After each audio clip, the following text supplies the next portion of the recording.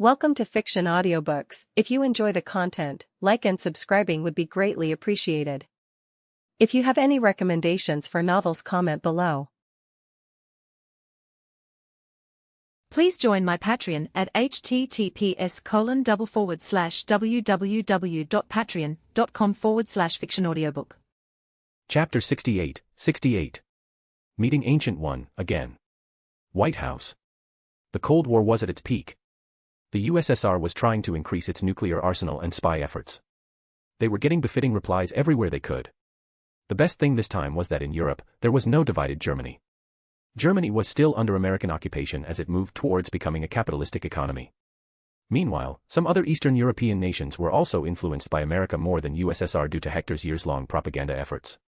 But, most often trouble comes from home.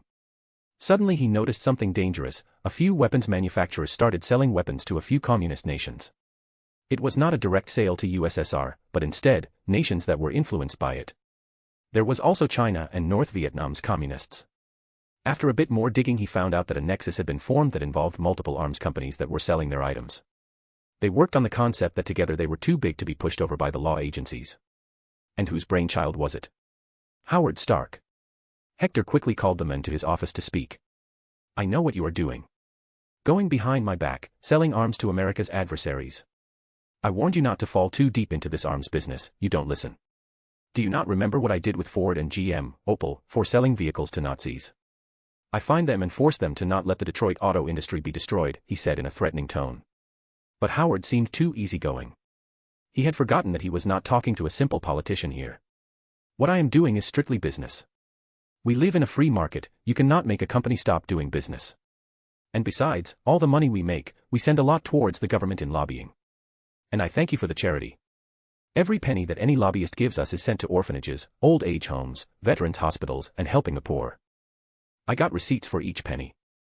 So son, don't think you can fool or strong-arm me. Many have tried and failed.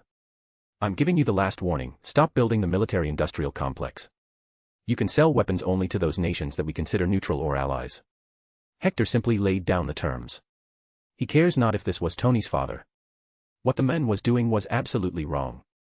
Howard angrily stood up, pointing at Hector, says the men who made riches by selling attack helicopters. We are a multi-billion-dollar industry and you can't stop us. Doing business is our job, bringing profits is our aim, that's how America became rich. All the political repercussions are yours to handle. That's how it has always been. Hector stayed as calm as possible. I sold those helicopters only during wartime. Whenever there is no war, they are simply passenger aircraft. Son, get on the right path while you have time. Don't make a decision that you might regret in years to come. To hell with your morals. Morals don't run a nation. Morals don't make you rich. I've said it before, I'll say it again. You're too old, your thinking is too old, just resign and let someone who understands business take over. Goodbye, he left, fuming to himself. Hector sighed, reclining back on his chair. He pressed the bottom, letting the door to the small secret chamber open. Did you record all that? He asked. Agent Carter nodded while saluting. Everything, sir. Can't believe Howard has fallen this low. Money does that to people. He's too arrogant right now, basking in the glory of his achievements. His mind is clouded by success. But I will use this recording if he gets too out of hand. Meanwhile, I'm signing COTSA, Countering America's Adversaries Through Sanctions Act. All companies that sell weapons or crucial tech to our enemy countries will face sanctions. Any country that buys weapons from our enemies will face sanctions. He lifted his pen to sign a few papers. Agent Carter sighed, taking a seat. She was a regular at this office, being the director of S.H.I.E.L.D. She learned too many things from him, often feeling as if Hector could see the future. Hector felt bad for this woman, perhaps, it's time to give her the gift. Agent Carter, do you miss Steve? He questioned. She was taken aback. Hector had never talked about Steve with her before. I'd be lying if I wasn't. I do miss him. Then, would you like to join him? I mean, not in death. Agent, what I am about to tell you must be kept strictly confidential. Steve is still alive, he's just stuck in ice in a hibernation state. He dropped the bomb. Honestly, the only reason he didn't take Steve out of the ice was that he didn't want him to be a wrinkly old man when the age of Avengers arrives. The modern world needed America's ass. What are you saying, sir? This, if you are joking then it's not appropriate. She stuttered. I am not joking. I don't know exactly where he's stuck, but he is stuck in there. So, you need to tell me, do you want to join him or not? If you do, then you will have to take retirement and go on hibernation because this isn't the right time to bring him out. USSR is already scared crazy with me. If even Steve comes, they will be distributing nukes to nations like it's candy. He reasoned, sounding absolutely firm and confident. She soon enough realized he was not lying by the look on his face. And it didn't even take her a minute to make a decision. I want to be with him, sir. Good, then be prepared for tomorrow. You will be getting a super soldier shot in a week. Start preparing for your retirement. You can smile now. He shook her hand. She just instinctively left the office, no questions asked, but even when out of the building, her mind was wondering if what just happened was even real. Hector had gone wondering about something at this point. Did the endgame happen in the future where he didn't exist? Will the older Steve return in time to be with Peggy? The movie never gave away which year he went to. Before these questions were not answered, putting Peggy into hibernation was foolish. Another thing necessary was to find Bucky since the man was used by the Soviets in killing many high-level targets around the world. From Kennedy to Howard. Mooney, you always complain that you are not strong enough to be around me, right? Let's go and make you stronger then. He called the fluffy boy. Confusion over Mooney's head, he joined Hector on a flight straight to Nepal. It was a secret visit so nobody was informed. Their destination was Kamartaj. Logan didn't tag along since he was responsible for training Eric. Keeping a big hood over his head and making an illusion to show Mooney as a simple husky, he walked to the building he felt to be most magical. Once there, he knocked, bam bam boom. Oh, it broke down. Yes, the door to Kamartaj broke down, revealing a shocked and scared monk who was about to open the door. Hector greeted him, Namaste, I am here to meet the Ancient One. Woo-woo. Mooney also stood on his hind legs and clapped his paws to Namaste. Please enter, the Ancient One awaits you, the monk invited them in. Hector had to lower himself a lot due to the short height of the door. Once he was in, the monk tried to nail the door back in its place comically. He headed straight in with Mooney. The place seemed like any other normal wooden house. But he knew there was something special there, so after walking a bit, he found himself in a courtyard that overlooked a giant cliff.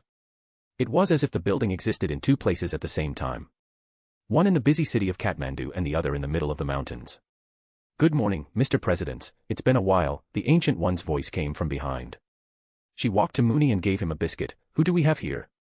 The world's most famous good boy. Here, eat these. Mooney giggled shyly and waved one paw as if saying, oh you, stop it. Hector shook her hand, correct. It's good to see you again, Yao. I finally came here to ask something from you. Ancient One seemed flushed for some reason. Sure, how can I help? Strange, I didn't remember her to be this easy to please. He noticed the change. She was getting excited internally, wondering if Hector was here to learn the art of sorcery. If he was, then that would make her order the strongest in the world. No dark entity will be able to stand in their way. Hector glanced at Mooney, munching on the biscuits happily. I want you to teach sorcery to my boy here. __. What? A/N, honestly, this is the most logical way Howard was able to keep his company in business and get so rich. Yes, he was a great scientist but not particularly a great man. He became wiser in his later years but here he's just 40 and ambitious. He doesn't hate Hector, but his policies as president. By the way, no, Ancient One is not the FL. Chapter 69, 69. 69 billion. Woof. Mooney was excited, showing it with his random barks and jumps. Ancient One looked at the good boy that was taller than her, sure he was cute and sweet but, teach him sorcery. It just sounded too wrong to her. So she tried to ignore what he said, guessing he meant something else. What? Do you want to learn it? I mean, we have very good portal abilities. She asked, sounding panicked. Hector shrugged, waving his hand and patting Mooney's big head. No, my magic is already very strong. And I have my own teleportation ability, I just reserve it for emergencies, or else you lose the charm and element of surprise. She once again looked at Mooney, this time her eyes met his. You want me to teach your dog sorcery? Can he learn it? He sure can sniff the magic out so I don't see any reason he can't, Hector argued. He was dead serious about this. Master, are you seriously considering doing this? This is madness, we don't even have a sling ring that will fit his, cute paws. The monk, possibly her assistant, was angry and also fawning. Mooney knew that this was the moment to make it or break it, so he silently sat down and attacked them with the best puppy face and eyes he could make. A whoa. Greater than over equal to less than over equal to. Ancient One was bald but her smile sure was radiant and had a charm. She grinned and rushed to hug the fluff. Fine, I will train you to be the best sorcerer ever. Do you want to be our first animal master, or even sorcerer supreme? Yes, you will become that one day. Just then, Ancient One's assistant felt a disturbance in the air. Why do I feel my position threatened? Hector laughed and lit a cigar. Wahaha. This is good, Mooney, be good with your teacher. I will check your progress every week. Will you be coming here every week? She asked, delighted to have such a strong character be available. Of course, Mooney is my son, so I can't leave him alone. And there might be another madman who may come to find Mooney. Don't be too harsh on him. By the way, I want your help with something else. This one is about time. I need to use your time stone to look at the future of a certain woman. He requested like a gentleman. I do not own the Eye of Agamotto, the universe does. For me, it is useless now, but for you, maybe it can be of use. Come with me. Master Bruce, please start earnestly training Mooney. I will be taking the classes personally later, she ordered her student who had a white beard and hair. Honestly, Ancient One looked younger than all and was older than most. She was the ultimate trap.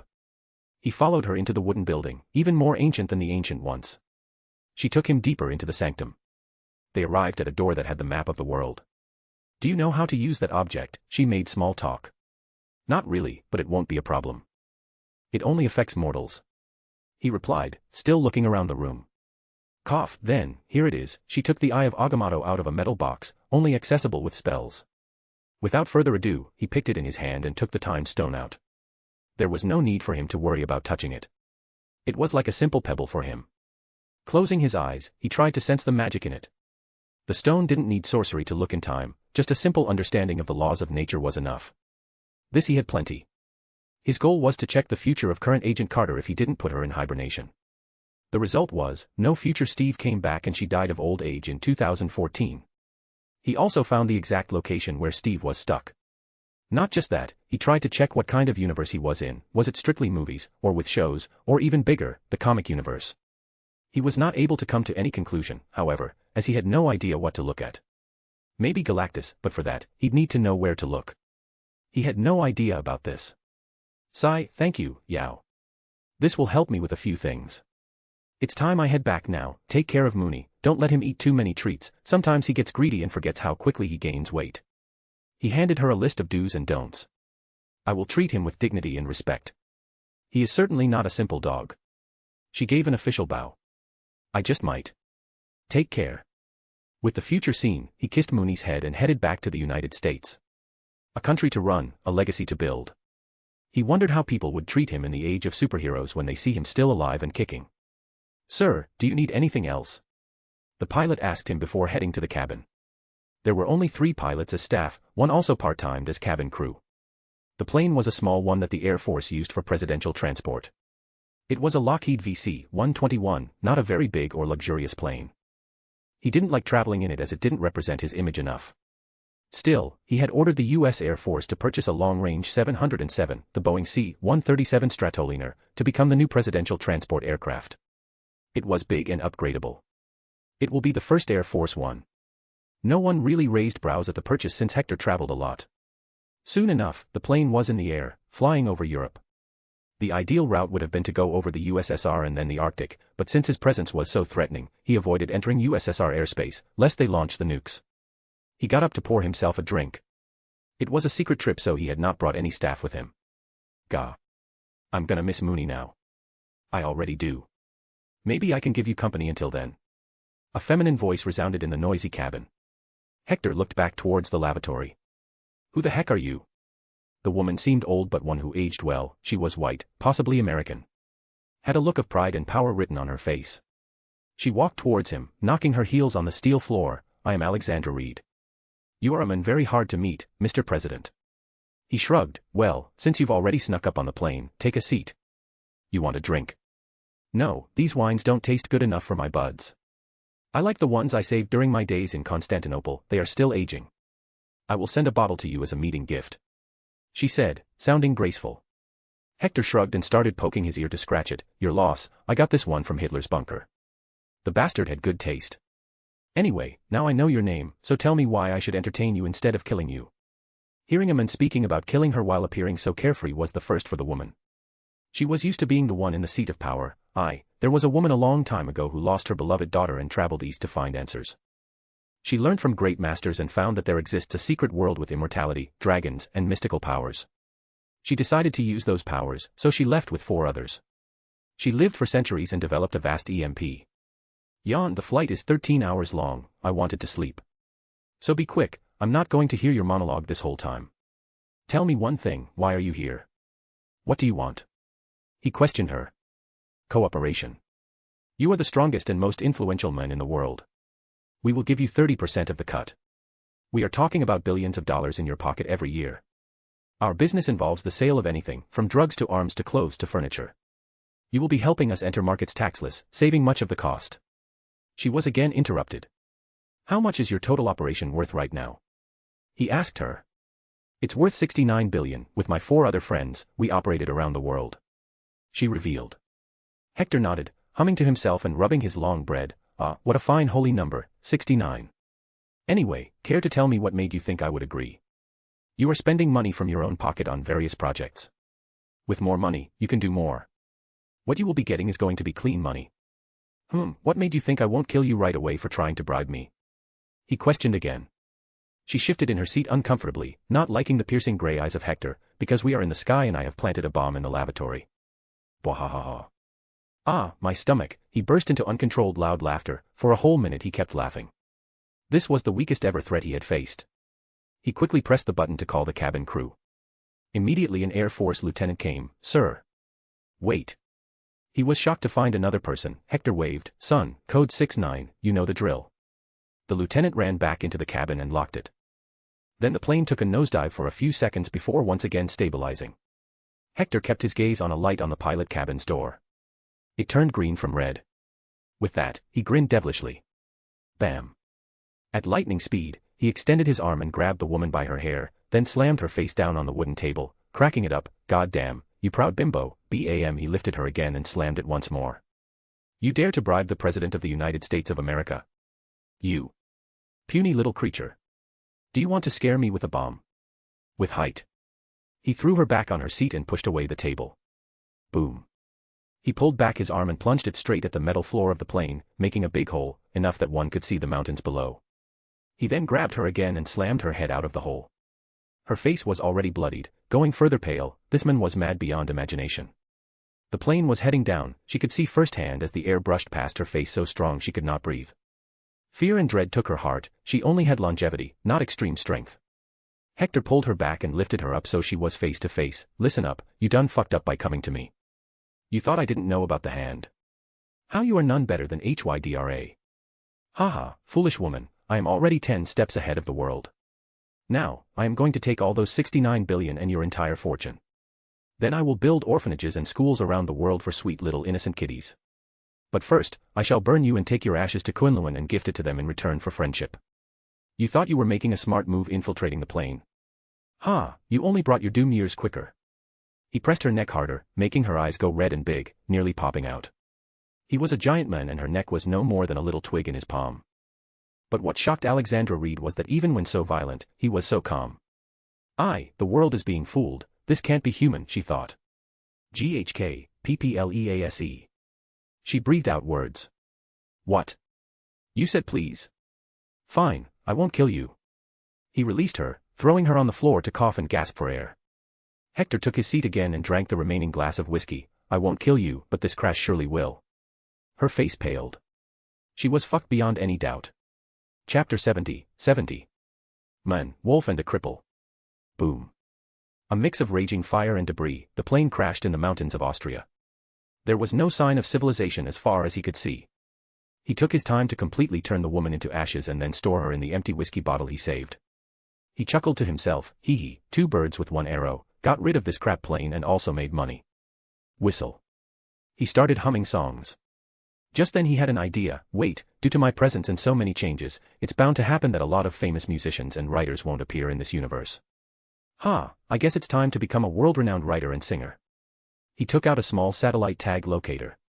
It was for the 3 pilots, he can't just leave them in a place like this. So he started to hop away as Hulk would. God, I wish I could fly. The 3 pilots were found 69 kilometers from his location. They were perfectly fine and were even eating some meat from the wild boar they caught and cooked. Sweet, I got an extra bottle of whiskey with me, boys. He arrived at their small campsite. They quickly stood up, looking stiff and saluted. Reporting, sir. No injuries, all crew safe and sound. At ease. Let's eat and then head out. He sat along. What happened to the woman, sir? The cabin attendant asked. He simply showed the empty bottle with ashes. This is her. She had planted a bomb on the plane and threatened me, while bribing me to help her business. Ahaha. Oh Lord, haha, that's the best joke in years. God may give her soul mercy and some brain. The three had different reactions, but all agreed that nothing could kill their boss. They have been flying their president around the world ever since World War days. They know their boss love for making grand entrances. Sir, the crash, will it be blamed on us? The head pilot asked, stuttering. Don't worry, that's on me. Besides, you three need to start training. The new plane specially reserved for me will be in service soon. By the way, good job remembering the code. He patted their backs. The pilots laughed. Sir, it's hard to forget a code that's numbered 69 and tells us to jump out of the plane at a safe altitude due to the president going to destroy it. Northwest other protocol comes close to this madness. They talked, drank, ate and rested. Hector then led them out of the forest to a village. The memories of war resurfaced, but the landscape was so beautiful that one would think the place never had any sad past. Soon, choppers came from the nearest American base to pick them up. Then he was on another flight to the US, this time the lavatories were checked. We didn't do it, it was not us. We are not fools to attack when he's near our soil. His flight path had been revealed to us in advance so we don't mistake it. This was what the stuttering and sweating USSR envoy repeated around the media and in press conferences as soon as the news of Hector's plane crashing came. When Hector returned to the White House, the first call he received was from Nikita Khrushchev, first secretary of the Central Committee of the Communist Party of the Soviet Union. The men had just taken over after Stalin died 2 years ago. It was not us, Mr. President. There is no reason for us to escalate the hostilities to this level. The men said on the recorded call. Hector laughed, I know. Don't worry, I will sort things out and stop the conspiracy theories. He quickly called a press conference and revealed to them that a Nazi fanatic of unknown nationality had planted a bomb and climbed the plane. The man was killed in the crash. There was no way for anybody to ascertain the theory. Logan and Roosevelt quickly entered his office and asked, was it really a fanatic? Nah, it was a 1,000-year-old billionaire woman, trying to bribe me, he replied monotonously. The two had a blank conflicted face, trying to understand if it was a joke or real. Damn it, the world is going crazy every year. I miss the simpler days when I only had to worry about elections. Now, I fear that tomorrow aliens will strike Earth, Roosevelt cursed. His polio had worsened and restricted him to his wheelchair at all times, but he was not dying by any means. My friend, it was not the days, it was you. Back then you were an ignorant cripple, now you are an enlightened cripple. He joked. Roosevelt laughed. The man joked about his condition on his own, and saw Hector as his best brother, saying such jokes were acceptable. Haha, nice one. And there are indeed aliens. There are vastly superior empires in the universe, also intergalactic crime syndicates, warlords and race wars. Anyone can literally destroy Earth in the blink of an eye. He added. Degree. Logan and Roosevelt had similar expressions. Logan couldn't help but ask, you serious? Swear on Mooney, he replied. This was as good as a fact, Mooney was Hector's life, he would never lie on his name. And this scared Roosevelt, great. We've got space Nazis to worry about now. God damn, I hope I die before they strike, or else everybody will be running and I will fall behind rolling my wheelchair, it's guaranteed death. And I can't even be a good slave, I'm double fucked. Logan decided to butt in, cheer up, bub.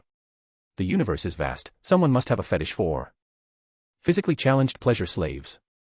And that's supposed to cheer me up, kitty cat. Roosevelt barked at him. Logan growled, extending out his claws, don't say that ever again or else. Roosevelt was not one to back down, else what? You gonna break my crippled legs? Be done with it then, I don't feel shit down there, kitty cat. Bwahahaha, calm down, you two. Seriously, you two should open a comedy club, you can make millions just cursing and humiliating each other. Hector slammed his table, bringing their attention. Roosevelt decided to leave. Anyway, take this.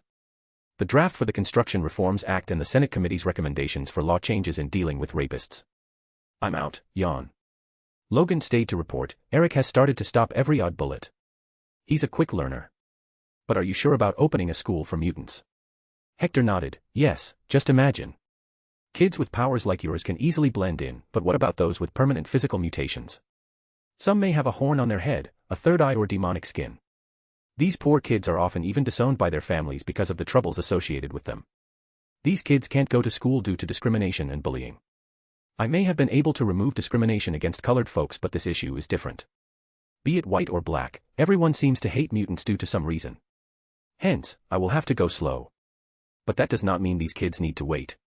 Logan silently listened to him until a knock came on the door. He stood up to leave, but paused. You are a nice man, Mr. President. Haha, damn right I am, he laughed, accepting the compliment. And narcissistic, Logan started to leave. Hector corrected him, boy, that's called confidence. But he realized something. Wait, has he called me Mr. President before? Sir, Agent Carter entered and saluted. I am all ready. Good, let's go. Just keep your eyes closed, do not look around no matter what you hear, he ordered. She was a good girl who took orders by heart. He used the Godpad Pro to take her to the funhouse dimension where Erskine, who now looked utterly buff due to taking the new super soldier serum as an experiment, awaited. He silently helped put Carter in the machine frame. It's going to pinch a little. Arg. That's a lot more than a pinch, she groaned in pain while the Vita rays were being bombarded over her body. The super soldier serum was mostly the same that Steve got, but now it gave better regenerative and healing ability due to Erskine's extensive research on Romulus blood. Whoosh. The machine opened after a few minutes. Unfortunately, Agent Carter's tight top and bra did not survive the change. She was completely naked from the top. Hector quickly put a shawl over her, but he had to silently agree, she was the work of art at this point. She was already a fit and muscular girl, now she was 6 feet tall and muscular, but not so muscular that she'd look ugly. Her beauty was still there, just brighter now. He helped her get up and quickly returned to the Oval Office. Agent Carter wore a loose uniform and sat down. She kept on gripping her fist, this power. I feel it surging through my veins. Steve felt this. I can now understand why someone would get corrupted. But Steve stayed true to his values. Ready to hibernate with your husband? He asked. She silently nodded her head. Only time would tell if Steve was really alive. But when she thought she had seen it all, a common-sense-defying scene appeared. A red shining circle emerged in the air, on its other side was a bald tall woman in monk's clothing. The circle seemed like some magic teleportation thing. Hector greeted, right on time, Yao. I won't bother you after this one. Carter, let's go. Don't ask any questions, just follow me. She gulped her saliva, along with 1,000 questions in her mind. She jumped across the red ring, only to feel extremely cold. Even to her body, it was cold. See that over there? That's where Steve is. I will put you here then. Just say anything you want to now, he told her, not bothered by her shocked face. Peggy first walked to the shield she could notice that was stuck inside the ice. The shadow of the body was also visible. Her eyes teared up. This time, she let herself go, forgot all protocols and jumped to hug Hector's neck, her red hair becoming a mess. The man was nothing less than a father figure all these years. Thank you, sir. You are someone, not just me, but the world will remember. By the time I come out, you may be gone. But I will not let your legacy go to waste. Thank you. He chuckled, patting her back. Okay, don't make the old man emotional. If I start lecturing, you know how long my speeches can go. Go, stand by that ice wall. Yao, do it. She kept looking at Hector's smiling face silently. Yao used her spell to freeze her body in ice, it spread from her feet to head. In a matter of seconds, she also got entombed. Yao, however, chuckled, she was wrong about your age, right? He walked back. Yao, I know that grin. You know it but want to hear it from me. And what's it? She insisted on an answer, also walking over the magic circle back into his office. He sighed, fine, understand whatever you can with these following words. My soul is immortal. There was a momentary pause in all motions across her body and face. She appeared like a statue. Then gave a radiating smile, understood, Mr. President. See you later, it's time for Mooney's class. He waved goodbye, you can call me Hector. He was left alone in the office now. It was lunch break, everyone was eating, so he didn't bother his secretary for now. He picked a magazine from the book rack and saw the cover, Whistle, Marilyn Monroe divorces another man. I nearly forgot this woman existed. I wonder if she's as beautiful as they say in the future. I guess it's time to check out. Gimme your love. Chapter 71. A Problem Solution. 1970. Hector was in his 9th term as the president, as he won the elections of 1960, 1964, and 1968. It was a mad thing, but since the economy was stable, people were happy with his policies, they saw no point in changing him. Not to mention, they loved him, even more, when Hector started releasing songs and some novels. Among his works were The Lord of the Rings, The Hobbit and The Chronicles of Narnia. Why did he do this? Simple, he tried to look for J.R.R. Tolkien and C.S. Lewis, only to find out that both these men had died in the Battle of the Somme trenches during the First World War. Hector remembered from his made-up past that he was involved in the war and hence caused changes. In these past years, he passed various laws that defined American society. The biggest demon that he had to defeat was racism. His fight was not to end it but to eradicate it. Of course, he had passed a number of acts back in 1943 already, but enforcing them was one hell of a task. Often, colored folks were not allowed to enter colleges, which would nearly cause riots. He was amazed that a nation like America, which had always been a multicultural place, that had seen colored people since even before America was founded, was still not fully integrated. Hector did a few things for it. First of all, his police reforms were a banger, with longer periods of training, education about laws and de-escalation studies, with buying guns requiring various identity proofs, address proofs, and mental sanity certificates. Guns were not found in every random home. Only those who were really enthusiastic about it bought it. Thugs could not easily get them either. This helped the new police in feeling safer at their jobs.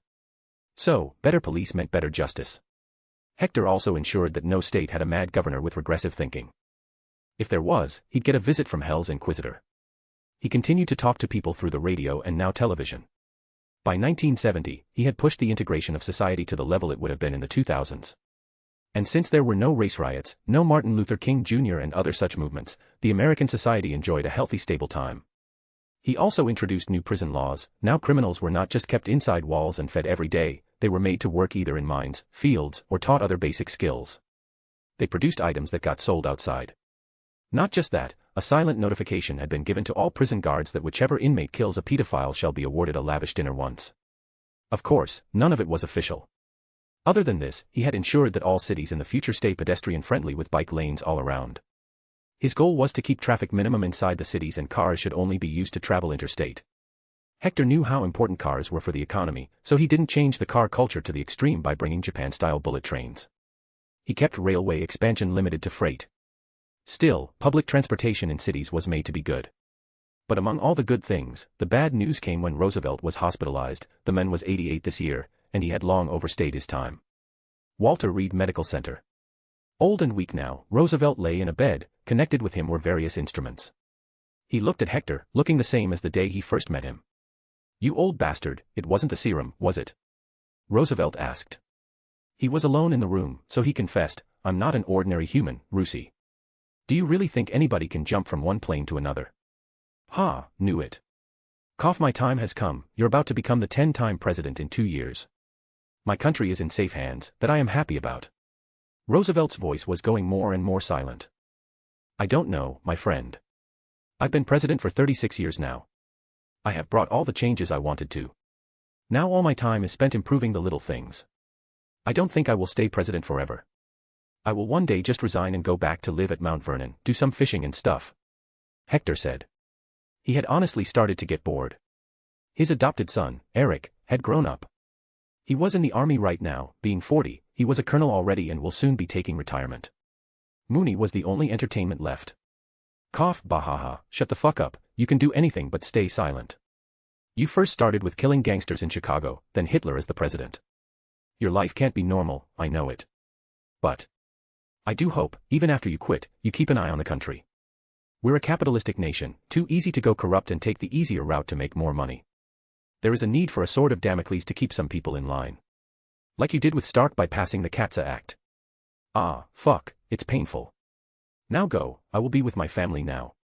You do your work, maybe come back when I'm being lowered in my grave." He shooed him away. Hector stood up and handed him a vial. "Drink it, it's Mooney's saliva. It can heal anything. You can live for a bit more time with this and feel less pain." "Ah, yes, your magical dog son. But no, keep it. I will die as a mortal, and besides, drinking saliva sounds too damn nasty." Roosevelt pushed the vial back to him.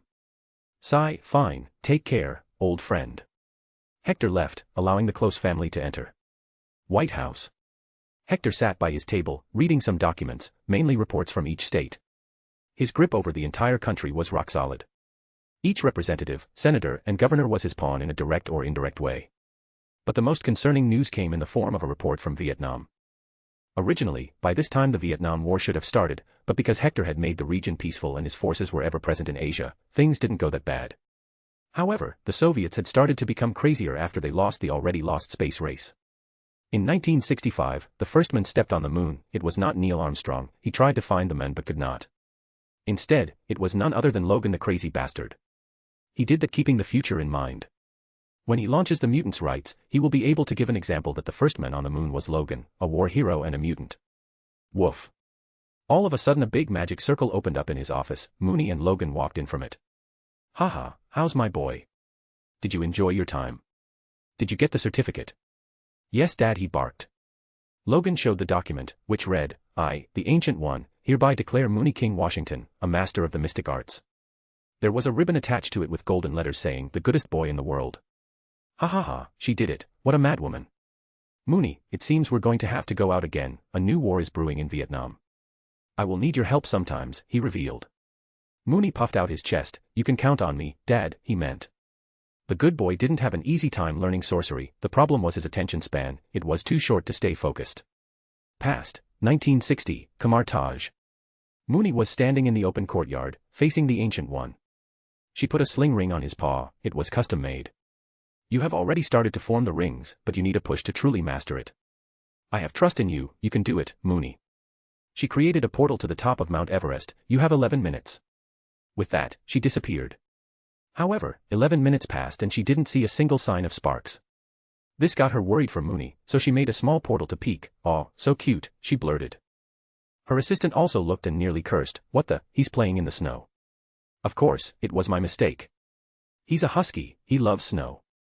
Fine, this time I will send him to a desert. So she brought him back and then left him in the middle of the Sahara Desert. 30 minutes later, she again saw no signs and peeked.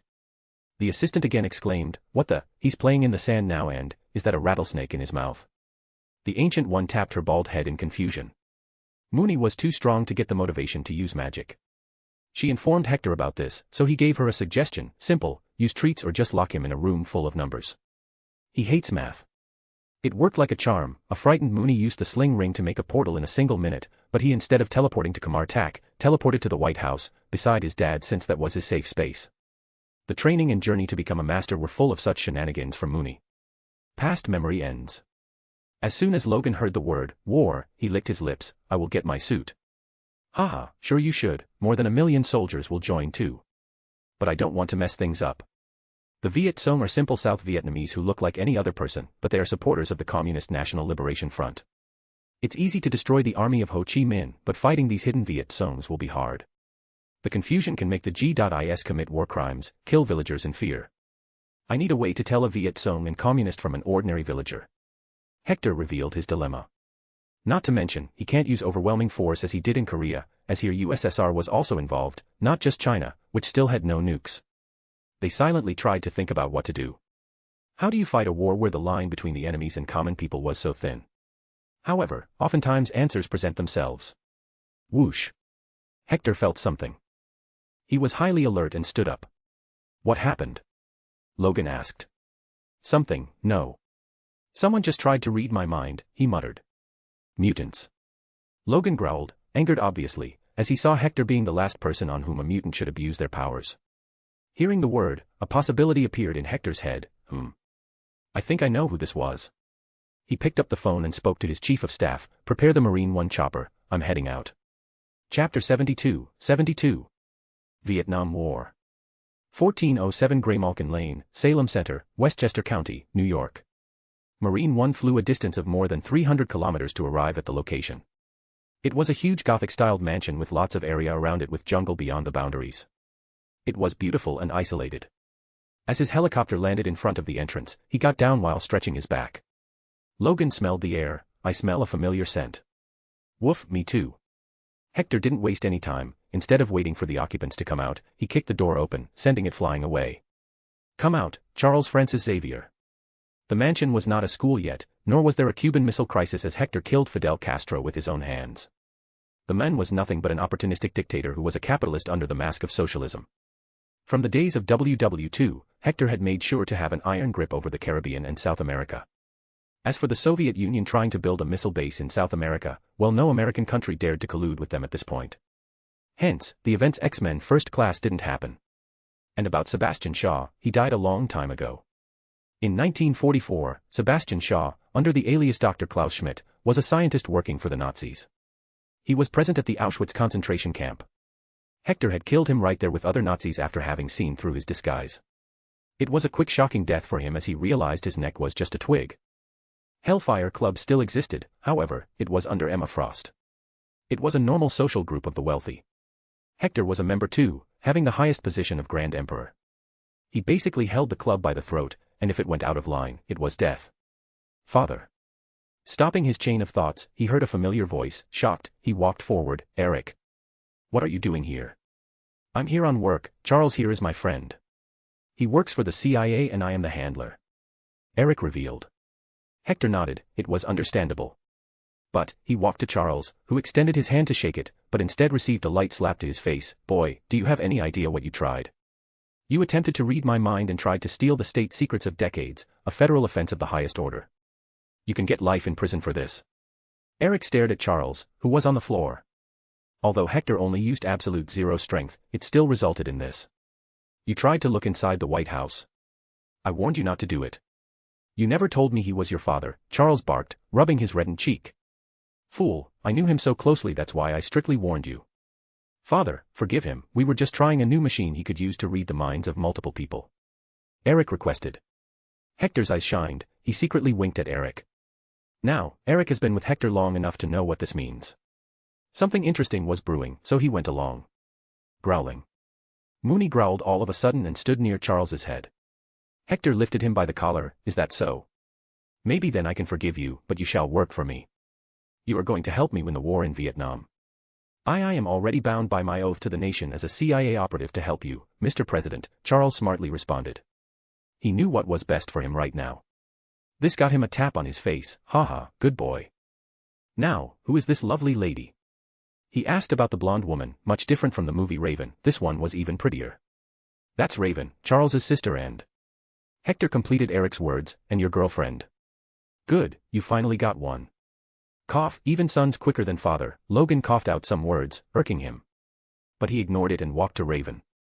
He stared at her face for a second, then sighed. Child, no need to keep your true self hidden. It's not you who needs changing, it's the world. She nodded and turned to her original self. Hector was surprised to see she didn't look demonic like in the initial movies. This one had similarities with the comic. There was not much deformity on her, just some patterns on her face. Other than that, she still had stunning, blue-skinned, red-haired, with sharp yellow eyes and a face that had a mix of beauty and maturity. See, you look absolutely gorgeous. Good choice, Eric, now treat her right. I didn't raise a playboy. He warned his son. Eric embarrassingly stood beside Raven and wrapped his arm around her shoulder. Don't fret about it, old man. I was just discussing this with Raven. I wish I had a mother. Hector waved his hand and turned around to leave. Ah, so much work. You three, report at my office tomorrow morning at 9. He left Eric and Raven giggling. Congress passed the required act to authorize broad powers for the president to take action in Vietnam. They basically said, we have faith in the president, please win the war for us. And so, Hector ordered 500,000 soldiers to be deployed to South Vietnam. But they were not to engage with the people or the local troops. Charles's job this time was to use his new machine to read the minds of the people in Vietnam and give the intel about who was a Viet Cong and who was a normal villager. It was already being proven effective as he made a list of all such people and their locations. Hector finalized a few things before leaving, such as instructing Kennedy not to go out in the roofless car. Then he donned his red uniform and left with Mooney. Boy, open it, he ordered. Mooney concentrated and moved his front left paw for a few seconds. Whoosh, but, as soon as the portal opened, cold snowy wind entered. Vietnam, not Mount Everest, Mooney. He repeated. Mooney again waved his paw. The portal appeared to be in the sky. He peeked out and facepalmed. Come on, that's just the local KFC. I'm going to have to send you on a world tour later.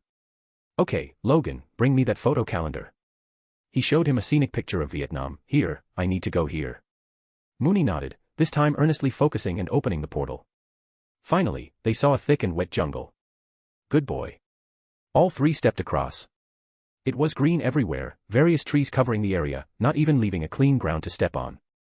But Logan realized something, by the way, was that calendar photo from North or South Vietnam. American. Kill.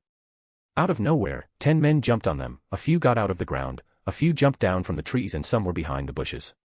They wore the iconic conical bamboo hats. Now, they wore such hats, this meant they were either real villagers or Viet Cong posing as villagers.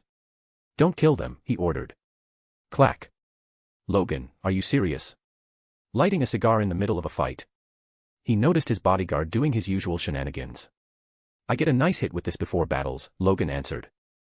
Facepalm, learn from Mooney, look, he's already jumping around like a helicopter blade and booty slamming them. He pointed. Pa, bam. Mooney was quite literally dropping the dog equivalent of a roundhouse kick, just with his booty. Each booty slam was equal to one guy dropping unconscious. Hector too joined. These people were too short and weaker than him, it was as if he was beating children. So he let go of his inner Anakin. Their guns were useless on him, so he just slammed them unconscious. It was the easiest job ever, even easier than being the president. After a while, only one was left. Hector asked him in Vietnamese about the place they were in. Turns out, they were near the point from where serious North Vietnam territory starts. This meant they were inside enemy territory. We need to head south, he decided, leaving the men on the ground. Stop, and just then another shortman appeared, but this one was extremely different. He was wearing a bright red and yellow shirt with a yellow star on his chest. On his face were a mask and a red cap with another yellow star on the head. He was wearing black pants, red boots, and gloves too. He looked too out of place, as even Hector's red coat was not so bright. But this guy looked like a clown out of the circus. Logan smoked his cigar as he asked the obvious question, who the fuck are you? Yes, son. Are you right in the head? Hector inquired in concern for this man's mental health. Vietnamese or not, he recognized PTSD and felt bad for such folks. To this, the man did a backflip, then a handstand and finally jumped back straight up in a weird pose with his right leg held high, like how those kung fu masters pose. The bane of Americans, the savior of Vietnamese communist spirit, the destroyer of capitalists' pigs, the most handsome man in the whole nation, the god of death, I am, Captain Vietnam. Underscore. Puffed. Cough, Logan choked on the smoke.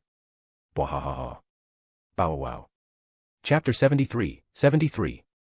I am Captain Vietnam, the men repeated, probably feeling insecure due to two men and a dog laughing at him. Hector talked to him, son, why are you dressed like that? Did you get some sort of a super soldier serum? Serum? What's that? I eat rice and drink milk every day, my strength is God-given. Only I can beat America, the boy repeated. A/N, no hard feelings for my Vietnamese ape friends. Just then, one of the men that Mooney booty slammed not long ago woke up, his brows furrowed when he saw the men. Oi, what are you doing here, lunatic? You were to clean the barracks. Oh, so he's not some super soldier, but instead a cosplayer? Hector realized. What's a cosplayer? I've heard you say that to the Japanese many times, Logan inquired. It's when someone dresses up like someone else, oftentimes a famous fictional character or celebrity. Forget it. What's your name, boy? He asked Captain Vietnam. But the man on the ground replied, he's holy fuck. He's the son of our commander, he wants to raise him as his legacy, but holy fuck is not right in the head. Please go, I will take him back to the camp. Why is he being so nice? He just got defeated by a dog, Hector wondered. But who was he to ask? He just put a tracker device on them and let them go. After that, they walked all the way to the American base, but in their way, they saw too many North Vietnamese soldiers. There were so many tunnels that there was no telling when they would come out from somewhere. Hence, when he returned, he found Charles quickly. I need you to map the entire country and mark the locations of enemies and neutrals on the map. Raven, child, you can help as well. You are going to travel with me secretly to the biggest base in North Vietnam. We are going to end Ho Chi Minh. The man is an old goat, but he's the link keeping the Workers' Party of Vietnam peaceful. With his death, there will be many who will lie the position to become the leader. Meanwhile, Charles will map all their major bases, and once we have their location, we shall launch a major airstrike at the same time, crippling them in one go. I will not use my own fist this time as there are no enemy tanks. Yes, there are Soviets planes that I will keep on shooting down secretly. Understood. He ordered them. What about me? Eric asked. You're a colonel-ranked officer, you don't go into conflict. And don't forget, people don't know about your powers, lead the troops here as you'd normally do. Hector advised him. But he noticed the boy's eyes on his girlfriend. Oh come on, son. I won't let anything happen to your girl. Don't worry. Woof. Mooney barked. You will play around with Logan. Your job is to map out the caves, how far they are spread, where they lead to, their entrances and the traps they have laid in the jungle. Be careful, he instructed them. Mooney and Logan looked at each other for a second, then bumped their paw and fist. The two had a bond of friendship that had put Steve and Bucky to shame. Quick, get to work. He clapped and pushed them around. However, the moment he went out of the enclosed hangar, he found himself surrounded by soldiers. No, they didn't have guns, instead, they had big smiles on their faces. P.A. Out of nowhere a dozen confetti were blown and the hundreds of men put on conical party hats on their heads. Happy birthday, Mr. President. Howling and clapping, Mooney, Logan, Eric, Raven and Charles also came out, singing the birthday song. Logan handed him a small birthday hat. You've turned 100, old man, officially. Soon, a few men rolled a trolley towards him. It had a giant blue cake on it. It was in the shape of a star and had 100 small white star-shaped candies on it. But then another giant trolley moved in. This one was a container. Sir, this just flew in this morning. This box contains 15 million postcards, all from the citizens of the United States and some even from abroad, wishing you a happy birthday. Am I the oldest head of state of any country ever? He wondered and proceeded to cut the cake. Haha, thank you, my sons. And since you are recording it, I would like to thank every person in the world who wished me a happy birthday. May you all be blessed with a healthy and prosperous life. Next, the first bite went to Mooney, his boy. Then to Eric, his officially adopted son. Embarrassed, Logan also got one. The guy was officially on paper, 65 years old, and still his bodyguard. It was a fun celebration at the base. A lot of beer was drunk and the meat was cooked. One cake was not enough, so Hector had to organize a few hundred more. In short, all men and women ate and drank to their heart's content. Back in the United States, a small ceremony was held to honor his years of service to the nation. In it, a few hundred men from the 3 military services and police marched in front of the White House while his historic speeches were being played on loudspeakers. Such honor was never given to any politician in American history. But the war must go on. Hector headed out with Raven, who disguised herself as a Vietnamese soldier. Mooney and Logan were with them, but they were kilometers ahead, clearing out a route for them to head north unseen. Their destination was the capital of North Vietnam, Hanoi. Along their way, they had to kill many northern soldiers. But they made sure to not harm the villagers. In fact, Hector showed an amazing act of goodwill.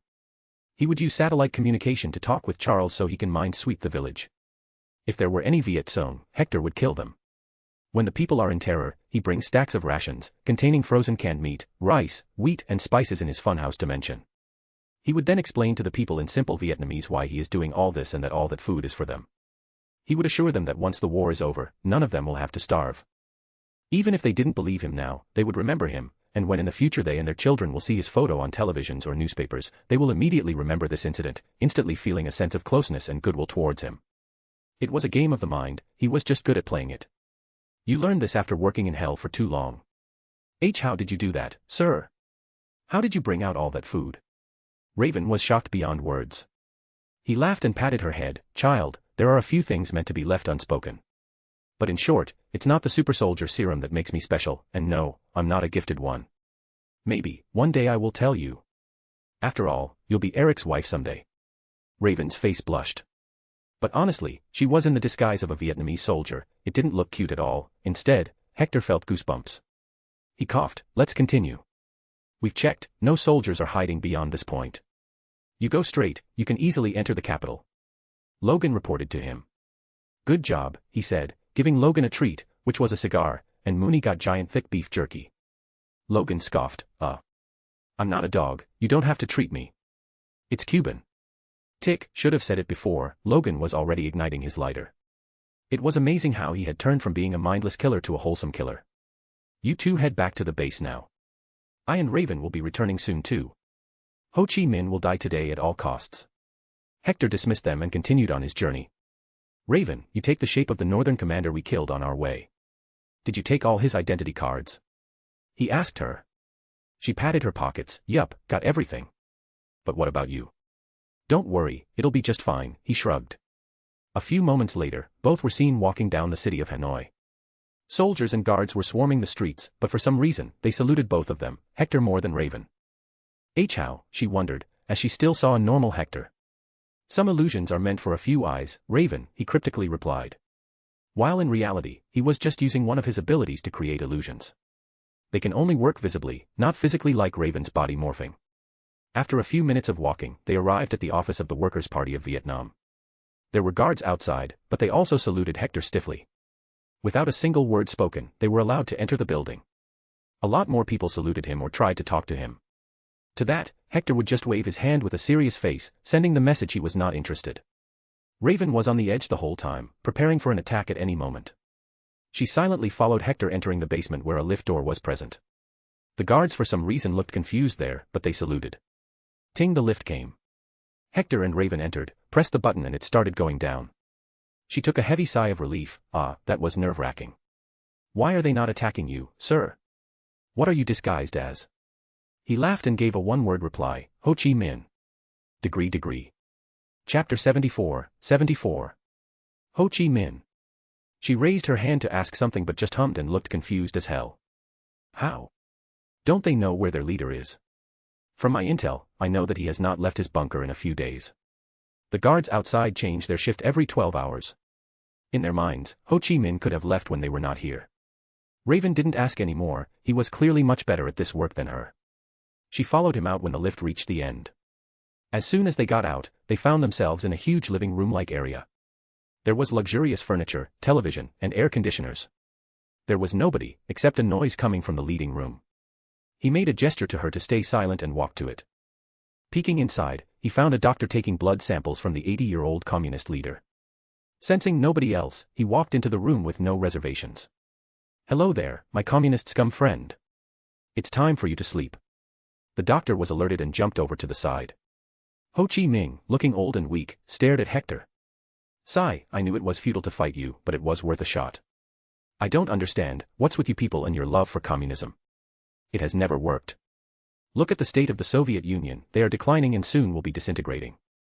There is no good in what you are doing, Hector wondered, as he had already proven his idea of capitalism works. Ho Chi Minh dreamily replied, after being colonized by the French, we have a distaste of the West and your indoctrination. Communism is something that sounds much better to the people, common prosperity, what a wonderful concept. So, what happens to me now? Are you kidnapping me? The man asked. Hector scoffed, no, you are more valuable to me when you die. The true face of communism will become clear soon when all your party leaders fight each other like hyenas to take your position. This was unacceptable to the old man. He tried to jump out of the bed and rush to the bedside drawer to take out a pistol. However, to Hector, it felt like the man was moving in slow motion. Does he think he's fast?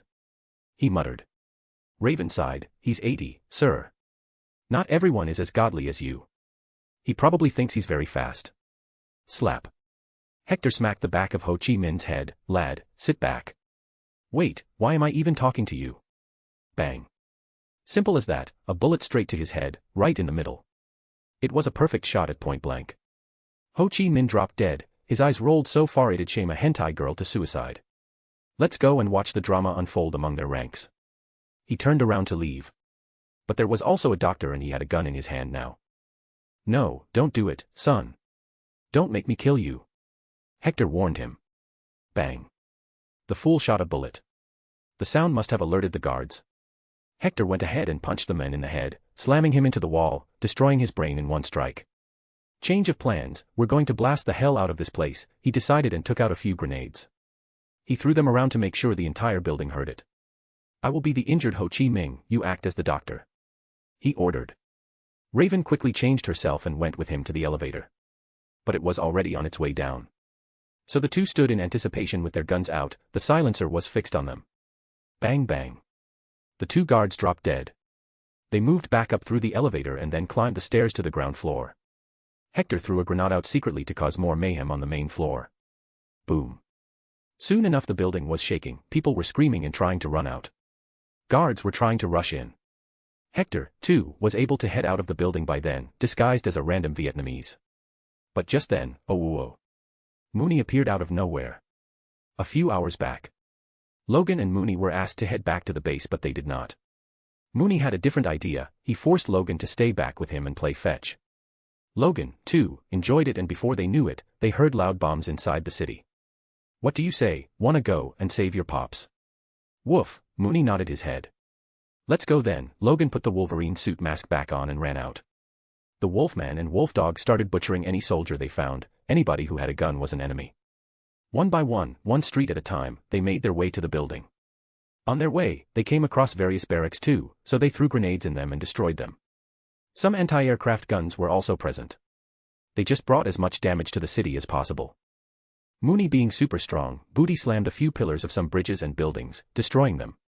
He was the incarnation of destruction to this day, a cute one. But soon, he arrived at the destination. There, Mooney spotted Hector. Inside the Hanoi headquarters, as soon as Hector left the building, people rushed into the bunker to find their dead leader. The first one to find out about this first was a general of the North Vietnamese army. He quickly told his soldiers to surround the building. Announce that great leader Min is fine, he was injured and is being treated, he told his adjutant. The general had a big grin on his face, it was clear to him that he had won the lottery of his lifetime. If he played his cards right, he could become the next great leader, all he needed to do was to convince a few more generals. But sad for him, Hector had no plans on letting anybody have it so easy. Great leader is dead. They killed him. Great leader is dead. Hector ran out of the building, shouting, while disguised as a random Vietnamese. Only a spark was needed, people started to shout the same after him, soon enough, the words would reach every part of the city and the nation. All the hungry hyenas would soon gather to divide the meat. You dummy, why didn't you go? Ah, you were worried about me. Son, your dad's too strong for these puny weapons. Let's go now, he patted the good boy after seeing him. Kisses and hugs were won by him. The four made their way back into the jungle as the entire city was now on high alert. Not because of Hector, but because of what Logan and Mooney did. At first, some soldiers tried to follow them, but they were too fast. So they started shelling on them. The trees and the ground were all getting obliterated. Dozens of mortar shells fell like rain. Boom. Hector cared not for Logan or himself. So he picked Raven up and put her on Mooney's back. Boy, protect her and run faster. You can count on me, Dad. Pretty lady, hold tight, Mooney barked and zoomed fast into the jungle. He was one fast boy. However, Hector and Logan stopped as a live mortar fell in front of them, though it didn't explode. Just out of curiosity, Hector tried to investigate it to see if this was supplied by the Soviets or Chinese. But what he found angered him to no bounds. He has crossed a line now. That's capitalism for you, Logan lit up another smoke. Right in front of them, on the tail of the mortar shell, the brand logo read, Stark Industries. Chapter 75. End of Vietnam War. Stark Industries. It was outrageous. According to the CATSA Act, no American company was allowed to sell weapons or technology to America's adversaries, including the USSR, China, Vietnam, and all other communist nations. I guess he's going to have to answer some questions or face the hammer of justice. This is not the America of old where the rich and powerful never get punished. Hector muttered as he picked up the mortar shell. Logan scoffed, noticing something strange. Well, it seems they don't take you seriously. But, either Stark is smart or a fool. If he was selling weapons illegally, why do they have the company name? It's too easy to raise questions. Unless he sold it to a third party first in order to bypass the CATSA. Let's go. We should deal with this war first. He disarmed the mortar and put it in his pocket for safekeeping. Now he had another reason to take over Hanoi peacefully, it was to make sure all the records were not damaged. Only then can he find traitors within American soil. Hector was in Saigon. A news came, he learnt that someone attempted to kill Kennedy, but he survived as he was not in a convertible. Hector wondered if it was Bucky. But why would Bucky be ordered to do this? After all, Kennedy had no power. Forgetting that, he focused on his mission here. So far, about 200 soldiers have lost their lives in small skirmishes. Hector had never allowed them to invade yet. Sir, your letter, Lieutenant Dan from the post office sent it. Hector looked up, the voice felt familiar to him. And sure enough, the face was familiar, too. You are Private Forrest Gump, Mr. President General, sir. Forrest stood like a stick and screamed in reply. Who would have thought? The perfectionist OCD autistic hero is here too, he thought. At ease, thank you for bringing the letter. Now you go back, tell Lieutenant Dan that you are to be relieved of your duty there and be assigned as my assistant right here. Okay. Forrest Gump stayed still and looked around just by moving the eyeballs. He was confused, why the heck would the president want this? Have I made a mistake, Mr. President General? Just call me General when you see me in this dress. And no, you have not made any mistakes. I just like your spirit. Now go, he sent him off. Is he autistic? Eric asked him. Logan defended him for some reason, he probably had a soft spot for all those who can't defend themselves, so what? He's still fighting for his country. Woof. Mooney also barked, same, he meant. Hector chuckled, calm down you all. Forrest is a good, honest lad. He's just simple-minded and prone to be taken advantage of. That's why I called him here. I don't want to write a letter to his mother to inform her about his death. His face turned sorrowful at that. It was his habit from World War. If there were a small number of fatalities then he would write all the letters himself, if there were too many then he'd sign them himself. This way, he had memorized the name of every soldier that has died under his presidency. Charles, is the map ready? The Air Force is waiting for the command. Raven handed him the map. Red ones are the locations of all camps that do not have any civilians in them. All are northern armies or full of Viet Cong. The green ones have civilians in them. Hector didn't wait and walked to the hangar that based the Air Force commanders and their office. Listen up, this is the map, the red ones are the targets. Sync your watches. We drop bombs on all of them at the same time at 10 a.m. We have 3 hours until then, the jets are loaded and ready. Any questions? There were none. Everyone got busy, running around and preparing. Meanwhile, Hector went to the army's hangar. Although there were no allied forces anymore, Hector's rank was recognized by the UN and NATO as the highest possible and unachievable anymore. Basically, he was living history. Everyone, it's time. We are going to sweep clean the entire Vietnam. My boy, Mooney, and Logan were able to locate and map out every tunnel the rats had dug. We know exactly where their entrances are. It's time to overwhelm them. The force of 400,000 shall move out with all the choppers we have as a backup. The tanks will provide us support whenever we are near the camps. Here is the map, the green ones are the target. But listen to me clearly and loudly, do not kill civilians. Any soldier found committing war crimes will face the same fate that Nazis did. We are liberators, not subjugators. Each unit shall have a communicator. You will hear the words of guys from the CIA, they will tell you in real time who is an enemy and who is not. Go and repeat the command to the men, he ordered the commanders. The operation was a big one. For the tunnels, they were going to use suffocating gas, oil, and fire. All traps had already been found and marked by Logan and Mooney. Charles Xavier was working overtime to map every single human in Vietnam. The Vietnam War was known to be the first televised war in history. And because this was the case, the journalists were able to bring in stories of atrocities, videos, and photos of war crimes. This built up anti-war sentiment back home and started various protests, not to mention the civil rights movements that also took over. But Hector had brought his magic. Civil rights were not an issue since he solved it in the 40s. And about this war, he didn't deploy men to fight until now. He was a man who first plans, weakens the enemy and then sends the men. His encounters with various small impoverished villages were also recorded, where he gave the people food and medicine. This was an alternate reality where America was truly the savior. At 10 a.m., North Vietnam was shaking with sync strikes. Hanoi, the capital of North Vietnam, was already in a mess due to the assassination of Ho Chi Minh, leading to the subsequent battle for power. Various factions were fighting each other. It was as if their motive was not to win South anymore. Adding the various assassination attempts by the CIA on various leaders, which were planned to fail, making sure each leader keeps thinking about his rivals. They never thought it was the CIA fooling them. All this resulted in one thing. The military generals responsible for fighting were left to fend for themselves. The entire Northern Army got divided into various factions. They stopped sharing resources and intel, leaving some with extra firepower and others with nothing but sticks. Everything that could go wrong for them did go wrong. And then came the airstrikes, ushering Hanoi into madness as they tried to make a sense of the situation. But sad for them, it was already too late. The campaign lasted until the next day. By then, Hanoi was surrounded and 99% of Vietnam was captured. Heavy deployment was sent to guard the border with China to make sure no land invasion occurs. The result of the internal strife in Hanoi was the rise of Le Duan, secretary of the Central Military Commission of the Communist Party. He became the General Secretary of the Communist Party of Vietnam. Now it was his responsibility to deal with the Americans, but sadly for him, there was not much left to deal with. However, what he didn't know was that Hector had a special plan for him. It was a reality that in the case of Vietnam, the South capitalistic and democratic part was weak and the communist side was stronger, with better weapons and more soldiers. They had infiltrated every village possible. Hence, after this war, stabilizing the country was nigh impossible. He needed to use the communist leader himself now. So, he sent a letter to the party office in the surrounded city. Le Duan was advised to come out and meet him. The men took the offer immediately, he had guts, that was clear. Soon, a meeting took place in an enclosed room with no recording instruments. Son, tell me, do you want to be the first president of a unified Vietnam? Yup, hell's Inquisitor was back. He didn't reveal his demon face yet though. He looked at the uncomfortable face of Le Duan. Why are you asking me this question? He inquired.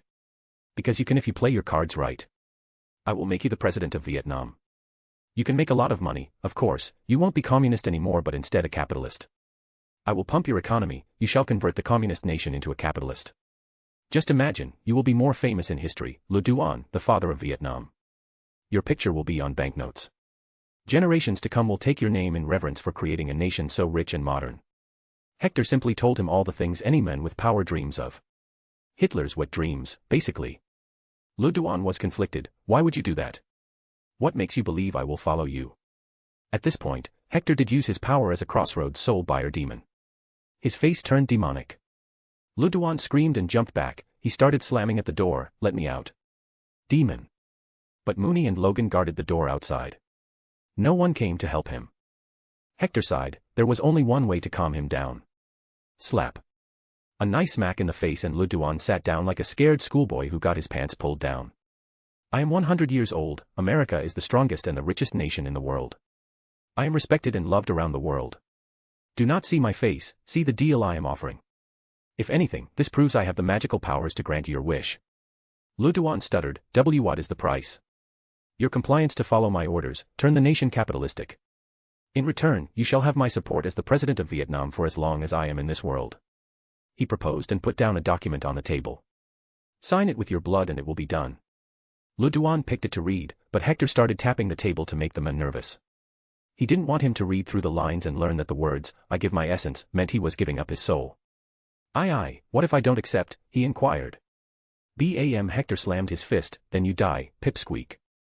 Wasting no time, Le Duan pricked his thumb on the pin attached to the paper and pressed it at the bottom of the paper. The document shined for a second and the deal was done. Now sign the instrument of surrender, he added in another paper. In no time, soldiers with cameras entered and clicked photos. The war in Vietnam was over. Hector took a sigh of relief. The war cost America 1,200 soldiers, but it was a big win. This was probably my last war on Earth. Sigh, I'm getting bored of being the president now, he thought to himself. 1971, January 27th, the war in Vietnam ended. A war that was close to Hector's heart because this was where he lost his legs in his original world. If he had not become a cripple, he may not have met Satan and he'd not be here. He wanted good for this small nation from the bottom of his heart. So, soldiers would remain as the nation was under his occupation now. The leader of the occupation was newly promoted Brigadier General Eric Laneshare. It was supposed to last for 5 years. Hector, meanwhile, returned to America to prepare for his next election and to start looking for mutants to house in his new school/orphanage. Forrest, son, what do you think about the mutants? He inquired. He had brought Forrest Gump with him on Air Force One. He liked talking to the boy because the thought process Forrest had was something that can keep rich and powerful grounded. Forrest was happily eating ice cream since he does not drink. My mama says they are sick folks, they need help. But I think they aren't that sick. They ought to be smarter, more gifted than me, after all. This fucker, he knows he's mentally limited, Hector realized. He used to think Forrest didn't know he was different. You may not be the smartest, but are certainly hardworking. Well, let me tell you a story of a pathetic man who was crippled in a war just like the one we ended and how he became a god, or a demon. Hector started. Chapter 76, 76. 10 times president. Hector returned to his work. His days went by trying to make sure no corruption could take home under his administration. Every single part of the government works like an oiled machine. Good work was praised, bad work was condemned and even criminalized. He made sure to create an equal and just nation by showing no favors or prejudice. But in one instance he did take a side. One day, when was going through his daily routine of reading all the major newspapers in the nation to make sure they were absolutely neutral, he found one article. Andy Dufresne has lost his 6th court appeal. The men will continue to serve double life sentences. He just remembered the name from a very iconic movie. Isn't this the men from Shawshank Redemption? Remembering this, he got up and headed straight to Shawshank State Penitentiary in Maine. It was just his helicopter and him, since the distance was not too much. He came with Mooney, acting as his sniffer dog. When the chopper landed in the middle of the prison ground without even notifying anybody except the local police that was still on the way, most of the inmates and prison guards on the ground were shocked. Of course, the Marine one was painted in its iconic olive green color, and the flag and the letters, United States of America, were clear. Most prisoners knew whose chopper this was, all except the inmates that had been in the prison since even before World War II started. Wearing a nice dark blue suit with a long coat, red tie, and a big hat, he got down. His beard fluttered in the air, his sharp eyes looking around at the men. He was looking like the most badass gangster ever, and perhaps he was. After all, politicians were just legal gangsters who didn't paint their own hands dirty. Boys, which one of you can show me the way to the warden's office? He asked them. Most men were dissuaded by the sight of 2 mean-looking bald men in suits, dark shades on their eyes and automatic rifles in their hands. However, one fine fellow walked forward. Hector quickly recognized him as the man. What's your name, son? Andy Dufresne, Mr. President, the man replied.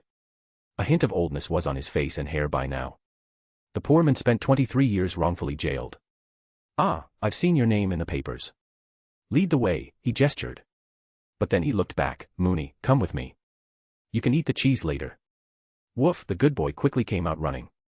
He was a giant, more than 4 feet tall and long as a horse. He too was wearing a cute matching dark blue blazer and a hat on the head. Although he was pretty dangerous, some prisoners couldn't help but verbally show their awe. Soon, the guards also came running, specifically the guard captain, Hadley. The men tried to send Andy away, but Hector objected. Then they all moved to the warden's office. On their way, they saw Warden too, sweating and confused. Hector greeted the men. He didn't stop, however. They arrived inside the warden office first. Mooney knew what he had to do.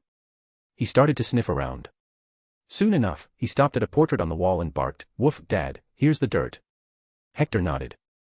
Right in front of a dozen guards, the warden and Andy, he lowered the painting, revealing a safe. He didn't even ask for the key. Bam! He punched right through it, pulling it out. From inside, he found the whole ledger and evidence of the corruption. He skimmed through it. "Boy, you messed up real bad. Stealing from the federal government." Warden Norton tried to step back, slowly moving to his table. He sweated profusely as if he'd drop dead at any moment. I can explain, but how did you even know? Who told you? That does not matter anymore. What matters is your crimes. Hector said. You will never take me. Norton screeched and took out a gun from his desk. He fired it at Hector. Ting, as if the bullet hit the metal, it got deflected away. You just added the charge of treason now. Wonderful, what a speedrun. Mooney, get him. He ordered. Immediately, the good boy jumped on him. But instead of biting him, he just sat down on his back. Hector then turned to Andy. I presume you were the one who did his money laundering. Become a government witness, testify against him and I shall free you. If you want retrial for your case, I will allow that too. I agree. Without wasting a moment he agreed. Honestly, he was so frustrated at this point that he'd rather die or escape. This was the best option. Good. Now to you, Captain. Handcuff yourself and stand here beside my boy. Oh look, the police sirens are ringing. They're here. He sounded much more polite, as if he didn't just deflect a bullet with bare skin. Soon, the journalists arrived. He spoke to them outside. Immediately, he became a hero of the people, again. President catches corrupt warden. The fight against corruption continues. Such headlines ran in the papers for days, until the murders in the prison were revealed. With this, Hector got public support to bring whatever prison reforms he wanted. He changed a few things. Not only were they made to work now, but they were also forced to either study or learn a skill. A new small office called Prison Direct Employment Exchange was made. It will try to get as many ex-prisoners jobs as possible. One of the major reasons criminals returned to prison was being unable to find jobs. Now that won't be the case. Andy though. He was later pardoned by Hector and then given a job at KingTech as an accountant. 1972. Hector won his 9th presidency. This means he's been president for 36 years straight. There was no point in saying first ever anymore. These 4 years were defined by his economic policies and strong market. The world was at peace at last. No wars occurred except the occasional threats from USSR that he didn't take seriously. The various mega infrastructure projects were already nearing completion. The American economy was at $1.6 trillion. The nation was in all senses a developed country. But, one major thing occurred. It was the investigation and trial of various military production companies. Stark Industries found itself in the middle of the storm. After an intensive investigation, it was found that the Stark Industries had been selling weapons to a third country, and that country was passing it forward. The money trail proved it clear that this was happening. No matter how much Howard said that they had no idea and it was not their responsibility what happened to the weapons after selling them, Hector didn't believe him. This was the real face of Howard Stark, the men who created the most successful weapons company, the company that only stopped after Tony's eyes opened. Just because Howard was friends with Steve didn't mean he was a good man. The company faced various sanctions and government oversight over whom they sold their weapons. Stark Industries tried to accuse him of being anti-capitalist, but it didn't work. Slowly, Hector's enemies in the business world kept on increasing. They were all rich and influential, but these were the men Hector wanted to save his country from. These men wanted to practice crony capitalism, one that hurt the people of their own nation. But it was clear that as long as he was in office or held Congress by the balls, they wouldn't succeed. 1976. 10th re-election. Hector had decided that he won't try in the next elections after this. If people wished, they'd keep him in the office. If they didn't, then he'd let someone else take over. For the last time, he headed out to promote his campaign. It was just him, Mooney, and his driver, Logan. The car he was using was the Lincoln K-Series limousine. It belonged to Roosevelt back in the 30s, but now he used it to promote his campaign by removing the roof. Roosevelt was still alive, by a thread, and sitting in the car too.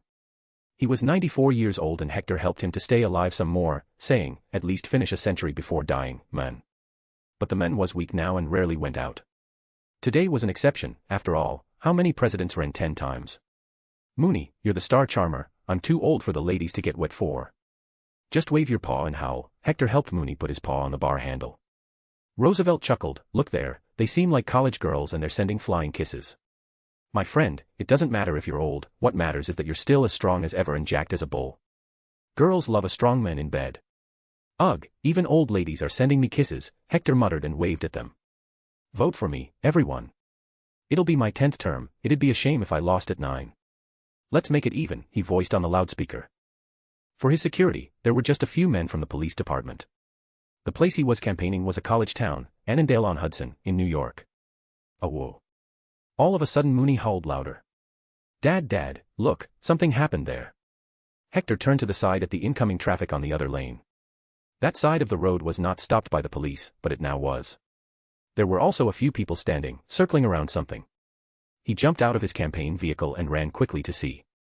Mooney followed behind. "Step aside." His command was met with gasps and cheers. But he didn't stop.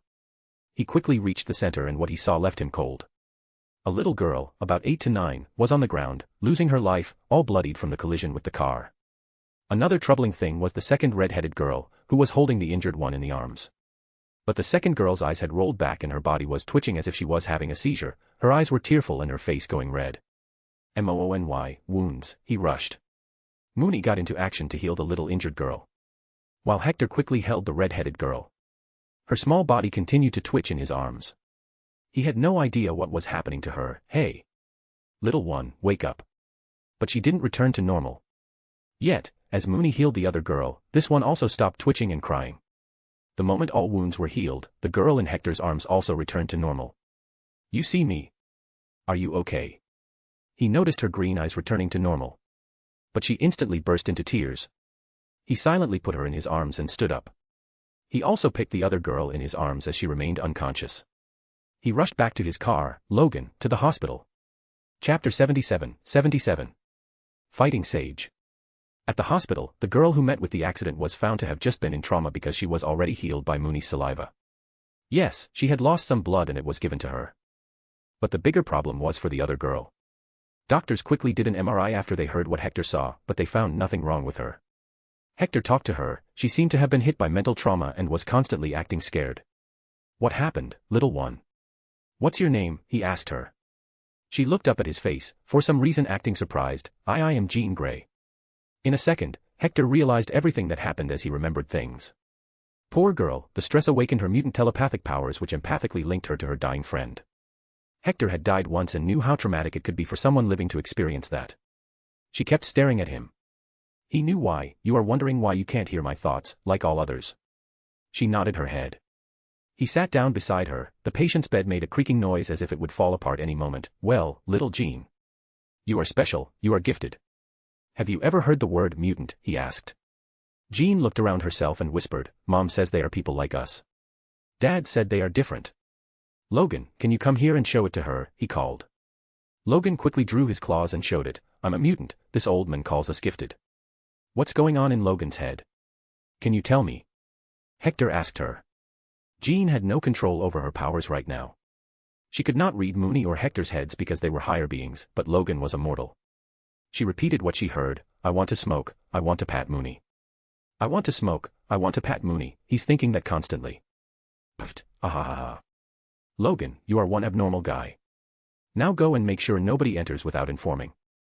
I need to discuss something with this pretty little maiden. And Mooney, come here, let her play with your fluff," he ordered. Mooney happily put his head on Jean's lap cutely. She giggled. Anytime she was focusing on Hector or Mooney, she didn't feel the words of people around rushing into her head. "Jean, you two are a mutant, as I say, a gifted one. Your powers are related to the mind and have no limit. You can become the strongest person in the world if you get training. You must get training for the noise in your head to go too.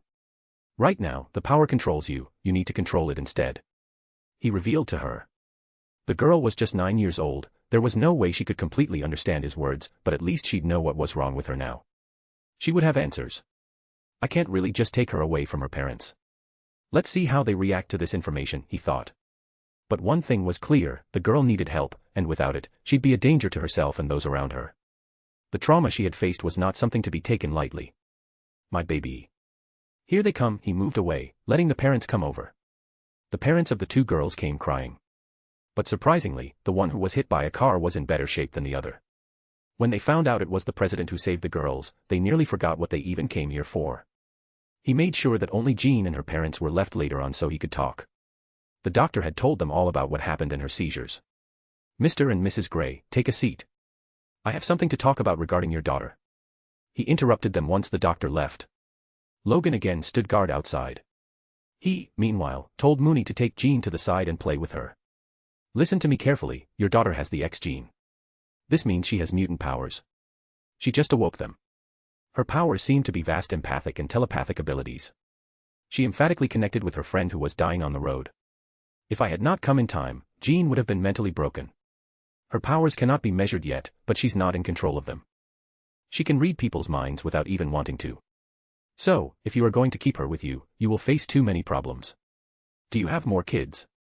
He asked them.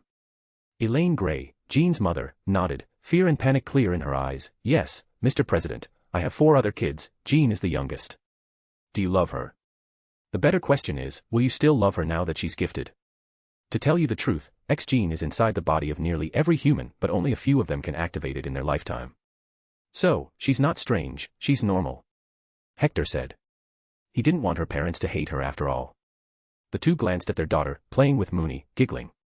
Can't she live with us? Elaine Gray asked. She can, but that will be a danger to you and herself. You need to understand that she is not in control of her powers. For example, if you were to send her to the school, she will involuntarily hear the voice of everyone around her, it will make her go crazy. If you try to teach her, she will know all your thoughts. Not to mention, her abilities are telepathic, meaning she can even destroy things just with a thought. And let me tell you, with her ability to read minds, it will make her angry a lot of the time. He honestly revealed to them all the problems that can arise. The last thing he wanted was for Jean to end up mistakenly killing her parents. But he appreciated that he could have this conversation. The general public trusted Hector as if he were their grandpa. What should we do now, sir? John Gray, her father, asked. I will train her. There is a special school run by me for kids that are gifted like her. She will learn to control her powers and also get regular education. All under the umbrella of my protection. Besides, you will be able to visit her as the school is near Washington, D.C., he suggested. The 2 parents looked at each other's faces. Is the government fine with this? Of course, because I am fine. You might not know, but the gifted ones have contributed to our society a lot. They helped us in winning the World War, even the recent Vietnam War's hero, the one whom I gave a medal, Charles Xavier, he has similar mind-reading powers as Jean. They are as much an American to me as you too. They are as much of children to me as you too. One day, I will bring reforms similar to the civil rights, but for the gifted ones. Until then, I will do everything to protect those like little Jean here. He assured them, not to mention his words implied how much he cared for people. Can we talk alone? They asked. Sure, I will go and play with Jean. Hector left them. The 2 first tried to find a solution that does not involve leaving their daughter. But soon enough they realized clearly that their daughter was not normal. And kids are naturally mean. If she went to a normal school, she will hear mean thoughts. Heck, her own siblings might think mean things about her. Hearing Jean's happy giggles and the prospect that it will be all lost was saddening. She was the youngest and the most cherished. Hector, too, sat beside her and showed her a few coin tricks. Because she could not hear his thoughts, she was always taken aback. But just then, Jean heard the surface thoughts of her parents. Her face turned sad and she ran to her father. Dad, Mom, are you going to leave me? Be honest, Hector voiced, since it was pointless to lie. Honey, we're not leaving you. You heard our thoughts, right? You need to control your powers, and that grandpa over there is the grandpa of the entire country. He knows how to help you control it. You need to quickly learn everything. You will also go to school where specially gifted kids like you live and make a lot of friends, her father told her. Then her mother hugged. We will come to meet you every Sunday as the school will be close by. She said. Hector made the deal juicier. Oh, Mooney is also a teacher. The boy is jobless since his last gig in Vietnam. Excitedly wagging his tail, he faced his old man and asked in barks, "Dad, really? Can I be a teacher?" "You can be the best teacher ever," Hector ruffled his furry head. Jean looked at this interaction. She already fell in love with the kind giant dog. She giggled, "Yes, he's the best teacher." At that, both Hector and Mooney stared at her. "Jean, can you understand Mooney?" "Yes, all his barks are followed by silent words," she replied. "Oh, yes. Mooney and I talk using the mental ability, and she should be able to read it when it's under transmission. Or maybe it's just something else." "Haha, good, we will finally have someone else Mooney can talk with." "Woof, wanna be my student, human pup?" Mooney directly asked her. Jean didn't cry anymore. She looked at her parents, already knowing what they were saying. "Go, sweetie, it's good for you. Learn to control the power and we will go on a big holiday then. I love you." She hugged her mom and dad tightly. Then walked to Mooney. "I will be your student, Professor Mooney." P.A.T. Mooney was too tall and easily put one paw on her head. He barked, "Good girl." Hector laughed loudly. How the roles had been revered here. The times coming were surely going to be fun. He walked over to the two parents and handed them the card of the school. "Here is the address of the school. Washington Xavier School for Gifted Children." After that, he extended one finger towards her. Jean grabbed it and walked along. On her other side was Mooney. She felt like the safest girl in the world at that moment. Once in the car, Hector decided to abort the campaign. White House. "Jean, can you tell me what he's thinking now?" Jean just glanced at Logan, still the same. "Wait, he wants to smash the car's window." "Gore. I hate you already," dissatisfied, Logan growled. But Jean chuckled, "Hee, no, you thought, oh, poor child, and forgave me." Logan sighed, "Mr. President, permission to kill myself temporarily." "Permission denied. If you die, who will drive?" "I can drive." Roosevelt was still in the seat beside Logan. Hector, Mooney and Logan looked at his legs and just shook their heads. This triggered him. "To hell with you three. I've learned to drive with my limited capability." Logan stepped on the accelerator. Yeah, limited capabilities. "Jean, tell me what this man's thinking." "Oh, he's saying bad words to you," she replied. Bonk. Mooney tapped his paw on Roosevelt's head. "Woof woof." Hector translated, "Don't teach bad things to my first student, you female dog." Did he just call me a bitch, but in a civilized way? Roosevelt wondered loudly. But none helped. The same day, Hector allowed Jean to stay with Mooney the whole time. He had called Xavier to report at his office in the meantime. While she slept using Mooney as a pillow, he did his work. Some movie director wanted to meet him for a role. Hector didn't have many things to do now, so he liked acting from time to time. Soon enough, the men entered, looking somewhat familiar.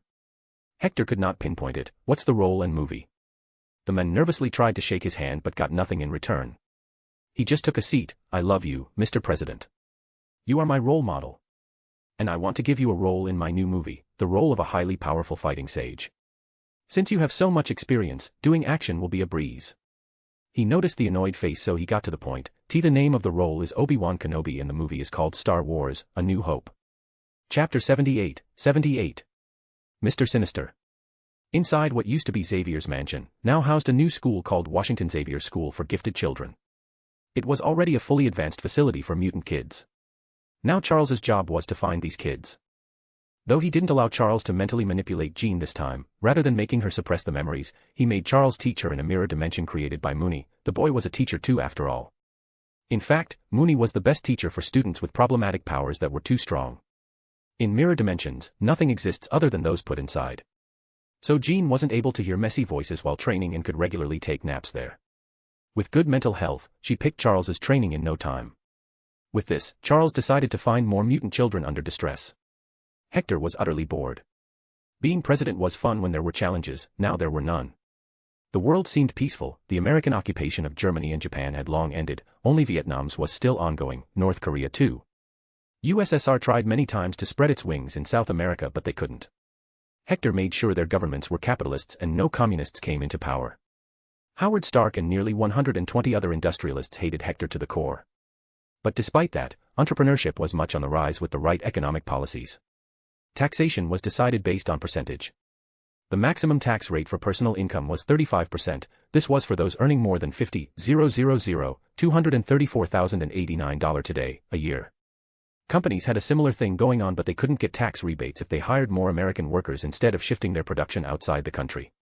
He also acted in the hit movie Star Wars. And soon after, the election for Hector's 10th term came. He once again swooped the country clean, but he saw a trend. In a few states, particularly from where the angered industrialists came from, the voting share had dropped. But in the end, he won all electoral votes due to his ultimately successful policies, reforms, and wars won. America was not just a land of opportunity and a nation of freedom, but also a nation of justice. Hector had made every American feel a sense of pride, that yes, they are good guys who bring goodness to the world. But he continued to do his Smart America program so his fellow citizens don't become dumb.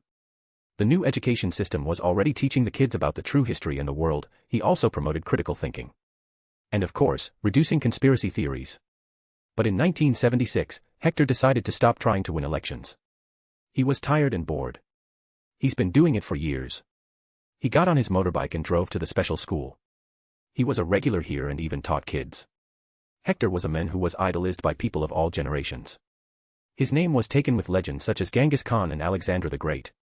But of course, his name had more value because he didn't commit genocides. Haha, how are my little munchkins? Are you studying well? He asked the group of 10 kids. This was the first batch. Their teachers were Charles, Eric, Raven, Mooney and Henry McCoy.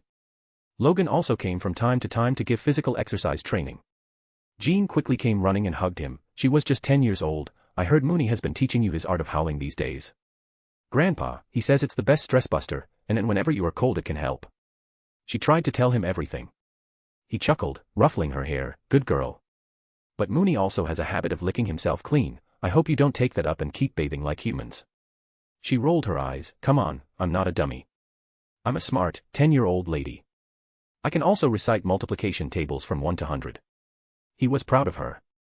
After seeing the Holocaust firsthand, he had already decided to at least give a kinder and more comfortable life to the broken superheroes in this universe. Good to see it working. Good, and where is our resident Baldman? Hee. Professor is in the machine room. He's finding more friends for us. She chirped. Woof. Mooney appeared out of nowhere. He wore a black tie and had thick glasses on his eyes. Of course, it was just the black frame without any glass. Jean understood his words and announced, everyone, Professor Mooney says it's time for the next class. It's the nap time. With that, they all cheered and ran back into the building. Hector headed to see Charles and find out which gifted kid he found this time. Logan. What are you doing here? He found Logan sitting at the reception desk, smoking a cigar with his feet on the table. I came to see Mooney and teach kids how to fight. They're going to need it one day. This world ain't kind of us fellas. Logan replied. Father. I was about to call you. Charles has found someone interesting. Eric appeared from the room. He had retired from the army this year and now full-time worked for the betterment of mutants. Has he? Let's go and get him then. What's his name? Hector asked. He was itching for some action and it was finally here. He's a kid by the name Scott Summers. The poor boy had an accident at the orphanage where his powers manifested, causing an accident. People wanted to kill him but he ran away. Currently, he's being abused by a small-time criminal. Eric reported to him. His anger was rising as he felt pity for the kid. But Hector had a totally different concern. Mr. Sinister. He exclaimed. Who? Eric asked. He waved and entered to meet Charles. It seems I did catch a big fish. Killing Mr. Sinister won't be easy with all his abilities. But for that, I need to find him. Of course, there was another reason to kill this bastard. He was experimenting on mutants, wiped Scott's memory clean about his younger brother. He wanted to manipulate the poor kid and even Jean late, making them unstable. Charles, what's the name of the place Scott was living? Hector asked him first thing. It was some state home for foundlings. Why? Target was obtained. You, Raven and Eric go to find the kid. The state home for foundlings is run by a dangerous immortal scientist who is experimenting with mutants. I shall go kill him. He's too powerful for all of you. His forte is shape-shifting and mental abilities. And you know, mental abilities don't work on me. I will smash his head between my palms like a watermelon. I shall not tolerate vermin like him on my land. Gulp. Charles did it. He was very well aware of Hector's brutality on the battlefield. He saw it in Vietnam. Understood, I will head out immediately. Hector walked back to Logan. Get up, we've got a superhuman evil villain to slaughter. Bring Mooney too, his magic can be helpful. Logan stood up like a statue, finally. Mooney, Logan and Hector got into a car and headed out to reach this orphanage. He also made sure to keep the Skull Knight H ready. You got your claws sharp, boy. Woof. Yep. Hector laughed. I was asking Mooney, but I guess this is also fine. Logan grunted. He hated being treated like a soft man. Who is this Mr. Sinister? A man from 19th century gained immortality and various powers, mad about science. Can basically control his body on a molecular level. Plus everything Charles and Jean can do with mind control. He gave them a crash course as he drove. Dad, can I get ice cream after the fight? Mooney innocently barked. Of course, you can, dear boy. You've been a good teacher, I heard. Hector ruffled his head. Mooney too made happy noises and went back to his immortal biting war with the air outside the running car. The three reached the orphanage disguised. He sent Logan inside first to check the grounds. Meanwhile, Hector tried to sense the evil. Although Mr. Sinister didn't have occult evil powers, the man was still evil, and all evil people have a presence. Mooney, your job is to trap Mr. Sinister and me in a mirror dimension when I start fighting him. He ordered. He could see parents entering and leaving the place. Some kids were happy and some sad. The place was a real orphanage on the surface as a disguise. Hector put an illusion on himself to look like an upright smart old man, not as tall. He walked into the building. I would like to adopt someone. He knew that he just needed to say one name to bring out the men. The receptionist smiled and gave him a form. Have you seen the children? Oh yes, his name is Scott Summers. He's supposed to be here with his little brother. And as expected, her face muscles tightened. Chapter 79, 79. OP Spirit of Vengeance. The receptionist clenched her jaw, it was all visible. Hector smiled at that, he just found the pawns of Mr. Sinister. Sir, they have already been adopted. She said. Sad, those poor boys. Can you tell me who adopted them? We can't reveal such information. He dangerously replied, I need to talk to your boss. Mr. Sinister, isn't that what you call him? Don't try to shoot that gun under the table, girl. I'm faster than that. But be my guest if you want your brain matter splattered on the table. He warned her. Beep. Send him in, the intercom sounded. Finally, the men he came to see had caught his attention. Hector was told to get inside an elevator, but he didn't have to press any button as it started going down in itself. It kept on going for the whole 30 seconds before stopping and the door opened with a ding sound. Who are you? I see a bigger heat signature than your body, a man in a lab coat asked him. Hector tried to take readings from him, the sin vision showed a deep red marker over his head, the man was a sinner to the core, that was for sure. And since there was nobody else, this had to be it. Hector revealed his real form, now you must have recognized me. Mr. Sinister instinctively took a step back, Mr. President. What do you want? I run a simple orphanage here and sometimes do my research. Hector laughed, haha, you take me for a fool. I know you worked for the Nazis once, I know you are experimenting with gifted children. I came here specifically for one thing, that is to kill you. Mr. Sinister's face grew a sinister smile as he raised his arms to his sides. Slowly his clothes started to change into some sort of his villain clothes. You were a good man, you protected the mutants, you fought for the good of the world. I liked you, but if I have to, I will be your death. Your rule ends today. Mr. Sinister hovered in the air, his suit was made of dark purple leather, and there was a red belt on it. He had a cape with a high collar and strange shredded leather pieces falling over to the back. But the face of the man was a highlight. He became whiter than a clear full moon, his eyes and lips became blood red, his teeth became sharp as a shark and there was also a black star-shaped tattoo on his forehead. Hector sighed, Mooney, my boy, that's a face even a mother won't love. Woof woo. Is that why he became like this? Mooney asked. Haha, maybe. He chuckled, but the next thing Mooney asked nearly made him vomit blood. Dad, where is my mum? When will you get me a mum? Mooney barked. Sweating, Hector cracked his knuckled, okay, let's fight now. Maybe we can call for some help. A portal opened on his side and from there the Skull Knight H walked out, looking as badass as always. He had a chain with him this time which was also burning in fire. Interesting, who knew the American president could summon demons from hell? Mr. Sinister didn't feel threatened yet. His loss, Spirit of Vengeance, was one of the strongest beings in the universe. Bam. Hector used his telekinetic ability to throw a table on his face, chop chop, bring me your head to chop. It enraged Mr. Sinister, he didn't launch himself at Hector, however, as he had a vast array of skills he could use. He raised his palm and sent concussive blasts at Hector. They were made of fire and seemed strong enough. But he didn't move, Hector took them head-on and at the same time rushed towards Mr. Sinister. Hector had limited abilities, his main power was his strength, other hell-related powers did not work on humans. though he knew he had to somehow increase his abilities later. Whoosh. Appearing out of the fire, he jumped straight at Mr. Sinister with his punch-out, BAM, but it collided with an invisible shield, force field. Crack. But the shield was not stronger than Hector's fist of freedom. He slammed his fist on it like a barbarian. Once, twice, and kept going. The cracks grew bigger. Mr. Sinister frowned and used his super speed to get away. Durability and speed were his most powerful physical skills. Now I know how those miracles in the World War were happening. You are a one-man army, he said. Hector shrugged. He despised the men as he stood against all his ideals. The men had no honor or sense of rightness. I take pride in being better than rodents like you who take advantage of the war to commit crimes. Mr. Sinister's face contorted. Even the dog laughed at him. Humanity was born to take advantage of each other. Only those you call rodents have been kings and emperors. Ting. All of a sudden, Hector felt something trying to enter his mind. In a moment, he howled in laughter. Bwahaha. Mooney, this fool tried to possess my mind. Of course, all that can't work on him. Mental attacks are useless due to his brain being literally too much for any being in this universe. Hector didn't even give a crap about his enemy now. If Mr. Sinister could hurt him, he would have. And since he had a pretty crazy healing factor, no injury mattered. Seeing this, Mr. Sinister tried to fly up beyond his reach. But he forgot it wasn't just Hector he had to fight. Skull Knight H growled and threw his chains at him, catching him by his leg and pulling him down. Bam. Hector punched his face. You are officially supposed to be one of the most powerful telepaths on Earth, but too bad for you that you are against me, who can't be affected by your telepathy. What are you? Mr. Sinister asked him. Hector revealed this time, bringing out his demonic-looking skull. I'm known as Hell's Inquisitor, but you are too low-leveled in Omniverse to have ever heard of me. And do you know what it means to see a demon skull? It means death. Ha, you can't kill me, I am immortal, Mr. Sinister proclaimed.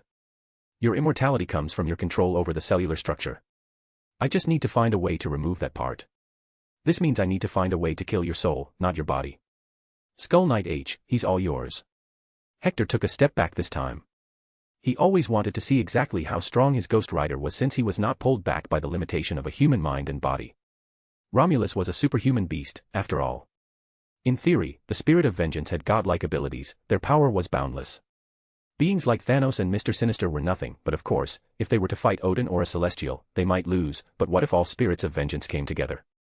Skull Knight H walked forward to the Mr. Sinister, still caught up in the hellish chains.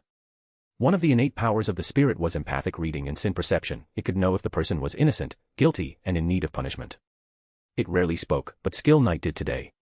The voice was muffled and demonic. It had a faint echo to it. Your soul is tainted by your evil sins. Mr. Sinister was not very scared initially, but then all of a sudden Skull Knight H thrust its bone hands into his chest and pulled something out. It was his astral form, now held by the neck. Your soul needs cleansing, the voice echoed. Skull Knight held the soul of Mr. Sinister near where his head would be. He may be headless, but that doesn't mean there was no penance ability. Arg. Mr. Sinister screamed in agony at last. This was not Ghost Rider, but the Spirit of Vengeance itself. The penance stare was not a joke. Mr. Sinister lacked regret, so it shouldn't have worked on him, but the true penance stare doesn't just make the sinner see their sins but also go through them as the victim. Feel the fear, the pain, and agony of those you sinned against. In the house of God, your soul won't be welcomed. For you, hell awaits. Mr. Sinister screamed. It was his astral form. He was powerless like this. His neck clutched in the bone hands. He knew he fucked up. I am immortal. He screamed. But just then, from his eyes, a red light started to come out. His soul was dying, burning as if it suffered too much damage. Fighting against the Spirit of Vengeance was pointless. It was the master of soul manipulation. Soul mutilation was one of its basic abilities. Slowly, the scream subsided and the soul disappeared as if Thanos snapped it. Now only remained the mortal body of Mr. Sinister. Skull Knight H got up and stood behind Hector once again, acting like the faithful servant of the Lord from Hell. Honestly, Hector and Mooney both felt goosebumps over their bodies. They had never seen this terrifying side of the spirit. Hector patted Skull Knight's back. Good job, lad. I will tell the real Satan about your great contribution. By the way, can you use Hellfire Infusion to control any object? Let's say, a severed head of a Celestial. The Celestials. The false gods of this universe. They are strong. Yet a dead one is nothing but a machine. Yes, Lord Inquisitor, I should be able to manipulate it, Skull Knight H answered. Hector took a cold breath. This was big. I think I just created a monster. And now I have an even bigger reason to head to space, but how?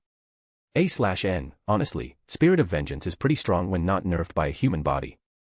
Heck, Johnny Blaze could have killed Mr. Sinister too, he was extremely strong. Anyway, this was not much of a fight. I believe the only challenge Hector will feel is going to be from Jean, Phoenix, and those of Odin level, maybe Hela. Not Thor, though, at least not the current one.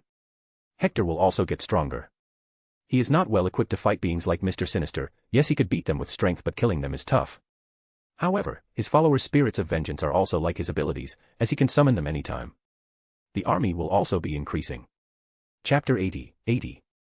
Sad Secret Service. After his peaceful fight with Mr. Sinister, Hector returned to the school to meet the boy they had just saved. Hector did not know too much about Scott Summers, he only knew about Mr. Sinister because of Jean Grey. But what he did know was that he had a brother. He could help them, though he was no neurosurgeon who could bring back their memories. Still, getting a new home in the academy would be good. Meanwhile, Logan had also caught a few people working for Mr. Sinister, and they would be handed over to S.H.I.E.L.D. It was an organization still under his control, and Nick Fury had already joined as an agent, though he was at the lowest level runt right now. One good thing Mr. Sinister did was to get Scott his glasses. Hector entered the room where some medical tests were being done. How is he? He's fine. We arrived in time to save him from a mob about to clinch him. Raven revealed. How did your mission go? Eric asked him. Just then Logan walked in, dragging the corpse of Mr. Sinister in. Well, as you can see, he's dead. That's what you get after having your soul destroyed. Remember kids, to defeat a mad scientist who can clone himself, you just have to destroy his soul. Where do I put it? Logan asked. In my car's trunk, we're going to burn it later, Hector instructed him. To this, Logan angrily glared at him, and if he could pounce on him and hurt him, he would have. Then why did you make me bring him in? How would I know? I didn't ask you and thought you just wanted to look badass or something. Hector replied in his defense. Logan didn't even bother and threw the body on a stretcher nearby. Put it back on your own. See kids, I'm 107 years old and this boy still bullies me. Ah, so much work as a president, my shoulder aches. He took a seat in a wheelchair nearby. Grandpa, I massage your shoulder. Jean came in running out of nowhere. As soon as that happened, in a frenzy, Logan threw a sheet on Mr. Sinister's body. Hector fawned over her. Oh ho, sure, if it's little Jean, it must be the best massage. She skipped behind his wheelchair and started tapping on his shoulder with her little fist. Hector honestly didn't feel anything. It would take hope to give him a massage, but he appreciated her hard work. All kids deserve to be appreciated when they do something good. Ah, I already feel the tiredness leaving my body. It seems Mooney will be bringing ice cream not just for himself. Really? Jean exclaimed in happiness. He stopped her and made her come forward and sit on his lap. He caressed her hair, of course. I heard you are the top student in your class. Your mother sent me a letter a few days ago, saying they are happy with the school. But I think she has a crush on your bald principal. Honestly, who even likes bald boys? Look at Grandpa with a manly lion beard and long silky hair. Jean was a sharp kid, she knew he was japing, she giggled. Hee, Professor is not that bad, he's just very strict. Is that so? Then you can always complain to Raven, she's the only one who can bonk his head. He advised. But this confused her, she tilted her head and asked, what is bonk, Grandpa? Hector rubbed his beard and thought, it's when someone behaves bad and you hit them on their head, not to injure them but to let them know they were not behaving. Bonk. Out of nowhere, a golden magic portal opened over Charles's head and from it dropped a 2-kilo tub of butterscotch ice cream. Then more ice cream came, similarly 2-kilo tubs, some chocolate ones, strawberry ones, all kinds of flavors. Then, at last, Mooney jumped out of it, looking annoyed. Woof. Hector laughed. What happened, boy? Dad, the shopkeeper thought I was a stray stealing his items. Rude man, Mooney complained and jumped to put his head on Hector's lap to get praise. He did that. Must be a new guy. I've already told them to let you take whatever you want and I will pay at the end of each month. I should just buy the place. He muttered loudly. Where? Logan asked quickly. The new supermarket in Washington. Logan scoffed. Yeah, they are pretty rude. They called the cops on me just for buying booze. Hector didn't believe him. How much were you buying? 2 shopping carts full of them. Hector just shook his head and said in his head, yup, knew it. Scott Summers had been listening to everything with interest. His head was fixed to a machine so he couldn't turn it. He constantly heard the voices and also chuckled secretly. All done, Raven let him get up. The moment he turned around, he froze. President. Yes, but I am not the president here. I am just an ordinary old man. This fluff is Mooney, this Mrs. Jean, a gifted child like you, and that human wolf is Logan aka Wolverine. You probably know the others already. He introduced everyone. Scott looked at Jean. She was a mutant like him. This was something new. He never had friends before who were like him. See, can she also shoot lasers from her eyes? Jean chuckled. I wish I could. But I can do this. She lifted Scott into the air. Fabulous, Jean. I didn't know you had gotten so proficient in your abilities. Charles seemed to be teaching you well. Hector patted her head. Jean shrank her neck in silent giggles. She then jumped off of his lap and walked to Scott, where she extended her hand. I'm Jean Grey, it's nice to meet you. Scott was a shy person. He was straightforward but lacked self-esteem. He shook her hand, his face already going red from embarrassment. Hector, however, eyed him with a serious look, but he didn't say what he was thinking. Good, now move everyone. This is a school, not a picnic spot. Go and teach, only the free one may stay and show Scott around. Charles, I need to talk to you in the office, let's go. As he left, Jean became a chatterbox and started joking around with Scott. She was not at all sad and depressed due to her abilities because of all the help she got, especially from Mooney. His mirror dimension was the biggest blessing to her. So, her nature never changed and she grew into a cheerful girl. Instructor Logan, can we go out and play? Jean asked. Bub, I'm not your instructor. I part-time here, and why are you asking me? Go ahead and do whatever you want. You got Mooney looking after you. He shrugged and left to find some alone place and drink there. As broody as always.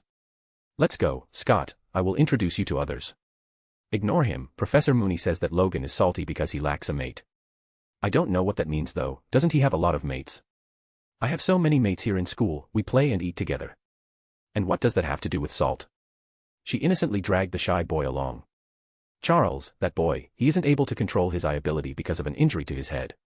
He also has a brother. This is the address we found on the records. I don't know if he remembers his brother because Mr. Sinister tried to do some mental experiments on him. So, it's my advice that you don't mess around with his head and instead work on his personality. Once he's stable, tell him about his brother. Hector advised him, knowing all too well how addicted Charles can be to entering minds. What about his parents? Charles asked. Hector did not know this part. Did Scott's parents die in the comics? I don't know, you should try to find out. Maybe something to go by his surname. I will leave you to it, I need to head back to the White House for work. He started to leave. Mooney would stay, Logan would do whatever he wanted. He had no plans of taking him together either as he had different work to do in the funhouse dimension. Wait. Grandpa. Jean came running to him as he sat in his car. He stopped and listened. Grandpa, can you bring me books? There are only study books here, no fun story books. Hector patted her head. Sure, why just bring them. I will write them for you. Okay, bye, take care of yourself and Mooney. White House. Security room. The White House used to be much more serious about the security of the president. The Secret Service was always on its toes to make sure that no unexpected situation arises. But ever since Hector took over back in 1941, things have been going downhill. Captain, I think I will gain weight if I have to sit here any longer. Can't we just go on leave? It's not like Mr. President needs us. A Secret Service agent spoke to his senior. Are you out of your mind? We have sworn an oath to protect the president in life and death. How can you think of abandoning the post? The captain scolded the men. But the agent had a perfect counter. Sir, we don't even know where Mr. President is, we have already failed our duty. That's it, 10 circles around the White House. If you are getting fat, I know ways to thin you out. The captain shouted at him. But unknown to the agent, the captain felt helpless as well. Son, what can I do? Mr. President is just too damn strong. Sighing, the agent left, mumbling, I wish shouting could change things. We've been jobless for decades now. Chapter 81. Winning without trying.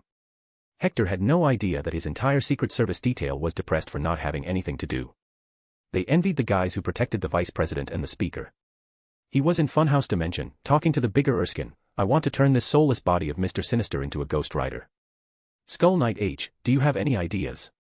He did. The only way a spirit of vengeance can latch onto a human body is by surviving off of the soul. Without a soul, the spirit cannot last. It is impossible to use this body. Hector didn't want to give up. What if I use the soul stone to create a soul as I want? Holy hell, my idea is great. With the soul stone, I can give you boys bodies of supremely strong beings, like Thanos, Grandmaster, Apocalypse, Khan the Conqueror or even Galactus. Boy, we're going to be unstoppable, the strongest faction to ever exist in the universe. Skull Knight H thought about this possibility. If you have the soul stone, then certainly you can. Great, another reason to head to space. What about you, my buffed scientist friend, do you want to see space? He asked. Erskine was now 6 feet tall, buffed like Thor, but still wore those round glasses and had a timid personality. Of course, I can only imagine what I can do with the advanced level of tech. But I want another human to talk to, a female touch. It's been decades. Hector frowned. Man, I've been a virgin for 100+ years and you're fed up with just a few decades. Your game is weak. Fine, I will see what I can do. But I rather suggest you wait and get an alien wife. With her you won't have to explain it's a different dimension. Erskine's eyes lit up. That. Are there beautiful women in space? Beautiful. Mate, some beauties can suck your soul out of your pipe.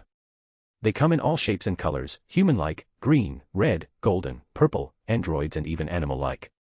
Hector said, not knowing that he had just reignited a dead fire in the mad scientist's brain and pipe. I can't wait, Mr. President. I need to look my best. I shall start doing 100 sit-ups, push-ups, and squats followed by a 10 kilometers run. Hector sighed and put the body of Mr. Sinister in the freezer, then left the mad lad scientist to himself. Hector arrived at his office once again and started doing the boring work. As soon as he arrived, his secretary entered. Sir, Mr. Vice President is here. Kennedy? Send him in. He got up to sit on the couch and pour a fine drink. Kennedy was like his protege. He had filled the man's mind with all his ideals of justice and honesty. After all, he was to become the president after him. Kennedy was right now 60, it was still a pretty young age.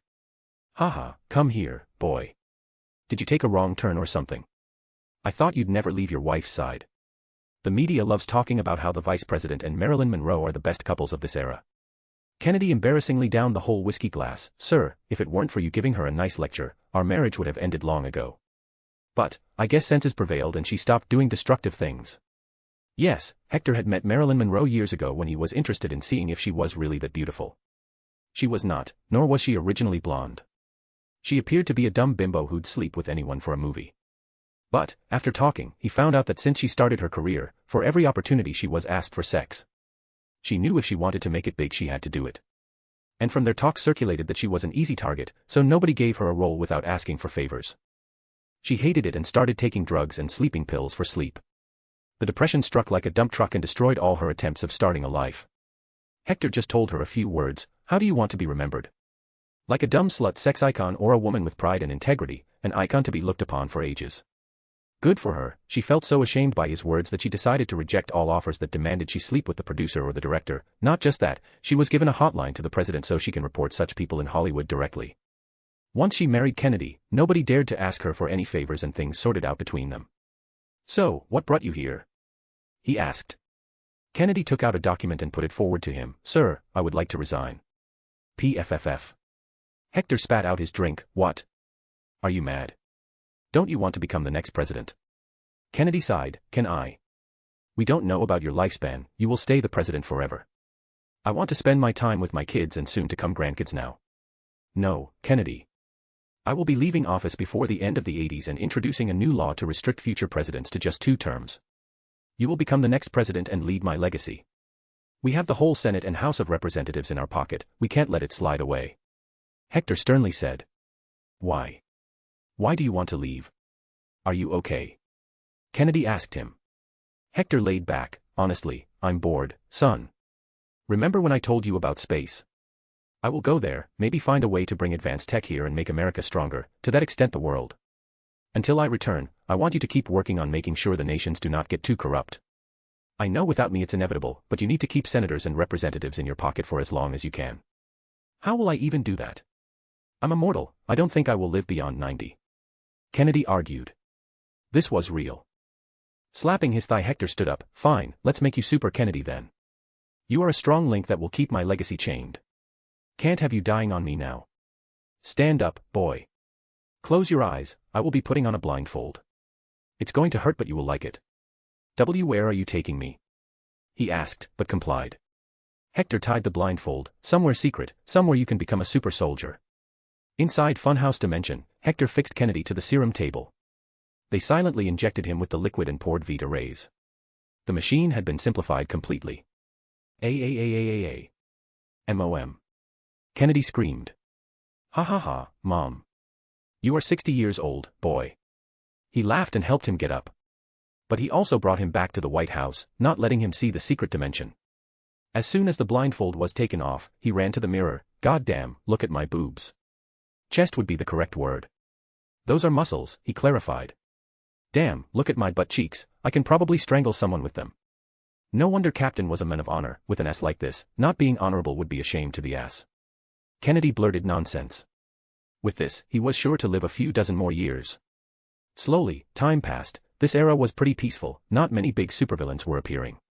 The school was doing great, Hector's reforms were nearly complete, all his projects were yielding great results. Then finally came the elections of 1980. This time, he didn't do anything.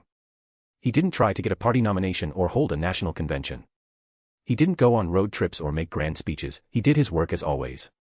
Heck, on election result day, he was at Mount Vernon, fishing and chilling with Mooney, Logan, Jean and Scott. But then the phone rang, it was Kennedy. He was much more excited nowadays, even his wife complained. Boss, you are crazy. How did you do it? You won once again. Degree. But I didn't try or ask to stand for this election. By what margin did I win? He questioned. As always, 100%. Did I do something crazy in my last term that made people vote for me? He asked. Well, you appeared in Star Wars twice, once in 1978 and then just a few months ago. I think people loved you from it, Kennedy deduced. He was also guessing. What the? I was the damn Chewbacca the second time, nobody even saw my face in the second part. Hector countered with his reasoning. There had to be something else, a reason for this win. Wah. I caught another fish, Scott, learn from me, huh? Professor Mooney, let's go, I will cook the best fish for you. Jean cheered loudly and ran to snuggle with Mooney who was resting under a nearby tree. Boss. Kennedy's voice repeated from the phone. What now? Kennedy coughed and choked as he said this part, I don't know how to say it but. Mooney just got elected the mayor of Washington, D.C. Hector alternated between looking at the phone and Mooney. Then digested the information. What the fuck? Chapter 82. War against Monopoly. Mooney became mayor? Is that even possible? In his house's study room, he asked Kennedy. Kennedy had already come house with a dozen lawyers and experts in the Constitution. There is no line in the Constitution that says there cannot be a non-human mayor. But there was still a question, how did he even become the mayor? I don't remember him going on campaigns. For that, Kennedy had a clear answer. He looked at Mooney, who turned away quickly. Mooney has been going around D.C. for the last 6 months and being an open vigilante.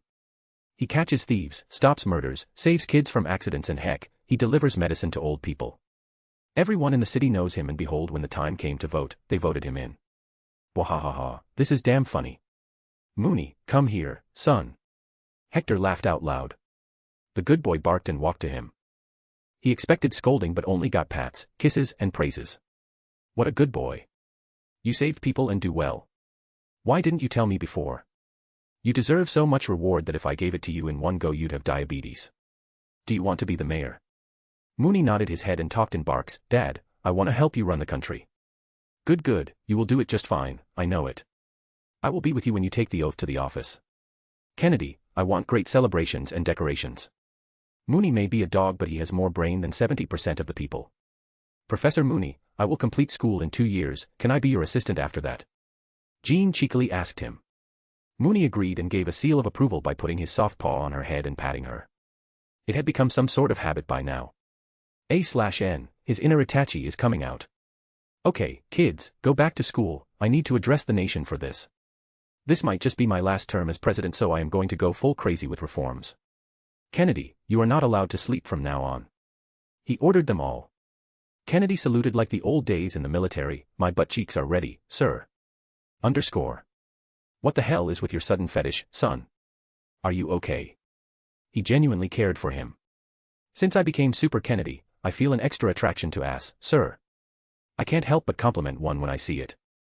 At the moment, yours is by far the best. Truly it's America. No. Earth's ass. Kennedy replied, nodding his head and giving himself points. Hector honestly felt violated. Knowing that his vice president was secretly looking at his ass was not a good taste. It is an order that you are never to stand behind me. WOFF. Mooney ordered the same. Logan grunted, stay away from me. Kennedy scoffed, Mooney, I'd understand, he's cute fluff, people look at him and not the ass. But you, General Howlett. Nah, your ass is as flat as my car's bonnet. Logan pulled out his claws. That's it, I'm sending your coffin home. Kennedy was not scared of anybody now, he was Super Kennedy after all. Huh, does this mean you wanted me to praise your ass? There was some reasoning in that argument. Logan retracted his claws and walked away to fish once again. I'm surrounded by undead and nuts. Come Mooney, you're the only sane guy. Ugh. Forget it. Mooney was just licking his balls, it wasn't his fault that he had no hands that could reach there. It had been so many years since any oath-taking happened at Capitol as he had not left office. This time he decided to do it to make people happy. Turns out, he underestimated his popularity, so many people came to see that he had to order National Guards to take to the streets and help the police. Heck, Mooney worked overtime to sniff out all the drug dealers. Hector donned his normal suit, not the military one, and stood at the podium to address the crowd of 2.8 million people. It was absolute madness, and when he appeared outside, the crowd started screaming as if rioting. This is respect, this is what I worked hard for. Nice, he told himself. He had to give a speech and say a poem. How are you? Can't believe I've been in the office for 10 terms now. I took it when the World War was just starting and here I am, a peaceful world exists. All this is because of the faith that you all put in me. I am grateful. But I still know there exist elements in the United States who are constantly trying to bring me down because I do not follow their words. They want to destroy our society, turn it into a crony blood-sucking capitalistic society. I say, I love capitalism, but I also say that any dollar earned from the blood of an American is a shame to this country. So, as long as I am the president, I will forever keep my foot on these blood-sucking leeches. Because remember, as I said back in 1941, I consider you all my sons and daughters, so as a father, how can I let these leeches touch you? I will soon pass a few laws that will be in favor of the public, but some corporations may get angry, especially those that believe in monopolies. You know what I am talking about. I am not scared to say it, I dislike Walmart. Not long ago there was a shop in a small town outside Washington, D.C. where I used to go to buy myself some tasty meat. The owner had a special way of preserving them that gave them a nice flavor. I went there yesterday and couldn't find the shop. Not just that shop, but the entire street that used to be full of shops and business activities was gone. Then I found out that a new Walmart outlet had opened. They undercut all players on that street until they forced these small shops to close down. This is how monopolies are made, children. Now, that street looks lifeless and deserted. Where children used to run with ice cream in their hands now have dead footpaths with overgrown grass. I shall bring laws that will restrict these major companies from monopolizing industries and destroying lives.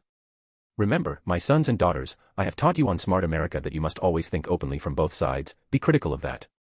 If you do, you will see that once these monopolies exist, lives for those working for them become miserable because they start making the rules and also breaking. After all, who is there to challenge them? I will. Because to me, you all come before these crony capitalist opportunist leeches. It was a heated speech and he basically obliterated Walmart with one speech. Their stock price is going to tank now because the president had openly declared them the enemy of Americans. Wall Street was good at doing one thing, it was reading the room. They knew how worshipped Hector was, how much people listened to him and follow his words. I am setting up a committee to form a draft for a bill that shall make it easier for Americans to start businesses, be entrepreneurs, don't just look for jobs but create them too. With this, all I say is, may God bless America. Yeah. The crowd went into a frenzy. People love it when major corporations are thrashed like this, especially those that were too big to fail. And hearing him open their eyes to some extent, they too started to remember how their local markets became empty after Walmart moved in. After his oath-taking, an incident happened. Bang, a gunshot was heard and the bullet hit Hector on the head, but instead of dropping dead, he looked angered. Logan, gun, he ordered. Logan quickly handed him his nice Colt single-action army. Hector admired, oh, a man of culture. Nice. He turned back towards the crowd and aimed his gun at a window in a building too far away for people to see. He first adjusted the trajectory, bang bang bang. 3 shots were fired in cold silence. Echo rang through the buildings, making people gasp. No one had any idea what he shot at, but how could Hector be ever wrong with a gun? Chapter 83. Bullshitter boss. People waited for their president to speak again. I remember my grandfather telling me once about something George Washington said to him. He had said, son, if someday you become a politician and people try to kill you, then you are either stupid or doing something really good. Folks, you tell me, am I stupid or just good? He was bullshitting, he didn't even know about his family line. Originally George had no children, but here he was. His jape earned him rounds of laughter. Officers, go to the National Art Gallery, you will find the body on the top floor. Anyway, I had another thing for you all. As tradition goes, I should say a poem, but I don't want to. In my place, Mooney shall do it. As many of you may have known, he just became the mayor of D.C., and I believe the good boy deserves some praise too. He addressed. In return, the people start awing as Mooney walked towards the podium in his tailored suit that had no pants. He also had a cute hat on his head that seemed too small for him. He put both his paws on the podium and barked, "Woof!" Yeah. The crowd went mad all of a sudden. At this point, if Mooney had even farted they would cheer. A human's love for a dog was just like this, even more, if one was a big fluff of cuteness like Mooney. I will protect you and help you. Please be kind to each other and don't hurt the kitties or I will bite your butt as Mooney barked on the mic. Of course, people thought it was mindless barking but Hector understood all of it, making him laugh at the last part. After that, Hector helped Mooney take his oath right there. This was the first mayor to take an oath with the president and by this time all the regulations can be ignored. A dog being the mayor was a situation nobody expected. After the oath was a nice dinner, he rarely held these so people waiting to participate were a lot, but not all got in. There were no voices of revolt from the corridors of power in the United States as Hector controlled them by hook or crook. Still, there were a few businessmen and celebrity guests that indirectly showed their fear and frustration regarding the speech. If you are not them then you have nothing to fear, that is what he would say to all these people. But these words were enough to take away the sleep of many. Walmart was already destroyed with its market cap having due to panic selling. A few more companies that were known to be monopolies among the bankers of Wall Street also faced some low turns. Hector cared not for them though. After the small party, he went straight to his company. Sadly, Einstein had died 8 years ago at the age of 93. He worked on so many things for Hector's companies. Heck, there was an underground super security locker where all his concepts and secret plans were safely guarded. Not just him but many more scientists. A majority of them had died and were replaced now. Mostly by their brilliant kids and talented ones from around the world. So, what do you have for me? Is my spaceship ready? He asked Alan Turing. The man was old now but not dead. It's impossible. You can never leave the solar system with our current technology, forget the galaxy. Even with the blue cube you provided, we just don't have the means to harness this power yet. Stark might, but he straight up refused to cooperate. Alan explained to him. Hector became much less excited. That's bad. Tell me, did you at least create the new engine? Oh yes, that we did. We have tested it and it can go Mach 4. But the thing is, we only have the engine, we still lack the components to build a durable body for it, and to research each of these will take time. In normal conditions to reach this level of speed a nation would go through generations of fighters, but here we have an engine way too advanced for us. Alan said. Well, that's normal. As long as we have the engine we can keep researching and have an edge in the aerospace industry. Anything else you need to report? Hector asked. Out of nowhere, a man walked in. That request would be from me, sir. Have I seen you somewhere? I feel like I have, Hector vocally wondered. I am Hank Pym, sir. I am the creator of a Pym particle that can shrink things in size. I work for the shield and that brings me directly under you. Hank extended his hand. The man was as old as Howard but shorter in height. Should have said that before, boy. Let's have a seat and chat. What can I do for my employee? He entertained. Hank took out a file from his jacket and showed it. This is a hypothesized plan made by Howard. It's for something called a reactor, based on principles of fusion and the cube you have. I want to offer it to you. This made him raise his brows. And do I take it that Howard does not know you are giving this to charity? Hank didn't match his eyes. Aye. I just took it from the computer, it's national property. Hector looked through the file and gave it back. This is useless for what I want to make. I'm afraid I'm limited by the technology of my time. Anyway, what do you want? You probably hope to gain favor or something, right? I want the US military to start using my patents for transportation purposes, Hank said. Hector tried to understand what the fuck this man even wanted. His hot wife was all fine in this reality, as the Cuban Missile Crisis didn't happen. Are you doing this for money? Why? Hank nodded timidly. Who wouldn't be timid in front of a 110-year-old man who could snap his neck like a twig? I want to start my own company and leave S.H.I.E.L.D. I do not wish to work with S.H.I.E.L.D. anymore. They tried to replicate my invention without asking me. This is a breach of trust. Facepalm Hector was truly disappointed in Howard. Where did I go wrong? Hank, my boy, I didn't even know this was happening. Howard hates me for stopping him from selling to America's enemies. That is why I am here. I know you are not a man who chases war. I know you want peace and didn't mean to use Pym particle to wage wars. This is why I came to offer the reactor, as you seem to be interested in space. Pym replied. I'm not against war, I'm just against puny Earth wars, he thought, but it didn't need to be said out loud. In that case, how about you sell me half the rights to your Pym particle? This way, we will need each other's permission to use it on something. No, I won't do that. I can never do that, it will limit my ability to work freely and my own invention will end up becoming a hostage. However, I can sell you a vial of PIM particle each for $10 million, $33 million now. And you must sign that you will not use it to wage war. Hank requested. He was only going by the honor that Hector had, otherwise he'd sell it to nobody. After all, he too was one of those brainwashed by the Smart America radio program. That's too much, we can't afford. Alan Turing wanted to speak but got stopped. Deal, I want 5 vials from you. He requested. Meanwhile, in Hector's mind, a devilish laugh was echoing, ha ha ha, what a fool. Once I am in space with the level of technology out there, it shall only take me a few clicks of buttons to replicate. That's what Thanos did. Truly, when a lamb comes to you on its own to be chopped, you don't deny it. Hank was happy to get $50 million, which was enough to set up a state-of-the-art lab for his company. He shook hands. It's a pleasure doing business, Mr. President. I will return with the vials and the contract. Have a good day.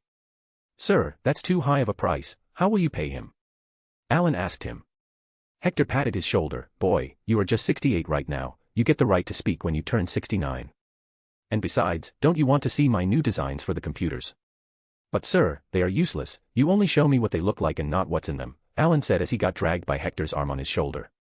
Kid, if I was that smart I wouldn't have made this company. There is a difference between being a revolutionary thinker and a scientist.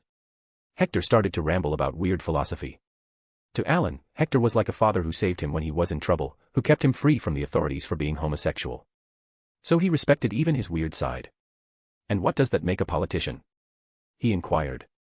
Hector blurted, that makes them bullshitter. Then you are. Haha, I am the boss of all, the ultimate bullshitter.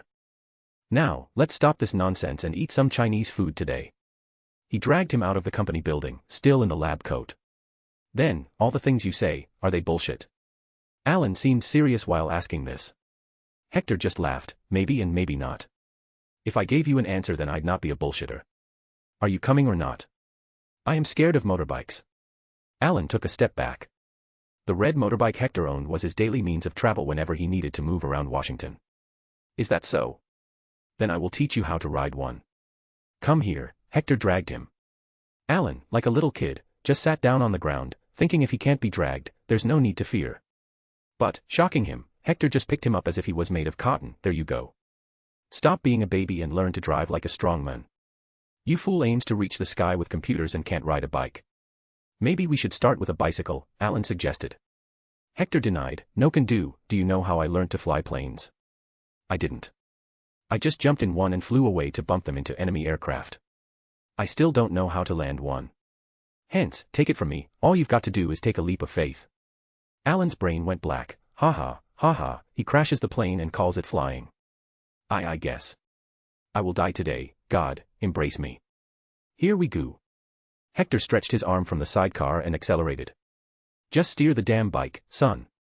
You can do it. Slowly, they covered some distance. Alan started to grow some confidence and soon became confident. Whoa, this is so easy, it's like controlling the cooling rods of the reactor. I have no idea what's that, but yes, you're right. Now we will take the right turn. He instructed him. No. Not that right. Goddamn. Watch out. Hector jumped out in motion as Alan didn't understand how to steer. There were people on the sidewalk who froze in terror.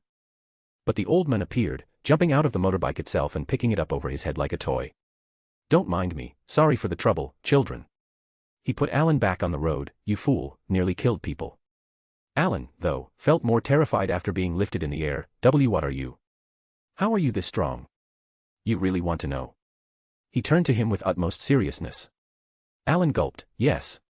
He revealed his secret, then listen, 2 glasses of milk, 4 eggs, 1 kilo of meat, 100 kilometers of running, 10,000 push-ups, pull-ups and sit-ups every single day. Oh, one more thing, do not masturbate. What? I lost it after eggs. Yes, eat 2 and don't empty the 2 attached to you. Underscore. Chapter 84. Natives. Today on the news, Alan Turing ain't good at turning. Mr. President was seen teaching how to ride the motorbike to his adopted son, the great scientist of our time, Alan Turing, but it seems he's a better codebreaker and computer engineer than a driver. On the next news, the Soviet Union issued yet another statement warning of nuclear retaliation after Mr. President went to northern Afghanistan to inaugurate the Afghan Pak Indo gas pipeline built from American investment to uplift the region. The Soviets called it a farce to get inside the Tajik Soviet Socialist Republic, an occupied state of the Soviet Union. But yet again, Mr. President laughed and ignored the warning. Coming up after the break, who is the goodest boy in the world? It's the mayor of Washington, D.C. Hector was working in his office in the White House, writing various bills to make his loyal men propose them in Congress. Beside his table was another television with a live feed from Mooney's office in the John Wilson building. He wanted to make sure that nobody misused the authority of his fluffy son. Mooney was currently in full professional mood, wearing a cute blazer, fake glasses, and a tie. He would actually read all the documents and then stamp his paw on them whenever needed. If he's unhappy, he'll smack the document away. Hector couldn't always be there to translate, Logan had limited ability. Still, Jean came every day after school to help. At other times, there was a hotline to the Oval Office for Mooney to call whenever he was fed up by the incompetent fools working under him. Mooney would mostly bitch about them though, calling them names. He had already picked his favorite and hated people. The janitor was well cherished as she gave him treats, the assistant too, but he hated the accountant and would often leave his saliva on his seat to later accuse him of wetting his pants, but poor Mooney, it instead healed his enemy's hemorrhoids. But on a bright note, the men became as kind as a saint from then, so his bad mood and attitude were probably due to his ass. Woof, bow bow. Mooney spoke on the phone. Hector chuckled, haha, don't go in heat on me now, son. So what if you saw a hot female husky on the street? Just wait, I will get you a space doggo wife, she will be a mix of hot and strong. He advised, but soon felt disgusted. Arg. I can't believe I'm saying all this. Sigh things you do for your son. Woofy. Really? Mooney asked, his ears perked up. Yes, I will. Now get back to work, your lunch break is over. He ordered in a tougher tone. Being a good boy, Mooney pressed the giant red button on the table to cancel the call and got back to work. But just then Jean arrived and he got busy getting a head massage from her. Life was sweet like honey. Back in the White House, Hector had already planned when he was going to quit being the president and also his way into space.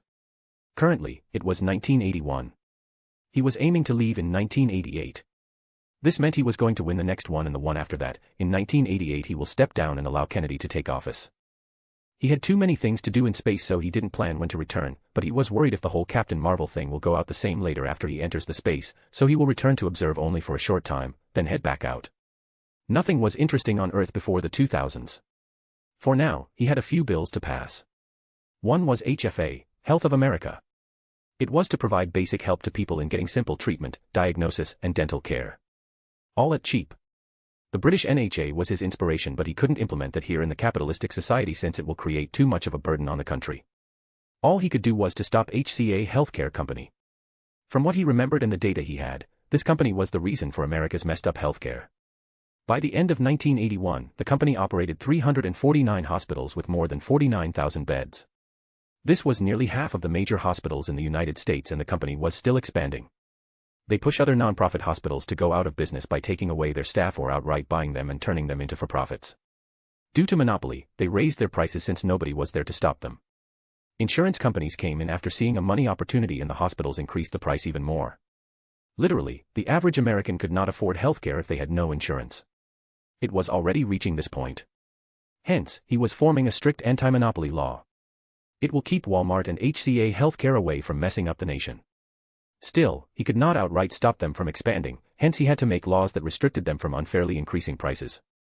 He can only hope that generations of the next president don't fuck things up. Rupert, this is the Health of America bill, put it up for the next session.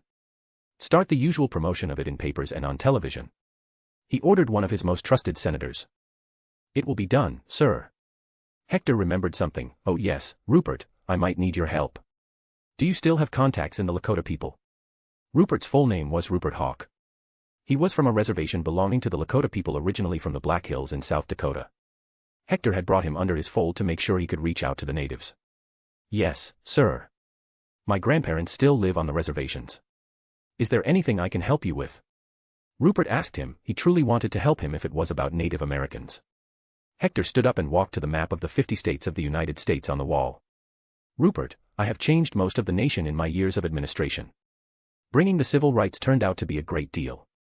Now the differences between blacks and whites are mostly non-existent. But, I still see the pain in this land, that is of the Native Americans.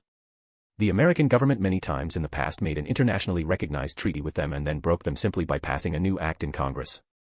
I feel it's a disservice done to the people we should have tried to befriend the most. After all, the reason any conquerors fail is due to non-compliance with locals. Luckily, here in America, we just had too much firepower for them to oppose us. I want to mend some holes in our society before I retire. So, I need you to take me to your tribe's leader. I have an offer that they will likely not refuse. Rupert didn't move for 10 seconds, seemingly stuck in his place. But, he heard something else that concerned him. You are going to retire, sir. He laughed in his old voice and patted the man's shoulder. Yes, but not in this term, or the next, but I will retire soon. So, will you take me? Of course, I will take you wherever you want to go, Mr. President. When do we leave? Right now, the chopper is ready. We just need to pick Mooney and his translator, Jean. He blurted and walked out.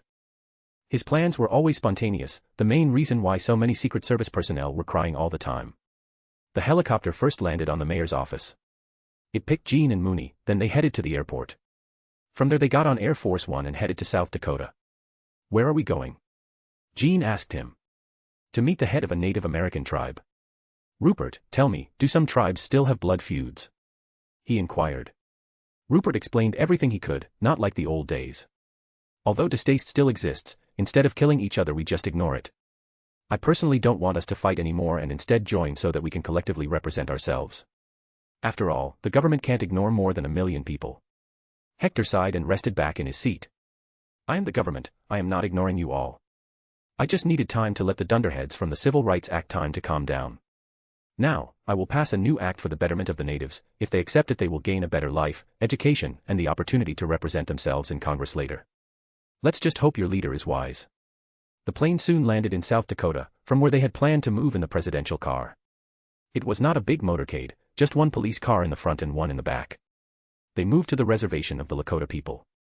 No law enforcement was allowed to enter the reservation without notice or probable cause, so the police stopped outside and Hector moved straight in. He had the privilege of going anywhere as he was the president of the nation. Just stop in front of that gate, we need to go on foot inside, Rupert directed them. Hector pulled the car to the side of a large wooden door made between a wooden fence. The town seemed to look like any other normal rural town in the country, the only difference was the people, their features and dressing were different. Still, most buildings were normal, made of wood and modern standards. The people wore modern clothes, but hats were popular. There were a few large conical huts though. Rupert took him to one of them while saying hello to his old friends. But as soon as they would see Hector, people would freeze in shock. They had seen him enough in papers and television but seeing the real thing was different. Rupert went ahead and entered, only to return soon after. The chief is not inside but they ask us to sit in until the chief returns. There are a few elders inside. Hector nodded. Rupert, why don't you show Mooney and Jean around until then? He went inside and saw a fireplace in the middle of the tent. There was a kettle hanging over the fire, while around the fire were various rugs made from animal wool. It was a very cozy and wholesome environment. A/N, since a lot of you missed yesterday, the FL is going to be Immortal Wonder Woman from the comic future state, Immortal Wonder Woman. In this, she is 100,000 years old and still freaking hot. Due to phenomena similar to the anti-life equation, the entire universe got erased, leaving only her alone. It was a tragic tale for her. How she ends up in the Marvel universe where Hector is will be interesting. Check out the paragraph comment to see how she looks. Chapter 85. Kill or not to kill. 2 elders were sitting, each wearing loose hippie clothes, their hair was tied on their backs and had bird feathers on them. They were also holding what he ascertained was a hookah. Can I take a puff? He asked them in their native tongues. The 2 men nodded and handed him the pipe. Hector took a puff. Good stuff. As always, guys who live in nature will have the best natural weed. Who are you, friend? One of the elders asked. The man was missing 2 of his front upper incisors. Hector chuckled. Oh, I'm just a guy who runs a certain government office, nothing too important. I came to meet Eagle Flies, your chief. Another man from the government. Are you not too old to be working for those leeches? The other elder asked. Well, things you do to feed your family, he shrugged. But the 2 elders nodded heads at their answer. True, anybody would do anything for their children. That is the law of nature. The cycle of birth, growing and forging another life. Humans are made so beautifully, yet so much cruelty is hidden inside. The elders started to talk with each other. At that point, the chief arrived, and behind him was Rupert. Chief, this is the President of the United States, he wanted to meet you. Hector stood up to shake hands. Good to meet you, Eagle Flies. I'd be a mad fool to not know who you are. We indigenous people respect you deeply for bringing us civil rights and even the right to vote for us. You allowed us to get insurance and join various government schemes, it allowed many of our children to reach out. My grandson here, Rupert, is a fine example. He's a big senator now. Eagle Flies showed his appreciation and respect. Good to know that. You most likely saw Mooney, he's like a son to me. There is also Jean Grey, she's like a granddaughter to me. Please forgive them if they don't know about your society. He apologized in advance as they took seats on the ground. What made the president come here today? I thought we wouldn't have to move from this land finally. Eagle Flies surely had sarcasm in his tone. Hector had seen it before in many, the man was frustrated. No need to move. I came here to make a deal with you, one that can help you uplift from poverty, provide quality education and healthcare to your young ones. I want a united America, that's all. I feel you, Mr. President, but it's hard to trust anything the US government says.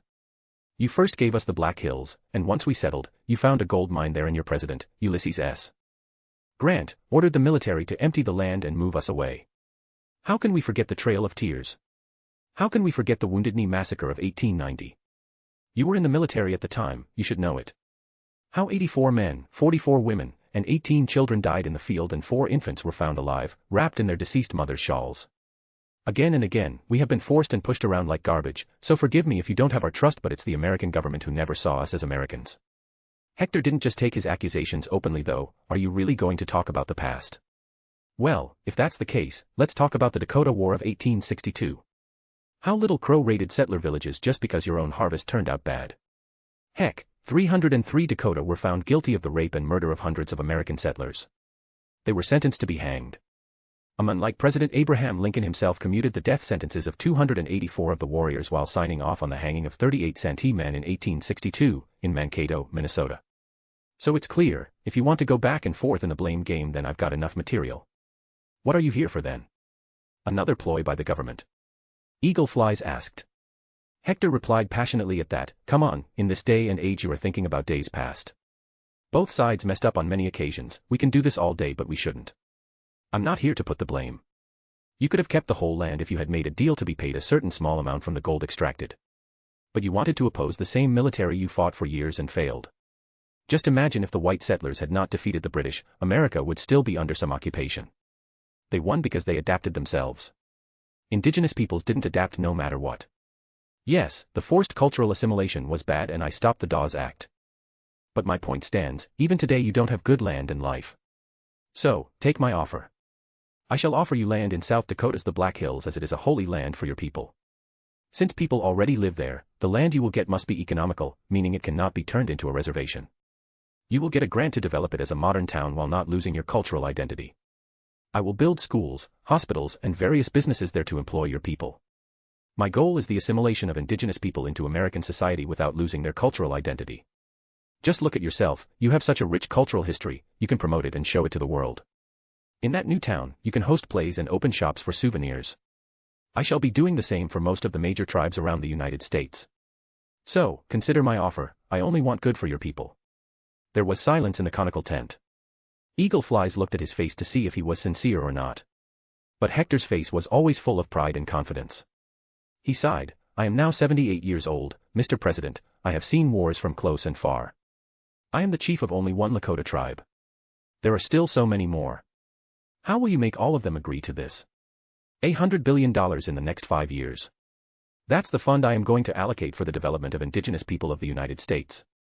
Help you settle towns as economic zones in your ancestral lands as long as you all sign that you will not infiltrate other nearby lands and harm the people. Look at the success of the colored people with my educational policies. I have uplifted more people out of poverty than all presidents combined. Only you all are left. You are the first, the focal point. If you agree, then I want you to be my arrowhead that leads me into talks with other tribes. I already speak each and every native language, there won't be too much miscommunication. Hector assured Eagle Flies. He had been preparing to do this for a while now and it was finally time. Woof woof. Mooney's barks resounded from outside. Hector got up and went out to see. Behold, he was playing volleyball with the tribesmen. Jean was openly using her powers to hover the ball.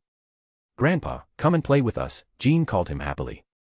Eagle Flies looked at her, she's a mutant. No, not mutant, she's gifted with extraordinary abilities. He corrected him. Eagle Flies smiled, it's pleasing to know the head of the country feels this way about them. We too consider them gifted by nature. Then you have even more of a reason to join me, as I will one day bring civil rights for them too. Make sure you think about my proposal and tell me your decision. I need to take my leave. Hector proceeded out. Wait a minute, Mr. President. You came to our home for the first time. As a show of respect, we can't let you go back empty-handed. So accept this, my fourth son handcrafted it. Eagle Flies presented him with a long item wrapped in cloth. Hector opened it to look. Whistle, this is beautiful. I guess I shall use it every day from now on.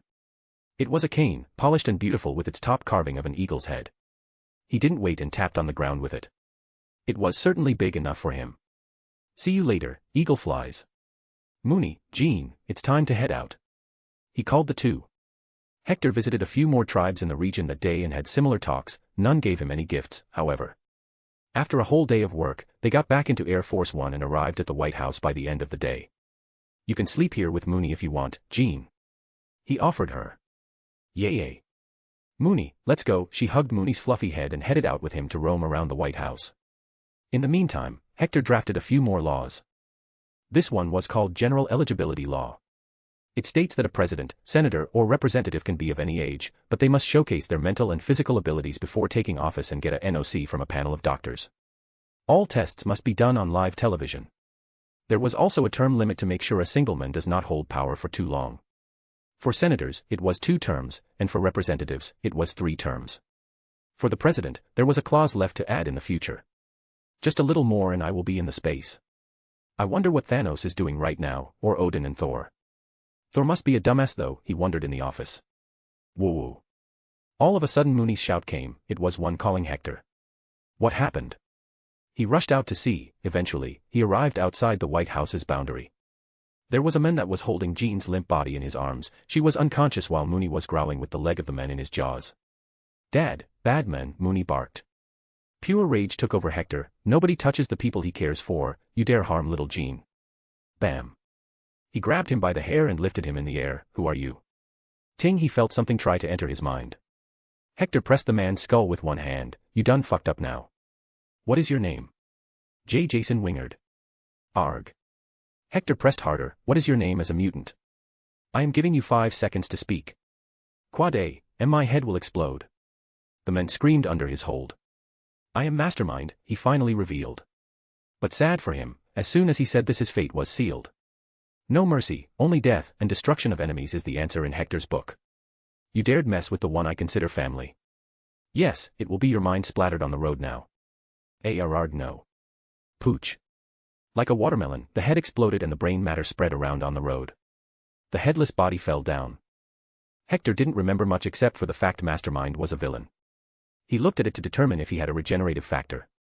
But it seemed not to be the case. What did he do to Jean? He quickly lifted her in his arms. He shows bad illusions. Her parents are dead, bloody everywhere. Mooney told him everything with barks. Poor child, it must have triggered something in her head. Jean's mind is the most vulnerable part of her body. That is what all bad guys want to control. It seems she needs some serious training to fight and protect herself. Mooney, pack your bags, we are going to the Bald Man. It's time X-Men come into existence for their own safety. Soon enough, he was in a car to the academy. Jean just woke up and hugged Hector, sobbing silently. Grandpa, I saw sad things. He caressed her red hair and patted her back. Mooney too snuggled near her and gave her warmth. It's okay, he was a bad man with the ability to show illusions. Jean, remember I told you that you had great powers in you. Aha, you said I can be very strong. She remembered. I will start training you now. You have great powers in you and that's why many bad people are attracted to you to catch you and control you as their pawn to use for bad deeds. I don't want that, so I will make sure you can beat all the bad guys by yourself. She hugged him tighter. I don't want to kill people. There are many ways to neutralize an enemy without killing, Jean. But sometimes, you have to kill. Think of this as an example. You catch a bad man and put him in prison instead of killing him. He escapes and kills hundreds of innocent people. Who is responsible for those 100 deaths? He asked her the question that should be in Batman's head at all times. She stayed silent for a while, but the logic was clear. I will be partially responsible. Exactly, this is why I kill my enemies, because leaving them alive can cause more damage not only to others but also to my mental health. But you are very small for thinking about killing. When you grow up you can make a decision. Until then, your grandpa will keep you safe. He ended the small talk by patting her head and letting her sleep like a little kitten on his lap, her head resting on his mighty chest as he caressed her hair to keep her calm. Mooney too slept beside her. Thank God the car was a limousine and had enough space for them all. Chapter 86, 86. Adamantium. It turns out, using a cane was not a very good idea after all. As soon as Hector started using the cane for all his travel because he liked it, a lot of speculative news started playing in media all around the world. News. Is Mr. President getting older? Is age finally catching up to him? We asked people on the streets what they thought about the recent photo of President Washington. Reporter: Sir, what do you think after seeing this photo? A middle-aged woman: is this really him? No. Please, he can't leave us.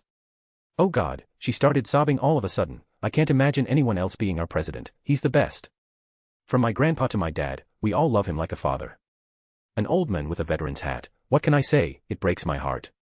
I served alongside him in Germany, Korea, and Vietnam. He is the most honorable man, but I can feel him. He's been doing such a marvelous job for so long. If it was me, I'd have left the job long ago. We used to call him Old Father, we still do. I hope he takes care of his health. An African-American man in a business suit: honestly, I will pray to God he gets my remaining life. The world will be crap without him. Maybe he's just using the cane for fashion. Look at it, it is the bomb. A 13-year-old kid, OH. It's Grandpa President. My mom and dad told me a lot about him. I wish he lives for 1,000 more years, he's the best. He even replied to the birthday card I sent him once. Back in the studio, the old news anchor was seen clearing his watery eyes. There you have it, folks. President Washington may be getting old, but is America ready to handle the pain of him leaving us? I can tell you about myself, absolutely not. News end. What the fuck is this? Hector cursed as he saw the news on the television in his office. The pen fell from his hand in shock. How is it that only one man gets it? Damn right, I think it's cool. Bam. Bad news, Kennedy barged in. Some KKK knockoffs burnt a school bus. They took out all the kids first, but one of them was asleep and died. Hector got up, taking out his gun from the drawer. Where? Louisiana, Kennedy replied. Race of the kid? He inquired. White, Kennedy answered. Hector glared at the map. Let me guess, this was not their main target, right? What were they demanding? They have been banned for decades and it's the 1980s, for God's sake. They wanted segregation to be reinstated. But there is more to it. I used some of my family contacts. This case might not be racially motivated. It's probably deliberately done to start riots to tarnish your image. One name comes behind all this: Edison Motors. All these men that were arrested got money from this company credited to their account. And guess what? Edison Motors got hit by your recent attack on anti-monopoly laws and CATSA. Their business has suffered. Kennedy briefed him. Hector sneered. Truly, bad capitalism had no limits to how dirty it could get. But this time a white kid died, so their plan backfired. I will not let the poor boy's death go in vain. It's time all races unite against this crap. Gather all evidence against the company.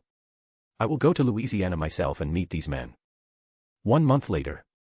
In a high-voltage drama, the CEO and creator of Edison Motors was sentenced to death by the district court, along with 7 other men who were responsible for the burning and the death of a kid and attempted murder of 20 more children.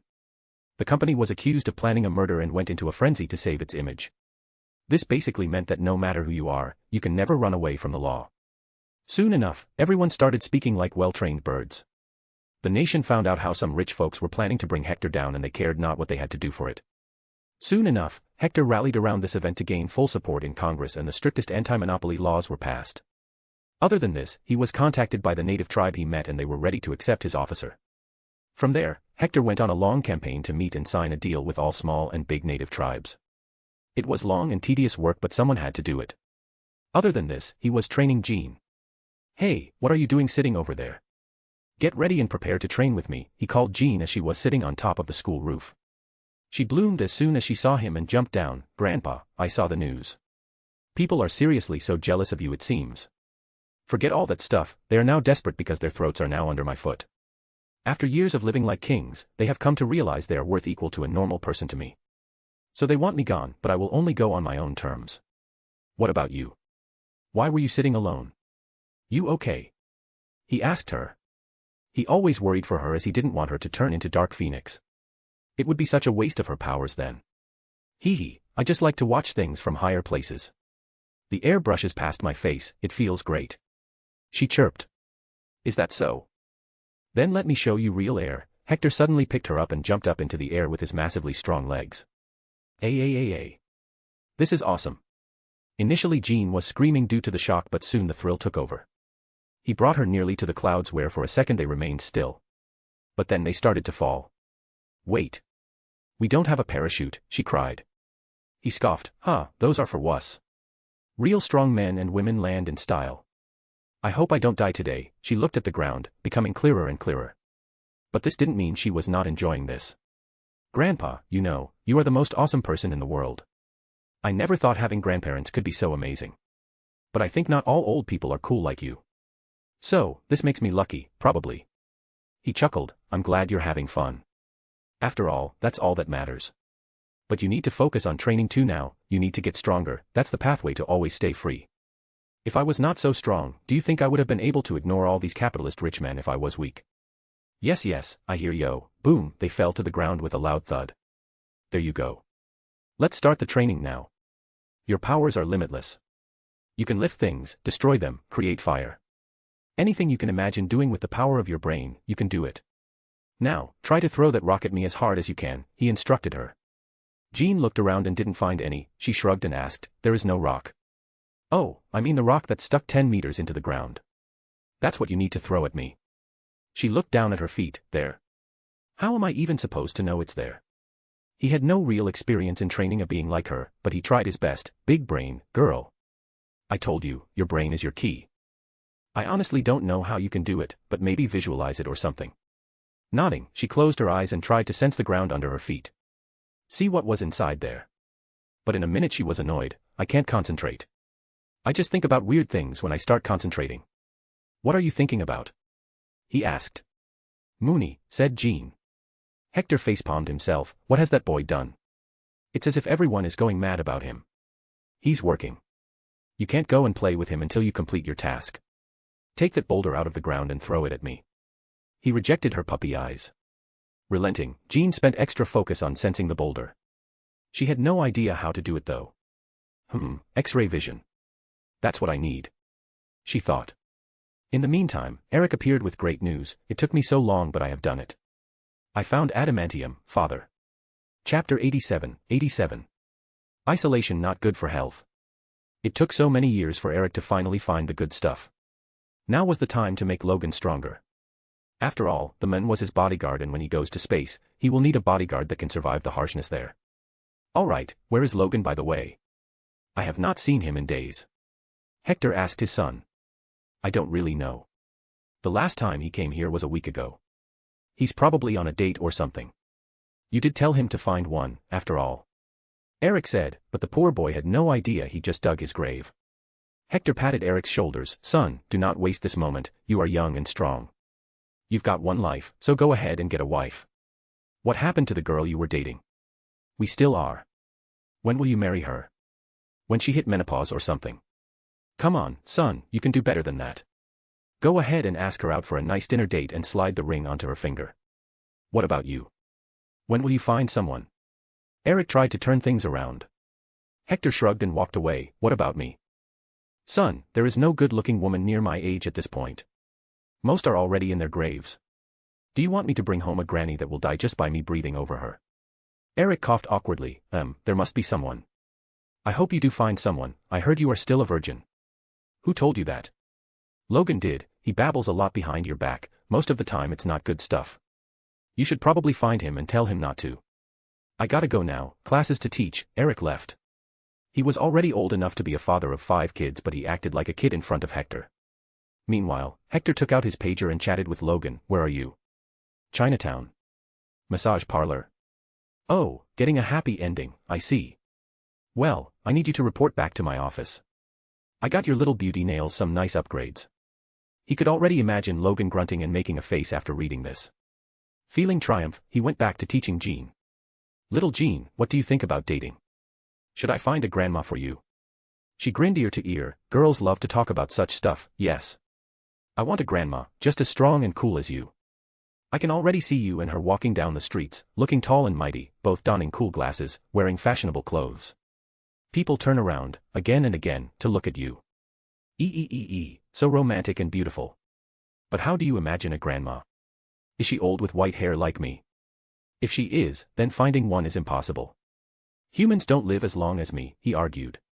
She walked to him and climbed over his back, since to his tall and muscular form, even 14-year-old Jean was like a toddler. Well, you told me that the space is full of aliens, there must be someone old like you and still very pretty.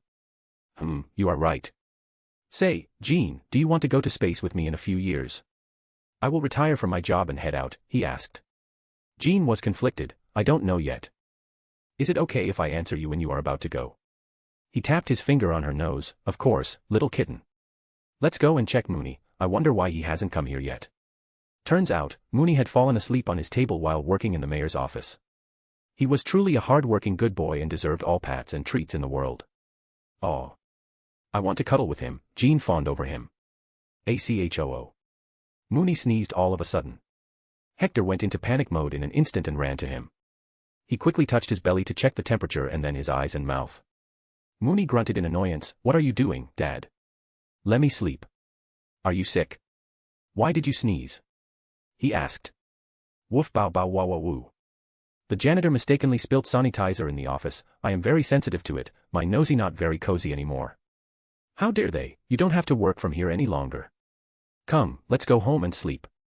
The White House is our house, boy. Jean, are you staying or going back to school? I will stay. She jumped onto the fluff ball called Mooney. He was so big and his fur so fluffy that Jean nearly disappeared. The next day, Logan arrived at the White House. Turns out, he was on the West Coast all this time and had to catch a military plane to reach here. Hector didn't waste a moment. Hee, are you ready to get some upgrades, my kitty boy? Do you want me to throw up all the whiskey I drank? Sure, but only if you're ready to lick it clean afterwards. Hector eyed him with fiery eyes as if daring him. Try it, boy. You'll pay the price for dirtying my carpet. Where are we going? Hector took out the Godpad Pro tablet and set the destination to Funhouse Dimension. Mooney was back in school for gifted kids, teaching there, so it was just them. Come and stand close to me, we are going to my secret hideout. Whoosh. As soon as Logan touched this shoulder, they disappeared.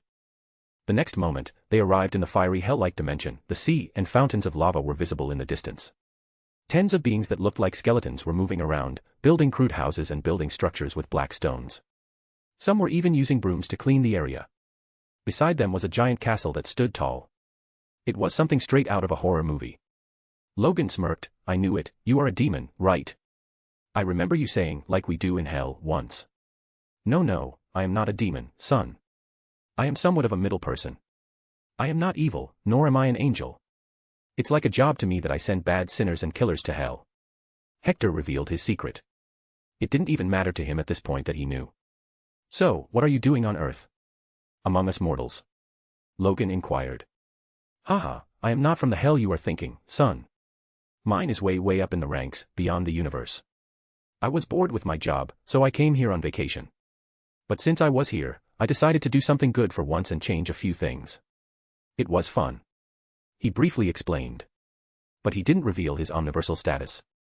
Logan whistled. You are one crazy senile man. Your idea of a vacation is running a nation, entering politics and fighting all wars in the world. Then I wonder what your idea of work is. Says the man whose idea of work is to drink himself until his liver fails and then repair itself. Now get in there, kitty cat. I need to pump some fluid in you. He pushed him into the building. That sounds wrong.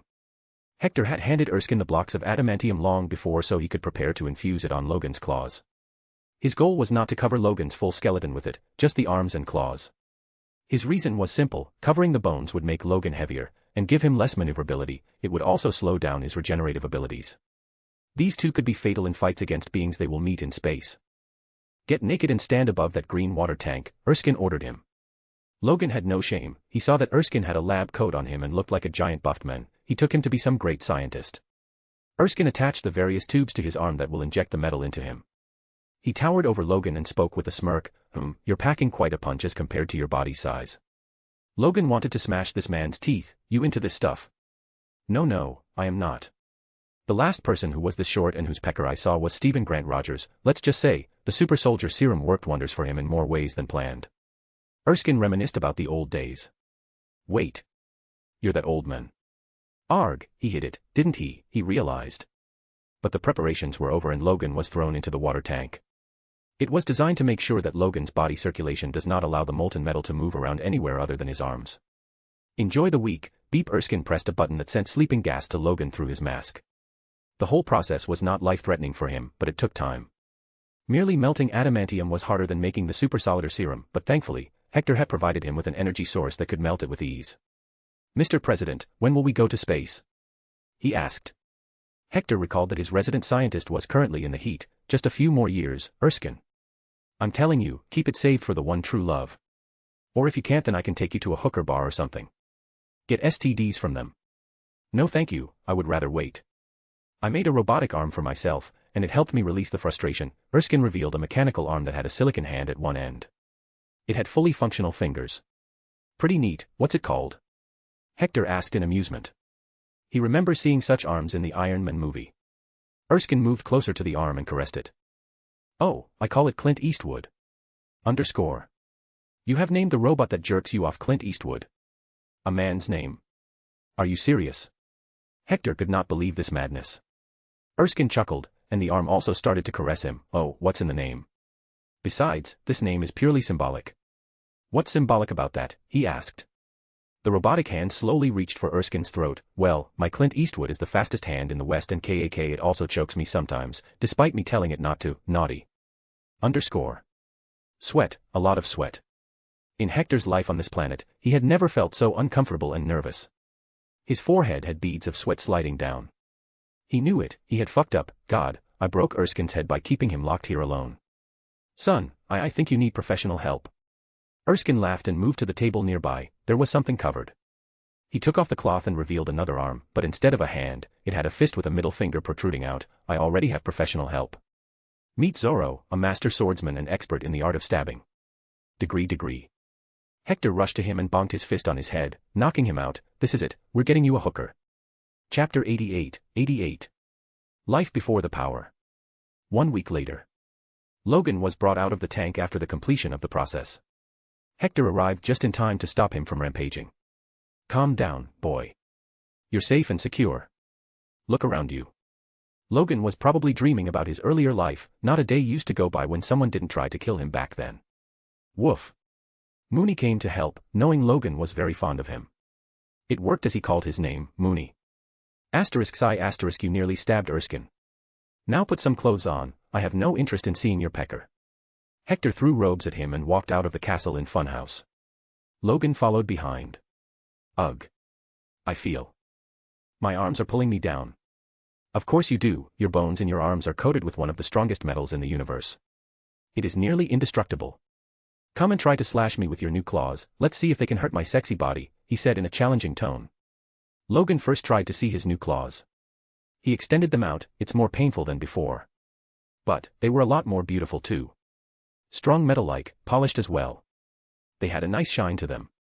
Before, his claws used to look like bones, now they were works of deadly art. "I like them," Logan commented. "Well, give it a try first, try to chop some stones or something," Erskine suggested. Logan walked to a boulder twice his size. Deciding to go full power, he swung his claws at it. Whistle. Hector liked it. It made no sound at all, and yet the boulder was cut into 3 pieces. Smooth like butter. Woof. Mooney also went ahead and slammed his body on a boulder, destroying it into pieces. He proudly stood. "See, I am strong too." "Haha, of course, you are, your booty slam killed so many in Vietnam." "But, Logan, fight me now," Hector said. He wanted to test the limits of his body and see if he could withstand one of the strongest metals in the Marvel Universe. "All right, old man. You asked for this." Logan leapt at him, both his claws aiming at him. It was his iconic move. Hector didn't move and let Logan attack. Slash. There was silence for a few seconds. Hector looked down at his stomach, a bead of sweat flowed down his forehead. "I need to get stronger now, it seems." Logan's both claws were resting inside his stomach, pierced through his skin, not as easily but still, if anybody has a weapon made of adamantium then they can possibly behead him. "Does it hurt?" Logan asked. "Yes, a bit. But I will heal in a matter of seconds. But I do need to get stronger it seems." "Erskine, you have a lot more adamantium left, right? I want to cover my whole skeleton with it, even Mooney's." Unlike Logan, my healing abilities are not biological but somewhat magical," he ordered. "Woo." Mooney was excited and started tippy-toeing. "I be Iron Mooney. Of course, you will be the goodest Iron Boy. But, I will need a short vacation from my job if I have to do this." Logan, you will be safeguarding Kennedy while he works as the acting president. Over the past 5 years, 500 assassination attempts have been made against me. Sad for them, they are never successful. Hector ordered him. But the good thing that came out of these assassination attempts was that now the Secret Service has work to do. After all, it didn't matter that the president was unkillable. If any attempt on the president's life was made, it was a failure for them. Hence, now they have started to work on building new technology and strategies to secure the president's surroundings. When are we heading to space? Logan inquired. In 88.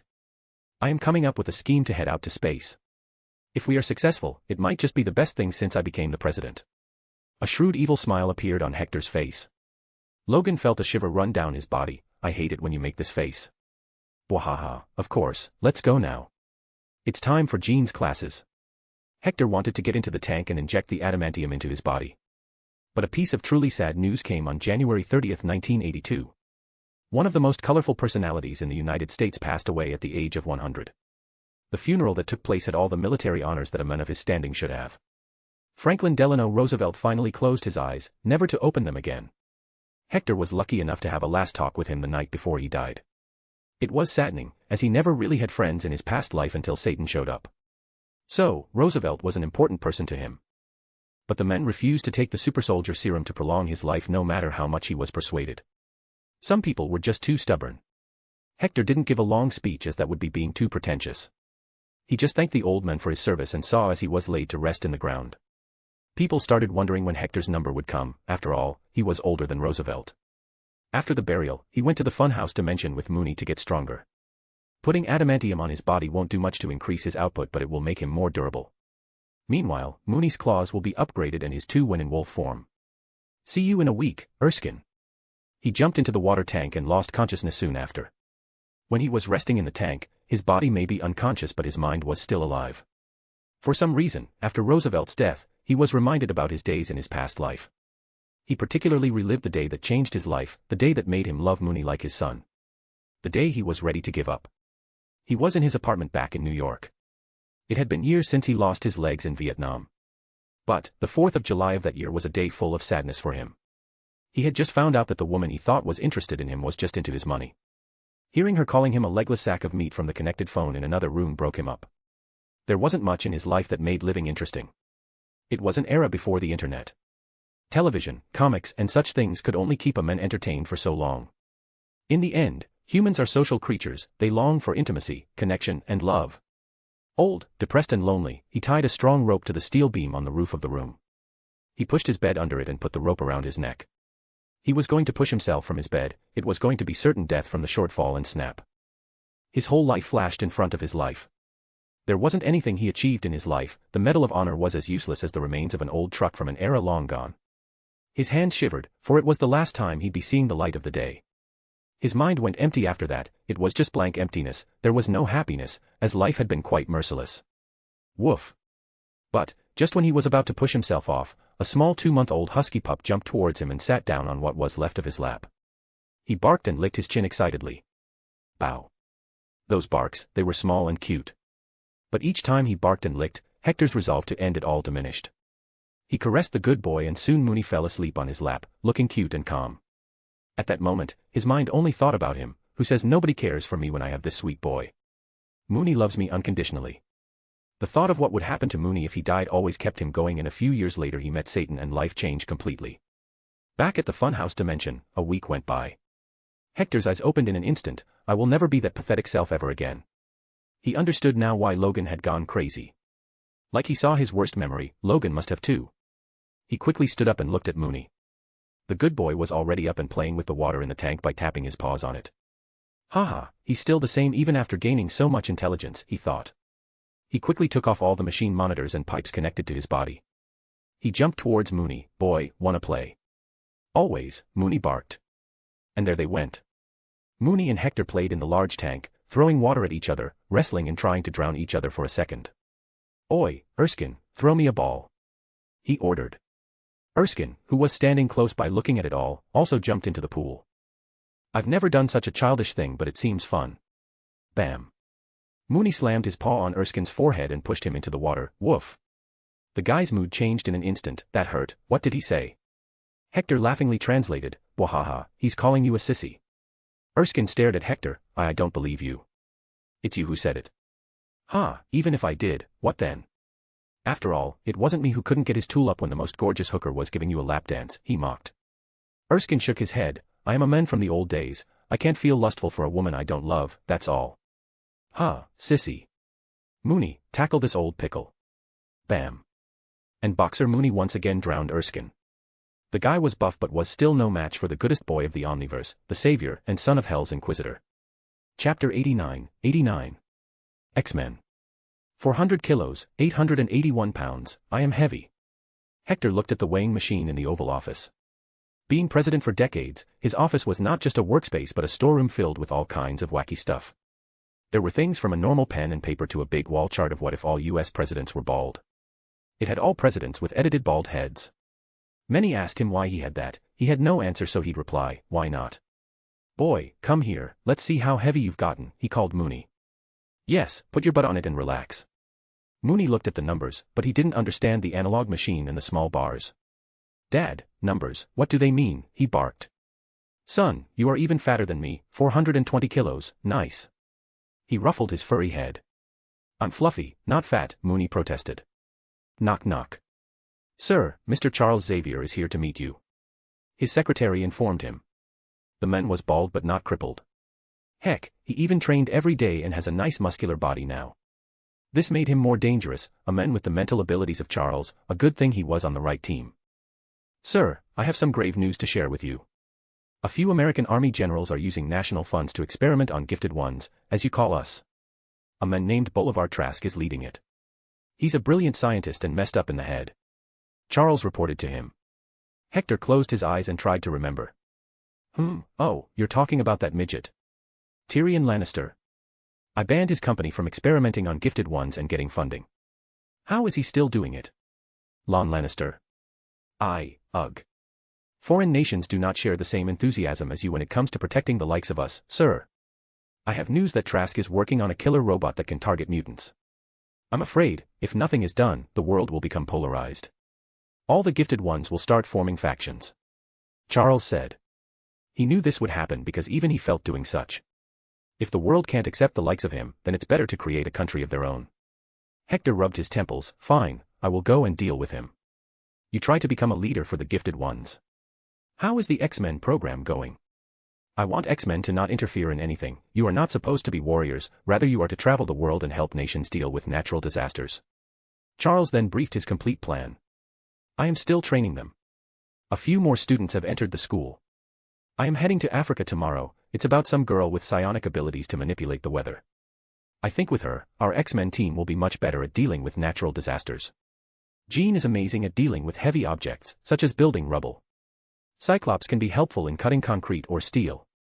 Iceman can help us deal with fires, and the Beast, well, he's smart. Hector had decided to form this team after much thinking. Initially, he was against using the kids that come to school for fighting, but later he felt that the gifted ones will need some good publicity in order for the world to accept them. But, making them fight other villains was not good. Fighting always brings damage to property, and sometimes the bystanders also die. Public anger then explodes on heroes, not villains. But in natural disasters, they will only be helping, not destroying things. Good. You need to start focusing on your political career as well. You need to enter the Senate before I retire in '88. Hector urged him. He didn't know if he could bring in mutant civil rights before he leaves, but by letting Charles become a senator he'd at least be bringing in some help. Charles soon left the office. Mooney headed to the mayor's office to do his job. With that, he also left to meet Bolivar Trask. Bolivar Trask was a weapons designer as well as the president and CEO of Trask Industries. Even from his early years as a research assistant, Bolivar always maintained a particular interest in the origin and evolution of humanity. Trask made it his goal to unlock the mysteries of human DNA. What he did not anticipate was the discovery of the X gene. The fool soon hypothesized the impending extinction of the human race. So, he decided to open a company and find ways to remove this segment of the population, as he felt that one day the mutants will be the dominant species on Earth due to all their powers. But, in Hector's view, like most other people on Earth, Trask had a myopic view of the world. He only saw Earth and not the universe. If he did, he would see mutants as the insurance policy of Earth's survival in the messed up universe filled with beings who can remove Earth's existence just by willing it.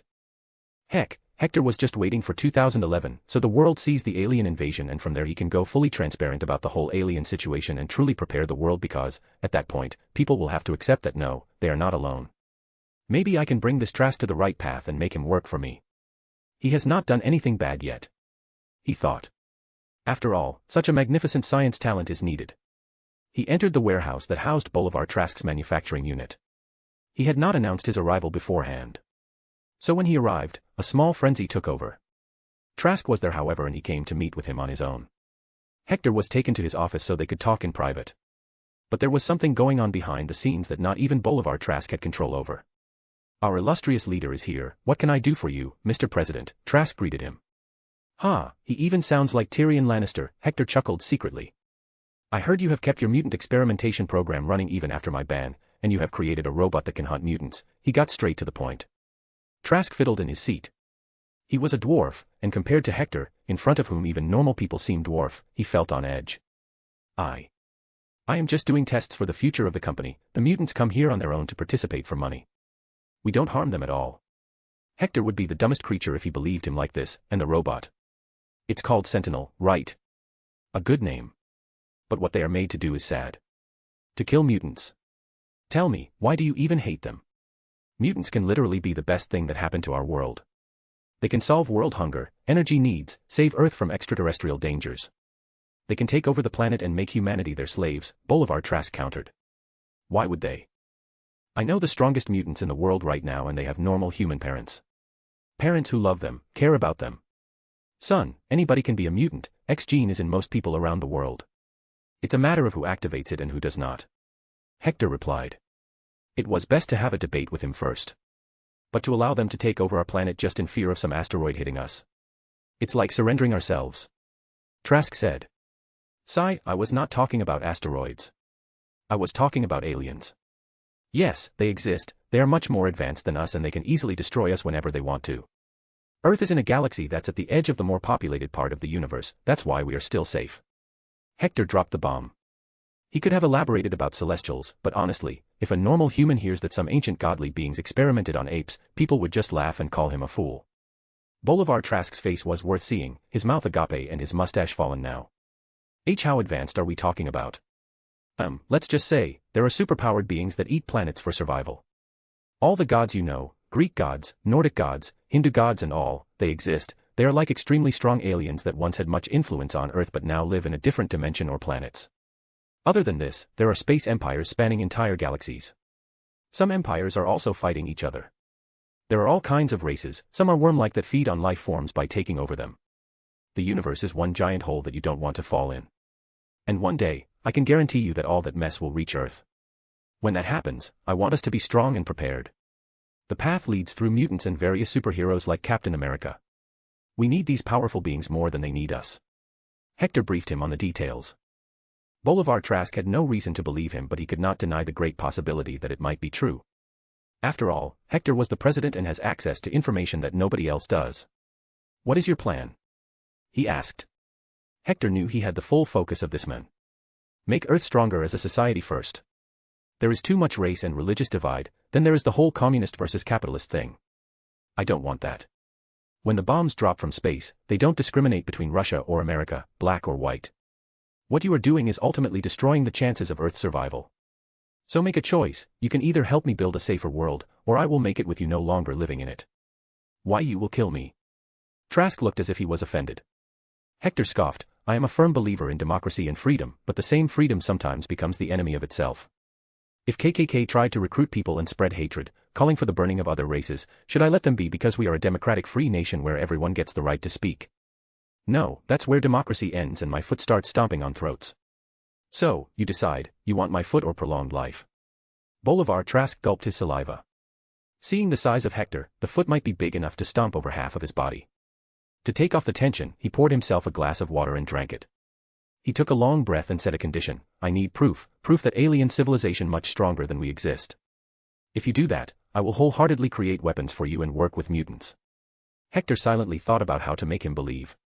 Are there any aliens on Earth right now? Probably. Were they in contact with the US government? No. There was still that spacecraft hidden in the orbit, but finding it was too hard for the limited tech he had. For that, you will have to wait until 1995. I can guarantee you that in that year you will see not just aliens but also their might. But until then, you need to scrap all the anti-mutant activities. To ensure that, you will sign this contract with me, Hector proposed.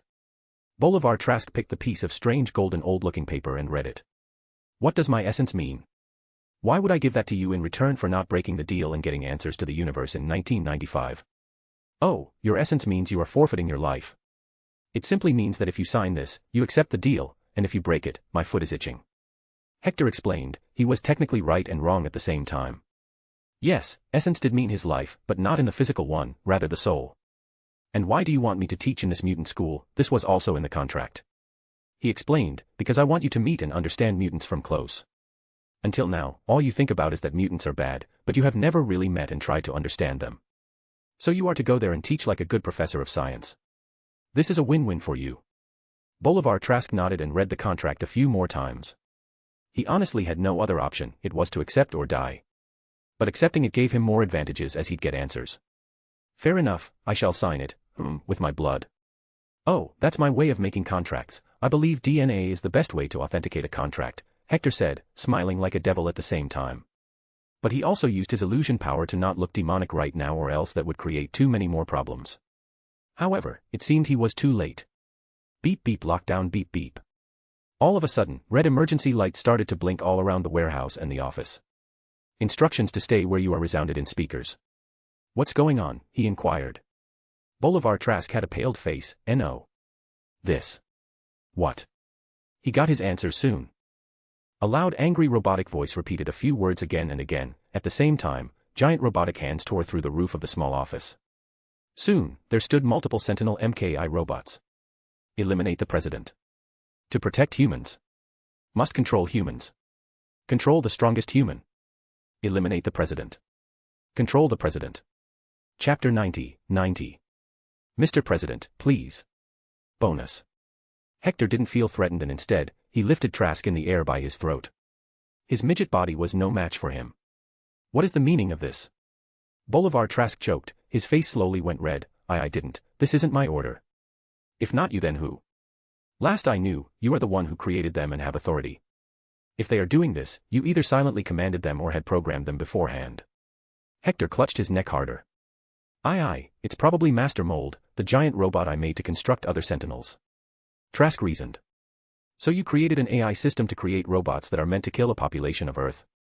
Great, what could go wrong? Your brain is on your knees, it seems.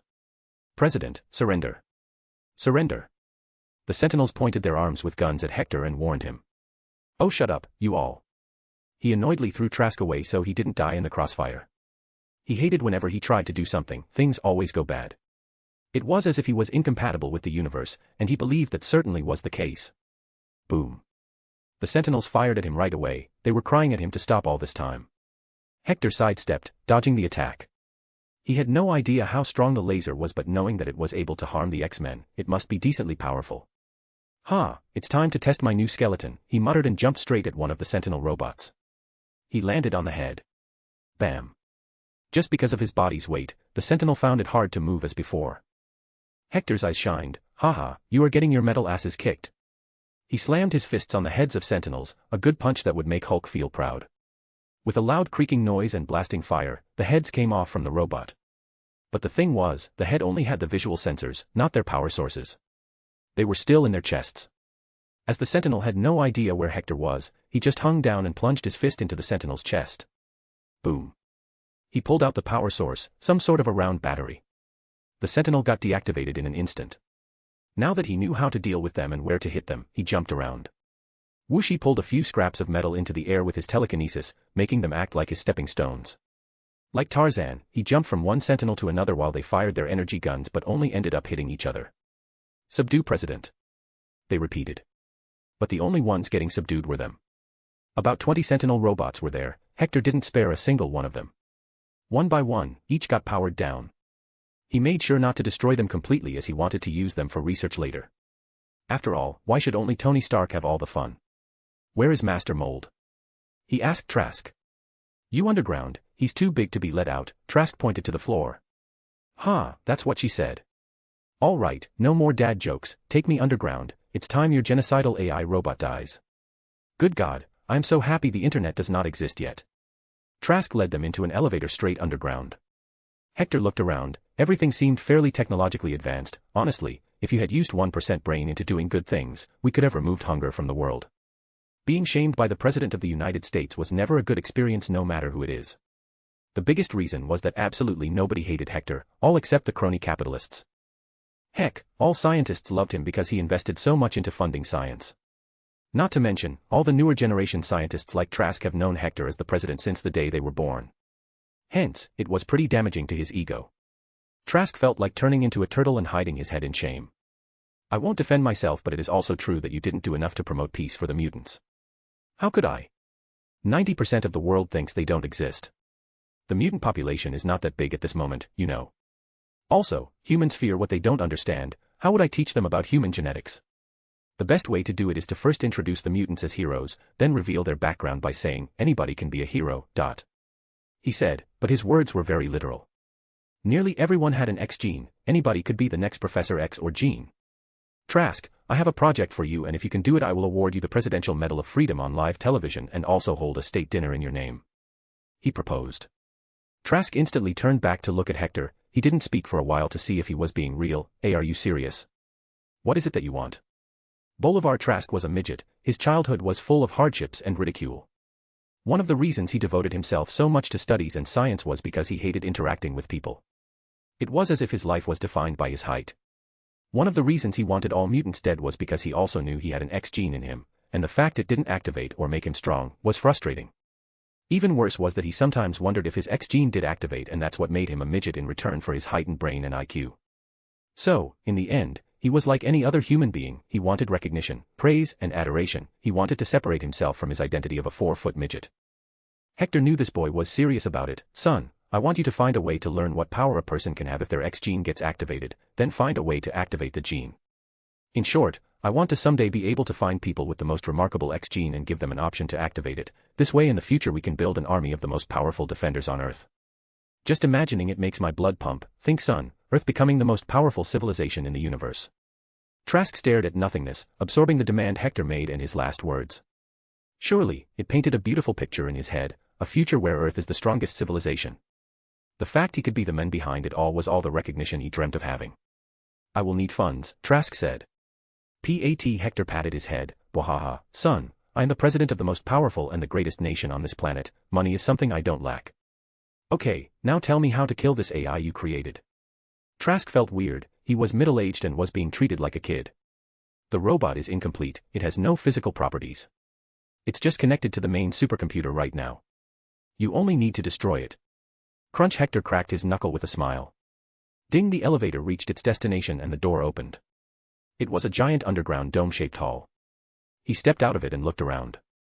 It was, for the most part, very dark, but the master mold had a head and it was lit up. Son, you stay here. He crouched slightly to ensure maximum push. Bam! His feet kicked off the ground with such intensity that they cracked the metallic floor. President smash. Boom! As soon as his fists fell on Master's mold's head, it cracked into tiny pieces and got engulfed in flames. Hector, as if he was joking around, shouted the names of his comical moves and went total berserk. President kick. President punch. President head smash. He turned every single piece of electrical equipment in the room into trash. There was no way that the AI can survive that. He wasn't even done. He took out his lighter from the pocket, cracked it open and spread around the gasoline. Then he threw a sparking wire on it. In an instant, the fire engulfed the giant hall, and all steel and plastic started to melt. In triumph, Hector showed a thumbs up to Trask. Let's go back up, kid. This place might explode at any moment. Trask felt like crying in reality. This was his life's work that got stomped on by the US president. It's still better than getting my skull stomped. He took solace in being alive and followed him back. The X-Men team was all ready and set to head out. Jean was 15 years old now. She had grown into a fine young pretty girl. Hector had warned her that if she dated bad boys then he would break some legs. She took her grandpa's words seriously.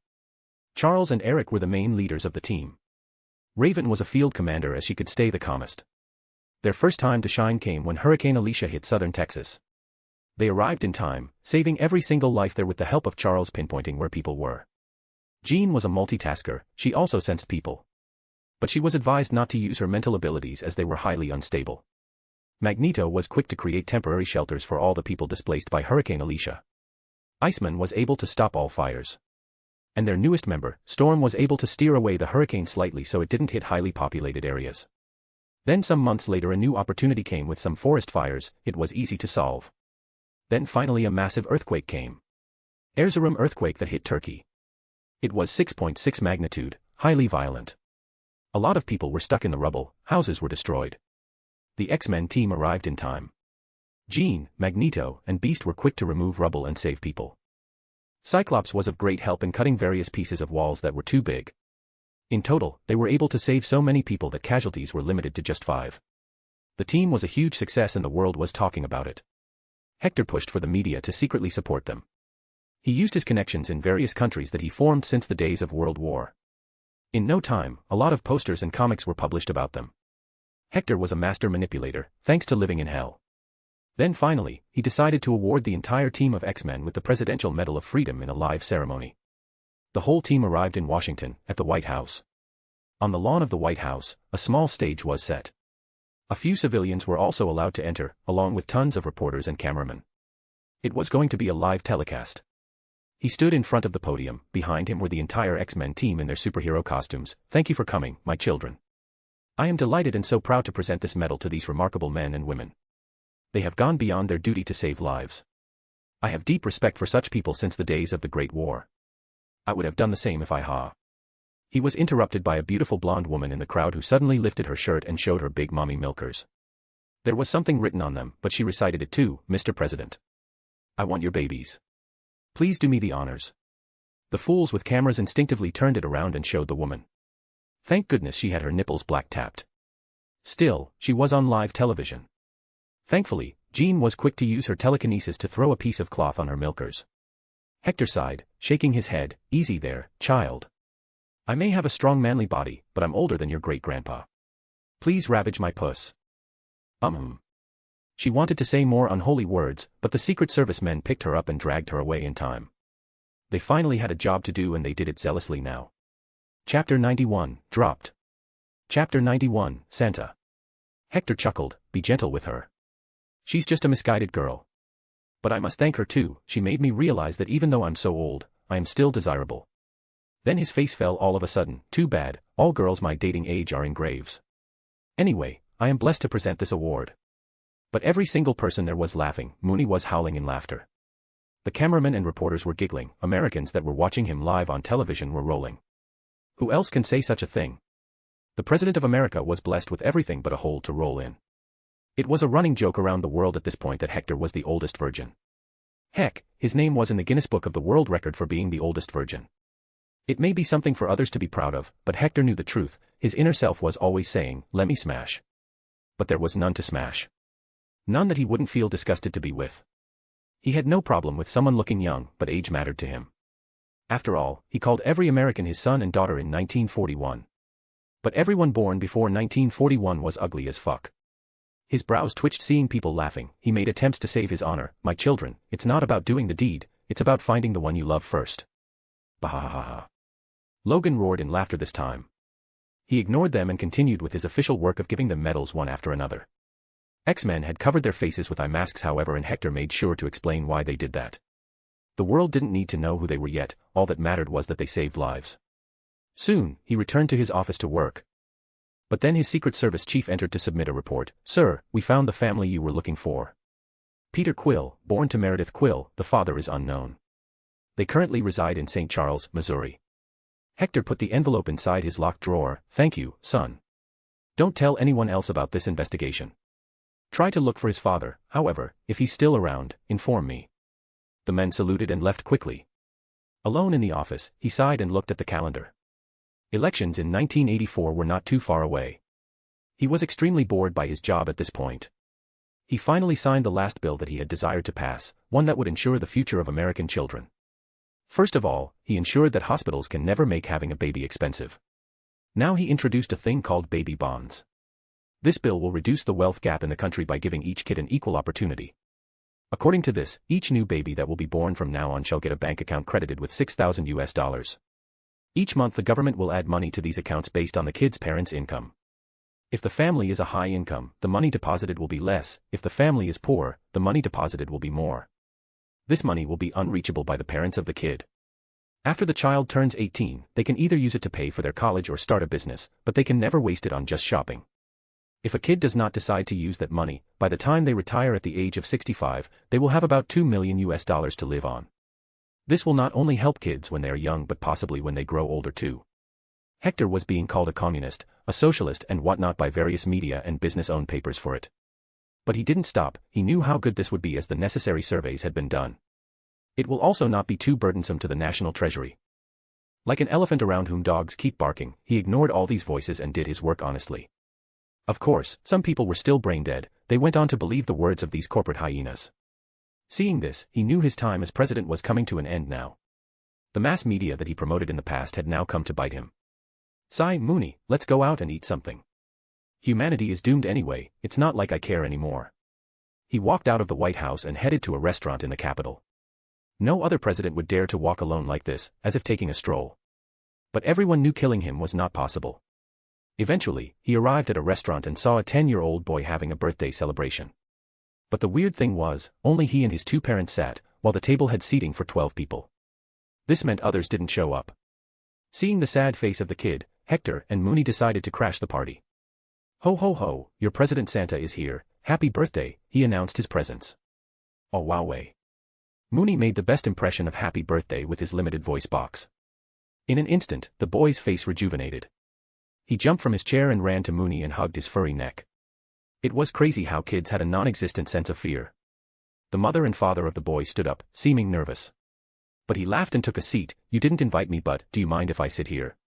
"Best birthday ever," the kid shouted at that.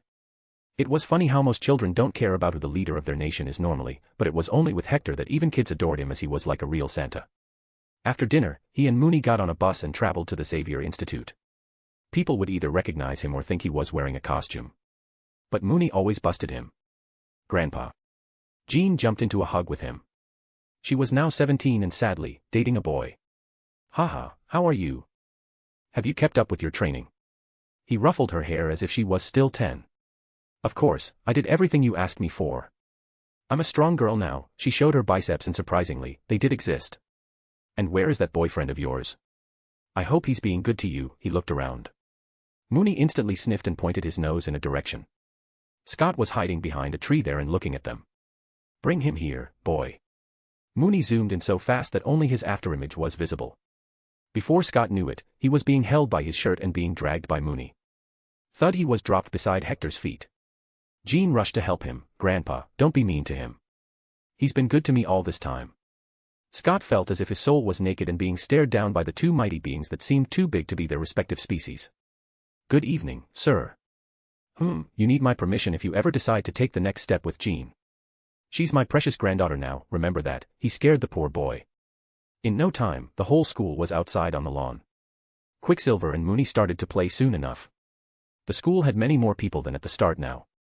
Charles was a senator at this point, but he still lived in the school. The parents are waiting inside the auditorium. He nodded and followed him in. Today was the day when parents of many of the students would come to check the educational progress of their child. Most of them already knew their kid was a mutant, but they still wanted their children to live a normal life. Hence, Hector would come and give speeches to them to make them believe that mutants had the support of the president. He gave the generic speech that he gave every year. But today he didn't come here just for this event though. A marriage was supposed to take place. Marriage of Eric and Raven. After so long, they finally decided to tie the knot. They could not have children anyway. Eric was hurt back during his days in the concentration camp while Raven had other problems. But the school was their home and they had enough kids to take care of. I still remember when I found her in my house, trying to find food. Charles stood beside Hector and reminisced. She tried to hide by taking the form of my mother. She said, "Sweetie, are you hungry? Should I make something for you?" Raven was too mature for her age, but she didn't know my mother never used to cook food. I still invited her to live with me and be my friend. I'm glad I did that. Tap. By instinct, Hector tried to pat his hair, but it turned into a slap on his bald head. Well, I am proud of you. You were able to control your mad urges to look into people's minds. I'm proud of each one of you. What about me? Jean chirped, appearing behind him and climbing on his back. Let me see, I will have to go and ask Santa to tell me if you've been a bad girl. He joked. Hee hee, Santa is not real, Grandpa. I'm not a kid now, she shrugged. But Hector's face had full seriousness. Charles, too, was taken aback at this. You mean? Hector nodded. Yup, he's a beyond Omega level gifted one. I don't know much about him, I just caught him once in my office, trying to pat Mooney and give him a gift. Chill dude, we drank milk and ate cookies that night, then he took me on a ride on his sleigh. We distributed gifts around the world. Underscore. This knowledge was just too hard to digest. Chapter 92. Retired. The universe was vast, entities strong and weak lived together, often not in harmony. Death, sorrow, slavery, and all kinds of vices were as common as sand in a desert. In that vastness, there were also dimensions. These were ruled by mighty beings once called gods by humans. But there was one that stood about all and deemed Earth their property. It was Asgard. In the royal palace, inside a chamber that was seemingly fully made of gold, emeralds, and all kinds of magical runes, there lay a man on a giant bed. His mighty strong and tall body rested as if not even breathing, but the face had a strange shine to it and his white hair was as white as falling snow. It was the man regarded as one of the strongest entities in the universe. Odin Borson, the All-Father, is king of Asgard and protector of the 10 realms. But today, the door of his chambers opened, a tall woman with the grace of a mother and the beauty of a fertility goddess walked in. She seemed old and yet not, her aura spoke to power and wisdom, but her physical body spoke warmth and a mother's embrace. She sat down beside the All-Father and caressed his white long hair. The visions had foretold me that you wake up from Odin's sleep. All of a sudden a silent smile appeared on Odin's lips. With his eyes still closed, he softly caught the woman's hand and brought it to his lips to plant a kiss. Frigga, if not you then who would know me this well? To this day I thank Lady Fate for bringing you into my life. The woman, named Frigga, blushed, and I thank whoever is the force behind the love that you have. His eyes finally opened, his blue eyes shined like emeralds, as if they saw everything, be it visible or deceit. He took a long breath and dragged himself back to sit on the bed. Where are my sons? As always, fighting each other, she replied. Odin held her hand tighter. I'm afraid dark times are ahead, Frigga. A prophecy has come to be known to me. A prophecy that has its source beyond my comprehension. It says, there shall come a man, mighty and tall as Odin, who fears none and honors freedom. He lays siege to worlds, with an immortal beast always near, leaving the mightiest of warriors frozen in fear. Save your worlds, for he has kindness and warmth, but foolishness and corruption shall receive the hammer of justice. His quest is unknown, but his heart is searching for another soul, one to bring warmth and make him whole. Frigga was confused. What is so confusing here? It is as simple as the foretelling of Ragnarok. Whoever this man is, he is in search of love and peace. Peace he may not find among us, Frigga. Tell Thor and Loki to appear in front of me. I shall train them myself. Whomever this being is, it is better if my foolish sons don't bring doom to Asgard by challenging him. White House. When will you give me grandkids, boy? Hector massaged Mooney's head while relaxing in his office. Woof, you said you will find me a space waifu, Dad. Well, that does not mean you should stop dating here. But I do agree, other dogs and wolves on this planet are much less intelligent than you. It won't be much fun for you. Hector muttered. Mooney then asked, what about you, Dad? When will you get me a mommy? I want a mommy who will spoil me every day, give me lots of pats, kisses, and treats. Cough, well, son. We will see what happens. If a mommy is in your fate, a mommy you will get. Now shush and relax, go to sleep. He made Mooney fall asleep. The trick was Mooney's favorite massage spot. It was just beside his chubby cheeks. He only had to caress them for a few seconds and in no time the good boy was yawning with weird sounds. A few moments later, Mooney's head rested on Hector's lap, while he continued to do his work. It was 1986. He had already won the elections in 1984, the next elections were in 1988. But he had no wish to contest them. Next year, he will officially step down. Kennedy will take his place and be the president for 1 year, he will still have 2 more terms. Yes, Hector finally decided to pass a bill that restricts a president to 2 terms. But there was a clause for the vice president, that if the president resigned during the end of his 4-year term, the VP will still have 2 more chances to be the president. But there were a few special clauses in the bill that any normal person would ignore. He was writing a few hidden rules in a way that no one notices. He controlled Congress anyway, who would even oppose him right now? It was nice being the president. For 46 years I did everything I could to bring the nation on the right track. I hope things will stay like this. He muttered to himself. Overseeing the World War, leading the Allies as Grand General, a rank he still held. Overseeing multiple other wars around the globe. His resume made him the most qualified politician in the world. But alas, all good things come to an end. It was time to open the next chapter of his life. It was time to enter the space. The 4th of July was the day Hector's birthday fell. It was pretty comical, as in the minds of many people he embodied freedom and justice. Even Steve was born on this day. So it was right to choose this day as the day of his resignation. But before he did that, he called a joint session of Congress where he will give his last address to the nation. Most of the big names in the political field had already been informed that he will be stepping down. The word had spread, hence a lot of them seemed sad. Still looking the same, long white beard and hair, tall and broad form. He was as confident as the day he took the office, the only addition was his cool cane. Behind him, Mooney walked over and sat down beside the podium. Hector stood still for a minute to let all the noise die down. The cameras were fixed on him, the mics were on and broadcasting. Television or radio, his speech was going to be played on every single channel. Happy Independence Day, my dear children of America. Today is also my birthday. I know many of you sent me wishes, I will reply to them soon. Today, I just turned 117. Haha, I've gone full circle and returned to my teenage years. He joked. Chuckles were received in return. When my dear friend Roosevelt stepped down and let me run the nation, we were in pretty bad shape, we were not developed at all. The war was looming over. But we persisted, with the right policies, not only did our economy increase in size but we also won spectacularly. I thank you all for supporting me these years. I tried to end all the hate that was spreading in the country's veins, turning us from a nation of the free to a nation of by the rich, for the rich and to the rich. But I could not accept that. Sure, we love our rich people, but not at the cost of the nation. So, I brought baby bonds, hopefully, they will start showing great results in a few years. But, I do not know if I will be there to see that happen. I have grown old now, and no, this cane is not to help me walk, I just felt it looked good. But a fact is a fact, I've been in the office for too long. Hence, I have decided to let new blood enter it. So, today, on July 4th of 1987, I announce to my fellow Americans that I am stepping down from the position of president. God bless America, God bless this planet, God bless humanity. Woof. Mooney says God bless all the doggies as well. He added and waved his hand. This was the end of his years of service. Around the country, a few old folks had their eyes tear up for no reason, for they understood that this implied a change of era. Perhaps the golden era of the United States was coming to an end. Grandpa, why are you crying? Many children asked their old grandparents who served in various wars around Hector. They could only sob and sigh, it's nothing. We just took President Washington's existence for granted, so much so that him leaving and growing older took us all by storm. I hope the next president is 10% as good as him, the country can manage with that. Various reactions were coming from around the world. The legend was finally leaving the limelight. The media ran stories all day, newspapers, all were printing first-page stories about him, some creating a timeline of his life. But he cared not for that. He grabbed his stuff from the office, got into the car and went back to his ancestral home at Mount Vernon. He never lived here, but it was finally time. He would be the second president after the first to live here, and both were Washington's. Ah, this is life, son. This is the best view I could ever hope to see from my backyard.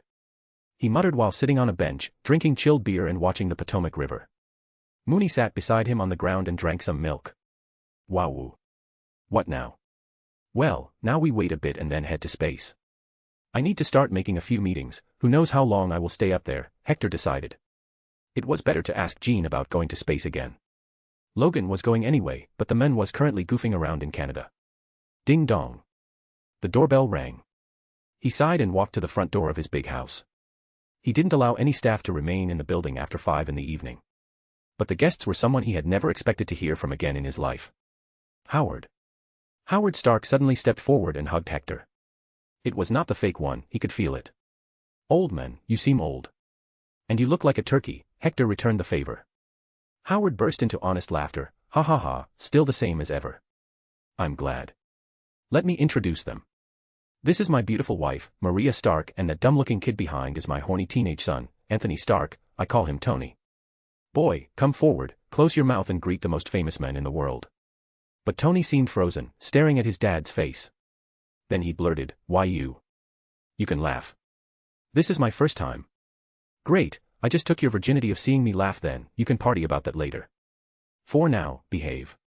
Howard spoke to his son in a strict tone. Hector immediately noticed that Tony was annoyed by his father's words. So he took the lead. Well, this was a surprise. Come on in, although it would have been better if you had told me before, I just sent my chef home. I shall prepare a meal then, Mr. President. Maria Stark took the initiative.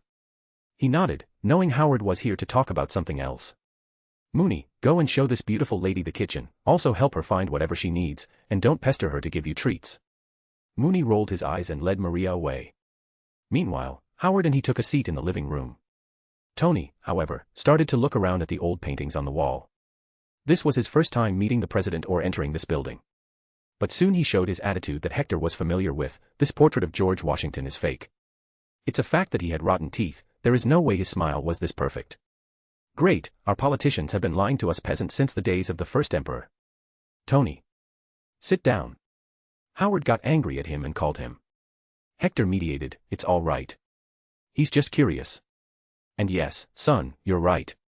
George had rotten teeth. He also owned slaves. He had relationships with multiple women. He was a cunning man who was not afraid to use other people as long as it meant he'd win. In short, he was just like you. I don't own slaves, Tony barked. Hector chuckled, haha, sure, kid. As if you don't own stocks in Stark Industries and the company doesn't own child labor farms in Ghana, you're all going to hell. Tony and Howard looked at each other's faces in awkwardness. Howard had a look of shame and Tony had a look of annoyance.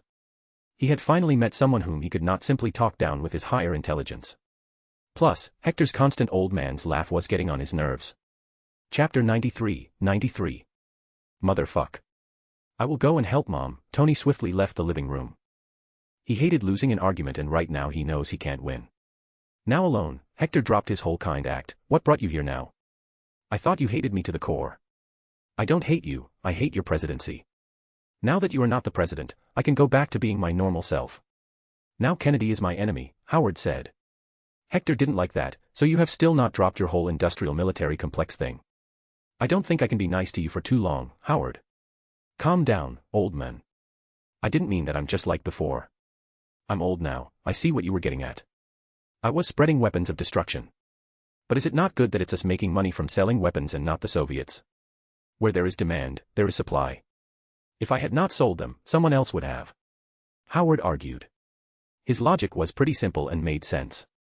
But his logic failed to address the long-term consequences of doing so. Hector didn't reply immediately, he instead got up and walked to a cabinet beside the wall. He opened it and took out a case. From inside, he took out a mortar shell. See this? It's the mortar shell that hit me straight in the face in Vietnam. If I was not superhuman, I would have died. Now imagine, there are millions of children who lost their legs, arms or went blind by such shells. Who do you think they will try to exert their vengeance on after seeing this Stark Industries logo? You had your fun, you made a bunch of money, now you should start preparing to face the consequences. Howard silently stared at the mortar shell. Indeed, he had so many enemies now, hence increased security. There was a time when he could roam around the world without caring about being attacked. I know that, but it's a choice that I chose to live with. I will retire once Tony gains some experience and then the burden will be his. He can go ahead and leave the business of blood money or continue making enemies. But what are you going to do now? You've been president most of your life at this point. Before that, you were still serving the nation. There is no bigger position than the president, Howard asked him. Hector got up and walked to the portrait of George Washington. Did you know, there was a letter called Newburgh Letter? It was sent to George Washington who was camped at Newburgh, New York, written for the Army officers by Colonel Louis Nicola. It proposed that Washington should become the King of the United States. Washington reacted very strongly against the suggestion and was greatly troubled by it. I, on the other hand, was the president for more than 4 decades, going against George's principles. I was the King of America all this time. I honestly don't feel the urge to work anymore. I will just relax here and wait for my time to end. I made some hamburgers. Maria Stark eventually returned with some plates, followed by Tony and Mooney. Both had struck a friendship it seemed. Hector didn't talk about any more serious things and ate food. So, Tony, how is your father treating you? Tony rolled his eyes, don't even ask. He never stops blabbering about how great Captain America was, how awesome you were, how you destroyed a tank with bare hands and jumped out of planes without a parachute. Did he ever tell you about how he embarrassingly failed in a Stark Expo where he tried to show a flying car? His face was worth watching, all that smugness was gone in an instant. Hector reminisced about the day. Tony glanced at his father, seriously. It seems my perfect father was not so perfect. Boy, I was building machines that could change the world at the age of 17, what about you? What's your accomplishment? Sleeping with 100 girls. That will reward you with nothing but STDs. Howard barked back. He may have grown old, but his tongue was as sharp as his young days. Tony shut up after being shamed. He tried to ignore his parents and stay away due to this reason only. He knew his father's history, about his humble origin. But he felt that all the money that his father made was for him. If he didn't even enjoy that money, then what's the point in working? An hour later, the dinner came to an end. The Stark family decided to leave soon after. There was not much to talk about anyway. "Oh, this is my family butler, Jarvis. He's more like my secret keeper at this point," Howard introduced his driver. Seeing them leave, Hector asked Mooney, "You made friends with that boy?" Mooney barked longer than usual in response, "He's a dummy, Dad. I just used him to get some treats." Wahahaha, yes, teenage Tony is worse than the older one. "Let's go back in, it's time to sleep." Ring ring. "Old man, where did you put the keys to the table's drawer?" Kennedy was on the call, asking about the president's table. Hector was washing the dishes. He held the phone by his ear, still wiping a plate, and walked out to find Mooney. "Boy, where did you put my table keys?" Mooney looked at the sky, seemingly trying to remember. He was the security officer of his table after all. "Soon," he barked, "it's stuck under the big chair with chewed gum, Dad." Hector wondered how to break it to Kennedy. But since Mooney ate the gum, it could not have germs. So he told Kennedy. "Yeah, just look down there." "Found it." Kennedy chirped and hung up, not at all bothered by how absurd it was. He was still getting used to his new role in the office. This happened first thing in the morning.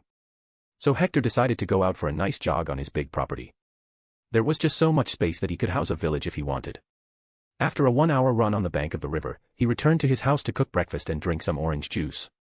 He usually avoided drinking alcohol as he tried to live a normal, wholesome life for a short while.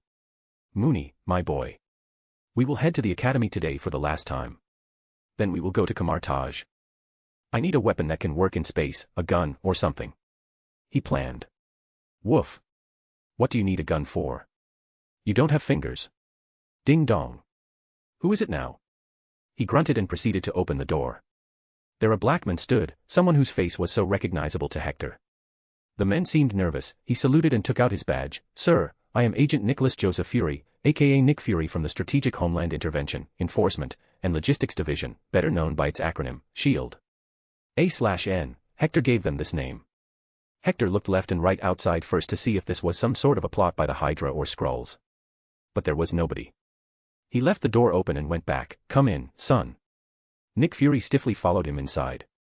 He looked around at the house. Every single part of it made him excited. The paintings, the ornaments. Everything has a long history here. He was a highly patriotic man, so of course, this was like a dream come true. Eventually, he arrived in the big kitchen. The big white furball was sitting near the counter, awaiting his morning food. Fury had the urge to pat the first good boy of the country but controlled himself. "What brought you here, son?" "And take a seat," Hector asked while he got back to cooking. Fury took out a few documents. "I was sent here to get your identity card, sir. You are no longer the president and don't have the same access to the shield. I do not personally feel this is proper, but I lack the power to do anything." Hector didn't give a crap about the card. He had a different means to gain full access to shield. But he didn't give it right away. It was better to leave an impression on the future director of SHIELD. "Come outside in the garden, I will have my breakfast there. Then I will give you the identity card." He moved out. Fury was happy about spending more time in this historical house. So, outside, Fury also got a sandwich to eat. Woof. Mooney nudged him for some reason. He didn't understand, however. Hector translated, "He's asking for your gun to play with."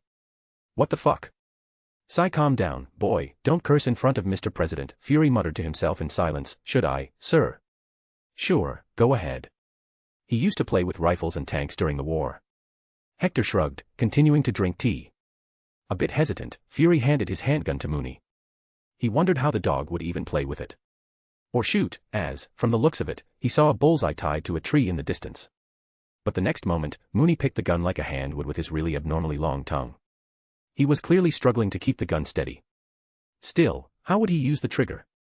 Fury wondered. But the question got answered in a second. With the gun held by his tongue, Mooney lifted his right paw, poked out his sharp nail and pulled the trigger as a human would. The situation was so bizarre that it left Fury wide-eyed. Bang. Degree. Motherfucker. It hit the dead center. Chapter 94. Junk Room. Asterisk bang. Bang. Bang, asterisk Mooney went on a hit streak. Fury's jaw fell. This ain't no dog. He shoots better than my partner. Hector scoffed. Mooney is a World War II, Korean War and Vietnam War veteran. Of course, he's not normal. Anyway, tell me about yourself, son. What made you join the Shield? He asked. Fury straightened his back, wanting to look as good as possible. I didn't, sir. I enlisted for the Vietnam War first, slowly got promoted and eventually was scouted by the Shield. I am just a minor agent, for now, even that on a probation basis. Are you patriotic? Fury nodded his head strongly. I would die for my country. Hector sighed. I wish those in Congress could say the same. But they'd rather say, I will kill my country for money, or something like that. You're a good lad, take care of yourself. He proceeded to enter the house again and handed Fury his Shield access card. Not only that, but he also gave him one of the many medals of honor he had earned. Keep this as a memo, let it always remind you of what you said, that you die for the country. Fury's hands shivered as he took it. I am honored, sir. Having no reason to remain, Fury took his leave. But as sitting in his car, he heard Hector say something. You honestly look better with an eye patch. There was confusion written on Fury's face as he stepped on the accelerator and moved out of the property. He was going to frame the gift from the president and put it in his living room straight in front of his couch so he could look at it every single day. Hector soon locked his giant house, took out his motorbike from the garage, attached the sidecar and moved out, headed to the school for gifted children. On their way, they got a lot of stares as they were too recognizable. But nobody dared to follow him or create trouble despite having no special security. Hector had forced Congress to make a special change to the law that allowed him to not have mandatory Secret Service cover after leaving office. Haha, are you enjoying your fight with the air? He chuckled, seeing Mooney trying to eat air. This was one of the reasons why he preferred bikes because Mooney loved them. Whoa. We should have used my portal, Dad. You don't like this motorbike ride? Mooney shook his head cutely and barked, I love it. Haha, what a drama queen. He laughed and drove. All the way from Virginia to New York State. He covered it in one single stretch. The classes in the school were in session. Jean was not there however, she went to MIT to complete her medical degree. She wanted to be a doctor for some reason. Hector reckoned it must have something to do with her boyfriend. Still, he met Charles and his adopted son, Eric. Boys, I'm going to space next year. How? Eric questioned. Can't tell you that, it's something that will happen in the future. If I tell you, it might not happen. Anyway, I just want to inform you that when I go missing, I'm just out in space, so don't freak out, he elaborated. I hope you find a woman in space, Father. I believe that Mooney and I deserve a mother now, and Jean a grandma. Eric jokingly said. Hector sighed, boy, if someone is in my fate, she will appear. They knew this was coming, they were told about this long ago. There was not much to talk about him going, but they cared about whom he took with him. Will you take Jean along? Charles inquired. He shrugged, it is up to her, son. I can only make an offer. Grandpa. Jean barged into the room excitedly and gave a hug to both Hector and Mooney. He got to the point right away. Dear, remember I told you about space once. I am leaving next year, do you want to come with me? It took her by surprise. She noticed Charles and Eric's faces. She honestly wanted to, but soon a realization hit that it would be very selfish of herself. There were so many people who depended on her. No, Grandpa, I will pass this time. I got my college, I need to help in X-Men work and also, I don't want to leave Scott behind. She responded firmly. Sigh, I knew you were going to make this choice, but it was worth a shot. Don't worry, once I return, I will have the technology to easily let you go to space. Heck, if you find a decent man and marry him, I will send you to space for honeymoon.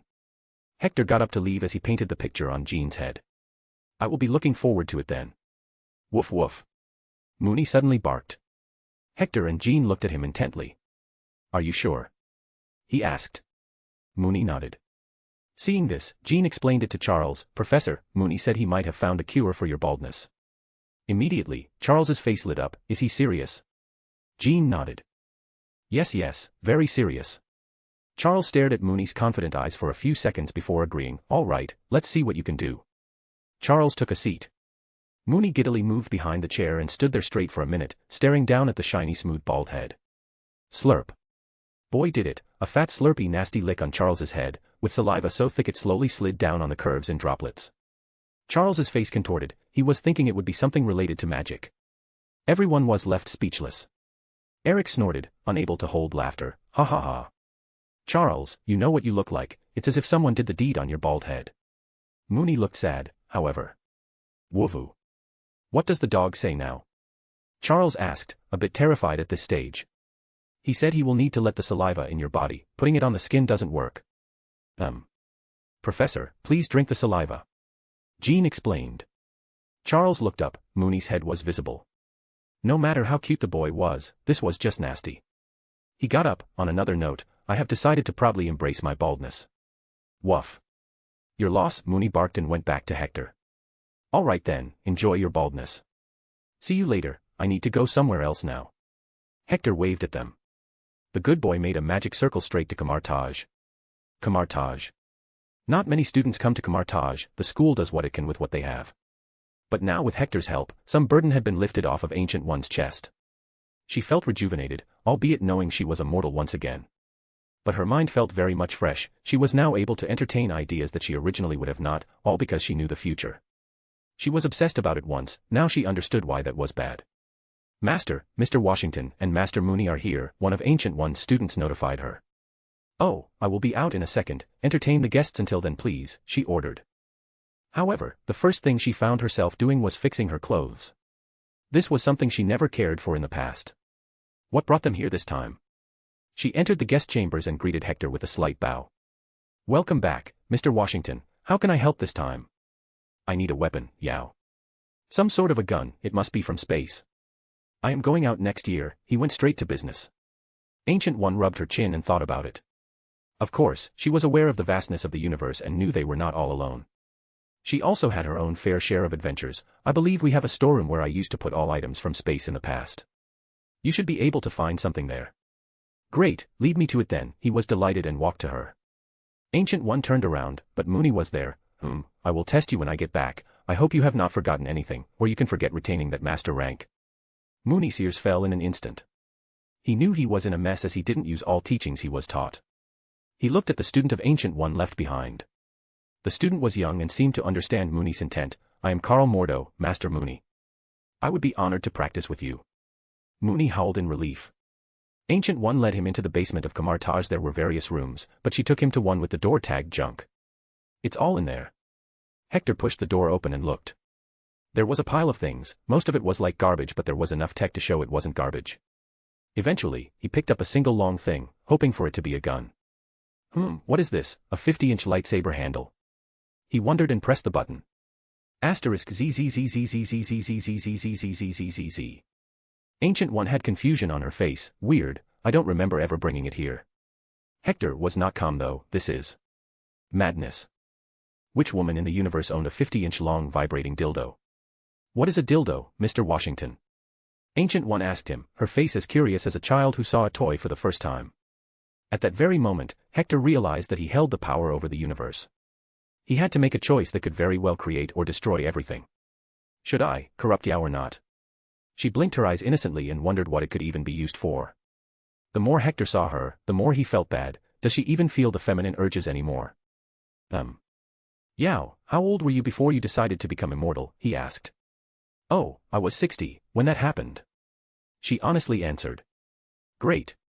She had most likely hit menopause. Hector cheered inside and decided to spare her. It's nothing but junk, Yao. This was probably some weapon and ended up being damaged from the passage of time. Let me find a gun now.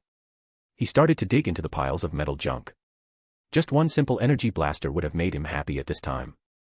However, as he was busy, Yao's voice called him. What are these used for? Why is this here? He turned around to look. His brows furrowed and a bead of sweat slid down his temples. What the? Why is she holding electrocuting handcuffs and a whip? Yao, are you sure this is the right room? She nodded confidently, of course. But this used to belong to my master before her demise. I presume many of the items here belong to her, as she was very interested in space. Knowing this, all Hector could think of was one simple question. Gods, your master was such a degenerate, how did you turn out to be so innocent? Look, Mr. Washington, I found something else, something made of leather. Wait, is this a catsuit? He shook his head and breathed out. Sigh, it seems the word junk on the door was not meant as a joke but a warning. Chapter 95. Uno Reverse. Hector decided to help Ancient One in separating all the kinky things from the real space technology. But in some cases, the kinky technology was from space and it was so weird he had no idea if it was for a kink or to fight. Where does this go? Ancient One asked, picking up another thing. Hector looked. It's long, got no trigger and has a possibility of being used as a dildo. It goes into kink. She put it in a big box. I never knew my master had such a colorful personality. He chuckled. Yow, that's what people used to do in the old days. Most people would keep their kinks hidden from the world. Not like now, where people for some reason feel pride in their kinks. There are people who like to be peed on, farted on the face, spanked, choked, and so much more degenerate stuff. Ancient One's eyes were wide in shock. I never knew, even after living so long. It seems the real threat to humanity is from within, not from another dimension. Preach, girl, preach. That's why I kept the office of the president for so long. Hector said, still looking for a damn space gun. Mr. Washington, it seems I found what you were looking for. Ancient One voiced again. Hector expected to see something lewd once again, but it turned out to be something like a pistol. But it was too small to be a real weapon. It does look like a space gun, bring it to me, let me see. But it's too small to be anything powerful. He muttered and checked the gun out. There was no place to insert bullets or a battery. Let's try and fire it. He aimed it at the wall and pulled the trigger. Clank. Absolutely nothing happened. He grunted in defeat. I feel that your master didn't bring anything powerful and you don't remember ever bringing a gun. But you still have a lasso that tickles. Ancient One tried to cheer him up. His face didn't look better, honestly. I feel that's also something related to kink. But I will take it. Sometimes tickle is the best weapon to make people speak. Let's see how it works on aliens. Why do you insist on not taking help? I can bring you to any place in the space, Xander, Hala, or just name it. I've been everywhere, she said, offering him a ride through the portal. But Hector denied it. He didn't come to this universe with a mission. It wasn't his aim to get things done the quickest at all times. He wanted to experience things he had never done, and flying into space was one of them. I'll pass, I already got a ride planned for it. Ride? I didn't know there was a traveling service to space. He didn't answer. If I told you, it wouldn't happen. Always an enigma, keeping secrets. She sighed, honestly missing the ability to use the time stone again and see the future. Sadly, there was nothing she could see about Hector. Secrets are what make people interesting, yow. What's the fun in living when you know everything, every outcome of a situation? Have you ever been in love, yow? I have. It was not fun when she rejected me, but the moment before she did, I had such high hope she would accept. My heart was beating so fast that it felt it'd explode. I shared so many great moments with her. But if I knew the moment I met her that she would reject me after 5 years, I would not have gone through all those loving memories.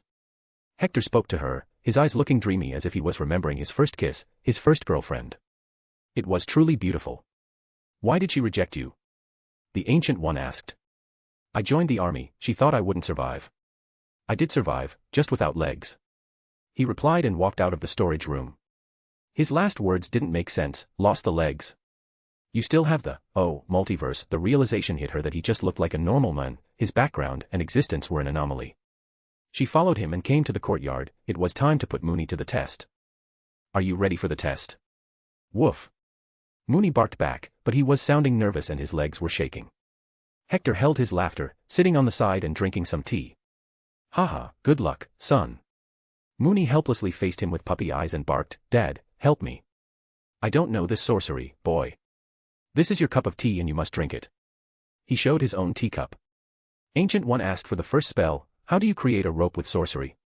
Mooney thought about it for a few seconds, then he started to wave one paw in the air to create the spell. Round and he whipped. Whoosh. Mooney proudly looked at the Ancient One. Woof. She knew what he was saying. Good, you have not forgotten about your studies then. Okay, how do you create a step in the air for you to step on? Mooney seemed lost at this one. After all, he was strong enough to jump tens of feet into the air. He never needed to use this one. Still, he tried to do it again and again. But, every time he lost, and slowly, he started getting nervous. Whoosh. However, all of a sudden he started to hover in the air. He quickly looked at Hector and howled, Dad. How could Hector see his boy be tormented like that? Cut him some slack, yow. Even the best of the masters can't know all the spells. Look at him, don't you feel sorry? He doesn't even need the spell as he can jump pretty high. She nodded, fine. Master Mooney, you shall retain your rank. No such test existed anyway. I was messing with you. Degree. Mooney's jaw was left hanging. He was bamboozled, it was his job, how could he be the victim? Bwahahaha. Mooney, my boy. Come here, hide your head, Hector called him. Mooney did, he jumped and hid his face in his arms in embarrassment. It was too cute, even that stern-looking student of Ancient One was making an awing face. All right, it's time I leave. Yow, if you even need my help, just find me. Take care and keep kicking asses. He picked Mooney and passed through the portal. 1988 saw the first election that John F. Kennedy ran for on his own. Hector didn't appear anywhere. But he still won with an overwhelming majority. The world asked where Hector was, but at this point, nobody knew. He was not at Mount Vernon either. A lot of men from the Secret Service and other politicians came to look for him, but he was not there. 1988, City Cancer Hospital, St. Charles, Missouri. No. MOM. Don't leave me. NOOO. Let me go. I want to be with Mom. Peter, don't be stubborn. Let the doctors take her, she's no more. Mum. But the boy was left alone in the empty hallway of the hospital. All alone, as he has always been. The only solace was his mother and the mixtape she made for him. As tears fell down his eyes, he wanted someone to hear his cries.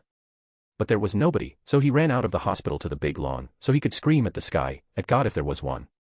Boom. Whoosh. All of a sudden, a giant flying thing appeared over him, its lights focusing on him. He looked up in fear, waiting to run, but his legs were frozen. Zzz. Just then a beam dropped from the flying thing, making him feel light. He could only scream, Quad A. Just a dozen meters away, behind a tree, Hector and Mooney were hiding. Logan had just arrived. God damn, you seriously came with a bottle of whiskey. He noticed him drinking. Logan grunted, what? You didn't tell me not to bring it. Anyway, what are we doing here? And is that a fucking alien abduction? Nodding, Hector prepared to make a run for it. Yes, it's an alien pirate ship, they are here to take that kid. Woof, we saved the kitty, Mooney asked, cutely tilting his head. He could never see a kitty get hurt, after all, that's what he learnt in heaven. No, we hijacked the alien pirate ship. In 3, we run to it. 1, 2, 3. Hector revealed his plan and ran towards the alien ship. Mooney soon followed. Followed by Logan, who first gulped down the whole whiskey, then extracted his claws and jumped. Rhea. Time to cut some alien asses. Chapter 96, 96. Call me. The boy, who was being abducted by the aliens, saw Hector running towards him. Him being a nerd for all things old school, he immediately recognized, Mr. President. Mr. President. Save me. Underscore. But Hector, Mooney and Logan, who were excited not long ago, now felt pity and awkward. Saving the kid was not even on their top 10 to-do list at the time. They simply kept rushing towards the alien ship, their ride out of the planet. The ship was big, but Hector reckoned it was most likely part of another larger mothership in the orbit. Jump into the beam. He shouted at the other two. The entry pass into the ship was with that little boy. So the 3 of them leapt to catch him. Hector was the first, grasping the boy in his arms. Mooney grabbed onto Hector's pants and Logan held Mooney's fur. I'm slipping. Mooney's fur is too soft, Logan voiced. Hector looked down, used his telekinesis and pushed Logan up to Mooney's neck. There you go. The whole process was just a few seconds long, but to them, it felt like a minute. They felt their bodies as light as a feather in that beam of light. Alien technology was really amazing, Hector thought. What's the plan next? Logan inquired. Whoosh. Before Hector could reply, a bright light flashed in front of their eyes. It was the moment of truth. Clank bam. It was a classic standoff. Various noises of metals and guns being loaded were heard before Hector, Mooney or Logan could restore their vision. But when it did, they found dozens of guns aimed at them from all around. In the middle of the enemy group was a blue-skinned man with a fish fin-like antenna on the head. He addressed Hector, Unga bunga bunga. Just now Hector realized, he forgot a big thing. He had no idea about the languages of aliens. What the heck are you saying, son? The blue man got angry and aimed his big shotgun-like weapons at Mooney. It was a big mistake, and it wasn't Hector who moved, it was Logan, the overprotective, self-proclaimed extra dad of Mooney. Slash. Eyes dumbly blinked and stared at the weapon being split into tiny pieces. The blue man jumped back in fright, ordering his men to open fire. Fools didn't remember they had also abducted a kid. Quad A, the boy shouted in fear. Hector, Mooney and Logan jumped to cover the little boy from all around, taking all the bullets and energy shots at their backs. For the first time, Hector felt a handheld weapon pinch him enough to register. Logan also took it like a champ, healing in an instant. So did Mooney. They fired non-stop for a whole minute, they didn't stop until only a cloud of dust and smoke was visible. The blue man waved his hand and stopped them. He was angry, as he just remembered about the boy they came here to take, not these uninvited guests. The dust eventually settled, leaving behind a spectacular sight of all three intruders protecting the boy from bullets. Their backs were riddled with some damage to the clothes, but the skin remained clear. Mooney's fur had also grown back already. The three were pissed now though. Hector took out the small pistol he had taken from Camartage. Bitch, that pinched boom. Arg. In an instant, a guy from the crowd got vaporized into nothingness, as if he wasn't even standing there. Not just his flesh but also his clothes and the gun he held went missing. This was a bloody shocker to all eyes. What was that? Mooney asked with barks. Hector honestly had no idea. He was just bluffing with them. I don't know, and I don't care anymore. With a wide grin on his face, now he aimed the gun at the crowd again. This time all of them got terrified and tried to run away from the gun's line of sight. As the situation was going out of control, the blue man finally set his universal translator to the right settings. Easy. Easy there, big guy. What are you doing with that atomic disintegrator? It's a banned technology by Nova Corporation. Sweet, it seems Yao's master was not worthless after all. Hector was happy. Tell your men to drop their guns, or I will shoot again. The blue man agreed. Do as this man says, boys. Now, let me introduce myself. I am Yondu Danta, a captain of a Ravager clan that goes by the same name. Now, I have an offer for you in return for your safe passage back to the planet. You give me that gun, I let you go. The three looked at each other's faces. Whoa whoa whoa whoa. Mooney laughed in his language. Poor guy, Logan sighed in pity. While Hector had a devilish smile. Kid, you seem to have a wrong idea of the situation you are in. I am hijacking this goddamn ship, and your clan. Underscore. Yondu looked at his crew. Did I hear it right? They want to take my ship. The entire crew nodded their heads scaredly. Their weapons did nothing to the three intruders, and the enemy had a weapon that could damage them. Can you repeat what you said? I heard you want to hijack this ship. Yondu asked again, in disbelief that someone would try to snatch a ship from him, who was professionally into such business. Once again, Hector announced, but with his introduction, I am Hector King Washington, I am taking over this ship. Submit or die. Besides, you all numbskulls, according to the Ravager Code, you are forbidden to commit crimes such as kidnapping and or trafficking children. He showed the little boy, scaredly standing and holding his index finger. This looks like child trafficking to me. Noises erupted among the crew members. A particular one was too vocal. I knew we couldn't trust Yondu. I told you all he'd doom us all. We will be exiled from Ravagers now.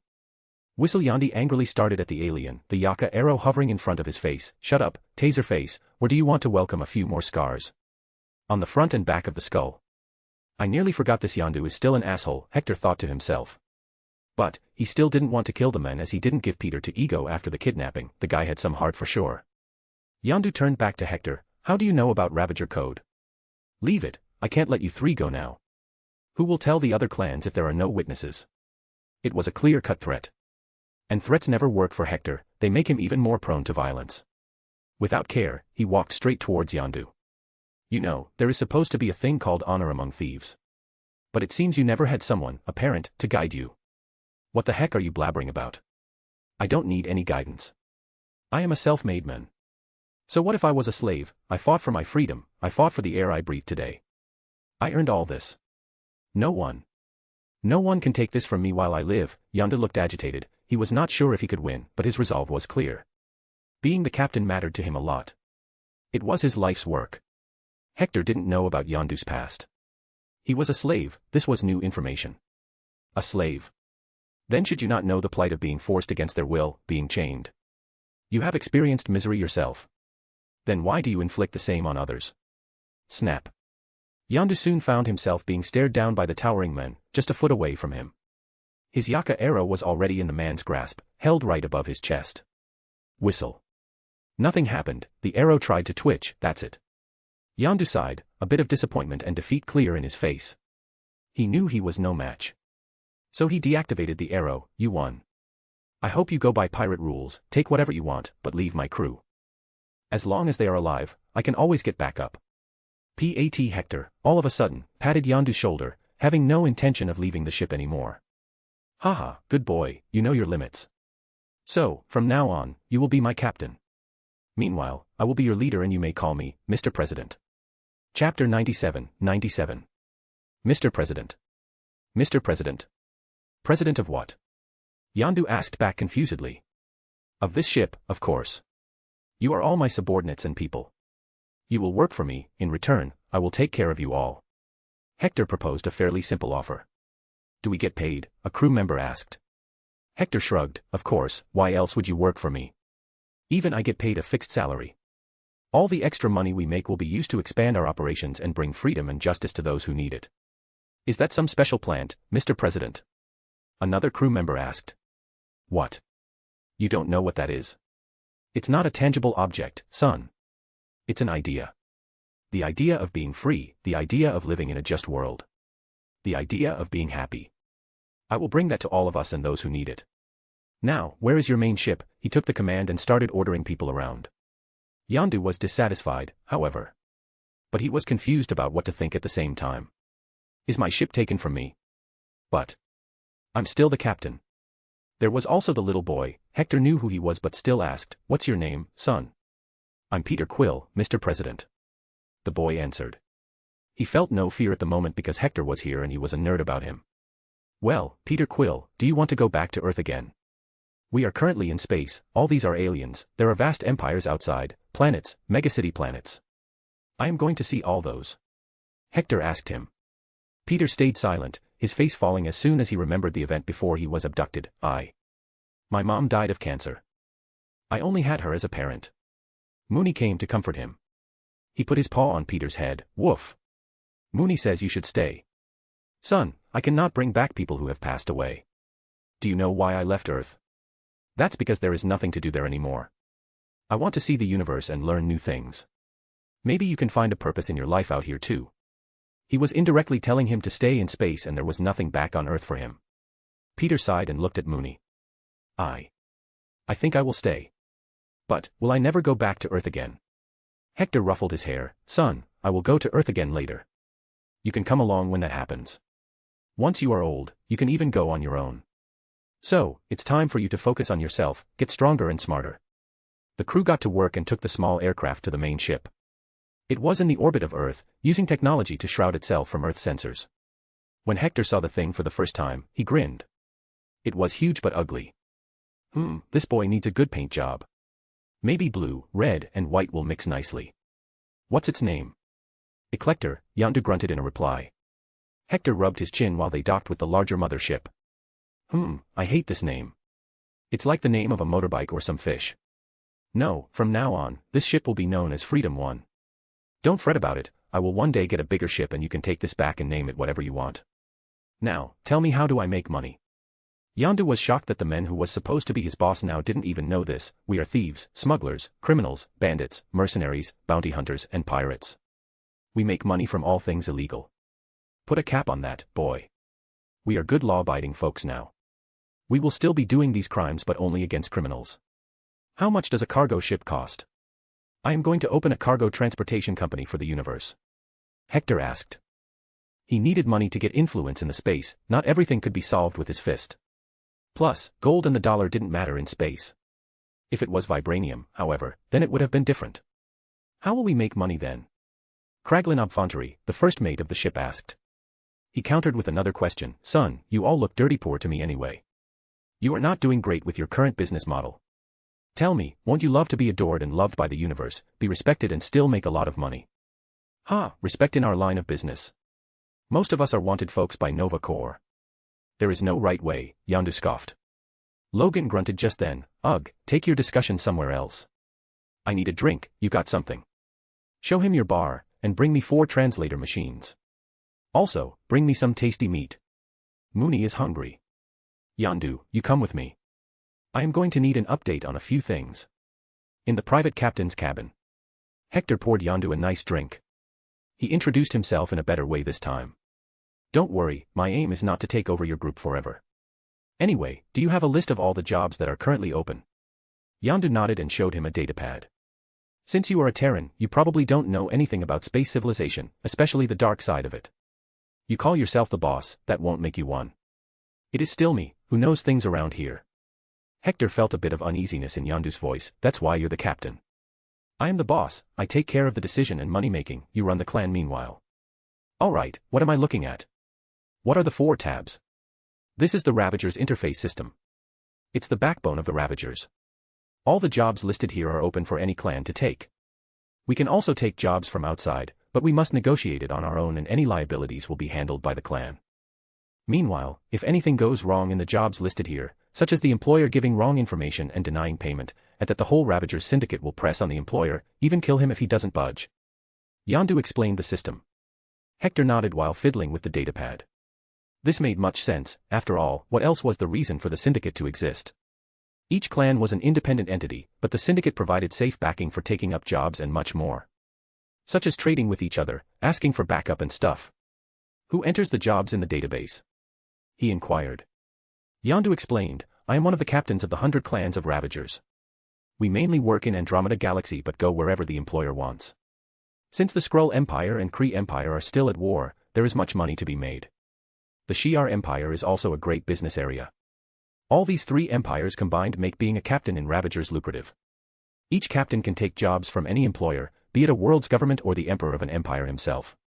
He has the option to either take the job as his own or negotiate the deal according to Ravagers' contract and feed it into the system. Each job is evaluated according to difficulty. The gun logo you see beside the name of each job, one is the least difficult, it's some low-level smuggling or someone needs some muscle. Level 5 means the highest, it can make you so rich that you won't have to work for decades. Hector quickly clicked on the tab that had level 5 jobs. Sweet, there are 2 level 5 listed jobs. Yondu quickly warned, but these jobs are so hard that no single clan takes them as it can wipe out the whole clan. Rather, we do these in big groups, dozens of clans can come together for it. These jobs vary from destroying a planet, to stealing something extremely protected or participating in a major war as mercenaries. The last time we did it was 5 years ago when 30 clans came together. That was my last big earner. All right then, I need money to start my own space cargo company. We are going to need a nice job for that. Meanwhile, Yondu, you send a few men to find more jobs, they must not be lower than level 3. He ordered. But then he took a glance at his room. Son, I'm going to redo a room to act as my office. The room must have a big window with an outside view, then bring me a nice wooden desk. It's going to be my Oval Office in space. This old man is senile. He thinks he's still the leader of the faction from Terra, sure, what else? Hector relaxed and checked which job to pick. Nothing, I will now take a job. You just wait and then go and announce it to others. Mumbling, he started reading the job descriptions of the 2 in the level 5 tab. The first one is, ugh, I won't do it. Tyvan group of the collector wants an Asgardian to be abducted and brought to him for his collection. Unacceptable, I am the liberator, not enslaver. Putting the job in the trash folder, he opened the other one. This seems better. The High Priestess of Sovereign lost her brother, the Golden People in Guardian of Galaxy 2, she found out that he's been enslaved on Sakaar by Ndwi Gast, also known as Grandmaster, the ruler of Sakaar.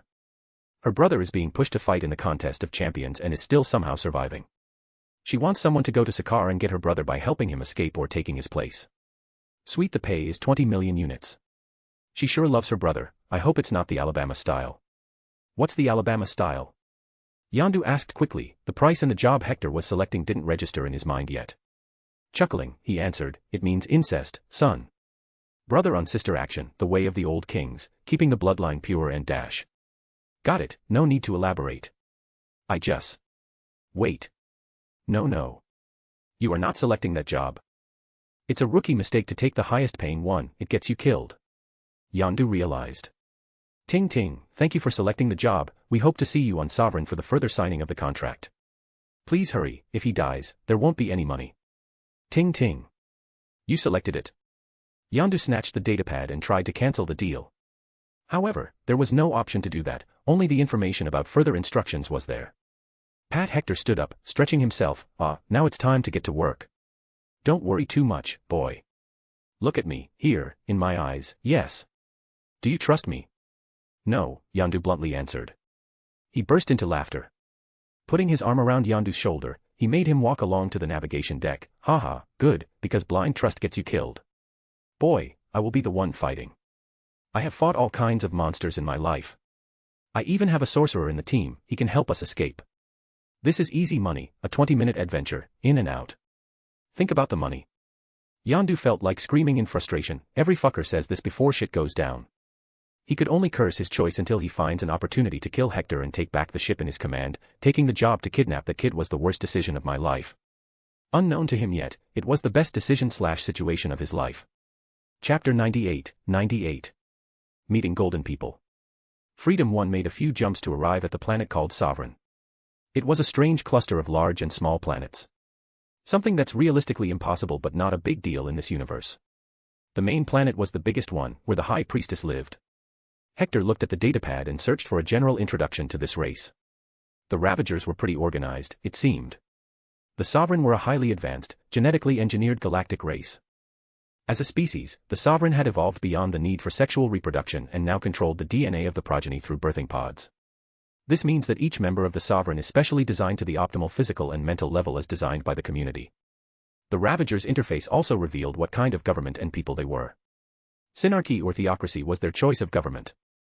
Their cultural traits included conceitedness, arrogance, haughtiness, hubris, easily offended, vengeful. So they are a race of fools who became too smart. Their civilization lacks any sort of love, it seems, since procreation is not seen as necessary. No wonder they have such cultural traits, he muttered to himself. Mooney, what do you say, should we do this job? He asked the good boy, sleeping with the head resting on the lap. Mooney had a big yawn before he lightly woofed. Sure, Dad. You are invisible. And I am getting bored. Haha, you mean invincible. Okay, you want a bone? Go and get it then, he ordered. He knew that Mooney also knew where his treats were stored, good boy just knew he should not touch them. Wagging his tail, Mooney shot away like a bullet. Just then, the first mate of the ship, Kraglin Obfantry, came to inform him, Mr. President, we have the clearance to land. But they have denied any of us from exiting the ship other than the commander. Oh, that's me. Fine, tell them I agree to this condition. Say that the commander and his 3 sub-commanders will be coming. He ordered and got back to reading about the planet. Meanwhile, on the ship, Yondu was looking around at the 4 new inhabitants of what was his precious ship. Which one of them is the sorcerer? Yondu, being a knowledgeable alien, understood how powerful sorcerers can be, so he was interested in finding that person out and suggesting a better deal for them to instead work for him. But he was left scratching his bald head as he could not find the sorcerer. Is it this man? He wondered, seeing Logan from afar, drinking alcohol like it was water. Clank just then, Logan extended his claws and opened the bottles. What the hell is he, Yondu wondered. But he felt that this man can't be a sorcerer. To become a sorcerer, one needs discipline and focus, this man seemed to lack both. So, that left the boy, Peter Quill, he knew this wasn't it. Does that mean that giant beast is the sorcerer? He wondered about Mooney, watching him as the good boy rested on a mat near Hector's feet while nibbling on a bone. Can animals even be sorcerers, he wondered. But in the end, he could not find an answer. Only time would tell. The ship soon docked itself on a spaceport on the planet. Hector, Mooney, Logan and Yondu disembarked to go and meet the High Priestess Aisha. They were greeted by a golden-skinned woman, wearing some loose garbs. Welcome to Sovereign, High Priestess is waiting for you in the chambers. Sure, lead the way, Hector followed behind while looking left and right. The view was something out of a sci-fi movie, the planet was technologically advanced but somehow they kept the natural beauty intact. The great thing about being a space civilization was that you can throw your trash away in space and also bring more resources without destroying the planet. Something Earth greatly needed. They were brought inside a big futuristic-looking building. It was hard to determine if it was a palace or a skyscraper since its base was at least 50 stories high but multiple towers were protruding out of it, each going more than a mile in height. This is our administrative building of the administrative sovereign planet, home to the High Priestess Aisha and the Sovereign Council. The one leading them explained. Have you ever been here before? Hector asked Yondu. No, they don't even allow the likes of us to enter their star system. They don't send out many jobs either, at least not to Ravagers. If they are ready to hire us, that means they are desperate and nobody else is taking it. Yondu made his guesses. We should be ripping them off, Logan muttered, smoking his cigar. The man had truly let himself go with alcohol and smoking, but thankfully, he never passed out. We should, Yondu agreed. If they were going to take this job that might kill them, it's better if they can get some more money out of it. But this was unacceptable to Hector, absolutely not, we are here not just to do a job but to create connections. In the future, when I create my own space logistics company, they might become my customers. I need to show my goodwill and leave a good impression on their leader. This is how business works. I thought you were the leader of a faction in your nation, not a businessman, Yondu wondered vocally. Hector bellowed in laughter, wahaha. I ran a capitalist faction, boy, even the leaders need to be a businessman first before becoming a politician. Please stand here and wait for the call, the alien stopped them in front of a big door and entered alone. Woof. Mooney talked, Dad, will there be different meat to eat? I will have to look for their market and see what they sell. I wonder if they also sell cargo ships. Yondu interjected, if you want to buy any ship, go to Xander, it's a business hub, though they will be expensive.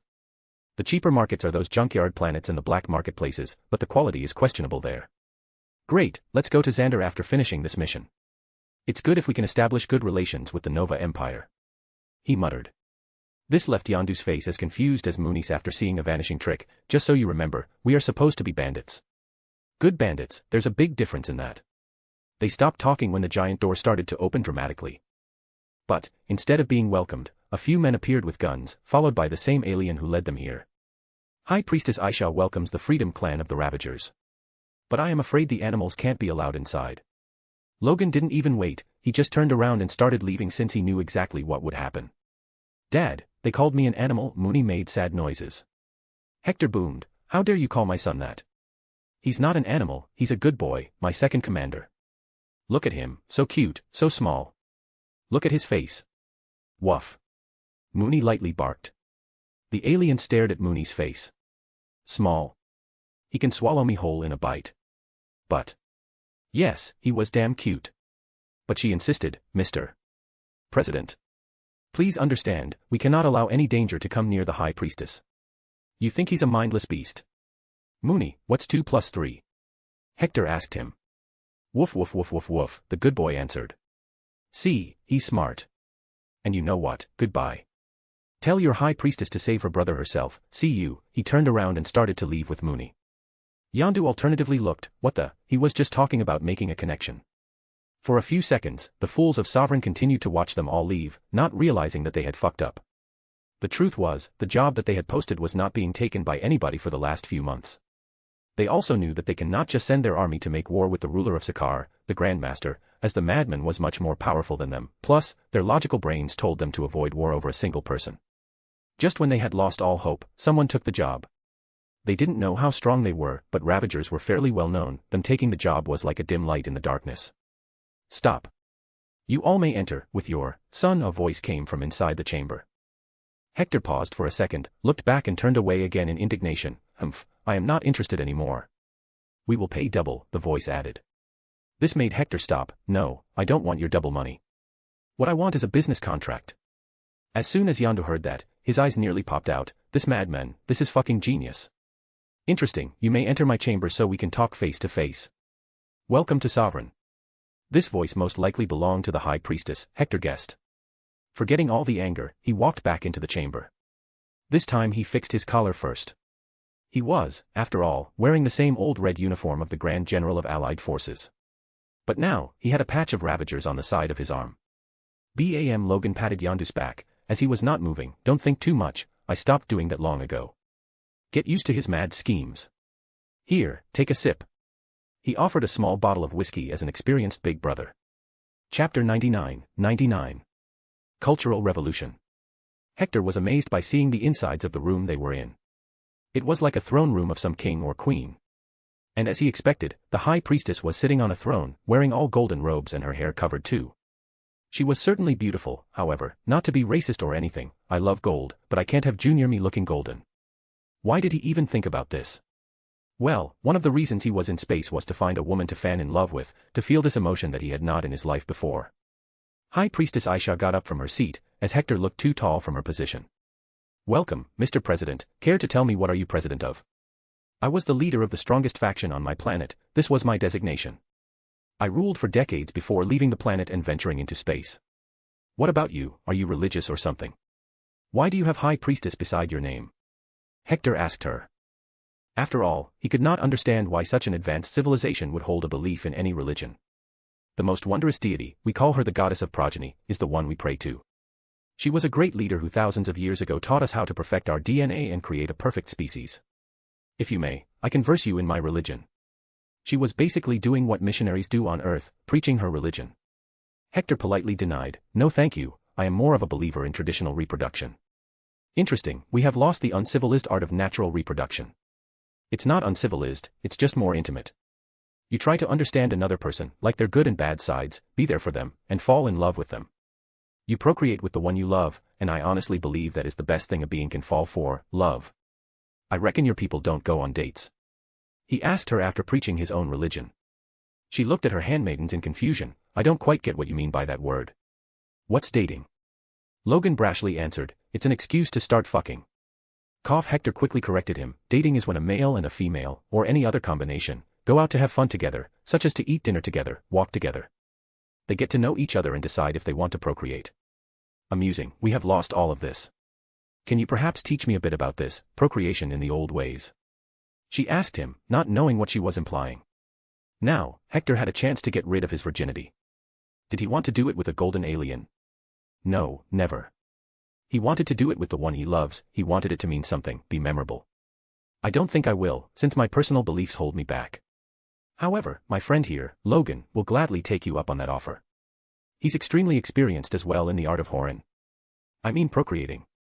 What do you say, Logan, would you be kind enough to make this respectful lady happy? He asked his bodyguard. Logan checked the high priestess from top to bottom. He didn't have many high standards and he didn't care about race or the color of the skin either. So, he took a good puff of his cigar and nodded, sure, I will teach her. Will your handmaidens also join? High Priestess Aisha looked at her 4 handmaidens, would you like to learn about the ancient lost art of procreation? Yes, High Priestess. I would be honored. It will be helpful in our understanding of the goddess of progeny. Yes, it said that goddess of progeny did it many times. High Priestess Aisha nodded at Logan, then we will be under your care, human named Logan. We shall conduct this business after we have discussed what contract Mr. President wanted. Yondu's jaw fell, he lowly muttered to himself, Holy Centaurian, he's gonna have a sixum with the ruler of Sovereign. Hector too had such thoughts, and he wondered how Logan would even manage. But the man looked very confident, even having quenched his cigar as if preparing for the action. Mad Lad truly got the goddess of progeny on his side today. Yes, let's discuss the deal. As it said in the job, I will bring back your bother from Sakaar, alive. In return, you agreed to pay me 40 million credits. But, I don't want that, I want 20 million credits and then 20 million credits worth of logistics contracts. I am going to start a space logistics company. We will move cargo to planets across the universe. You can be my first customer, he pitched his idea. If she denied, then he'd just take the 40 million. How will you ensure that you can keep the cargo safe? Because currently, the companies that run this business have their private defense forces, she asked him. Hector chuckled at that, High Priestess, from whom do these organizations protect their cargo? Pirates, she answered. And what are we? At that, her eyes widened. Yes, if the pirates themselves were doing business, then who would attack their cargo? Amusing. I am interested in this contract then. Sovereign does trade with Skrull and Nova Empire, as well as thousands of other worlds. I can assure you of the high intensity of shipments at the lowest price. Not just that, I will hire the entire Ravager Syndicate to act as proxy protectors for our ships. This will be an added security. He pitched in more detail. He could always talk with other influential leaders among the Ravagers and give them a tiny profit share. But for now, he needs to uplift his image among the Ravagers. Strength and success are respected everywhere, after all. Space was not much different from Earth, it was still the law of the jungle, the survival of the fittest. As long as these details are in the contract, I have no qualms in making this deal. If you do well, we can continue this trade relationship, she suggested. One great thing about High Priestess was that she was very respectful and noble when talking. Although her arrogance and the species-based features were still visible. Great, while my subcommander Logan here teaches you all about the old way of procreation, I shall head back to my ship and draft a contract. He winked at Logan. I will wait here, she permitted Hector, Yondu, and Mooney to leave. Once they were out, the door was shut close behind them. Logan was still inside, with 5 golden women. Nobody knew what was going to happen there. Will the wolf overcome them, or will they conquer him? Fuck. If I knew this, I would have come here naked, Yondu cursed his luck. Why are you crying about it? Find someone like her in space, Hector suggested. But the sovereign species is known to be very reserved. They don't whore around as they have lost interest. I could have bragged about fucking them golden girls, sigh. He moved back into the ship in defeat. Woofoo. Mooney barked, which literally meant, Dad, we're surrounded by horny aliens. He ruffled Mooney's fur, it seems that's true, son. I hope it's not contagious, but I also remember you humping that stuffed toy I got you the other day. Mooney looked away, as if not hearing him. Haha, let's go, we have a mission. 4 hours later. Hector once again decided to go to meet the High Priestess and get the contract signed. 4 hours would have been enough for Logan to deal with the 5 of them, he reckoned. When he arrived at the same place, the door of the room was left open. He entered and found the High Priestess sitting on a desk/bed, her headgear was gone, her golden hair was falling over her shoulders, and they looked disheveled. Her face seemed lost as she stared blankly at one point. Meanwhile, the handmaidens were back in their positions, standing on the sides, but they all seemed uncomfortable at standing straight. He heard the high priestess speaking to herself, "We have lost such a great art, what have we done?" "Oh, hey Prez," Logan came out from the background, washing his hands clean, a cigar in his mouth. "What did you do to them?" he asked. Logan smirked and winked at the high priestess. "Nothing, just showed them the fun of doing it the old way. Let's just say, all their sockets got conquered today. They actually enjoyed it. I'd rate the experience 9 out of 10. Hector looked at his face in doubt. "She looks traumatized to me." "That's just her shock, the realization that they had been missing out on this amazing thing for so long. She wants me to stay here forever and teach all her females this art. But I can't, maybe when we return from the mission." "Cough, good for you. Anyway, we are to sign the contract now. High Priestess Aisha, this is the contract, read it and sign it so we can go and bring your brother back." She just blankly took the datapad and signed on it without taking a glance. However, Hector noticed her gaze at the middle of his pants. He quickly stepped back, knowing what she was thinking. "Well, I will be on my way then. Logan, let's go." Once the two left, the High Priestess wondered vocally, how large will his procreation instrument be? "Very large, High Priestess. It should be even more enjoyable. At least 10 inches, I presume, High Priestess." Truly, blessed by the goddess of progeny. One after another, the 4 handmaidens lusted after the man who was now the president of their steamy thoughts in their minds. Aisha licked her lips. "It seems we will need to find some worthy males from the population."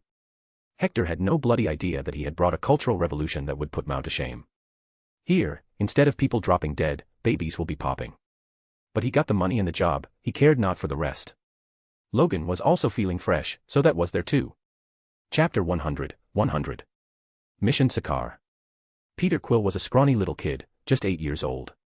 He lacked most of the skills and had no friends for most of his childhood. Growing up in a fatherless home, loved by his mother and pampered, he had self-esteem issues. All he did was listen to old music that his mother used to enjoy. And truly, he was missing his mother now. Although he had decided to stay in space, that didn't change the fact that he missed his home. So, on many occasions, when sleeping, he would cry all alone. That was the only thing he could do. But then, Mooney, the giant husky/wolf would come and sleep beside him. He would hug the warm fur and feel at home. This way, he became attached to Mooney, the one who supported him when he needed it. "You are so amazing. You've been by President's side since before World War II." Little did he know, Hector had told Mooney to go to the boy and help him cope and get used to this new life. "Okay, our mission leads to Sakaar, an artificial trash planet created by the Grandmaster in the Teo star system, and is surrounded by numerous wormholes that deposit space waste. I don't know how strong the ruler of Sakaar is, but since he's the ruler of a planet, he must have a strong military. The people he catches are enslaved and made to fight in the contest of champions. Logan and Mooney, you will be the distraction. I want you to enter the tournament and find the brother of High Priestess. This is the photograph. The moment you find him, Mooney will telepathically inform me. At that moment, I will drop straight from the sky into the arena, free you all from whatever the slave instrument is. Mooney will then use his sorcery to bring us back into the Freedom 1 ship in the orbit. Yondu, you will also be coming down with me. I don't trust you enough. Kraglin Obfontery, you will keep the Freedom 1 ready to make the jumps out of this galaxy. Meanwhile, the rest of the Freedom Clan, keep your weapons ready and stay at the battle stations. We may get chased, so we will have to fight our way out. Is that understood?" "Mooney is the sorcerer?" Yondu exclaimed just then. He was trying to find out this mystery for so long, after all. Woof. Mooney proudly scoffed, raising his chin. "Yes, he is. Go get your weapons." Hector ordered everyone to get to work. Peter Quill came then. He wanted to help too. "What should I do, Mr. President?" "This kid, if I don't give him anything to do then he might get more depressed," Hector deduced. He ruffled Peter's hair. "Son, come with me." He took Peter to the communications room. "You will sit here during the mission. Your job is to keep an eye on this screen. If you see any red dots on it, then you press this red button. This will alert the whole ship about enemies." "Got it." Peter nodded fervently. This was not a small responsibility, after all. He saluted like soldiers on Earth. "Yes, Mr. President." "Good lad. You can call me Grandpa too if you want." "Grandpa President maybe."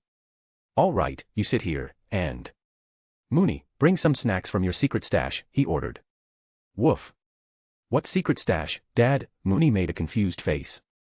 Hector lightly knocked on his furry head. "Boy, you think I'm blind? I know you hide snacks under your bed cushions. Go and bring some biscuits from there." Rubbing his paw cutely on his head, Mooney made an annoyed face. "Fine, if you want it." A while later, the good boy brought the space equivalent of Oreo. At that moment, Hector had an idea. Wait, what if I sell Earth snacks in space? I'm sure people will like it. It was surely another idea for making money and gaining power. But it was a thought for the future. He walked to the armory and picked up a big shotgun-like energy weapon. He still had his previous small gun, the atomic disintegrator. It was banned by the Nova Empire, but he was an outlaw for now. He also let Mooney hide a smoke bomb under his tongue for later. Logan didn't need anything, he said. They were pretty much prepared. Once they were out of the jump and could see the planet in distance, surrounded by wormholes, it was time to start the mission. Good luck, you two. Hector strapped Logan and Mooney into a smaller escape pod. Logan grunted, I don't need any safety belts. We both don't need it. Just keep my whiskey ready as you promised for this job. This alcoholic, Hector sighed. Logan had demanded his payment be made in drinks. The men truly needed God's help. Don't worry. You will get your whiskey and Mooney will get his snacks. Now, go. He shut the pod's door close and pressed the button. Whoosh. The pod flew away, or more like got sucked towards the planet due to its messed up gravitational field. As soon as they left, Hector caught Yondu and shared a handcuff with him. I know what goes on in your mind, my bald living blue M&M. You ain't getting the command of this ship in this life. Yondu tried to fight him, protest. But he got smacked on the head, be a good little boy. Then, he waited for the signal from Mooney and Logan. Boom. The pod crashed on the fields of junk on the planet of Sakaar. The pods didn't survive much, but the two were safe. Woof. It's so smelly here. It's garbage dumb, what did you expect?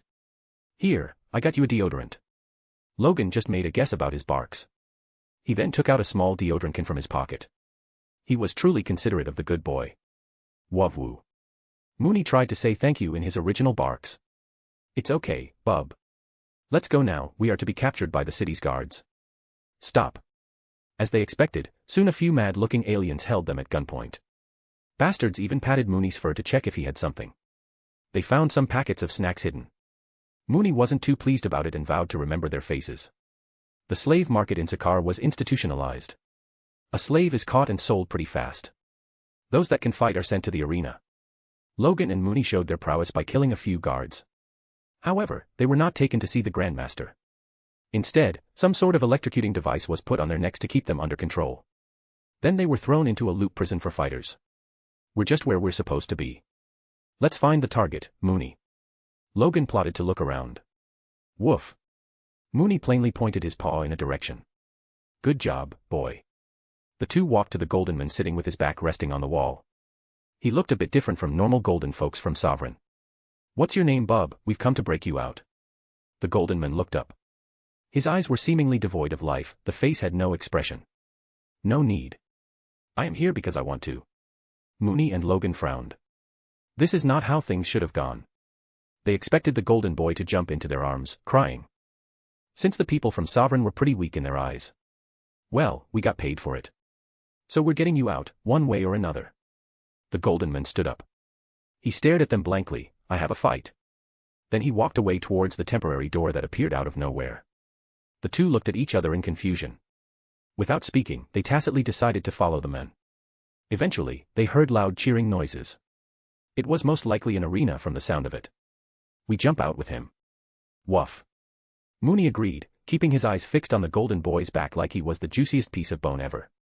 The loud announcement started in the arena, declaring the contestants for the next fight. The champion versus our rising star from Sovereign. His name is Adam Warlock. Let the blood flow. Yeah. Chapter 101, 101. Adam Warlock. Rhea. As Mooney and Logan sneaked, a loud roar came. This was most likely the current champion.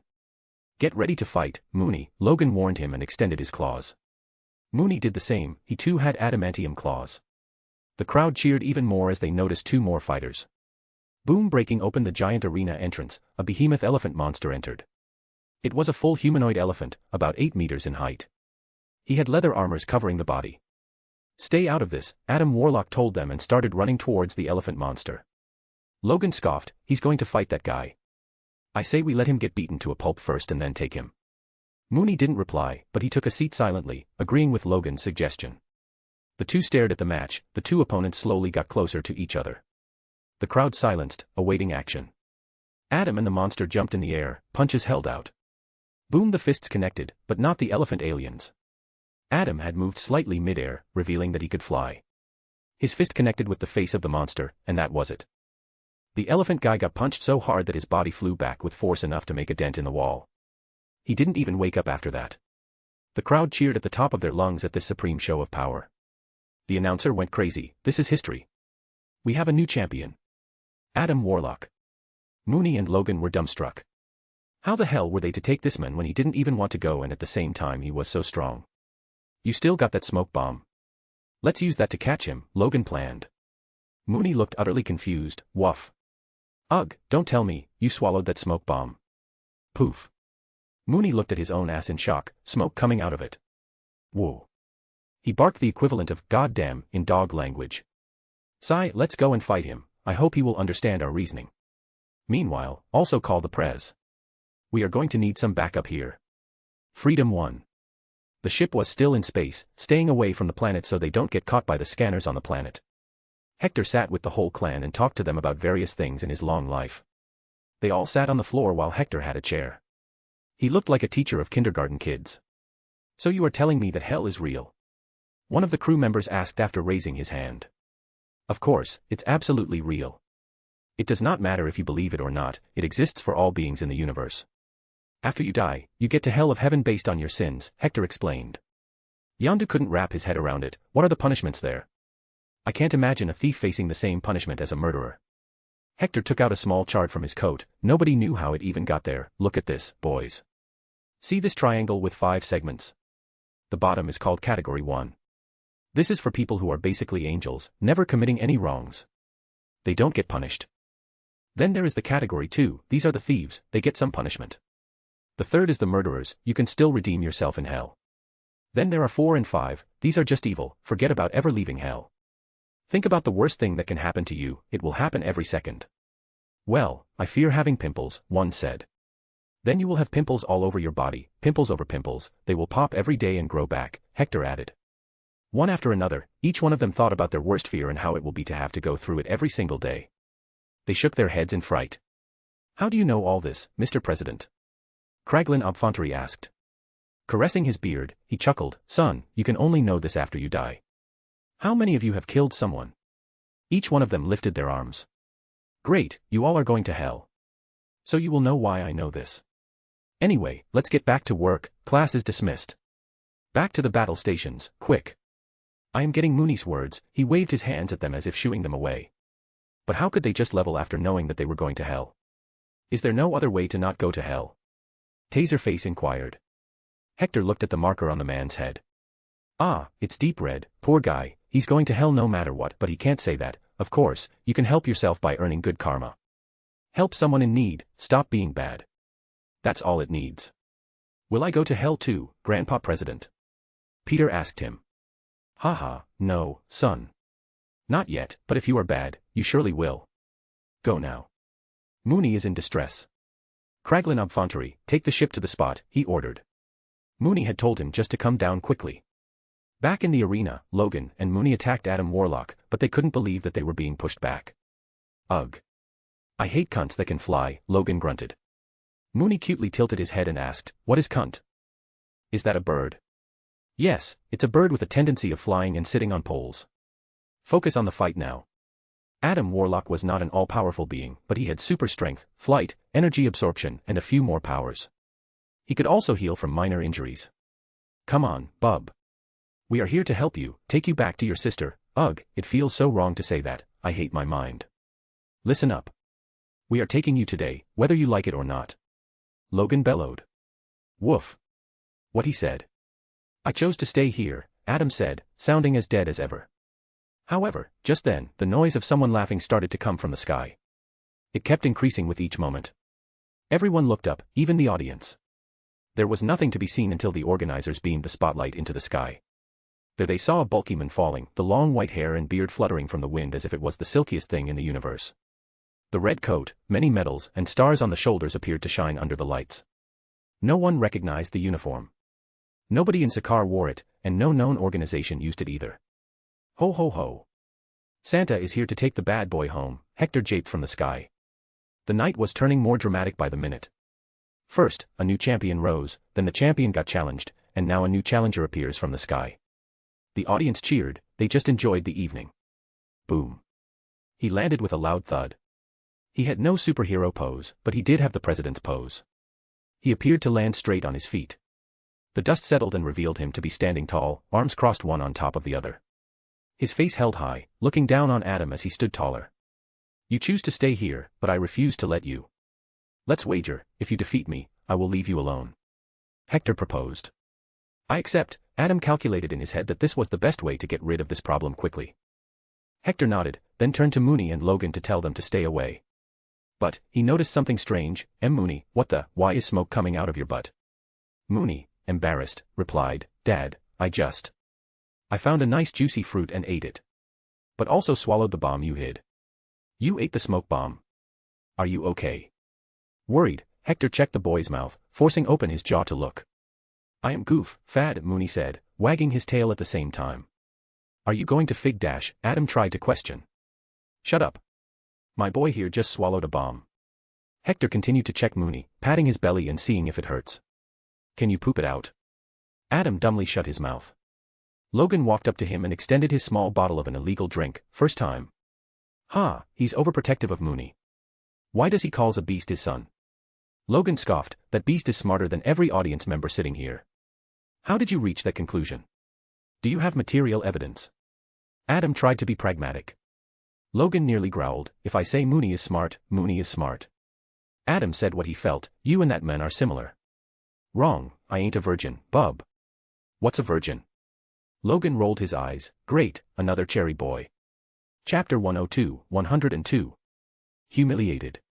Mooney was fine, it turns out his belly had strong enough acids to melt the bomb. But it was releasing all the smoke now. Thankfully, it won't harm him. So Hector was free to take care of the fight now. Good, let's get this over with. What's your name? Adam Warlock. This got him thinking, I've heard about this name a few times, but is he the cinematic version or the comic? I am Hector King, Washington, folks call me Mr. President. The two fought with their gazes for a minute, gauging each other's powers out. But that was impossible for Hector, as Adam had a dead face, while Adam could not read anything either. The first move was made by Adam. He tried to use the same tactic of kicking and flying away since that was his advantage. So he used his super speed to move. However, as he was moving, he noticed Hector's eyes moving in his direction. No matter how fast he was, he'd always be tracked. Too fast to stop himself, he went ahead to kick, bam. In a turn of events, Hector caught Adam's leg and started to slam him to the ground as Hulk did with Loki once. Boom, his face smashed the ground on the left, making a dent. Bam, this time on the right. Admit defeat, I am not here to kill you, Hector bellowed. Adam got back up and punched Hector in the stomach by faking one towards the head. It connected and sent him flying in the air. Sanofa, this one hurt, he cursed. But feeling pain was also refreshing to him, as he had not felt it in a long time. But he was absolutely not a masochist or anything. Learning that his brute force wouldn't work on Adam, Hector devised a plan to beat him bloody. He decided to use all the means around him. One after another, he started using the telekinesis to throw the rubble around at Adam. What are you even doing, kid? Why are you fighting here? He asked. Adam didn't give a straight answer, I am doing soul searching here. The fight continued. It was a war of physical strength more than anything else. Both seemed evenly matched at this stage. But Hector had one ace he had not used. He, too, had his structure made of adamantium after all. He leapt towards Adam. But at the same time, he turned into his giant werewolf form. His claws immediately extended, they were made of the same metal as his bones. Mighty strong, enough to cut anything. Folks in the stands cheered seeing the new development. Adam tried to dodge all strikes, but in this form, Hector's senses get heightened, there was no way Adam would be able to sneak behind him. Each slash he made on Adam ensured a deep cut on his skin, ripping apart his muscles. Adam was pushed back this time. What kind of soul searching happens on this garbage planet? Hector asked as he had the ability to speak in his wolf form. I am looking for a soul to put in myself. Just then, Hector remembered, this guy, he doesn't have the soul stone. No wonder he's looking like this, so dead inside. Being the capitalist leader he was, he decided to capitalize on this knowledge. I know a way to get you a soul, one that's not tainted by any, one that solely belongs to you. Adam stopped in his tracks. His logical brain told him this won't be a free meal, why would you help me? I am on a quest of finding some souls too. I know where to get them, but now is not the time. I can give you some soul later, he offered. After all, Hector's goal was to eventually get his hands on the soul stone so he can make custom souls to put inside dead bodies and allow the spirit of vengeance to possess them. All he needed to do was find a way to not have to let go of what he loved the most. Like hell, he was going to sacrifice Mooney just for that stone. What do you want in return? Haha, smart boy, you know it's not a free service. Well, I want you to work for me on my ship as a loyal crew member. Since I will be traveling a lot across the universe and fighting various beings, maybe you can get a soul even quicker. He asked. It was better to keep a being like Adam close by, or else if he somehow got another Infinity Stone, who knows how powerful he'd become. Who knows if he'd be a nice guy or a bad guy. Did you not come here to take me back to Sovereign? Adam questioned. Hector turned back to his human body and rubbed his beard. Yes, that is why you will decide to stick with me on your own, not the other way around. First, I shall produce you in front of your sister. There were no more replies from Adam. He silently walked to Hector and stood by his side. This was the cue that the deal has been made. Now it was time to move. However, now he had to take off the obedience disc fitted to all three. The thing was, it was impossible to just pull it out. Someone well-versed in technology was needed. Maybe Tony could have fixed it. Mooney, boy, did the electric shocks hurt you? Hector inquired. Mooney wanted to bark, but suddenly a long smoky fart came out of his ass. He lowered his head in embarrassment. Wahaha, it's okay, I got this covered. His solution to the problem was simple. It was to summon a being that could mess up any technology. Come forth, my knight. A portal appeared beside him. It was his ability to summon beings. From the portal came the Skull Knight H, headless, and yet the head area was burning like a raging fire. What is your command, my lord? Can you help me get rid of these obedience discs? Should be possible with your hellfire manipulation. He asked him. Skull Knight didn't speak. He walked up to Adam and put one of his skeleton-gloved fingers on the device attached to his neck. The fire spread outside it and turned the blue light in the obedience disc to red. It started to burn from the inside. Clank! It knocked out of Adam's neck and fell down. Skull Knight did the same with Logan. However, when it came to Mooney, the knight stopped and instead first patted the head. It will hurt, he warned. Woof. I'm a strong boy, headless friend, Mooney proudly said. Skull Knight proceeded to touch the obedience disc. It's time to go now. Mooney, make the circle. Mooney started to wave his paw round and round. Eventually, the sparks appeared and the teleportation circle was made. Adam, Logan, and Mooney jumped in. Hector also proceeded. You. Damn you. But just then, from the sky, Yondu came down with a parachute. Hector just remembered him. Oh, you jumped with me. Well, you're on time. We're just going back now. But then, another man jumped into the arena. Hector recognized him. No. I have not permitted you all to leave. This is my planet and you need to buy your freedom. Here, I don't decide what garbage comes, but I do decide how it leaves. Grandmaster interjected. Hector snorted, his 1 foot already inside the magic circle. He looked back. Should have stuck with Jurassic Park, dumbass. See you. Whoosh! The magic circle closed down, leaving Grandmaster in a rage of being humiliated in front of so many people in the arena. But above all, he was bloody confused. What's Jurassic Park? Did he just curse at me? Grandmaster was not a pushover. He was an immortal man with extreme wealth and power. This was a slap to his face, as never before has someone been able to escape from him alive. Seething in anger, he turned to face his assistant, Topaz, find out who that man was, put a bounty on all of them. I want them dead, you hear me? Not alive, I want them dead. Yes, Grandmaster. In space, the Freedom 1 ship was already on the move, jumping out of the star system. A small party was going on. Their plan had worked. Since the ship never came too close to the planet, it was not noticed.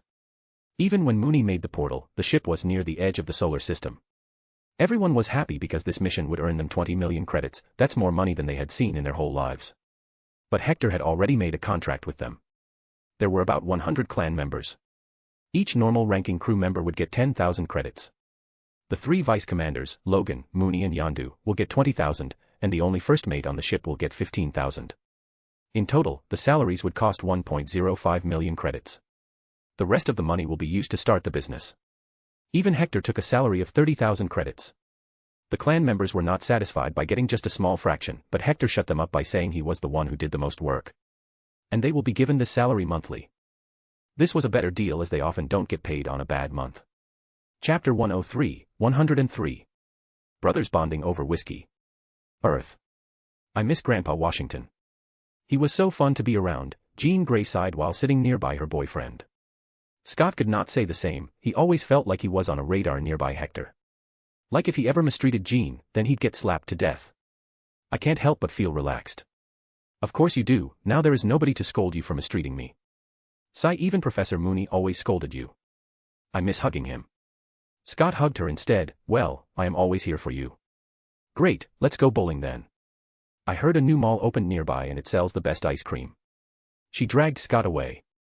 The boy was hoping to spend the evening with her. They were 23 already and pretty close to each other. Sigh, you've never been able to hit anything other than a gutter all these years, why do you think you can do it now? She pouted. Hey, you should be cheering up your hot girlfriend, not demoralizing her. Humph, your punishment, I am bringing Aurora along. I hate my mouth, he silently followed her. Scott had had a harsh past, his mind was messed up due to manipulation by Mr. Sinister. He had gotten some of his memories back but it was not enough to make him feel at ease. Being beside Jean was his escape, her cheerful personality was heartwarming. Sovereign had posted the job on all mercenary and assassin interfaces across the galaxy.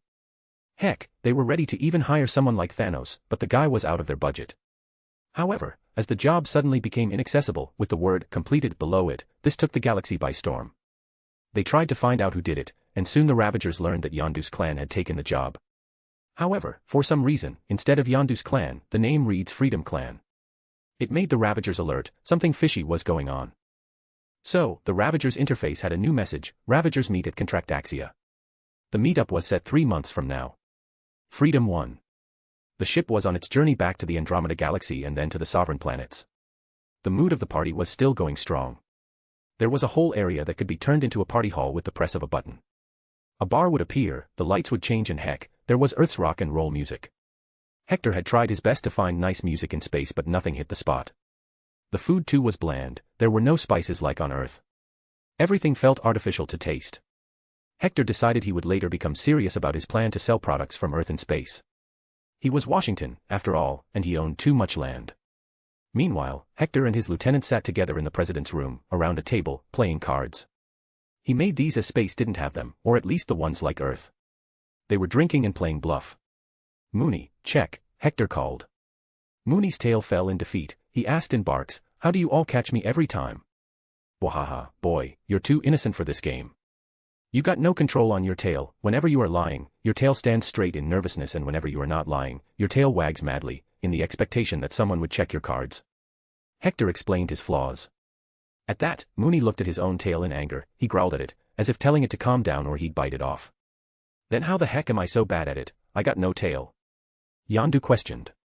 Logan scoffed, you're just bad at it. You have no idea how to sense truth and lies, no wonder you were living in poverty all this time. Fuck you, Terran dweller. You come from a planet that has not even left its solar system yet. You have no idea how hard it is to earn money in space, Yondu barked. Adam Warlock, who was by far the best player today because of being dead inside, spoke, did you not make 20 million credits in 4 days? Statistically, that is more than 90% of what any person or organization earns in the galaxy. I won again. Peter Quill chirped all of a sudden. Nobody was going harsh on him anyway. I hate this game, Yondu quit. Hector nodded and put the cards away, it was time to talk to them and bond a little. He put a bottle of fine whiskey on the table. All right, let's toast for the future, for more money. Yondu, don't worry, son, once our business does well, you will be swimming in money. You don't even treat me with respect, I am just a joke to you, Yondu barked. Hector sighed, I know, and I am not apologetic, that's because I do it knowingly. I am not forcing you to do anything, I want you to one day become good on your own. And as far as I know, respect is earned. The clan didn't respect me before, now they do because I showed them money. I completed a job that would have taken many clans to come together. Yondu calmed down and thought about himself. That's all I've known my whole life. I've been fighting for as long as I can remember. Logan gulped a whole glass of whiskey, same here, bub. Been fighting since the day I was born. Fell in love, each time the lover got killed. All because some bastard was controlling my life secretly. Old man Prez here helped me. My mom died, she was all I had, Peter also added, becoming sad. He was given some space fruit juice to drink though. I am a being made to be perfect, yet I don't have a soul, Adam said. Hector patted Yondu's shoulder, everyone here is a broken man, Yondu. All I say is, yes, your anger is justified, but for how long? One should never let their misery and anger control them. I tried to kill myself once, but this cloudy boy here saved me. Woof. Mooney barked lovingly and jumped to Hector to lick his face. Yondu looked at their faces one after another. He had never sat down with anyone and shared or heard stories. Everyone had a story, he was reminded today, and most didn't have a happy one. He decided to tell them about his past to see how they reacted. When I was small, my family lived in extreme poverty. It was a rare occurrence to get food in 3 days. So my mother and father sold me to the Kree Empire as a slave. I was a Kree battle slave for 20 years, fought as cannon fodder for them in different worlds until Stakar Ogord freed me. He offered me a place with the Ravagers. Yondu poured another drink and gulped it all at once. His eyes looked hollow in that instant. He was emotionally vulnerable. Those days killed my innocence. Those days taught me that the world is hell. They taught me that being evil is the best way to live. I fought to live, I fought to eat, I fought to continue to breathe, and that's all I've known my whole life. It ain't easy to just stop living a life one has been for all one can remember. President, I admire folks like you, no matter how much I hate you. In a universe full of guys like me, people like you and Stakar are a ray of hope among the dark and hopeless hearts of kids like me. Yondu turned his face and glanced at Peter. The boy had fallen asleep on the table. Perhaps, I can be his Stakar by choosing not to send him to that freak. Hector looked into Yondu's eyes and silently nodded. Yes, he's not a bad man from the heart. I was right, it seems. Good, then I have a job for you, Yondu. You are to be the permanent trainer of Peter from now on. You will teach him how to survive in space, how to fight in space. He ordered. Yondu rejected. You want me to be a babysitter? Like in hell I would agree. It's an order. Who are you to order me? I am the captain. Hector grinned. I am the president. So what? You get a bonus of 5,000 credits each month. Yondu paused for a second, then blurted while slapping the table, where do I sign? Chapter 104, 104. This is business. Freedom 1 soon arrived at Sovereign once again. This time it was welcomed as if they were returning from war. There were fireworks all around, they were even escorted by the planet's jets. When the ship landed on the dock, the High Priestess Aisha came out on her own. Her head held high, 2 handmaidens rolled the red carpet under her feet as she walked forwards. 2 other handmaidens were rolling it close from behind. Hector rolled his eyes. What a spoiled woman. But, the moment she stopped, she looked at Logan. I am looking forward to you keeping the promise of teaching me and a few more of my people the art of the old way. Logan shrugged. I leave when this ship leaves. Your brother is here. Hector called Adam out of the ship. Aisha focused on Adam. Why did you run away? I made you with my blood, to be perfect. You brought shame to us. I will be leaving with the Ravagers and looking for my soul. You created me to be a perfect being, and I cannot be perfect without a soul. Adam had no chill, he ignored Aisha and said whatever he wanted. Not having a soul makes you perfect. You are not bound by emotions. She countered. How does that make me perfect? Perfect would mean that I have everything that any other being has and still be neutral with the correct mindset. Hector agreed with him, he's right. If he can stay good and true to his values even after getting a soul, then that would mean he's a perfect being. Right now, he's incomplete. We decide our own matters, do not meddle in them. You have completed your job, you can leave. High Priestess got angered. Logan spat the cigar out of his mouth and quashed it on the ground. All right, deal cancelled. I'm not fucking anyone who disrespects the Prez. Hector nodded. Let's go, we've done what we came here to do. Adam, you make your own choices. We are nobodies here. With that, they all went back into the ship. But they left the ramp open, just in case Adam wanted to enter. The man was processing his thoughts, to understand the best way out of the situation. Sure enough, he came up with one. You made me perfect. But I am not, I was beaten by that man in Sakar's arena. You failed in your creation then. You are a work in progress, she argued. Adam agreed with her. That is why I want to have a soul. Because that is what will complete me. Slavery is banned on Sovereign. If you still try to forcefully contain me, you will be breaking the Code 420 of the 69th Sovereign Law Amendment. According to which, you can get 30 years of prison or, in the worst case, disassembly. Seeing the conflict in Aisha's eyes, Adam started to walk toward the ship. However, he did stop at the ramp. I will return when I am complete again. As you made me and this is my home. High Priestess, do you want us to stop him? The handmaidens asked.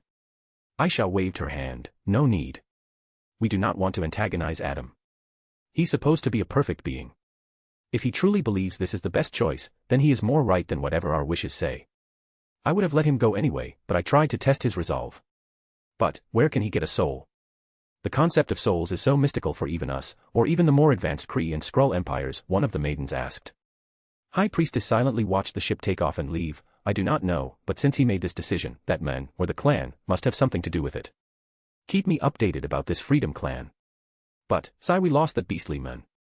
Now we will have to help each other. On the Freedom 1 ship, a new crew member had been added.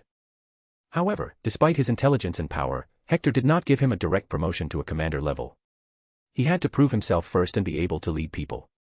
Logan was a commander because he used to be a general in wars with Hector. Yondu was already a leader.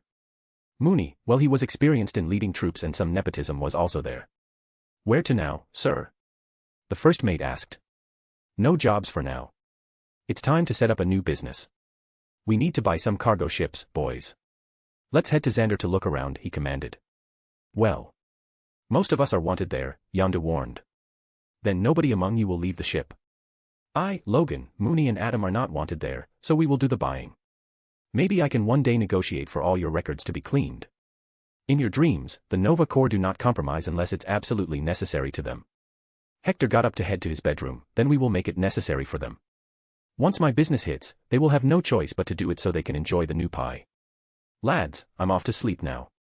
See you when we reach Xander. In his room, Hector did not want to sleep, instead, he was going to talk to someone. As he sat by the big window and saw the stars outside, he called Mooney. Make a tiny 1 centimeter radius magic circle to Ancient One's office. Mooney also slept in Hector's room, by the large window on his cozy bed. He was just munching on some snacks anyway, so he obliged.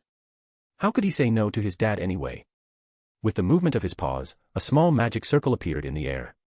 Hector looked inside. Yow. Where are you? Who's there? Who is talking? Dark beings have invaded the sanctum. Son, I am Hector King Washington, where is Yao? And who are you? Hector spoke. I am Wong, a new student of Master. Why or why dash? I will take it from here, Wong. You go and practice in the training grounds, Ancient One's voice came. Soon she appeared in the line of sight. Once she was alone, she asked, where are you right now? Andromeda Galaxy. Amazing, Master Mooney has become good enough to make such distant portals. Give him a pat for me. So, what made you remember me? She inquired. Hector grinned. Yao, do you want to make millions of dollars for your whole order? As soon as the money was talked about, she got alarmed. Hector was a wolf, what are you proposing? Yao, there is no good food in space, Mooney doesn't like the snacks either. So I was wondering if we can sell Earth's goods, such as various snacks and spices in space. It will be something exotic and fetch a good price. All you need to do is partner up with me and supply the items each week through the portals by secretly filling the warehouses that I will buy. He proposed. A plan so good that it was as good as his cargo company plan. Ancient One thought about it. Her first thought was to wonder if she needed the money. The answer was yes, if she has more money then she can support the formation of more sanctums, making the various infrastructure better and improving the quality of life.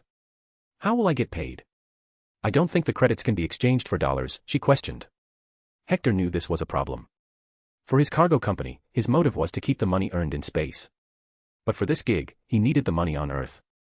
It was certainly not the time to introduce aliens to Earth either. I have a solution. Gold, diamonds, and rare earth minerals. I will convert credits into that and you can supply that stuff to my company, King Tech, for cash. The company is always in need of such minerals. You can keep the gold if you want. What do you think? I can see it happening. I will partner with you then. How much profit will we be sharing? She asked. Hector knew that Ancient One would be doing a majority of the work here. He was just setting up a shop on Xander. She could do it alone too, even more easily. 50-50 profit sharing. Deal, she quickly agreed. Happy, Hector decided to stop and focus on the planning. Great, I will contact you once I own a shop. She had more to say though. Don't you want to know what's going on Earth after you left? Shrugging, he replied, no, I handed Kennedy a plan before leaving. What year is it? 1990. Then Kennedy will get re-elected in 1992 for his second presidency. I see no problem. See you later. Mooney stopped the magic circle and yawned. Goodney, Dad, I tired. Good night, son. Earth. USA, White House. Kennedy was in his 70s, but he was superhuman. He could literally beat every single one of his Secret Service agents. But he never showed his powers. Currently, he was looking at a proposal by some mad guy in the Senate. Proposal to invade Afghanistan and support the Mujahideen. After reading it, Kennedy took out his personal diary from the drawer and looked at the notes left by Hector again. These notes were like oracles to him, telling him what to do and what new laws to bring. Quickly, he went to the page of what not to do. This is it. He reached the section about Afghanistan. The words were pretty simple and enough to persuade him to do as Hector had written. The words said, do not enter Afghanistan, militarily or economically. Do not supply weapons or money, only supply food to the poor folks. Ignore the USSR, they will collapse soon. I repeat.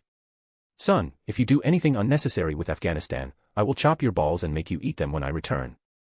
Gulp. Kennedy felt his mouth go dry, so he drank a glass of water. After taking a sigh, he carefully closed the diary and locked the drawer. Then took the proposal by the foolish senator and rejected it. I may be 73 and have great-grandkids, but I still love my family jewels. So nope, no sir, I ain't taking any risk. Chapter 105. Shopping. Freedom 1, you have clearance to land on Bay 6. As they arrived at Xander, the capital of the Nova Empire, a lot of economical activities became visible. Ships coming in and out of the planet's ports, people walking around. The planet was beautiful, with nature and technology mixed perfectly. The planet had a population of 12 billion and was decently crowded. It also being a hub for economic activities, this was the best place to do business in Andromeda Galaxy. The ship docked itself and paid the fee. Hector, Mooney, Logan and Adam headed out. At the same time, the inventory officer of the ship handed them a list of items they needed to stock up on before leaving. Sure, just don't leave the ship. If any of you get caught outside, I don't know you. By the way, tell the guys at the port to paint the ship in red, white and blue. He warned the clan before heading into the markets. Now this feels like a space civilization, Logan muttered. He was not wrong. On Sovereign, all they saw were golden people. But Xander was different, aliens from all kinds of species from across the galaxy would come here. True, but does anybody here know where the market is and where to buy the stuff we need? Adam, you should know, right? Hector asked them. Adam started leading, I have memorized the map of the whole planet. The market for spacecraft is this way. This just made Hector satisfied with his investment in Adam. It was worth all the trouble of going to Sakaar. So they made their way inside the big market space, but there were no big shops or storerooms. It was just a wide street with some beautiful art pieces. Rather, there were a lot of aliens standing on the sides, wearing nice suits of their choice, in front of big screens. Each had the name of a different company. They had a table too on which a holograph was showing a ship. Adam explained, this is how they sell the ships. They can't store all the ships on the planet to show you. Most of them stay in orbit and when you order a new one, the ships come from wherever their yard is. These are representatives who will show you different models on the screens. And where are you taking us? Logan asked. To a broker, instead of a representative of the company. The broker can tell you the price and variety of all ships of all manufacturers. Great. Good job, son. Hector gave the deserved praise. Soon, they arrived in a real shop instead of a stall. It had a glass table inside, but it was mostly empty.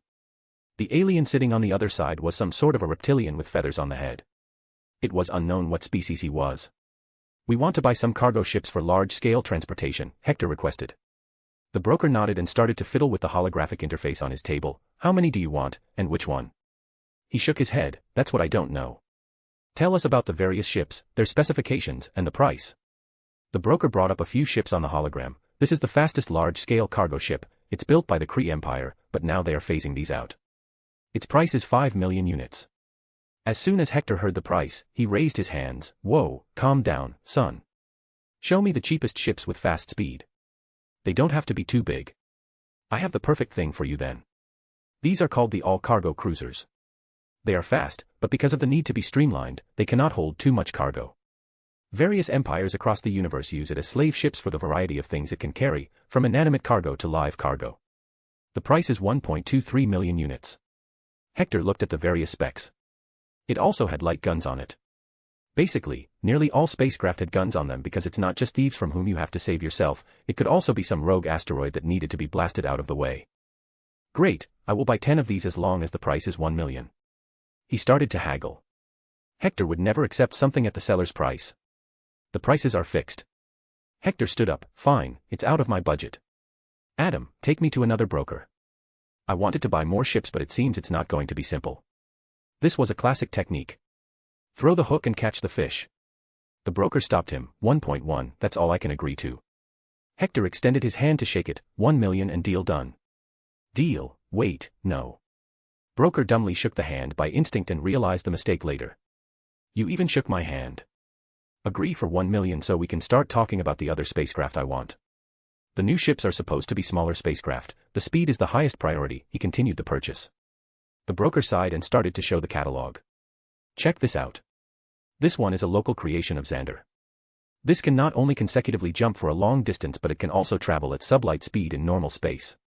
The price is 1 million credits, you are not paying for storage here, but the speed. Hector nodded, great, I want 5 of these. My price is 800,000 credits, nothing less, nothing more. What about 900,000 credits? Broker asked. But then all of a sudden her face fell, wait, I am the seller here. Haha, deal. Hector laughed and shook hands. He saved a lot and spent 14.5 million credits. There were still 3.5 million credits left. He wished to buy an escorting warship with it. Now, do you have any battleships?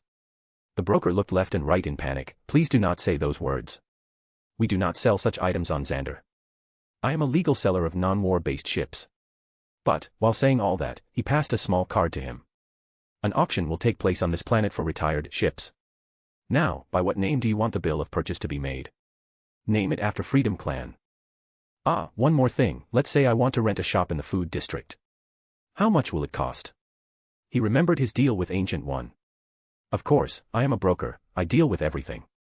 Prices of shops vary with their size and location. More premium ones can cost you around 100,000 credits per month. Cheaper standalone shops on the food strip, a street for street food will cost you anywhere from 300 to 500 credits a month. Hector thought about it, he will be selling snacks from Earth, such as Oreo, Coca-Cola, Pepsi, Lay's, tacos, pizzas, burgers, KFC chicken, he had invested in McDonald's and KFC a long time ago, etc. Most of the items will be packed stuff. How big will be the 5,000 credit shop? It's about 15 square meters big. The broker showed the layout on the hologram. Woof. Mooney barked. Hector nodded, yes, son. I should first look at the shop and see how many people go through there. Don't worry, my assistant will take you. Broker tapped something on the desk. But before leaving, Hector warned him, one more thing, I will only pay the full price after I have checked the ships and ensured that they are not damaged. Of course, for me, credibility matters. I do not want to spoil my name with the Ravagers. As Hector walked out, he facepalmed, damn, I forgot my arm patch. I've been roaming around, announcing myself. Beep beep. As he expected, this was a mistake he committed. The moment they stepped outside, a small star blaster hovered over them, the guns pointed at their heads, Captain of a Ravager's clan, surrender. Your ship has been impounded, your crew is in our custody. Oh, degree, underscore. Hector was annoyed, Mooney was shocked, Logan stared at the pilot in the star blaster with an emotionless gaze and Adam simply looked dead as always. Didn't Yondu say that there is no danger as long as they stay inside the ship? Hector wondered. But that does not mean they will leave you alone. According to Nova Corps law, any ship that lands in their port can be randomly inspected to ensure no smuggling of objects or life is happening. Adam responded. Why didn't you tell me that earlier? Adam plainly replied, I just memorized it. Sigh, fine, just raise your arms, boys. We are law-abiding folks. Our arrogance and pride might bite us in the ass. Ah, Mooney, you don't need to do it. Chapter 106, 106. A dangerous job. Like good, gentle folks, they put the four in a Nova Corp space van. Heck, even Mooney got his paws restrained with some sort of energy handcuffs that didn't have chains. They were brought to the cells in the security station and put behind bars. When Hector looked behind, there the rest of his clan was sitting, staring at him dumbly. Which one of you fucked up? He asked them. It was Taserface. That bitch tried to incite everyone else against Yondu. He said we should kill Yondu and take over the ship and the credits you earned, said Horace, a member loyal to Yondu Udanta. Hector glanced at Taserface, anger erupting. He knew these kinds of folks, they never are satisfied with anything. They only want to be at the front of the line even when they didn't do anything. Goals and hard work don't make them work, jealousy does. The moment you step out of this place, I will kill you with my hands, Taserface. Where is Peter? He hid in the ship, Yondu assured him about Peter's security. Good, do not let Taserface escape. You all have got the wrong idea about me it seems. I was acting nice to you so you thought I was a kind, old man. You forgot I was the supreme commander of the majority of military forces on my planet. I have killed people in ways you can't imagine. He ordered Yondu, but his words were for the rest of the clan. They needed to keep their greed checked, or else he didn't mind killing them, they had red markers of hell on their heads anyway. They all stopped talking about killing people as they saw Korsman walking toward them. They stopped in front of the transparent energy wall and spoke to Hector. "Boss wants to talk with you." "Lead the way then, lad." He followed him out. The men brought Hector to a room. It was empty and lavishly decorated, likely belonging to a high-ranking person. He just took a seat and waited. What do they want from me now? I don't even have a criminal record, he wondered. And the last he remembered, Ravagers was not an illegal organization. A few minutes later, his wait was over as the door opened. A tall man walked in first, then an old woman with white hair. She had the air of superiority around here. She sure was a big shot, Hector reckoned from his senses. He didn't get up to greet her, he was unlawfully detained, after all. But she didn't mind. "Nice to meet you, Captain of the Freedom Clan. I am Irani Rail, the Nova Prime." He shook her hand. Who would have thought the leader of Nova Corps would come to see him? However, he could not help but not stare at her complex hairstyle. Her hair was tied strangely, depicting two balls and a small dick. She either has too much free time or has a person dedicated to her hairstyle, and I'm damn sure he's messing with her. "I am Hector King, Washington. People call me President Washington as I am also the owner of a newly set up cargo company, Moonspeed Corporation. Even opened a shop on Xander, called East Xander Trading Company, A/N, LOL. He introduced himself. She nodded, taking a seat. "Well, President Washington, were you offered any drinks? I told the men not to put your cell but they saw the Ravagers tag on you. I apologize for the unlawful arrest." Hector knew bullshit when he saw it. He was a politician for decades. He knew that no person of power, such as the one sitting in front of him, would be so kind to a person connected with space pirates. "Why was I even apprehended? That was not our intention. I just asked the Corps to find you. I heard about you completing a job for the Sovereign. You successfully extracted a man out of Sakaar, a planet notorious for being inescapable." She started praising him to the skies. He was just waiting for her to say the words he wanted to hear. "Considering how tough the job was and you completed it, we would like to hire you. First, care to tell me how did you find out about me? Only Ravagers should know who did the job." He questioned. "You don't know. I will show you." She picked the datapad from the table and started typing on it. Soon, she swiped up on the screen, initiating a hologram. "I'll be damned," he exclaimed in surprise. In front of him were 4 faces on the hologram. Each had a bounty. For Mooney it was 100,000 credits. For Logan, it was 500,000. For Adam, it was 1 million and for Hector, it was 5 million credits. And the craziest part was, there was no alive written, just dead. "Wahaha, this is great, I am famous now," he laughed it off. Nova Prime looked at her secretary's face in confusion, but also relief, thinking she found a madman and that was what they needed for their job. These wanted posters have been circulating on all forums across the Universal Information Network. "People will soon start coming after you, I'd be careful if I were you. This is a lot of money, enough to make people take risks." She warned him, just in goodwill. "How can I get rid of the bounty?" he questioned. "There is no direct way, I'm afraid. You need to resolve the issues with the one who issued it or maybe kill the men who issued it. But the Grandmaster is too protected for even the best of us to kill. I remember the Kree Empire once gave the Tyvan Group 100 million credits to kill Grandmaster for enslaving and killing a Kree woman from a major family in Hala. Grandmaster somehow struck a deal with Tanalir Tyvan, the Collector, and the bounty was resolved." She revealed to him. "I guess I will have to kill him in the future. But first, I need to get stronger," he made a mental note. "So, what's the job you were talking about?" Irani Rail took a long breath, then spoke in one go. "I need you to kill a man." An eyebrow raised, he interrogated, "Can't the Nova Corps do it on their own?" "No, because the level of difficulty is perhaps even more than level 5. The man I need you to kill is also a member of the Nova Corps. The most difficult part is reaching him because he's locked on Hala, the home of Kree Empire." She elaborated. Everything started to make sense to him. Isn't the Nova Empire and Kree Empire in a 1,000-year war? And this job, damn, I would have kissed that golden high priestess if I could. Saving Adam established my name. I will not agree unless you give me all the details. I am going to risk my life for nothing. Kree Empire is stronger than Skrulls right now. They can obliterate the entire Ravager syndicate if they want to. If they learn of my identity, they won't put a bounty, they'd straight away come after me. She nodded her head, understanding his stance. The reason is simple. I am trying to broker a peace deal between the Nova Empire and the Kree Empire.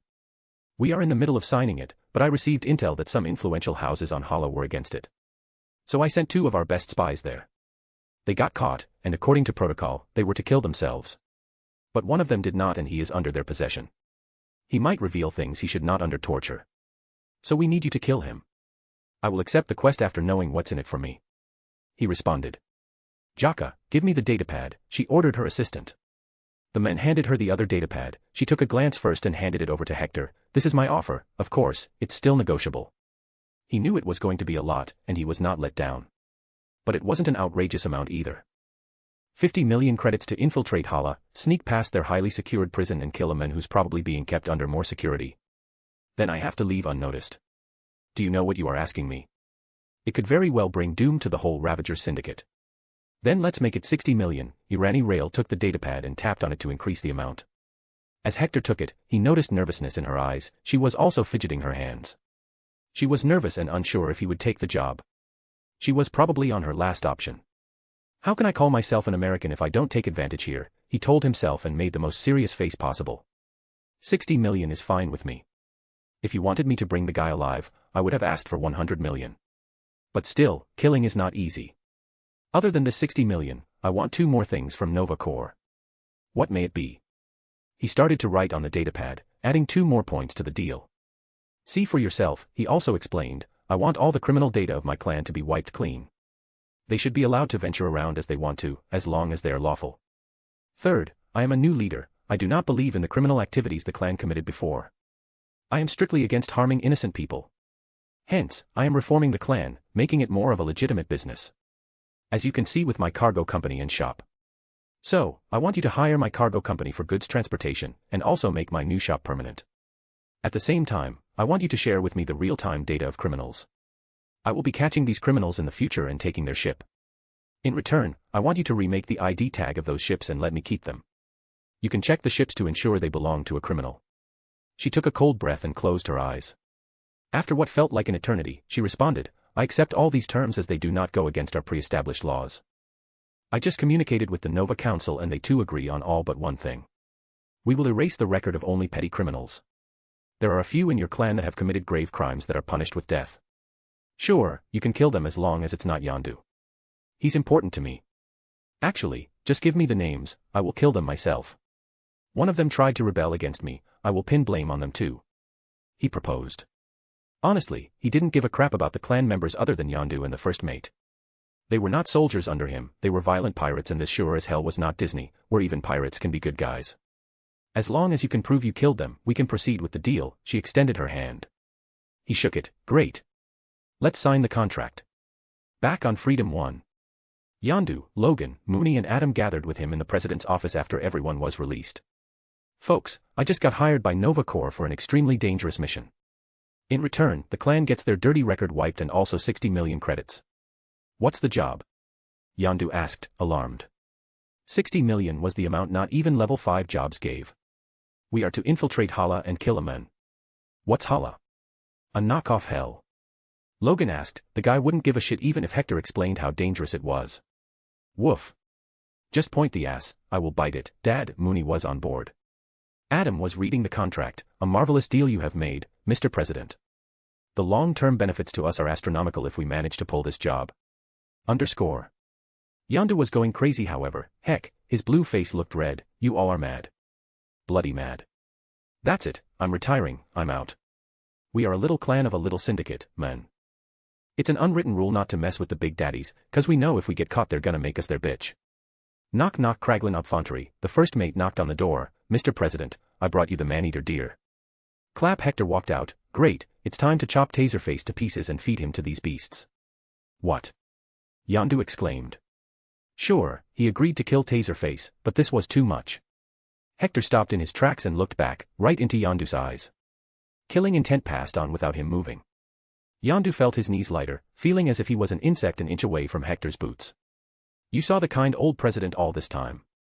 Now see the ruthless hell's Inquisitor. I do not tolerate traitors. A/N, for those who don't know, the Kree Empire is the one that took Carol Danvers, Captain Marvel. Kree Empire is a vastly powerful faction in the Marvel universe.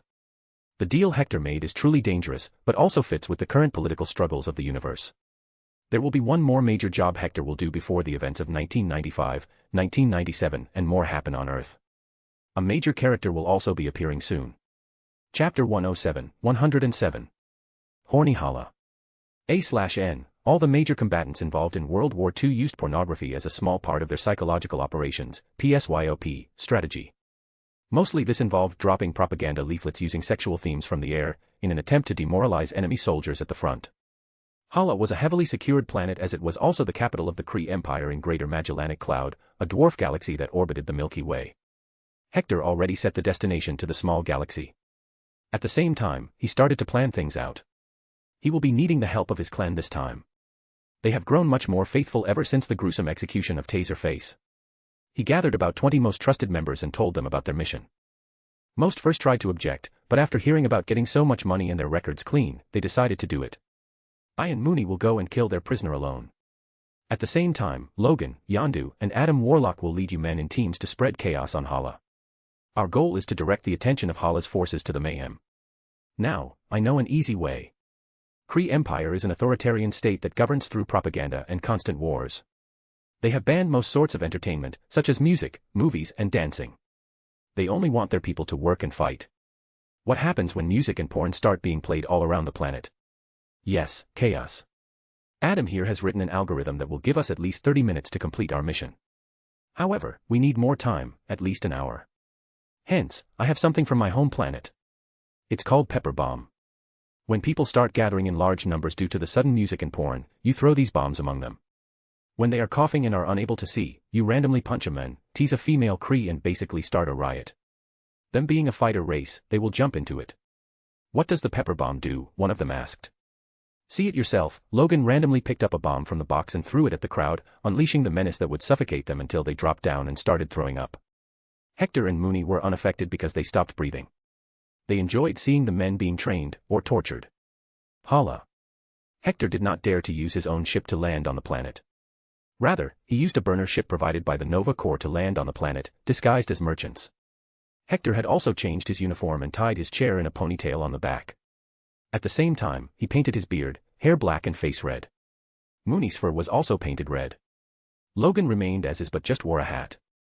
Adam Warlock was too recognizable due to his golden skin, so he was painted green. Yondu was not painted as he already looked Kree blue. Blue was considered the color of purity in the Kree Empire. The more blue one was, the more pure Kree he was. Hector scoffed when he learnt that. I guess racism is not just worldwide, it's universal. You know what to do. Mooney, let's go. Hector headed out on his own. His main goal was to first roam around in the market and wait until the rest start spreading chaos. He had already memorized the map that would lead him to the underground prison. It was harder to navigate this planet than a beehive. There were just too many ways. It was a highly advanced planet with tall buildings covering most of the planet's surface. Even the skies always had a cloudy look and that made it seem depressive. Fuck, they even painted the buildings metallic black. Who even does that? He muttered in disgust. I like pink, orange and red, Mooney added. Hector sighed. He knew this wouldn't do well either. The best paint for any building was white or light gray. Though he liked the fact that there were no slaves on the planet. Or maybe they were kept hidden. Yondu, Adam, and Logan each had a special device that could wirelessly hack into the systems and spread music and porn all around the planet. Each device was different with different programming. This would make it so that the Kree forces can't quickly fix things up. They all went to different parts with a few men each. After taking positions, it was Logan's first move. Ugh, I hate this work. Putting his hand in the pocket, he pressed a button, while still eating a lollipop, since he could not smoke in public. In an instant, the various screens all around him, on the side of the roads, on the walls of the buildings and on the various datapads of the people, glitches started to appear. But, they didn't last too long. Boney M. Rasputin. The song started to play. It was one of the best dance music out there on Earth. But with the sound came the visuals and they were not safe for kids or work. AH. AH. AH. Fuck me, daddy. Yes. Put it in. All of it. Logan frowned. What the, is this president's kink or something? But porn and music worked. Krees were mostly human-like and procreated like humans. They too indulged in the addiction of flesh. But they didn't have porn on their planet or music. So when they saw both of these combined, let's just say, a lot of Kree mountains were hardened and Kree pillars were erected. People started to gather up and watch what was happening. Some drooling, some dreamily looking at it. Couples held each other's hands tightly. They all felt horny. Logan looked around himself and saw the clan members were already at work, throwing the pepper bomb. They slid around slowly in the crowd. They would randomly pinch some asses, boobies, or smack someone. they would push people around to anger them. Slowly a chain reaction started and a riot-like situation erupted. Who would have thought that porn and music can be a weapon? Everyone had timed their watches, so next was Yondu's turn to do it. He pressed the button and a new song and porn started. Queen, we will rock you. Ah. Mommy. Make me your lit boy. Yes. So good. Yondu's brows rose. What the fuck is this? Who fantasizes about their own mother? Earth is one messed up planet. Michael Jackson, beat it lyrics. Ah yes, fill all my holes, make me your little slut. Oh. This is so hot, fill me up. Adam looked at the porn and felt like he believed in God now. This is inhuman. Why would a female allow multiple men to treat her in such a way? They successfully did what they came to do. Now it was all up to Hector. But the three did wonder one thing, where did Hector get all these things? Where is this music and porn from? But what they didn't know was that there was another person who had to find and store these degenerative things. 3 days ago. Hector was sitting in his room, planning for the mission. Just then he came up with the idea of distracting the Kree people with some culture. And what better place to find than Earth?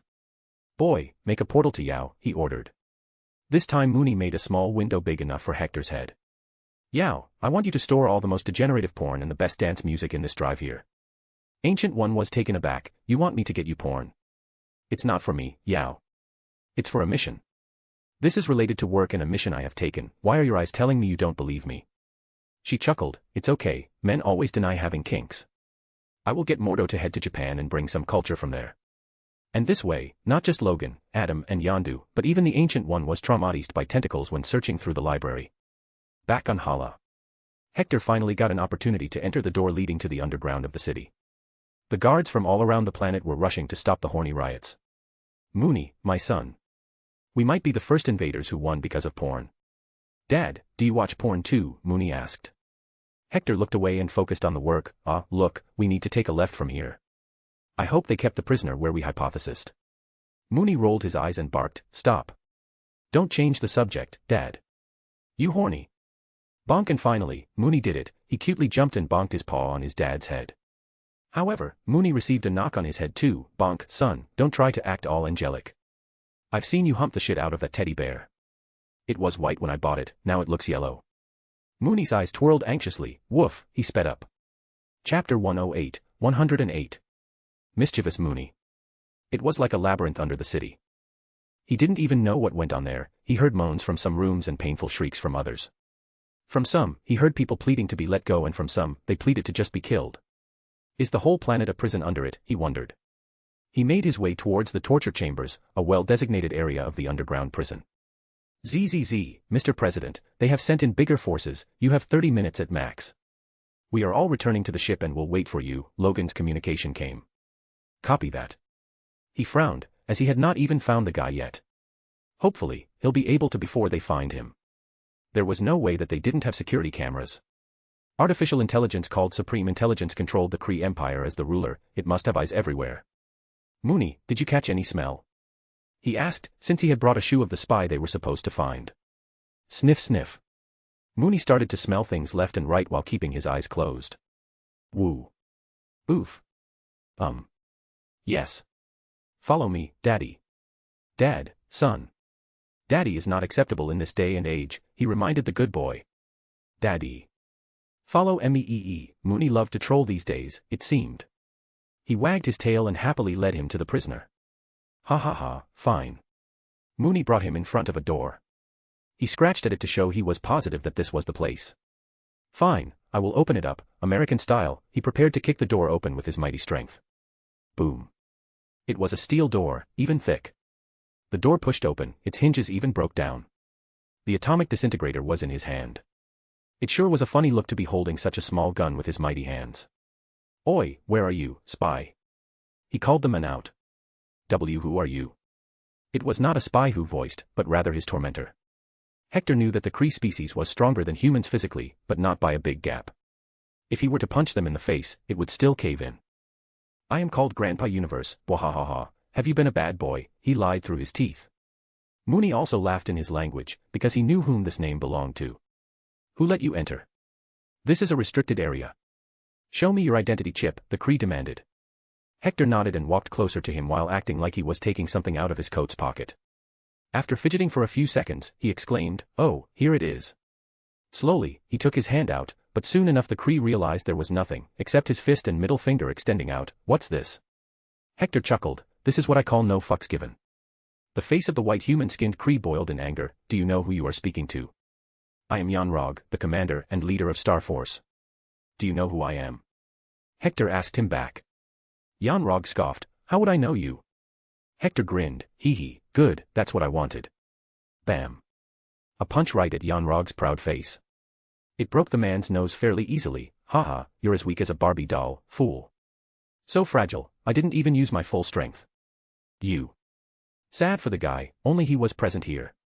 But Hector didn't kill him, as he knew that he was one of the main motivations behind Captain Marvel, and if he killed him, Ronan might just attack Earth without sending him first, or worse, Captain Marvel might never become Captain Marvel. It was arguable if it was a good thing or bad. All on. Bam bam, Hector quickly knocked him out as he started to call back up. Bah woof. He chuckled hearing the good boy. "Fine, I will draw a dick on his face." "But when did you become such a bad boy?" Mooney grinned proudly. "Hee hee, I learned all this from Jean. That girl. Sigh, I miss her. I will have to help her if she ever starts turning into Dark Phoenix. That bitch Phoenix, I will kill it by any means if I have to." Soon, he finished drawing a dick on Yanrog's both cheeks with a permanent marker. Masterpiece. "Let's go now." They proceeded inside the complex of rooms and found a person tied to a chair with a bag on his head. He had no clothes on his body and looked rather dead. But after checking him, he only turned out to be unconscious. There was a chip attached to his neck. He ripped it apart but didn't kill him. "I need to capitalize on this situation. It's better if we can find out what this guy knows. Maybe we can get something more out of Nova Empire, or we may learn something about the Kree Empire. They can always kill him on their ship." Mooney, make the portal. Mooney was the best escape route at this point. In every mission, they only had to do the first half of the job traditionally since they don't know the place. But escaping was the easiest. Hector too could teleport, but that would require him to skip dimensions and he didn't want to let others enter them. He picked the Xandarian on his shoulder like a sack of rice and crossed over with the good boy. He arrived on the burner ship at the port, where his remaining team and 20 more clan members were waiting. The porn and music show had already ended. "Mr. President, the entire airspace of the planet is blocked now. They won't open it unless they find the culprits," Varker, a loyal clan member, said. "Bwahaha. I knew this would happen, sons." Boom. "Fuck." Yondu cursed. "They found us. We are now surrounded. I told you we shouldn't do this job." Hector shrugged. "The Empire is run by an artificial intelligence, so of course, it caught us." "You want to fight? They will call us genocidal." Logan asked him, dead serious. Hector dumbly stared at his face. "The hell, are you seriously thinking we can kill so many Kree warriors?" "You can call that demon guy," Logan suggested. That did get Hector thinking. Can Skull Knight control the Supreme Intelligence with Hellfire control? It was a thought to ponder on later for sure. For now, they needed to get the hell out. Nothing unplanned is happening, boys. There's a reason why I ordered you to stay put in the ship instead of leaving. If we had flown away, chances were we'd have been intercepted. But now, we shall bamboozle the entire Kree Empire. Mooney, make the portal to Freedom 1. Eyes opened when they heard his plan. They stopped panicking and started grinning. Woof woof whoa whoa wow woo. Hector translated, "Anyone who wants to come must pay 10 credits to me." Of course, not Dad and Uncle Logan. The magic circle was there, the rest of the crew was looking at them from the other side. But everyone contemplated if Mooney was being real. Wow whoa whoa. Woof laughing, Mooney jumped into the teleportation circle first. Next, Hector followed. He was kidding, boys. Look at your ugly mugs. Haha. Everyone rushed in and soon the circle closed. The Kree forces shouted various warnings at the ship. But no reply was coming. "Forces, enter it." They launched an offensive. The team quickly proceeded with melting the gun. The one in the front shot it and created a hole big enough to enter it. They rushed inside with guns blazing. "Surrender. You have nowhere to go." But they didn't find anyone other than emptiness and a voice recording of multiple people laughing. Confused, they tried to check the flight path history of the ship. There was none. It was as if the ship was brand new. Soon after, Yanrog also woke up and called forces to reach out to him. The Xandarian was gone and the primary suspect was the Nova Empire. But they had no proof to call them out. Supreme Intelligence tried to compile the footage, but everyone was disguised. Heck, they even wore fake contact lenses to not allow retina scans. They could not get their blood, so there was not much hope of getting an identity check. Yanrog kneeled in front of his commander. Ronan, I will do everything in power to find them. Did you look at yourself first? Ronan questioned him, looking down on him as if he was a pest. Yanrog was confused. He quickly took the datapad out and looked at himself on it. His eyes nearly popped out in anger, seeing two dicks drawn on his cheeks, pointed at his mouth. I will kill them all. Freedom 1. The ship was already on its way back to the Andromeda Galaxy. The Xandarian was put on a chair, unrestrained. He had just woken up. So, how did you get caught by the Kree? Why didn't you kill yourself? His mind was in a mess, and the men spoke honestly. I got scared. Hector, Logan, Mooney and Yondu grinned evilly. The fool just committed the gravest mistake by saying this loud. I don't even have to use my powers to make a deal this time, Hector thought. He caressed the man's head and softly spoke, Boy, I got a deal for you that you just can't not accept. Chapter 109. Demands. The Xandarian looked at the faces. He knew he was saved by them, but for how long? What's your name? I am Mukbang. Who are you? Mukbang, tell me, what were you doing on Hala? What did you find? There was no kindness in those words. It's classified. He replied. Oh, so now you have courage. Good for you, read this. We are working with Nova Corps. He showed the contract, but not the whole part. This made him enter his comfort zone, exactly what Hector wanted. Manipulating people to get what he wants was one of the things he was good at. You have nothing to worry about, we are already on our way back to Xander. Sniffy started to sob for some reason, then broke down in tears. I will be court-martialed and killed for betraying Nova Empire. There is no point in going back. Take this and hand it over to Nova Prime. There is a part of the code that made Supreme Intelligence. It can help us understand how its thought process works. Hector gladly took it, it was a free meal. But, should he kill the men, he wondered. What if I can use him to infiltrate Nova Empire, and inside men who will later tell me all the juicy details? He decided to make him tell a different story, instead of giving this chip to Nova Prime. It's okay, son. I will help you. I will tell Nova Prime that I met you while you were in the middle of a fight to leave Hala. Although this code is not much of a help, I have information that can help you. Tell Nova Prime that Ronan is completely against the Nova Empire and is on the brink of rebelling against Supreme Intelligence. He will alone come after Nova Empire. Tell her that Ronan has shaken hands with Thanos and Nova Empire needs to stay on alert even when a peace deal is made. Hearing him, Mukbang looked shocked. He only knew Ronan was against peace, but this was much deeper information. Anywhere Thanos is involved, nothing goes well. Really? But, why would you help me? He asked back. He was a spy, not as dumb as one would think. Hector smiled warmly, well, because I believe in helping and making friends. I just feel like not letting Nova Prime hear this. A voice recording played on the speakers, I will be court-martialed and killed for betraying Nova Empire. Mukbang's eyes contracted, he knew that this was a disguised threat. What do you want? Nothing, I just want a friend in Nova Empire. You know, I can help you get promoted, heck, you can even become Nova Prime one day with my help. I am rich and influential. All I ask in return is to get a heads up for some major events or deals. Hector revealed his demands under the veil of smiles. Hee hee. Yondu grinned, showing his dirty teeth. He sure was against Hector and salty about his clan being taken away, but what he was seeing only showed that Hector was no ordinary man. Is that it? Is that all you want? Mukbang asked. He couldn't believe it because this was such a vague and low-level demand. He already knew many other officers who are corrupt and committed crimes much graver than just passing information. You're not my slave, son. We are going to be partners. I can help you and you can help me. Mutual benefits are the way to go for a long-lasting partnership. So, shake my hand if you agree. Mukbang looked at his hand for a minute. It meant so much, this could be the decision that changes his life or makes his life. But, did he even have the choice? Sure, the term sounded good, but he was also threatened. I accept the deal. Great. Kraglin Obfontery, bring in the drinks. Xander. It was right to say that Nova Prime was pretty nervous. The reason was that it was her idea to send the two spies to Hala to dig for some information.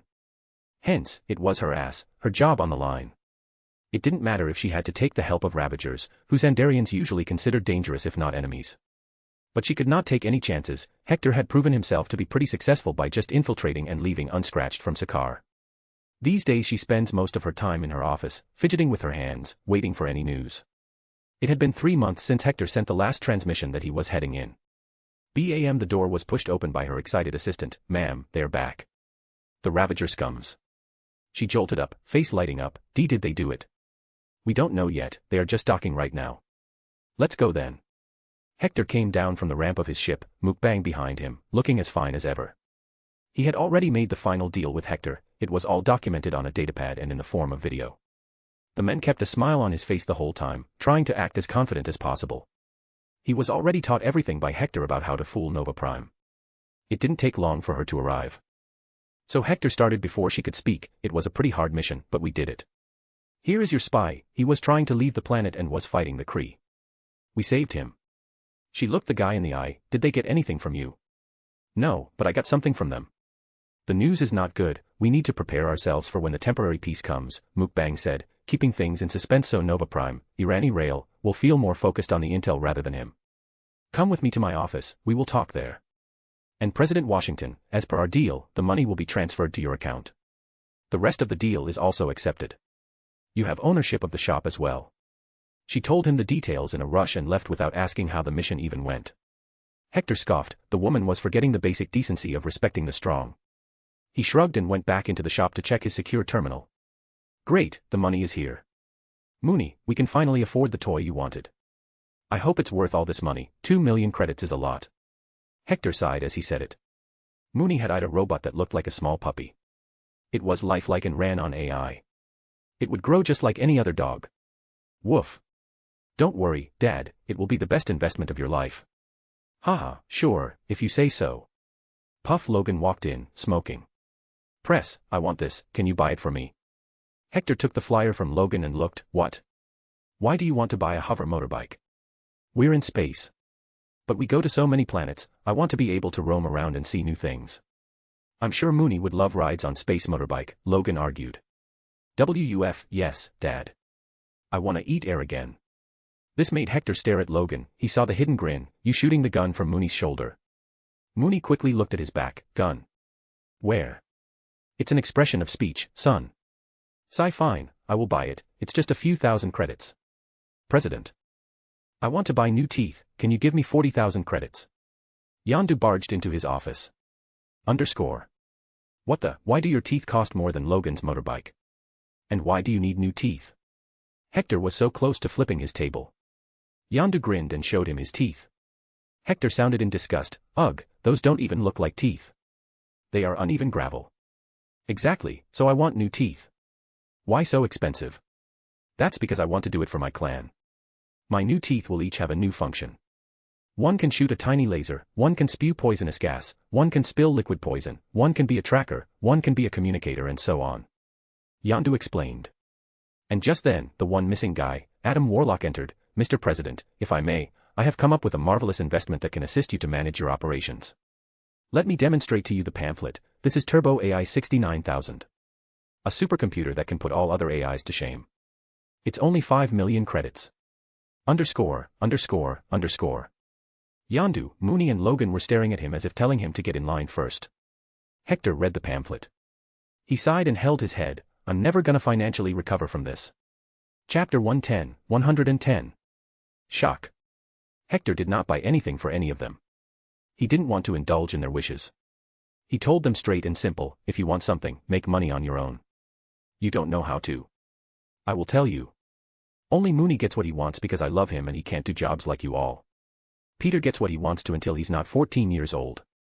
Nobody argued with him about Mooney getting his way, since they love the fluff ball too. But they protested and wanted a bonus. He gave them a little, to everyone actually. But now they were on their way to a planet where the auction for warships was going to happen. Hector wanted to buy a few of these to ensure his cargo fleet is secure. This will also allow him to project his power better as a leader among the Ravagers. He sat on the captain's seat on the control deck, right in the middle of the room from where he could see outside. Beside his chair was Mooney's soft bed, on which he was snoring. Logan was sitting by the window screen, his feet on the control box, arms folded behind his head. He was not smoking or drinking, just staring outside, the ever-changing colors from the small jumps the ship made. He was thinking about something deeply. Yondu and his first mate were flying the ship. Adam also had his seat as the chief technical officer on board. He was writing something down. The guy still showed no emotion. Hector held onto his datapad and checked the Ravager's interface. There was a new message. Oh, nice, the Ravagers meet on Contract Axia. Yondu, do you know about this? Of course, it's about you. They are wondering who this Washington guy is. Hector read further, there was even a chat going on and all messages were about him. Chat. Charlie, 27, who is this new guy? Did Yondu die? Stakar Ogord, we will see that in a few days, the meeting is in a week.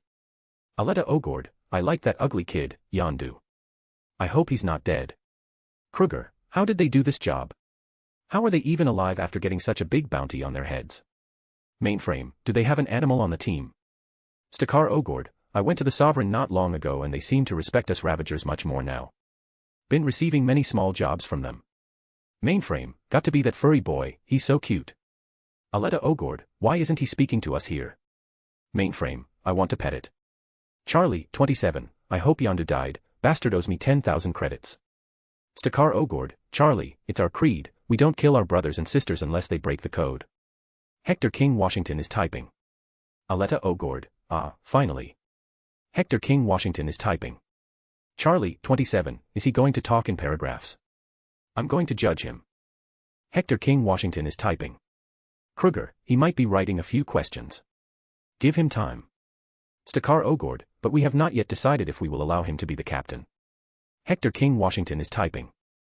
Mainframe, oh come on, if he can do a level 5 job with so much ease, we need him even if he's a devil. And look at that good boy. Hector King Washington, Mooney _ pick _ no _ 92879876456.speg. Stakar Ogord, _ Aleta Ogord, _ Charlie, 27, _ Mainframe, AW. So cute. But why is this blurry? Great Lord Washington, I demand a high-definition 3D image of him. Kruger, simp. Chat ends. Wahahaha, take that, Ravagers. Your daddy is here, and I'm gonna teach you all to be good thieves, he laughed to himself. Then he started to check out the new job lists. There was nothing new other than the previous Asgard kidnapping gig, it was not taken by anyone. In Category 4, there was a job for enlisting in a war as mercenaries. The war was going to happen besides a black hole. Hence the difficulty. He rejected the job, why would he put his life at risk for something so little? Then there was the job of helping a planet fight off the pirate invasion. It was a planet under the Kree Empire but had a lot of freedom to manage itself. Now, it was mostly a wasteland with various pirate factions coming to them and taking territories as theirs and making Aboriginal people their slaves. The request came from its secret government that was living in hiding on the planet's third moon. Ding ding, thank you for selecting the job. Please follow the instructions to arrive at the destination. Ding ding. What suicidal job is it now? Yondu asked him. That ding ding noise was the origin of his nightmares nowadays. It's a planet in Moran star system of the Kree Empire. It's being taken over by pirates, we got to liberate it for 10 million credits. But, depending on the circumstances, this might turn into humanitarian work. Adam spoke in praise, marvelous choice, Mr. President. To be happy to help those souls dash. You ain't getting that computer, boy. Don't try. Adam shut his mouth and took a seat. He would re-evaluate his choice of words to see where he went wrong this time in negotiating. Are we going to fight a whole planet's invasion? It's just 100 of us, Yondu asked him. We won't be going alone. I will be taking a few other Ravagers clans with us. So don't worry. He assured him. Hearing this, Yondu calmed down this time. A level 4 job was doable even when he was the boss, with some help. Freedom 1 arrived on the planet called Actra 2. It was a moon that looked like a planet due to development. The space around it was covered with thousands of ships, some for auction and some belonging to visitors. There was one particular one that was bigger than a city. How many people do you think man that ship? He wondered. Yondu was also in awe, don't know, probably takes a big army. Woof. So much space to run around and chase people, bite asses, Mooney's dreams were a bit strange these days. Beep beep, dock it on counter 4 of Hangar 20. As soon as they got the clearance to enter, they docked the ship and moved to the moon on a smaller transporter. When they stepped foot on the land, it felt hard and sandy, it was mostly dark. The buildings around them were also painted black, only lights from small windows made them feel it was a city. I'm going to look around, Logan went another way. Yondu, Peter, Mooney and Adam followed him. The rest of the crew was to restock the ship. Hector went directly to the auction field. There were thousands of aliens around, talking to others. They all had datapads in their hands, watching different ships. Soon enough, a representative came to them, buying or selling. Buying, Yondu blurted. The men handed the datapad to check all the products. The interface was clear, ships were divided into categories. Each product had an option to contact the seller and make an offer to end the deal before the auction. Hector and Adam looked at it carefully, comparing prices and capabilities. Their condition was also a major thing. After an hour of surfing on the datapad, they clicked on one model. This looks like the right size and has speed.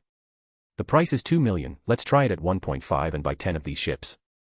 It will cost us 15 million out of the remaining 55 million from previous jobs. He muttered while clicking on the option to meet the seller and negotiate. Palace of the Dark Moon, Terrace, the reply came, giving an address. Let's go, everyone. He brought his companions to the hotel as asked. He had a meeting with Ravagers, so he didn't want to take too long here. I am the buyer, I want to negotiate the price, he told the receptionist. But as he said that, he noticed a hint of fear in the receptionist's voice. Please go that way. Strange, he did just that and climbed the stairs to reach the top. Then, there, at the gate, a guard stood, tall like Hulk. Follow, only you. Hector looked back, you all go and eat something. I'll be back in a minute. Woof. Mooney said he wants a meat patty, Hector translated. I want ice cream, Peter added. Yondu and Adam didn't waste any time and left happily with the other two.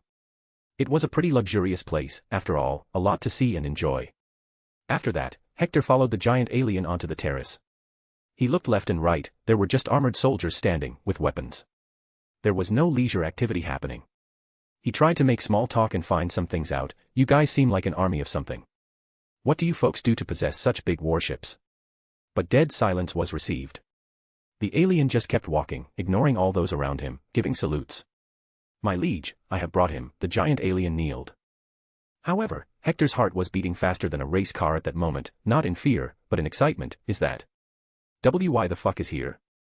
This is supposed to be my origin story. Big guys don't show up at this stage. A few meters from Hector, there stood a tall purple alien, a bit taller than him. He donned beautiful golden armor, there were no weapons, however. Even without that, the man was radiating an aura of death. The aura of strength. The aura of a peak power in the universe. As the alien turned around to face his guest, Hector couldn't help but blurt in utter shock, Mother Fu. Thanos. Chapter 111. Thanos and Hector, two mad lads. The last time Hector heard about Thanos was from the Galactic News Portal. He was destroying some planet somewhere. All goofiness and warmth left Hector, he became completely serious. There was a time to joke, even on Hala and Sakaar he was having fun doing the mission because he knew he'd never die. Thanos, however, was a mad titan. What made him even madder was the fact that he didn't dream to win over the universe and be its ruler, rather he wanted to destroy half of it. Thanos walked towards his stone throne and took a seat. Come forth, human. Hector didn't budge. Are you the one selling those ships? Before Thanos could speak, one of the lieutenants of Thanos interjected, address my liege as Lord, human. Hector spat on the ground, he's your lord and liege, not mine. And as far as respect is concerned, I am against any kind of monarchy and imperialism. I do not call anyone a lord. On the other hand, I do respect someone's designation. As such, I'm the president of my clan fleet and businesses. Now, are you the one selling those warships? Thanos stayed silent while looking at him calmly. Hector became prepared to face the mad titan. He will call over the Skull Knight to keep others away. He might get a few punches in the face, but he won't let Thanos go unscathed. However, he did wonder something. Why does he have a smooth chin? There was a long silence, nobody spoke. Thanos, however, smiled all of a sudden. All are free to retain their own beliefs. I prefer being a lord and you prefer being a president. In the end, nothing matters as all roads lead to power. No, I am not the merchant of these ships. I care not for little money. I am merely the buyer who has decided to sell it to you now. What the heck is he saying? Hector wondered. What do you mean? President Hector King Washington, a Terran, from a backward civilization that has not left its solar system. You fooled Sakaar and now even dared to go against the Kree Empire. You intrigue me, human. Thanos said. This fucker. How can I be so naive? The game I'm trying to play, these guys have been playing for years. Thanos has probably infiltrated every faction in the universe, Hector thought. And now Hector also knew that the Kree Empire will soon find out about him. He needed to gain strength quickly, not just for himself, but for the whole Ravager syndicate. Thanos smirked, I admire the bravery and the strength to back it. You have shown me both. So here I propose an offer, you can join my ranks as one of my commanders, prove to me your worth and you shall get a place on my Black Order. Wealth, power, and fame, all shall be in your palm. Oh, so this is a recruitment drive, Hector relaxed a bit. If the purple ballsack saw him worthy of being useful then he would not try to kill him. It was counterproductive. He looked around and saw a metal chair. He just raised his hand towards it and it came flying. He sat down and crossed his legs. His shiny beard and hair fluttering, his red coat and many medals shining, he was looking badass. He decided to address him as Lord too, since he called him President. You are a powerful man, Lord Thanos. Why would you need an average person like me? You have an army of millions, ships that can destroy worlds. As interesting as your proposal sounds, I will have to deny it. I am a person who values freedom above all else. If I join you, then I would be subservient, hence that's against my value. He stopped speaking all of a sudden and looked at the female alien standing beside Thanos, wearing a white and black bodysuit that defined her curves. There was also a cloak on her head. She had blue skin and red shining eyes with no iris. She had a body to die for and a face to cry for. That one, she's trying to read my mind. Haha, foolish puny mortal. As soon as the female alien felt his gaze on her, she instinctively took a step back, because she felt as if she hit a strange wall outside Hector's mind and, behind the wall was something powerful. She only saw red eyes, but her feelings told she's no match for it. She quickly whispered to Thanos, my liege, he's not ordinary, I could not enter his mind. There is more to him than what meets the eyes. Thanos glanced at Hector from the corner of his eyes, supergiant, even you can't read him. This was too unbelievable to him because he knew how strong she was. Supergiant had omnipathy, the ability to read and control the minds of people of any race. She could even control and eat the minds of people. This just made Thanos more interested in Hector. How did a being from such a backward planet become so strong? As far as I know, it's a planet of weaklings. I need to send my judges there. By now, most of the beings, no matter how powerful or what empire's ruler they are, they'd be kneeling to him. But here, a Terran dared to stick to his own ideas. Seeing Hector won't be joining him, even after knowing how strong he was, he felt some admiration. It was something he could respect, as he too was working for his ideals. It's a nice change to see beings not bowing at the sight of me. You have earned my respect, President Washington. But I do have one question for you, then you are free to go. Suppose, if you had omnipotent power and could fix the problem of overdepletion of resources from the universe, would you use the power to snap and remove half the universe's population randomly? Thanos questioned. Is he still in the self-doubt phase? Hector wondered. So if there was a chance that Thanos was still doubting himself, then he'd say something that would make him doubt it more. He acted like he was thinking for a long time, scratching his beard and looking at the sky, then he spoke, if I really had the power to make anything happen with a snap, then I wouldn't destroy half of the life in the universe. Because that's just a temporary solution. A very destructive one, if I must say. Thanos interrupted, why? Won't that solve the overcrowding? Hector continued with his suggestion, well, let's just say, there is planet A that has depleted all its resources and is now on the brink of total collapse. The quality of life has been destroyed, crimes are at an all-time high. Then you snap your finger and erase half of them. What has changed for the remaining half? Nothing. They still live on a planet with depleted resources. Not to mention, on any planet, removing half of the population would cause so many problems. There is a feeling called love, and when people lose their loved ones, they lose their minds. Violence will break out, governments will break apart. And what about endangered species that only have one male and female left? So, my solution would be in 2 steps. 1. Use the snap to create 5 times the resources for the universe. Then use another snap to make all species across the universe only able to have 2 perfectly healthy children per union. This way, you can ensure that prosperity remains and the population comes under control in a few years. Not much bloodshed either. When he stopped, he found Thanos did have a different look on his face. He was looking at the ground silently and pondering over something. Indeed, just removing half of life once won't solve anything. The universe will one day be in the same situation again. When that happens, I may not be here. He looked back at Hector, fair enough. Your answer pleases me, President Washington. For this, I award you the ships you wanted. At what price? Hector asked back. At that, a thin ugly alien walked forward, letting Thanos leave silently and proudly, on his hovering throne, I am Ebony Maw, son of my liege. He has rewarded you with 10 warships at no cost. Be mindful of this magnanimity of my liege, do not disrespect him the next time you meet. Leave now, Terran, before he changes his mind. Hector was not pleased with the alien's attitude, he sneered and turned around to leave, thanks, Thanos. I will use these same ships to bring you down. I wonder what he will say while dying under the weight of my foot. A/N, this is the movie Thanos. And honestly, to me, he felt more cultured. Like he won't ever use curse language. He's a man with principles and he's ready to go any length for them, no matter how fucked up they are. He hasn't started gathering the stones yet here.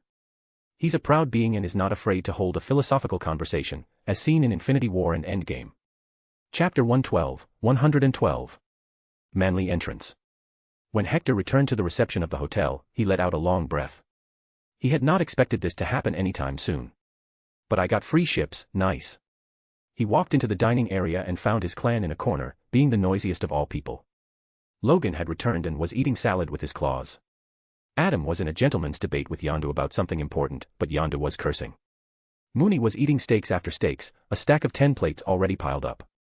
Peter was still eating his first ice cream, it came in a big jar. As soon as they saw him coming, Yondu asked, "President, you tell us.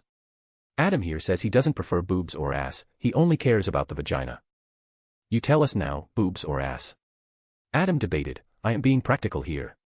Ass and boobs are useless, only vagina is important for procreating. Tell us, Mr. President, am I right?" Hector sighed, "Okay, tell me, is water more important or air to breath, or food to eat? What kind of question is that?" "You can't live without all three," Yondu blurted. Hector tapped his index finger on the temple, "Exactly, so you have your answer. Let me eat something now." At the same time, he patted Mooney, "Boy, bonk Adam and Yondu, how dare they speak such nonsense in front of Peter." Mooney was happily chewing the steak with his eyes closed, enjoying the vibe. When he received the order, his eyes opened instantly, radiating with light. With his mouth still full, he picked up one empty plate and smacked it on Yondu's head. Smash. The plate broke into pieces. But that was not the end, Mooney hit Adam with another plate on the head. After that, he sat back to eat the meat happily. Peter chuckled, "Hee hee, it's fine, really. I'm 13 now, and I like boobs." Bonk. Mooney, this time, tapped his paw on Peter's head. "What?" Hector stopped reading the menu and turned to face Peter. Underscore. "Did you say something, boy?" Peter turned his gaze away and focused on the ice cream, "And nothing, I just said I like my brothers Mooney and others." "Haha, you're getting smarter. Anyway, get ready to leave. I got the 10 ships for free from Thanos," Hector revealed while eating a nice meat pie. It was unknown whose meat it was though. However, Yondu's spoon fell from his hands and his face froze. Even Adam showed some level of surprise by this. "Did I hear it right? Thanos? You met Thanos?" Yondu tried to poke his ears and clean them. "Yes, he wanted to recruit me and make me one of his commanders. I denied, then talked a bit more, he became impressed and gave me 10 warships for free." Everything Hector said sounded so simple to hear that it was unbelievable. Even Hector knew it was unbelievable and he watered it all down a notch. "Don't fret about it now, we need to reach Contractaxia fast and not be late for the Ravagers meeting. Yondu, prepare pilots to fly our new warships. We're going to be needing more staff soon. Freedom Clan will finally spread its wings freely and become a giant. Oh, one more thing, we will probably be chased by the Kree Empire in a few months. Thanos already knew we went there. If he can have his spies in the Nova Corps, then Kree probably has them too. We need to prepare for them." "I'm always ready for some action," Logan muttered. Hector chuckled, "Sure, you're ready for all kinds of action. I'm seriously considering leaving you back on Earth so you can start a family. I ain't leaving unless Mooney comes along." Mooney didn't even hear them, he was just melting in his seat, eating like some fat lord. Hector, however, denied him, "He's my son, he stays with me forever." "Then I stay with you. I'm your bodyguard, after all. Sigh, you've been useless since the day I hired you. Anyway, let's head out. I don't want to stay on this planet anymore, who knows who else is roaming around, watching us secretly." "Peter, do you want to get anything?" Hector asked the little boy. "No, I'm good. Mom used to say too much sweet will rot my teeth. This ice cream is enough for a week." Peter replied, acting like a responsible boy because it wasn't just Yondu teaching him. "Sanctuary 2, flagship of Thanos. My liege, why did you let that disrespectful Terran leave?" Ebony Maw asked, kneeling to Thanos. "My child, you do not understand the value of a man as strong-willed as him. He was ready to stand against me, fight me in order to keep his freedom and ideals. I can count such people in the universe on one hand. To earn his loyalty, it would mean earning the loyalty of his unwavering will. And that will is priceless, unmatchable by any ship or treasure. It's a lesson to each of you, my children. Sometimes, violence is not always the answer." Supergiant also saw something in him that made even her scared. "I want to know what it is. What he's hiding. He's more valuable to me alive than dead. Keep an eye on his activities and keep me informed." The Black Order kneeled silently, accepting his command. Contractaxia. It was a cold and icy planet, often visited by the different Ravager clans as a place to relax. But in reality, it was just a giant whorehouse. It was full of small cities full of love bots. One by one, a lot of clans were arriving there. Not all would be coming, however, as they had their own jobs to do. But a few main leaders would be sure to come to meet Hector. The current person who was seen as an unspoken leader of the whole Ravagers syndicate was Stakar Ogord. He didn't have any authority over other clans, all his job was to enforce the Ravagers' rules, make sure no clan breaks them and indulge in jobs that could destroy the name of the syndicate. Today as well, his job was to see the new captain and evaluate if he needed to expel him. Where is he? Why hasn't he come yet? I want to see that furry boy, Mainframe said excitedly. The funny part was, Mainframe was an artificial intelligence and didn't have a body, just a head. But, he was also a captain.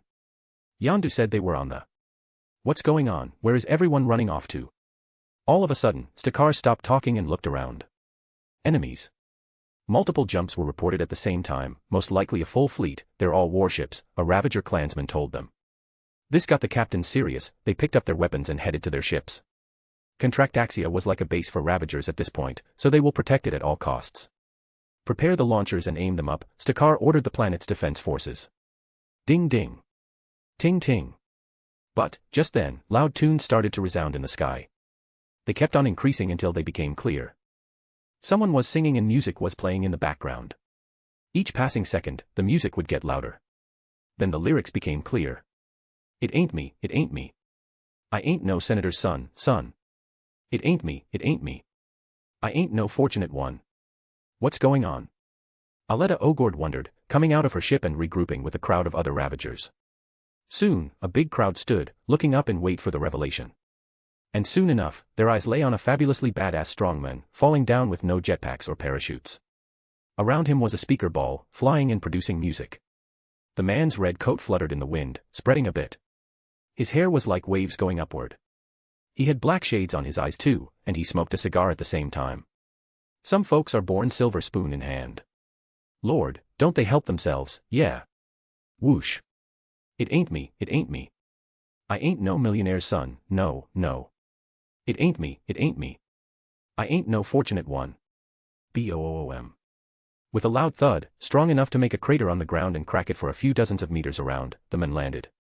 He didn't even budge, stayed standing straight, arms folded, while the dust cleared away. It was peak manly madness. The leaders of the Ravagers started to walk towards him, to question him. His entry was no less than that of a missile. How he survived, it was unknown. Hector proudly stood tall and took off his black glasses as he saw people coming, then laughed, haha, I love this song, such irony.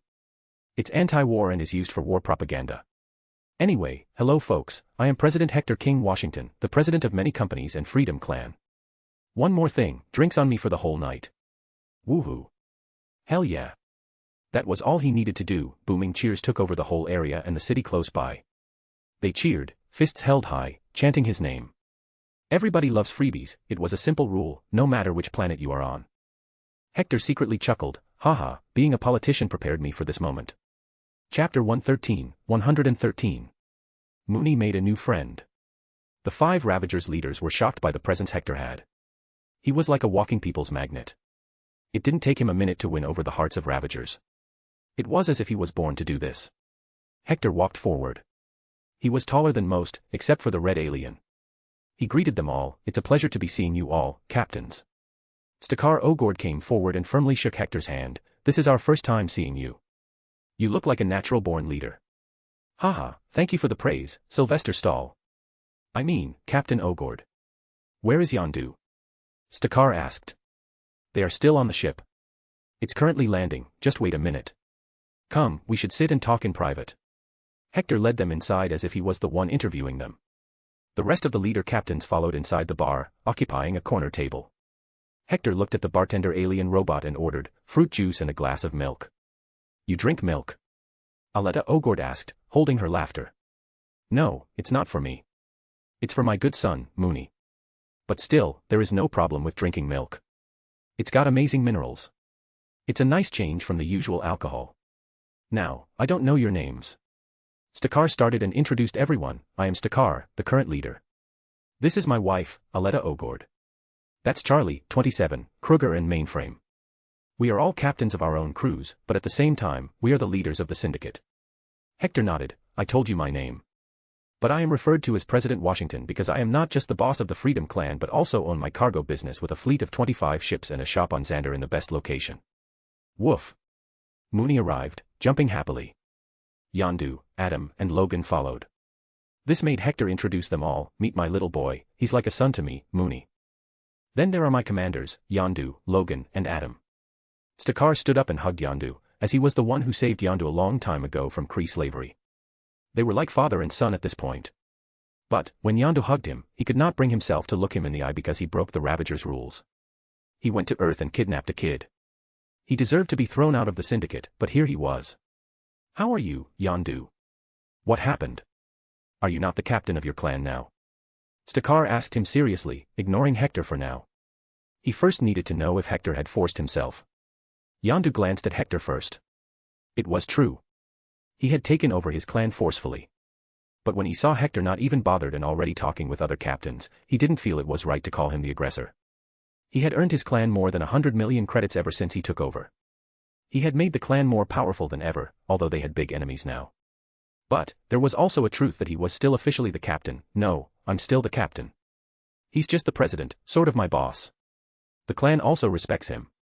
He got all our records cleaned from Nova Corps. He did. Stakar was amazed. He turned to Hector and asked, how did you get Nova Corps to cooperate? At that, Hector grinned and rubbed his palms together. He had a scheme for the Ravagers that would make the syndicate stronger and him more influential. By doing an extremely dangerous job for them. Let's sit and talk. Hector took a seat along with the other leaders and asked, tell me, what do you think Ravager Syndicate is? Thugs? Well, I don't see it like that. We are a group of people with the power to do so much, but since common interests do not join us, we are poor and weak. I met Thanos just before coming here. He offered me to join him, but I rejected him, even though I seriously contemplated doing it. Tell me, can we also just bring any guy to offer him a position? No, because he will just scoff, laugh and leave, as we got nothing to offer. Stop boasting. Why would Thanos ask you to join him? Charlie, 27, scoffed at him. Adam coughed and spoke, because Mr. President got me out of Sakaar, shamed Grandmaster openly, then sneaked into Kree Empire's Hala and saved a Nova Corps spy without being caught. The reaction was expected. Hector had not done many jobs, but the few he had were so hard that no Ravager would even think about doing it. Bam Yondu downed a glass of an alcoholic drink and slammed the glass on the table. This was his 15th glass, damn right. President is awesome, but, fuck. It was nice being alive. Hector frowned, ignore him, he blabbers a lot these days. Anyway, I was saying that I want to strike a deal with the entire Ravager Syndicate for a few mutually beneficial projects. It won't just make us rich but also bring respect. Adam proceeded to hand a booklet to all 5 leaders. This was an actual corporate meeting. Hector then gave them time to start reading it, so they knew what he was getting at. This is madness. You want Ravagers to become as big as the Nova Corps. Aletta commented. Hector clarified and explained, see, there were a few things in the contract when I signed a deal with Nova Corps. You know about the agreement of erasing the criminal records. There was one more. I have started a cargo company that has contracts worth tens of millions from Sovereign and Nova Empire. I need muscle to ensure my cargo remains safe. I don't ask you to escort it, but rather destroy whoever messes with it. I will give Ravagers 5% of the cargo company. It will be held in a joint account. Whichever clan comes to help me will get a payment from it. On top of that, I have a bigger deal. A/N, don't be triggered by him giving 5% of his company. Eventually, it will benefit him. I have officially stopped doing illegal things. We have stopped looting and killing. We only do legitimate jobs. So, I got a deal with Nova Corps that if we catch any ship that a known criminal in their database owns, I can keep that ship after they change its tags. So, I will be giving you a list of all criminals, and you kill them, take their ship and give it to me. Mainframe objected, what's in it for us? I don't see you buying those confiscated ships from us as you can get them for free by catching them yourself. Hector continued, well, the bigger my cargo business is, the bigger chunk of money you will make. Not to mention, I have a fleet of warships. I have so much firepower that Ravagers can do any job. On top of this, if you want more, then become like me, a lawful thug. Only steal from criminals. I'll pass. This is not what Ravagers do. Charlie, 27, raised his hand and sat back to relax. Hector looked at Stakar to see what he'd say. The man was like the de facto leader of Ravagers currently. He, too, started to shake his head, this sounds like stopping to be a Ravager. To change ourselves is to deny our existence. We already work with a strict code of conduct. And by doing what you say, we will become employees of your companies. So it's a pass from me. If Stakar says he's out, I'm out, Aletta added. Hector sighed. The deal was a failure. It was a significant setback that made him a bit nervous. He can't just tell them that Kree Empire and Sakaar will be coming after him, them. They will never cooperate. He'll have to try again someday later. But to make them friends was the first step now, as that would instill trust in their minds about him. Fine, if you disagree, no problem. But what about joining me on a job? It's a level 4 job on a planet in the Moran star system of the Kree Empire. Pirates and thieves are invading it. It's all in ruins. The job will earn us 10 million units. That's about all that their government is left with. We have 10 warships, we can obliterate their fleet. I just need help on the ground. BAM Charlie, 27 slammed his fist on the table energetically. That, I can join. Ah, it's been a long time since I had a good fight. But then he seriously looked at Hector. My fee is 1 million, take it or leave it. Hector honestly gave no crap about the money earned from this job. He just wanted to go on it with the leaders of Ravagers so he could show his prowess and leading skills. Agreed. I want all 5 of you to join, maybe a few more clans. 10 clans should head out, so we all get 1 million each. Great. Let's move out then. What the? Where is my pudding? But all of a sudden, Kruger voiced, he was a red alien with a lizard-like body, having a tail instead of legs. But his upper body was humanoid. Chomp chomp. The sound attracted all of them. They turned their heads, and there was Mooney, sitting on the mat on the ground, chewing something merrily.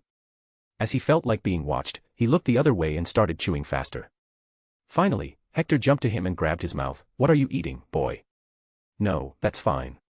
I want to know how he did it, instead. My species has acute senses, and I can't believe he snaked up on me. Kruger didn't mind the pudding being taken away. Seeing a chance, Mooney just gulped it down and acted like the most innocent good boy. Hector told him to demonstrate, show him how you took the pudding. Mooney nodded and waved his paw to make a circle. Soon enough, a magic teleportation circle appeared, just big enough for him to pass his head and take the plate from the table. This is amazing. Kruger got up, acting too surprised for some reason. But the next moment, he started to wave his hands too. You're a sorcerer. I'm a sorcerer too, look. Woof, Mooney barked excitedly and jumped up. He waved his paw and copied the spell the alien made. Kruger rushed to the good boy and hugged him. This is great. We don't have any other sorcerer in Ravagers. Why don't you join my clan? Hearing that, Mooney pushed Kruger away and walked to Hector to stand behind him. Wowoo. Hector laughed. Haha, he said he doesn't want to leave his dad, so you join my clan. Fine, Stakar, I am resigning from my clan. I will join Freedom Clan now. Boss. No. Please. Kruger's first officer leapt to hold his captain back. Boss, you're making stupid decisions again, just like when you agreed to marry that Skrull guy, disguised as a woman. Hector laughed. Wahaha, you are always welcome in my clan, Kruger, always happy to have another sorcerer. I'm sure Yondu will be pleased to give you his captaincy. Kruger's first officer glared at him in helpless anger. No, we love you, Captain. Just then, Yondu also barked, fuck you, Mr. President. That's all I gotta say. BAM Yondu's head slammed on the table, and he dozed off. He drank too much. And that's how the Ravagers meeting turned from being serious to a full-blown party. With Hector paying the bills for drinks, they all danced, sang, and laughed together. The party had too many pranks going on, done by Kruger and Mooney with their sorcery. Sometimes someone's prosthetic leg would go missing, sometimes an arm, or even the torso. Mooney made a lifelong new friend that evening. Chapter 114. Preparing the Assault. Earth. Capitol Hill, United States Senate. Vice President Rupert Hawk was the one presiding over the Senate. He was a Native American, the same person who helped Hector bring together the Native clans and bring prosperity to them. He was the first ever vice president from the Native community. Kennedy had to face a bit of heat for selecting him initially, but he shut all mouths by reciting his achievements. Kennedy had another year left in office. Since he was juiced with super soldier serum, even in his late 70s, he was as fit as a guy in his 40s. He could have run many more times, but Hector had passed the law of limiting 2 terms before he left. Today, Senator Eric Hector King was introducing a new bill, which, if passed here, would go to the House of Representatives. A/N, bills could be introduced in both houses. I believe that if my father were among us, he too would have wanted the same to happen. It's a fact that for years now, the X-Men and other gifted ones have helped humanity in times of crisis. But still, they are not given the same rights as others. They still have to hide. The law does not have a clause to protect them either. We do not even consider them humans, so they don't have the Constitution on their side either. Their status has been made lower than animals since we have PETA for even those. So I am introducing the Extended Civil Rights Bill to ensure all people are treated equally. That evening, Eric found himself sitting in the School for Gifted Children's principal's office, looking dejected. This was the second time, Charles. They once again voted against a bill that would only make this nation stronger. Charles passed him a glass of water. Calm down, Eric, you knew this fight will be long. All those politicians can't just agree. The hate runs deep, and they are merely the people's representatives. Then how did the old men bring civil rights in the 40s? When Jim Crow laws were so popular. Raven entered and started massaging Eric's head. Well, that's because he was him, and we are we. Mr. President did things that the world is still learning about. Who knows what else he did to bring all politicians under one umbrella. But ever since he's gone, new representatives and senators are getting elected. These were never involved with him. So now the mentality is changing, sadly for the worse. Eric held her hand, his wife. We have done so much over the years. The X-Men are loved around the world. But why won't they forego their hate?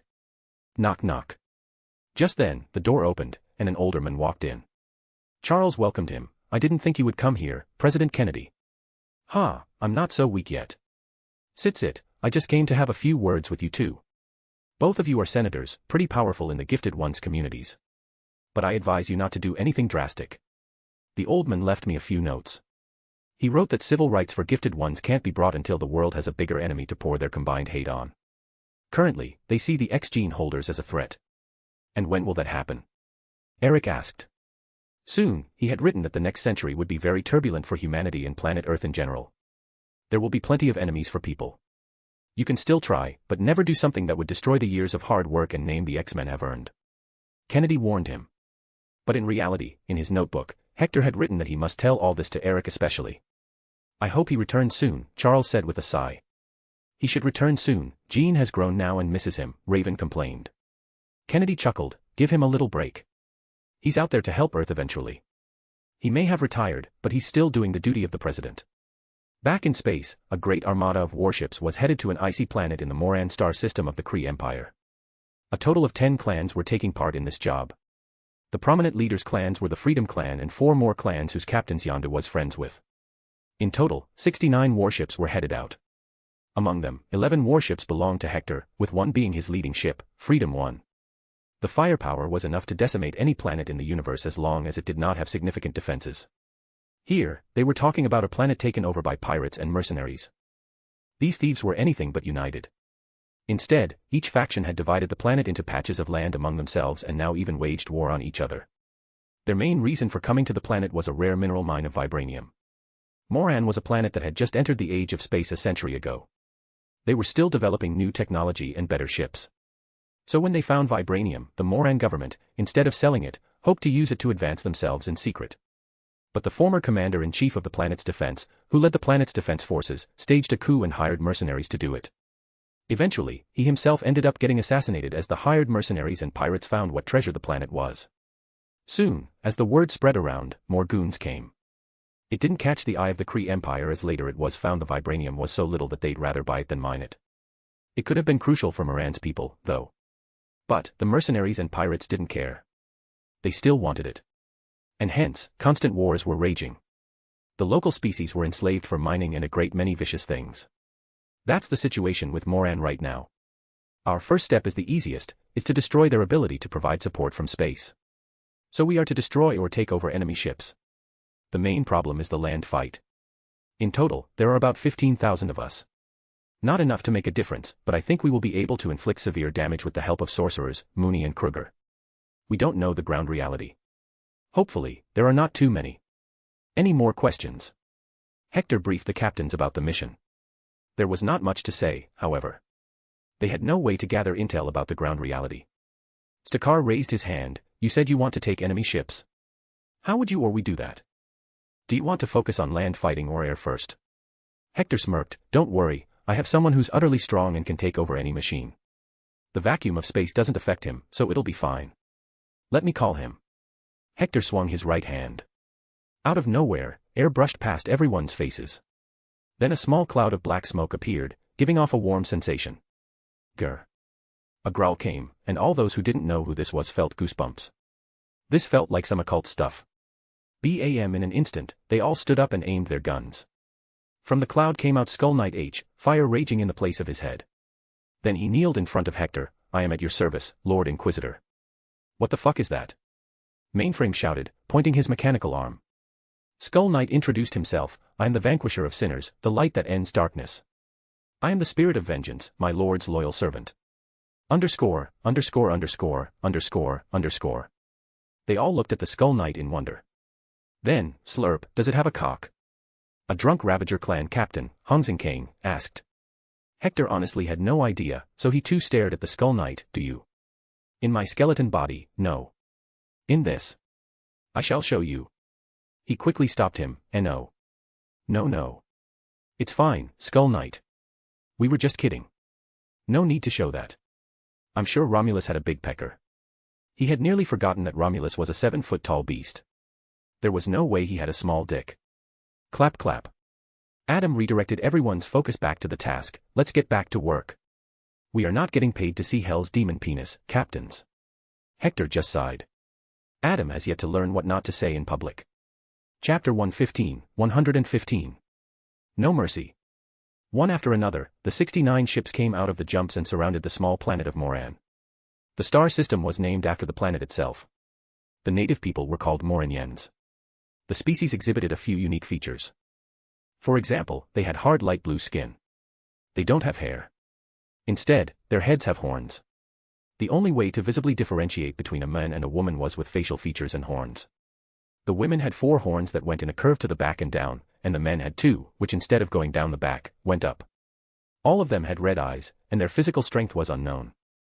As soon as they blockaded the entire space around the planet, it became evident that those thugs on the ground had learnt what was happening, as they, instead of sending their warships to fight, called those in space to land on the ground. They already knew that they had the advantage of being on the ground. Start the bombardment. Skull Knight, go out and capture as many of their ships as possible, Hector ordered. The only reason he was allowed to command was that he started this job. Plus, he had experience. Skull Knight was already outside in an escape pod. As soon as he received the order, he let out the Hellfire and started to convert the pod into his custom means of transport. All he needed to do was reach the enemy ships, and then use Hellfire to take control while killing the inhabitants with the fire itself.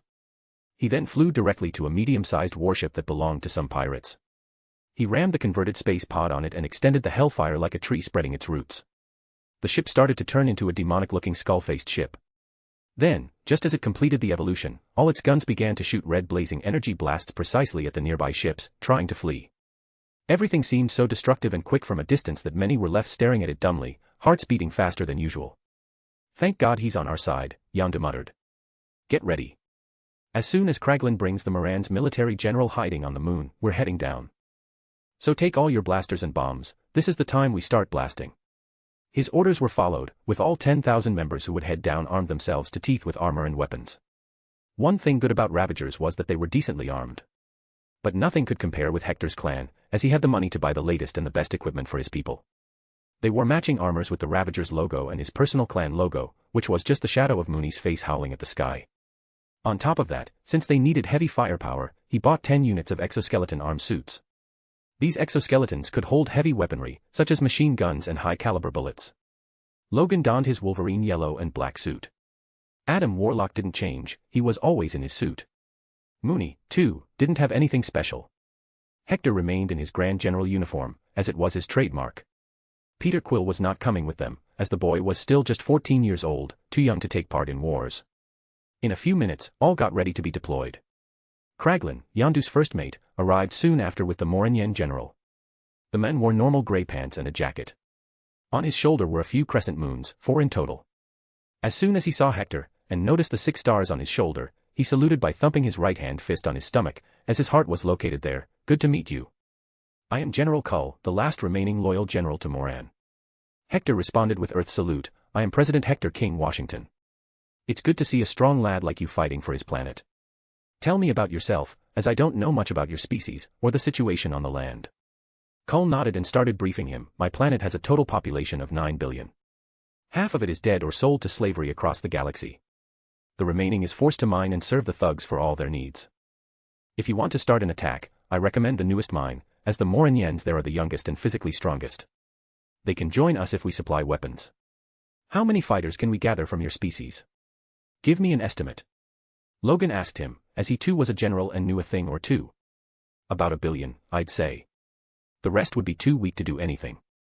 Hector rubbed his beard and thought, but we won't be needing that many fighters.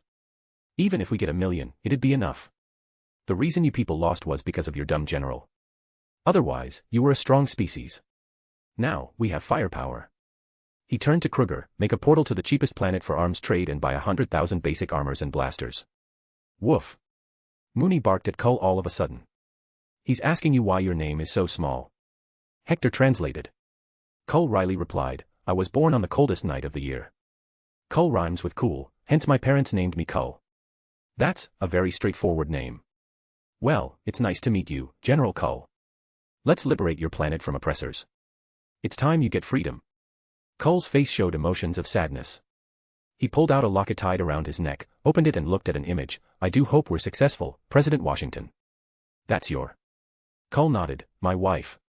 She died in an orbital bombardment when the initial attack happened. I only found out a month later when we cleared that sector. This war, it's not just for the liberation of my species, my home. It's bloody personal. Hector patted his shoulder, I can understand you to some degree. I can't share the burden of sorrow, but I sure can provide the solace of vengeance. Don't worry, we will win this time. I hope we do. Faster, we need to clear this sector of the mine before midnight, or forget about your food. A blue-skinned lizard-like alien whipped the enslaved population of Moran. He had already killed an old female right there for falling and being unable to stand up. It was a fact that the content of vibranium was low on the planet.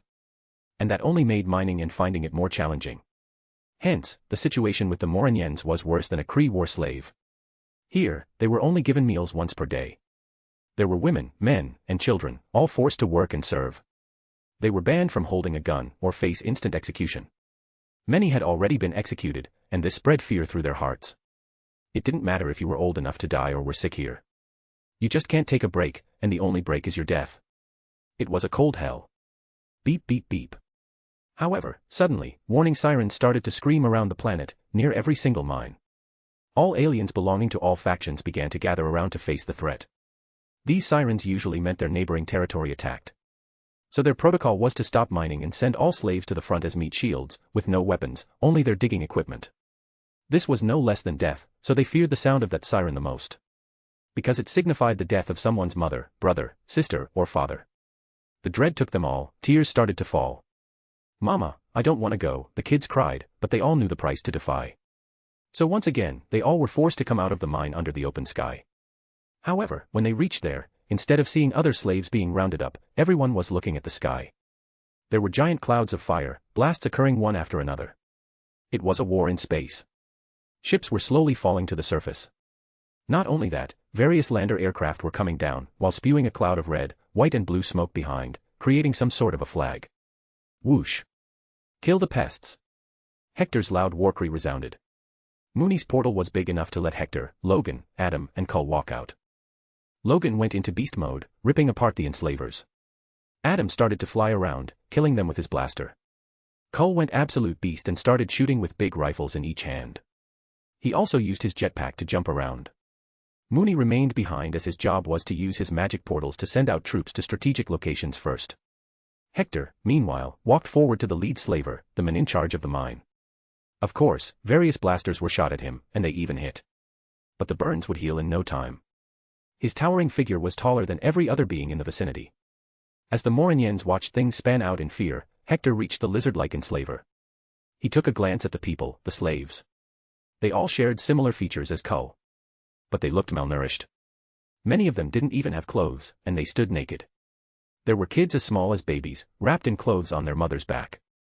There were also toddlers, hiding behind the knees of others.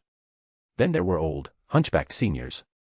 One thing they all had in common was their eyes. They were full of exhaustion, fear, pain, and hope. Cull said this is supposed to be the most recent mine with the most normal-looking Morinians. I can't imagine what's the condition around the planets. They are probably as thin as sticks, women raped, children tormented, stolen from their childhood and innocence. This is barbaric. Hell's Inquisitor was taking over his mind now. These were sinners, no less than the evil spirits he exorcised. They deserved to be killed brutally. So he made a declaration for all poor souls near him. There were tens of thousands. He raised his fist up and bellowed, "Moranians. Freedom is here. A. Without wasting a second, he raised both his palms and grabbed the lizard alien's head in between. He lifted him up and pressed on it. "Your madness now ends." Rah, bam bam. The alien tried to wriggle, agony was making him go crazy. Finally, he took out his blaster and started frantically shooting Hector. But no amount of those stopped him. Remember this name when you arrive at hell. It was Hector King Washington who killed you. And for this, a special welcome awaits you. No. AAA. The alien's skull started to crack, blood vessels burst, and his eyes turned completely red, as dark red blood began to ooze out of his nostrils, ears, eyes, and mouth. Mercy. Hector pressed harder, his gray eyes shining. No. Only freedom. Plop. Like a small lemon squashed under the tire of a car, the skull burst open from the top, releasing all the blood and brain matter out like it was a spray. The blood then fell on Hector as if it was rain. His white hair, beard, and his face turned red with the droplets. But Hector didn't stop just there. He pressed the skull completely, to the point the bones turned into a messy paste of blood and brain matter. The white chunks of the skull looked more like a seasoning over it. Thud. The body fell, releasing more blood and creating a puddle. Then, done with the leader, he turned his face to glance at nearly 1,000 other lackeys of the same lizard race. But just his cold glacé was enough. The reddened face and hair were scarier than death at that moment. "We surrender." "Me too. I don't want to die. Forgive me." One by one, all 1,365 armed enslavers laid down their weapons and sat down on their knees, hands raised behind their heads. Hector looked at the Moranians. "Take the guns." They were too scared to defy him right now. So they did as asked. The abled men picked up the guns. Next, Hector's face turned darkly. "Shoot them all." "No. Bang. It didn't take long for the first bullet to fire. The pain, the torture, and the anger were too much, and it was all coming out now. As they shot their guns, again and again, riddling the bodies of their tormentors with holes, their eyes cried. These were tears of healing. Finally, they let themselves go, and one by one, they started kneeling, their bodies feeling too weak. Hector took out the communicator and messaged all ravagers, "Kill all slavers on sight. No mercy." Chapter 116. Conspiracy and War. Hector didn't ask them all to pick arms. Instead, just a few strongest among them were allowed to do it after it was made sure they were not in danger of dying from overexhaustion. Hector had landed in the Eastern Hemisphere. Most big mines were on this side. So his campaign started from here, to liberate each mine, kill their leaders and help the enslaved. But, the situation in other mines turned out to be much worse. There weren't just Moranians as thin as sticks, but dead bodies were piled outside the mine's entrances, smelling pungent due to the rotting flesh. And unsurprisingly, the slavers here looked like humanoid pigs. He killed them all, as imprisoning them was too much work and a waste of resources. A dead enemy was a good enemy. He and others continued to purge the evil out of the cold but beautiful planet. As the Liberation War continued, it was brutal and messy. Stakar Ogord was to head to the northern part of the planet, supposedly the coldest. He heard that there were no mines in the north, but there was a lot of activity going on. With his clan, he bombarded the outposts on the surface and landed on the planet's the North Pole. There was no existing infrastructure on the ice sheet except a metal shed. "Come out." Stakar and his first mate pointed the blaster at the gates. But nobody appeared to come out of it. This intrigued them, so they decided to enter it carefully. Whoosh. Just as they opened the gate, a warm gust of air escaped the room. But they found it was not a room, it was an entrance. The staircase was going straight down. Once they reached the bottom, there was a giant corridor, with small cube jail cells on both sides. There were more than 100 most likely. The view inside made their scalp tingle. Stakar clenched his fist as he felt anger erupt. Veins on his head popped up, trying to control himself. His chest moved rapidly, tons of emotions pouring in. "This is too much, Martinex," he muttered to his first mate. "What now?" Stakar also wondered. But eventually, he called Hector, "You might want to come here and see this for yourself. Then decide what you want to do." Hector agreed to do that, as he had Mooney to take him quickly. "What happened?" he asked after arriving. Without saying anything, Stakar led him into the prison lobby. He stopped at the start, "Look for yourself." Hector and Mooney walked in, initially thinking it was probably just cramped prison or something. But then his eyes fell on the horrors inside. Memories of the Holocaust resurfaced in his mind, but this was even worse, as they were not kept here to be exterminated but to be used and abused. In the cells, just 6 by 6 feet, there were 4 small beds. There were 6 Morinien females, thin and completely naked, looking lifeless, standing and watching him. But what was more maddening was that each of them had 2 babies in their arms. The cell had an open toilet, and there was more filth on the floor. It was utterly unhygienic.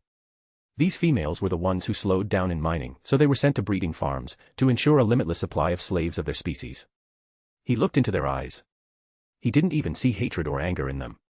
They were just lifeless. He didn't stop and continued to walk. Further and further, the more cells he saw, the more disgusted he felt. Some cells had 8 women with a dozen babies. Some had 10 women. It was so cramped that even breathing was hard. He sighed in sadness, as this was pure madness. There was only one punishment for those who brought this misery to these people, death. But Hector had no idea how to deal with all this.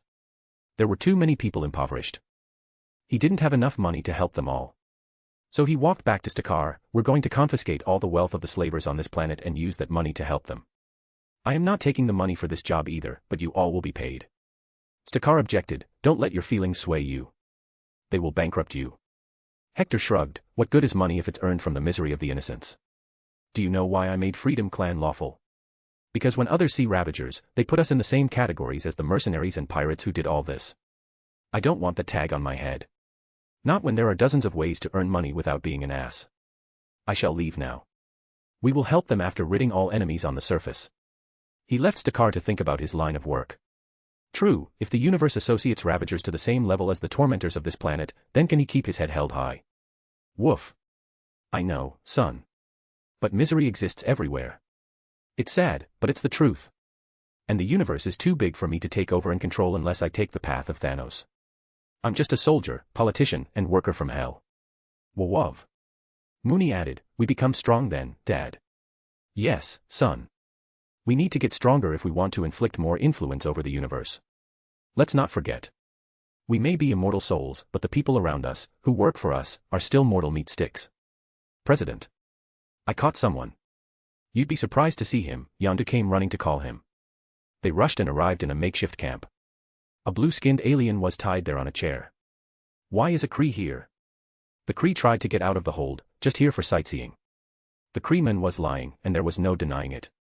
Hector, whose mood was already down, frowned. Fine, if you don't speak, I will make you.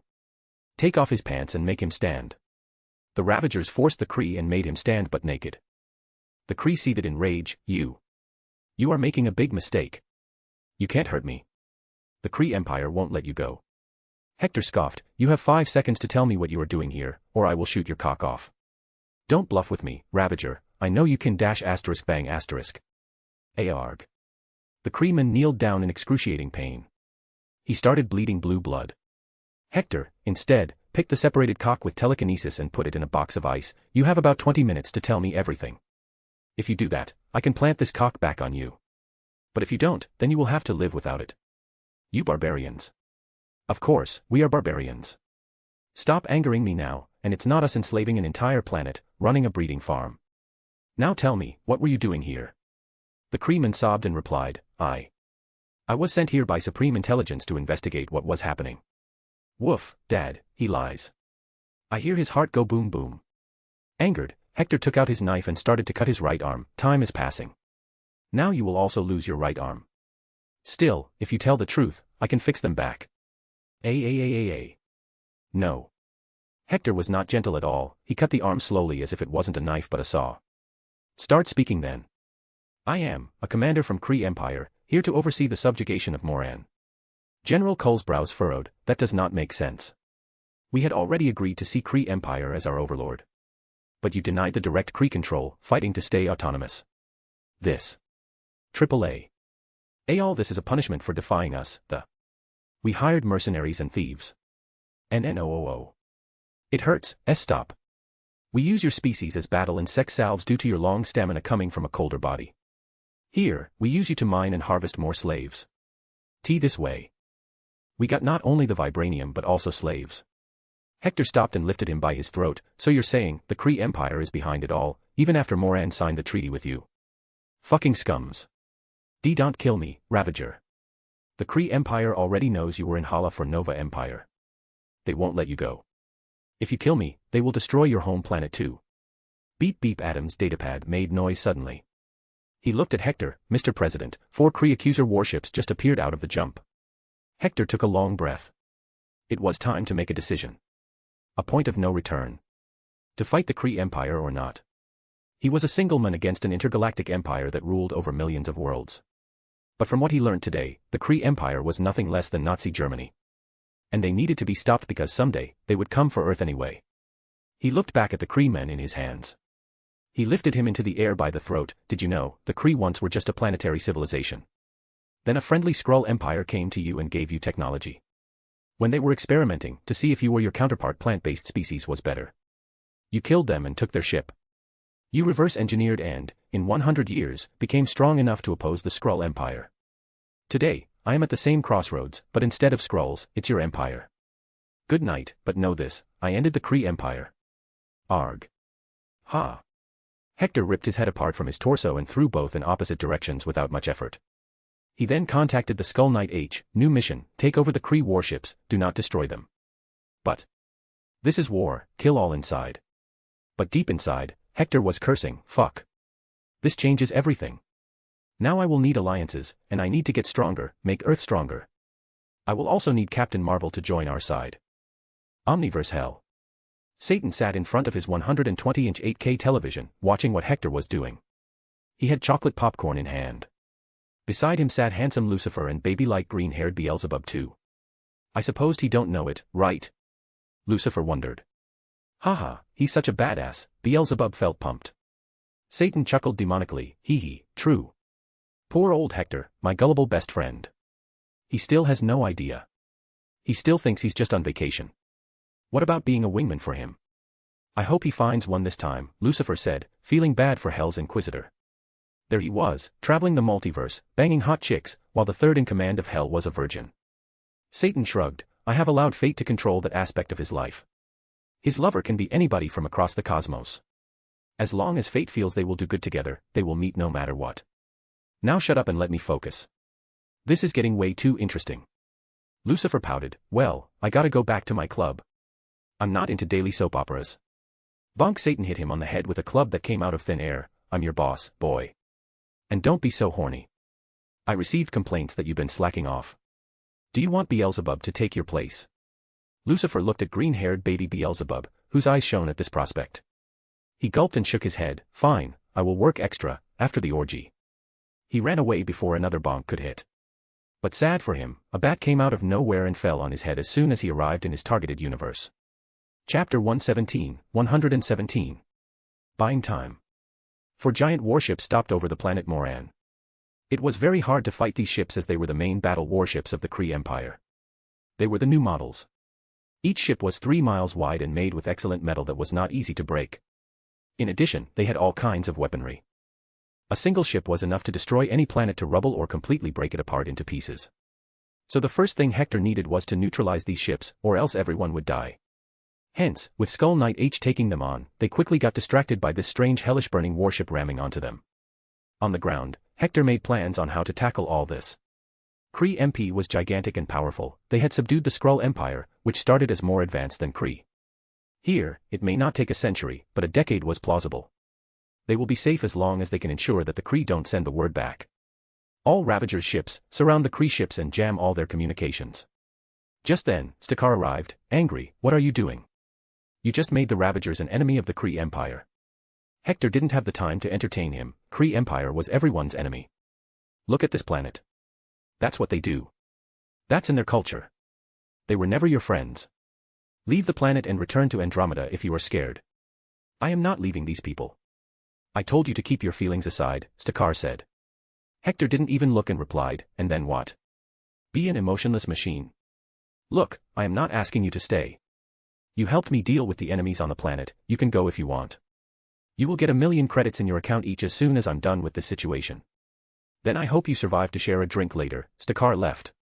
Following him, the other clans also went away. This was expected. Ravagers were not some lawful organization. Yes, Stakar may be a good guy, but he had the responsibility of his crew.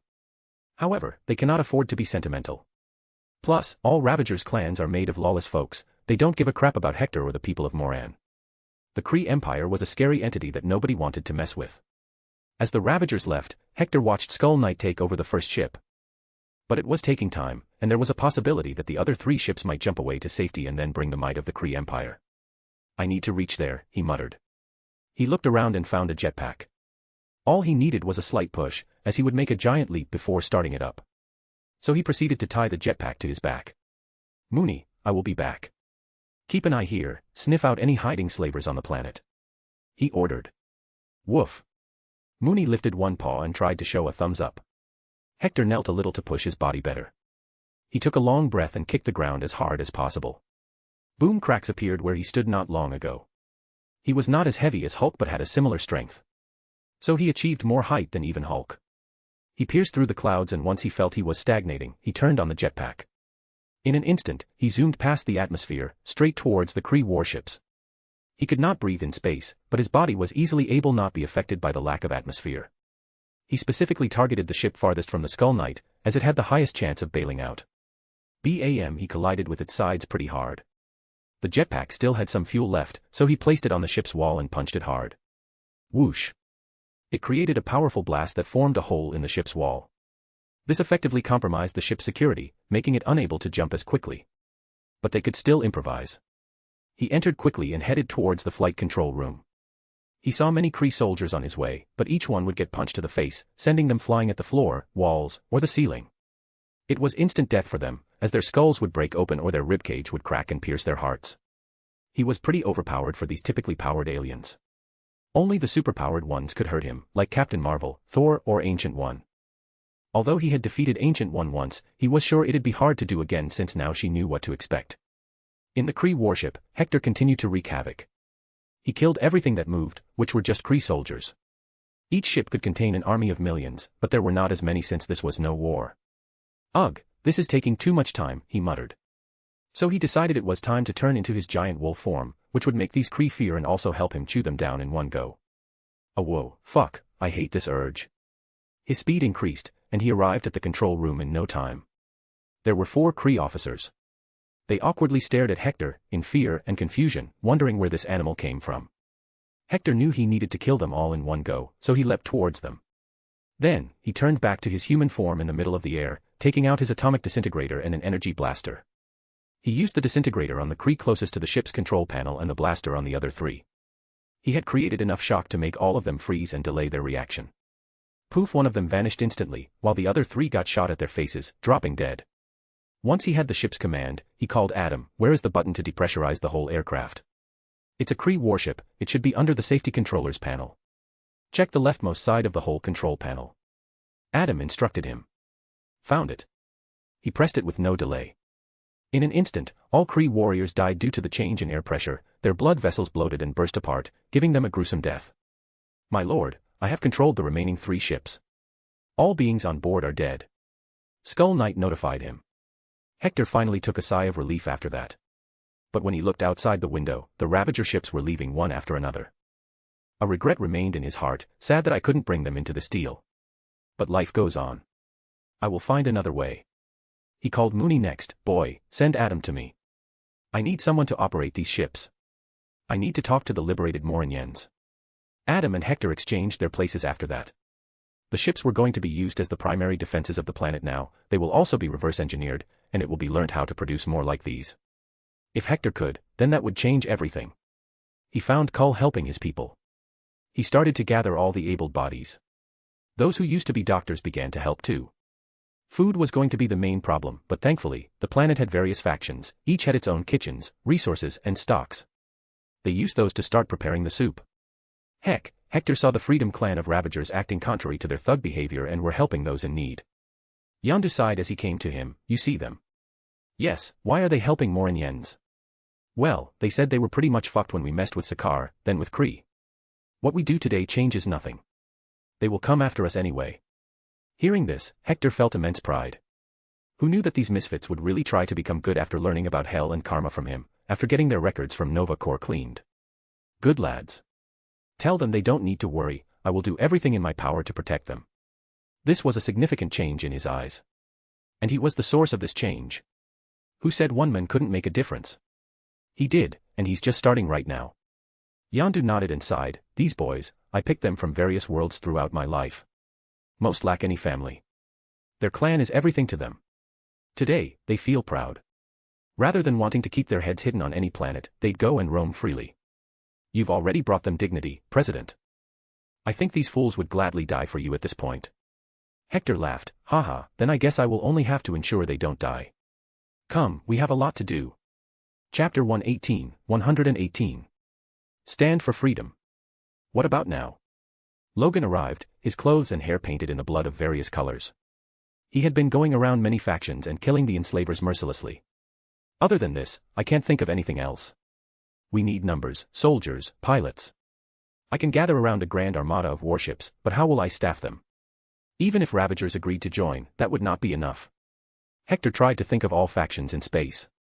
The Nova Empire won't join him as they were in the middle of peace talks with the Kree. However, there were a handful of powerful beings he could count on Earth. Jean had the power of Phoenix Force and could destroy the entire Kree Empire, but doing that would most likely take a toll on her and turn her into Dark Phoenix. Not to mention, the Kree Empire most probably has its own super soldiers, mutants-like beings, and sorcerers. I will need to drag this war with the Kree until the Avengers are formed. By then, Thor will be able to gather more Asgardians, and I will be stronger, he thought silently. There was silence among them as they all brainstormed to develop a plan. WWE will. We will become your soldiers. Out of nowhere, a Morinien came forward. He was a man who didn't look as impoverished. I saw you, as you crushed that animal's head. You shouted that you've bought us freedom. But, it's not completely here. The Kree betrayed us, they tried to enslave us, as long as either of the sides lives, we will fight. Yes, how can we look ourselves in the eye and face those who died in the afterlife if we don't fight? Then, a female Morinien spoke. She was a breeding ex-slave, holding 2 babies in her arms. Kull returned too. This is what all Morinians think, Mr. President. All of us, saw how you stood for us, even denied your own syndicate. You are not like others, we don't know who you are, which world you are from or why you are doing this, but I. He kneeled down on one knee and saluted with his right fist on the middle of his stomach. I will forever be indebted to you. You promised me vengeance, and you gave it to me. Now I follow you, Mr. President. The Morinians who were there, a few thousand, kneeled one by one. Hector frantically rushed to a little toddler who was going to kneel and helped him back up. He picked him in his arm and looked around at the eyes that stared at him with hope and reverence like he was a beacon of guiding light to them. He bellowed, do not kneel. Never kneel. I am not your king, nor your subjugator. Kneeling is giving yourself up, your free will up, and I despise it. So stand up and hear me, please. Kull got up, seeing the seriousness in Hector's eyes. Following him, the rest did the same. So Hector continued, I am just a simple man, a nobody in this vast cosmos. Just a tiny human from a planet far away.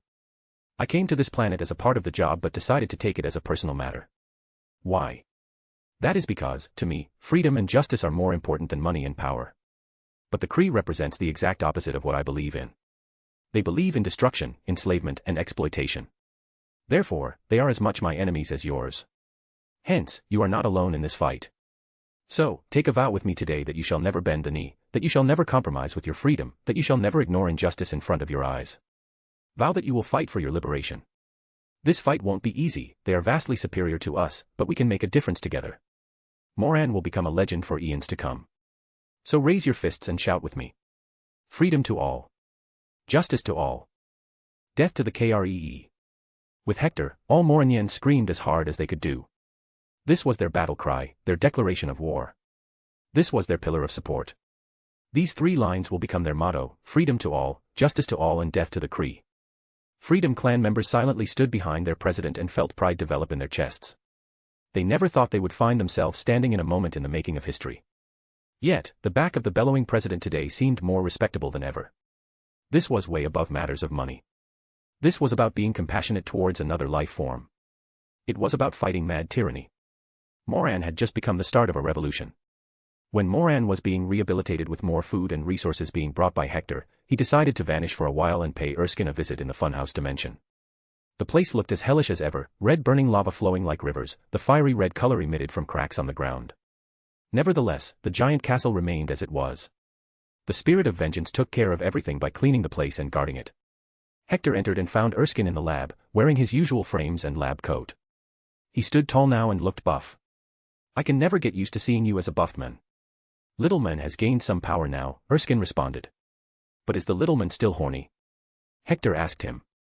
Erskine's face lit up. I've been single for decades now.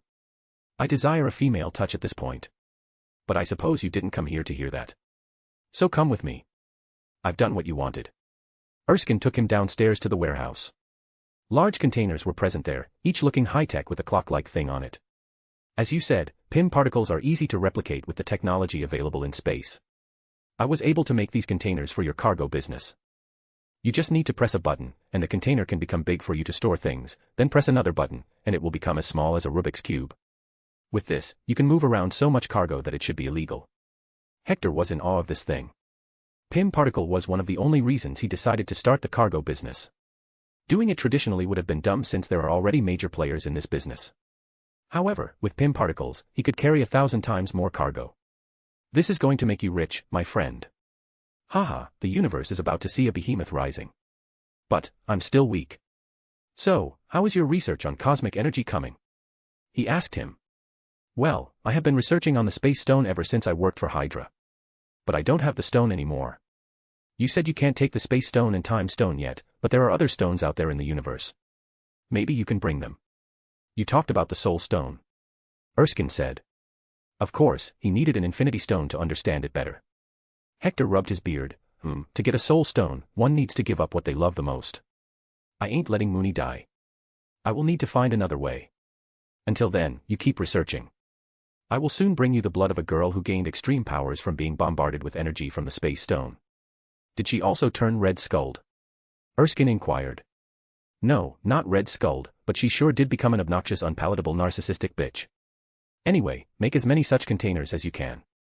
I will need them soon. Erskine protested, I need more helping hands, Mr. President. I can't build all that alone. Maybe make a few more skull knights. I need a soul stone for that first. See you later. Xander, Luxury Market District. The people in the market district didn't really care about what new shops closed and opened since they all sold the same things, except the specialized cuisine shops. But today, a new shop opened. East Xander Trading Company was a weird name to have, but sad for them, if they were not colonized by the British, they couldn't understand the joke. Today, the shop opened silently without much promotion. This was strange as the market in Xander was highly competitive, and to get successful, one needs as many customers as possible. Oluwatamillion Alayemi was a green-skinned humanoid alien from a faraway planet in a galaxy far away. But he had been trading in Xander for a while now. His work involved buying stuff and transporting it to various shops in his home galaxy. Today, he was once again scouting for something worthy of his interest. Hence, he found himself standing in front of the new East Xander Trading Company. From its looks, it seemed like a shop that sold food items, but the name didn't match, not to mention it was empty. He entered and found just 4 staff members. This was rare as all shops in this luxury district were top-notch and had dozens of employees. Right beside the main door, there was a counter with a system, a long table and a man dressed in shop's uniform, a shirt with a white beast's image. Can I see the menu? He asked. The cashier replied, Sir, this is not a restaurant. Our work model is slightly different. You take that basket with you, put whatever you want to buy in it, then bring it to me so I can pack it for you. Then you take the items home and eat them in comfort. Or, if you want a quick bite, we have our line of instant noodles, fried rice, rice cakes and sandwiches. You can eat them while sitting beside the long table near the window. Oluwatamillion Alayemi was pretty shocked. To make the customer work to do the shopping was unethical here. But he relented as nothing in the shop he saw was recognizable. Where is all this material from? That is classified, sir. Fine, I will take a look. The guy picked up a basket and moved in. There were rows and rows of stacked food on counters. He started to look around and picked whatever he felt was interesting. Unable to wait, he went to the side and opened a few things. 1 bottle of Coca-Cola, a sandwich, an Oreo, creamy onion lays and some caramel popcorn. He took 1 bite each and just sat there with closed eyes like a monk. But internally, he screamed, what the fuck is this? This is damn tasty. Where is this from? Then, all of a sudden, his eyes shot open, and he looked at the shop. There is so much more. This is like a secret mine. But I just dieted and lost a few kilos last month. Fuck it. Here I go, getting fat again. Chapter 119. Waiting list. Hector spent most of his time on the cold planet of Moran. However, the coldness was not much of a problem for the Ravagers as there was technology to warm the whole body at all times. He was establishing the planet as his base in space, as he also needed to defend it. Sure, it was in the Kree Empire's territory, but the Kree Empire was massive for them to notice something that fast. At the same time, Hector's major businesses operate from Xander, not here. He spent 2 months on Moran, trying to bring some resources to the people there, and there were billions of them. There were around 1 billion kids alone due to forced breeding over the years. Meanwhile, the male population was dwindling. Around 1 billion men were of fighting age. The species of Moranians was slightly stronger than an average human, their bodies could handle extreme coldness easily, but they could also hold well in extreme heat. Their average height was 6 feet, and their lifespans were more than 100 years. He had brought in clothes and equipment for them to get training and weapons to get familiar with. If they were going to become his soldiers, he'd rather have them armed to the teeth and be the best warriors in the universe. Where will you be going now, President? Yondu asked him, seeing Hector packing his bags. Tarnax 4, to meet the Skrull Emperor, see if he's interested in an alliance. Adam added, the chances look bleak to me. The man is a well-known warmonger, and rumors say he is mad. He killed the previous emperor and married his daughter. He's ruthless and borderline insane. That's what the official data in Kree ship tells us about him. Hector still seemed focused on doing this, I have to try at least. Who knows if he might agree. And what if he turns out a dumb maddening warmongering emperor? Logan joined in. Hector smirked, then I will do what the CIA does in South America. Logan smirked, but others had no idea what this even meant. What? Yondu questioned. With that, Hector remembered something. Oh, Yondu, tell the clan to be ready. I need to head back to my home planet for some work. It will be a short visit. Can I see my mom's grave? Peter asked him. Hector did not plan to stay on Earth for too long. He was only interested in Captain Marvel, ensuring that she does get away from Kree control. Also, he wanted her blood.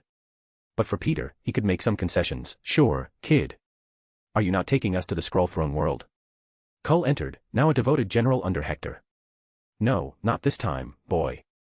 This mission could be extremely dangerous for us. They might try to hold us there or kill me. So, it's better if only Mooney, Logan and I go, since we have innate regenerative abilities. Meanwhile, the Ravagers will continue to train your population. You are to be their general too, so you need to start reading the books I gave you, got it? Hector briefed him. After all, the guy would be the head of a billion-strong army. Alright, I'm out. Take care. Always keep the Kree ships on alert and use them as the first line of defense. If anything happens, you know how to contact me. He went on to board his smaller spacecraft, followed by Logan and Mooney. However, the people of Moran felt indebted to him for doing all this for them. But it was also true that he was doing it for Earth because the Kree Empire would try to mess with it sooner rather than later. The ship's pilot was a Ravager, since Hector was still learning how to operate it. He was not really a genius when it came to science and learning such things fast. But if it was about punching someone, he was the best guy for it. Logan was even more of a musclehead than him. And Mooney, he had the knack to learn it but not the fingers to press the buttons precisely. He'd probably tap some button and destroy a friendly ship. So they needed another guy to fly it. Boss, are you sure about this? I'm kinda scared of Skrulls. Come on, lad. You just liberated a planet from oppressors. You also got me, there is nothing to be scared of. Just hit the button, and we will be there in no time, Hector motivated his new pilot. The man had been with the Ravagers for a long time now but still lacked complete courage. The guy meekly pressed a few buttons and set the path. The ship soon started making jumps to the desired location. Hector began to plan with Logan and Mooney. Okay, I'm pretty sure we won't be allowed to meet the Emperor right away. We will have to wait. So I hope you two will show the best of your behavior. I don't want to make another enemy. Woof, Mooney barked, Dad, I'm always a good boy. Really? Then why did you poop in front of Yondu's store? I was playing with him. Bonky knocked on Mooney's fluffy head, no playing with poop again. Be a good boy, or I will start calling you Poopy Mooney from now on. Do you want that? Mooney's tail fell, and he made sad noises. No, Dad. Then Hector turned to Logan, and you, do not hit on any female or take out your claws. Do not get into a fight. If someone says something, back off and return to the ship. Ugh, that's not my style. Hector didn't bonk him, it ain't my style either, but I need to be more diplomatic this time around. He thoroughly taught the two naughty boys some manners and proceeded with his plan. He started writing an alliance treaty. But the chances of the Skrull Emperor accepting it were bleak, since alliances are forged between somewhat equal parties. So right now, he has nothing much to offer to the Skrulls. I hope the Skrull Emperor is not dumb. Roughly 100,000 years ago, the Skrull capital relocated to Tarnax 4 from their original home planet. This new planet was highly advanced. However, the Skrulls of today were not the same as before. In the past, before the Kree Empire came into existence, the Skrulls were more friendly and helpful. They gave other species technologies to help them. But ever since the Kree Empire came out as an enemy of the Skrulls, the peaceful Skrull civilization had to change their entire culture towards fighting. So, now they were more like a warrior race than sophisticated advanced intelligence species with compassion. They entered the star system and started to get noticed by a lot of Skrull security ships, each hailing them for asking for the purpose of the visit. The planet was clearly protected to the brim. They just said they are here for a job and diplomatic meeting. They could not just go and meet the Emperor anyway. Heck, they were not even allowed to land on the planet. That was a privilege only to the Emperor, his staff, and the nobles living on the planet. Like all other traders, Hector had to dock the ship on the moon of Tarnax 4 and then take an official Skrull transporter ship to the planet's surface. However, when Hector got out of the transporter and went to the administration office, he was shocked to see a mile-long line of all kinds of aliens. He asked the one in front of him, "What's this line for?" The alien with the face of a rat answered snarkily, "You don't know. What are you even doing here then?" "This is the line for getting an appointment with the various important Skrull leaders on the planet." "And how long does it take for the line to shorten?" Hector asked more. "Not too long. They do it in batches. They will soon come out and start giving appointments for next week." "Next week? So everyone here going to book for later? What if someone has something important?" "Then you tell the Skrull officer to give you the appointment faster. Then, if he thinks it's really an emergency, you can meet anyone. Now don't bother me. I must practice my pitch." Hector calmed down and rubbed his beard, thinking about a way to meet the Emperor. Then, closing his eyes, he tried to come up with a way to force the Emperor to meet him and hear him out. "Beep beep, President of the Ravagers Freedom Clan, owner of Moonspeed Corp, speak the reason for your visit." Soon enough, a Skrull officer arrived beside him, a droid hovering behind his head, recording everything and identifying everyone. Hector spoke his initial request, "I must speak with the Emperor about something gravely urgent." Surprisingly, the Skrull didn't deny it. Instead, he just nodded and wrote something on his datapad. However, his reply made Hector, Mooney and Logan want to smash their heads to the ground. "The waiting list to meet His Majesty is 12 years, 2 months and 2 days. Do you want to make the appointment?" Chapter 120. Paranoia. "Wait, how long did you say?" 12 years. I'm afraid that would be too late. I have information that might save the Skrull Empire from destruction." The Skrull officer stared into Hector's eyes for a second and sighed, "People like you come every day, but I feel seriousness from you." "Fine, I can shorten the waiting time to 3 years. If you have a reference letter from a high general or lord, then I can reduce it to a few months." "Scratch that. I need to meet someone urgently. It's fine if it's not the Emperor. Any one of his assistants will also do it. Anyone whom I can meet today," Hector requested from him. The Skrull officer looked into his datapad and tapped a few options. "There is Lord Dumbfack, the 5th assistant to the 9th secretary of His Majesty. He's free right now, you can meet him if you want." "What the fuck, how many secretaries does the Emperor have, and how many assistants do those secretaries have?" Hector was annoyed. But he relented. "Sure, I will meet him." "All right, take this card and go to that entrance door. It will lead you straight to the Waste Management Department of Tarnax 4. That's where Lord Dumbfack works. _ That guy works with the planetary janitors. What am I even doing at this point?" Still, ignoring all his inner voices telling him it was a waste of time, he proceeded to the terminal from where he was made to sit in another transporter, a land-based hovering taxi, which led him to the Waste Management Department. It was a giant building that looked as beautiful as any other architecture on the planet. This was where the planet's biggest janitors worked. "Here goes nothing, Mooney and Logan. I want you two to stay as silent as a stone." He dejectedly entered the building and went to the relevant location. Most things were not too different from any Earth's infrastructure. After his arrival, he found that even this 5th assistant to the 9th secretary of the Emperor had an assistant. They were rudely told to wait, as the 5th assistant, Lord Dumbfack, was not in the office right now. So they sat outside the room and waited. Mooney started watching Space Dog videos on Datapad, and Logan took a nap. Hector just continuously tried to come up with a strategy to get to the Emperor. This dumbfuck guy must have access to the Emperor. After all, he's just third in terms of administration circle from the Emperor. "He's in the room now, you may enter," the assistant of the assistant informed them. Hector snatched away the datapad from Mooney, much to his annoyance.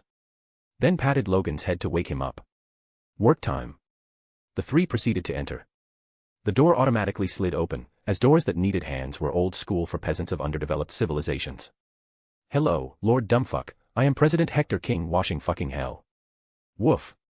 Dad, what the fuck is that?" Mooney rarely cursed, and he gets scolded whenever he does, but today, it was acceptable. Logan also grunted and tried to cope with what he saw. Hector had a similar expression, as there stood in front of him a Skrull, a bloody dwarf Skrull.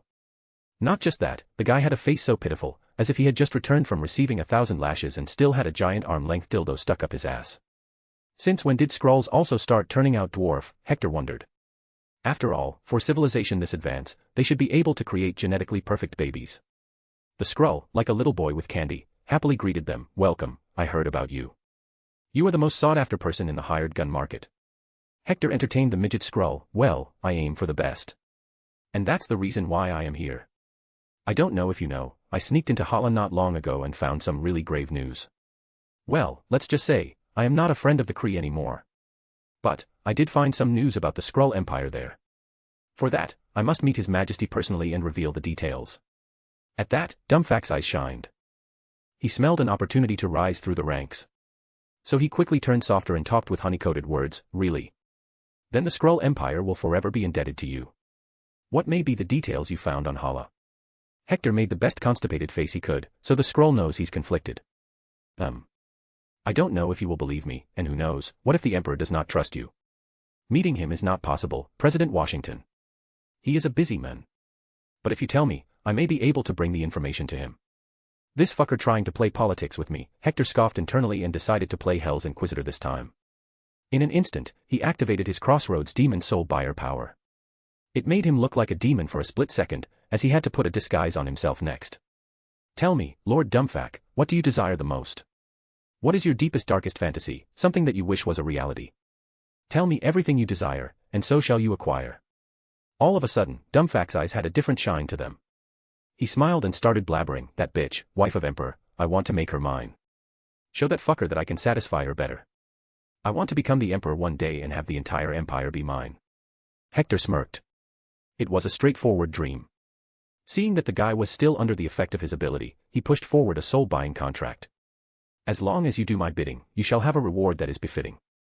Be a harbinger of my personal message, that's all you have to do." Dumbfack looked at the paper dreamily. His hand moved automatically. Weak-willed people were always easy to fool. Hector had felt that over the years. Bam. The midget Skrull slammed his thumb on the paper, sealing it with his blood. It was as easy as a deal could be. But Hector's work was done. Before Skrull woke up to his senses, he proceeded to leave. "Let's go, Mooney and Logan. Our work is done here. We will be called by the Emperor soon enough." "What did you do?" Logan asked him. As he only saw him acting weird, as if controlling Skrull's mind. "Haha, nothing. Do you know what's the biggest enemy of any ruler? It's paranoia. And when it becomes so much that you don't even trust your close ones, that's when the fall of an empire starts. Just wait and watch." As soon as Lord Dumbfack woke up to his senses, he found himself alone in the room. The paper was still there, which he had signed. Was that a dream? But the paper said the things clearly. There was an envelope placed on his table that he was supposed to give to the Emperor in return for all the contract benefits. He was happy, thinking he had met some sort of occult personality, a god or something. What he didn't know was that the contract was only meant to fulfill his wishes in his dream just once.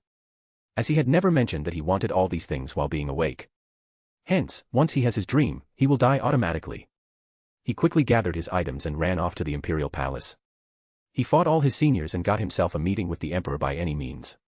The Emperor's name was Dorek 7. He was not too taller than Dumbfack. In personality, the Emperor was as mad as they came. So Dumbfack was taking a significant risk by doing this. Blinded so much by the dream that Hector made him see and the deal later, which he believed. This made him one of the dumbest beings in the galaxy. "Your Majesty, please, this is an important message for you." "Dumbfack, what are you doing here? I only gave you the job because you are my distant cousin." Dorek 7 was not very happy to see the worst of the Skrull genetics in front of him. Though he was one ugly son of a bitch himself. Dumbfack insisted, "Have a look. It has information for you, important information." Fine, Dorek 7 could do this much for a family member, although he didn't really love them. He had kept his own brother locked up in prison for decades now. The Emperor tore open the envelope and unfolded the paper inside. He glanced at it and then dumbly looked back at Dumbfack. "This is it." "Yes, Your Majesty. I gained this from a man who recently infiltrated the Kree homeworld of Hala." Whoosh! Dorek 7 angrily tore the letter into pieces. "Who was it? What was in the letter, Your Majesty?" he asked him. But the Emperor would not have any of it. "Guards! Arrest this fool." Find out who met him and call him here. I must meet him. Who is the mole? Who is spying for the Kree? My wife? Her brother? My general? Or my son? Who? As Hector had expected, just a tiny seed of paranoia could destroy empires. Chapter 121, 121. Back to Earth. Hector knew that he would be called soon after, as he understood how deep the insecurities could penetrate once they take home in one's consciousness. Just in an hour, when they were resting in a restaurant, emissaries from the Emperor came. They were more like armed guards. They were to take Hector forcibly if he didn't obey. His Majesty demands an audience with Hector King Washington immediately. Come with us, they haughtily ordered Hector. Shrugging, Hector got up, holding a sandwich in his hand still. Let's go then, boys. I came to this planet to meet him too. Logan, Mooney, pick your food too and follow. Do not bring such things to the royal place. Hector snorted, I paid for this food. Why would I throw it away? But, don't worry, we will finish it before entering the palace. Lead the way now. I'm sure the Emperor will get angry if you delay. The guards nodded and led the way. Indeed, they didn't want to die for disobeying the Emperor, who was seething in rage as of now. The three were soon brought into the royal palace and even went further into a secret chamber. But the guards stopped them outside, only you go. The animal and the human stay. Sure, Hector shruggingly entered the room. He would have normally gotten angry on Mooney's behalf, but he ignored it this time. Inside, he found the Skrull Emperor sitting alone on a throne made of some golden metal, but it was not gold. He had a crown on the head and some fluffy royal robes on the torso. There was nobody in the room other than the two. Dorek 7 smugly raised his chin while he continued to eat something from a plate on the side of his throne. Should you not greet a king with the correct courtesy? I bow to no king or lord, as I do not believe in monarchy. I salute only, and you have mine. Hector half-assed saluted him. Good to meet you. Dorek 7 sneered but did not raise his voice, as he needed something from him. Fair enough. Take a seat. Did you pass the letter to my dumb cousin? I heard you infiltrated not only Hala but also Sakaar and lived to tell the story. So what were you doing on Hala? Some Nova work. It's nothing too important, but I learned that Kree Empire is on the verge of collapse, and it's for the worse. Supreme Intelligence might get changed with a Kree warlord as the Emperor. If that happens, the war between Skrulls and Kree will intensify. Hector started to scare the fool first. He was trying to evaluate if he was worth allying with. The Emperor's attitude and stature did not speak power and confidence, instead, he looked privileged. He was a nobody some decades ago, but now he was the ruler. The daughter of the previous Emperor was his wife, albeit she was trying to kill him. He was never the person to take the arms and fight his own wars. He would rather shill money on research to create an army of super Skrulls, ones who can be loyal to him and be his greatest soldiers. He dreamt of defeating the Kree and bringing back the Empire as he heard in the stories, but those things were nothing but his procrastinations of glory. And you believe that there is a mole in my inner circle? What made you believe such nonsense? Hector internally smirked. Haha, dumbass, he can control his face and voice but not his pupils from contracting. He's nervous. Yes, I do. Especially that Kree named Ronan. He's shaken hands with Warlord Thanos at this point. He has infiltrated not just your inner circle but also Nova Prime's inner circle. But I'm yet to know who it is specifically. Hector threw the hook this time. Negotiations were like fishing. You pull some and lose some, eventually gaining the upper hand, but not always. Dorek 7 went silent for a good minute. His inner insecurities rose. After all, he, too, had taken the throne by usurping the previous emperor. So what was stopping others from doing the same? Then I shall hire you to investigate for me secretly. Do not worry about money. You shall have whatever you desire if you prove to me who the mole is. Catch, Hector kept a serious face and rubbed his beard. Fine. I will take it. But since I need to keep it a secret, I will need to take some risks with some powerful members of your empire. So I must have access to all planets of Skrull Empire to investigate them. That you shall have. Now leave and bring me the results. I do not reward incompetence. Hector didn't wait and left. Just outside, he was granted an access card that would allow him to enter all Skrull planets. But he didn't waste any more time on Tarnax 4. Quickly, he returned to his ship and headed to Xander. What happened? Did he agree? Logan questioned. Hector poured himself a glass of whiskey and took a seat. I didn't ask him. The guy's a fool, borderline mad. We will be doing regime change here, but first, we need to find a better Skrull. Otherwise, the Skrull Empire can be considered over. It's too weak with this leadership. Woof. Mooney barked, Dad, we go to Earth now. Yes, that we will. I've called Yondu to Xander already. He will be bringing the Freedom One there. He silently thought about whom he should contact next. Asgard seems like the right option. He thought they might even be friendly with him due to his background. So much to do. I should just start blasting, I feel. He muttered to himself. It's about time I start subjugating evil creatures and making them my summon. Logan, you got a cigar? I finished all mine, Hector asked his bodyguard/freeloader.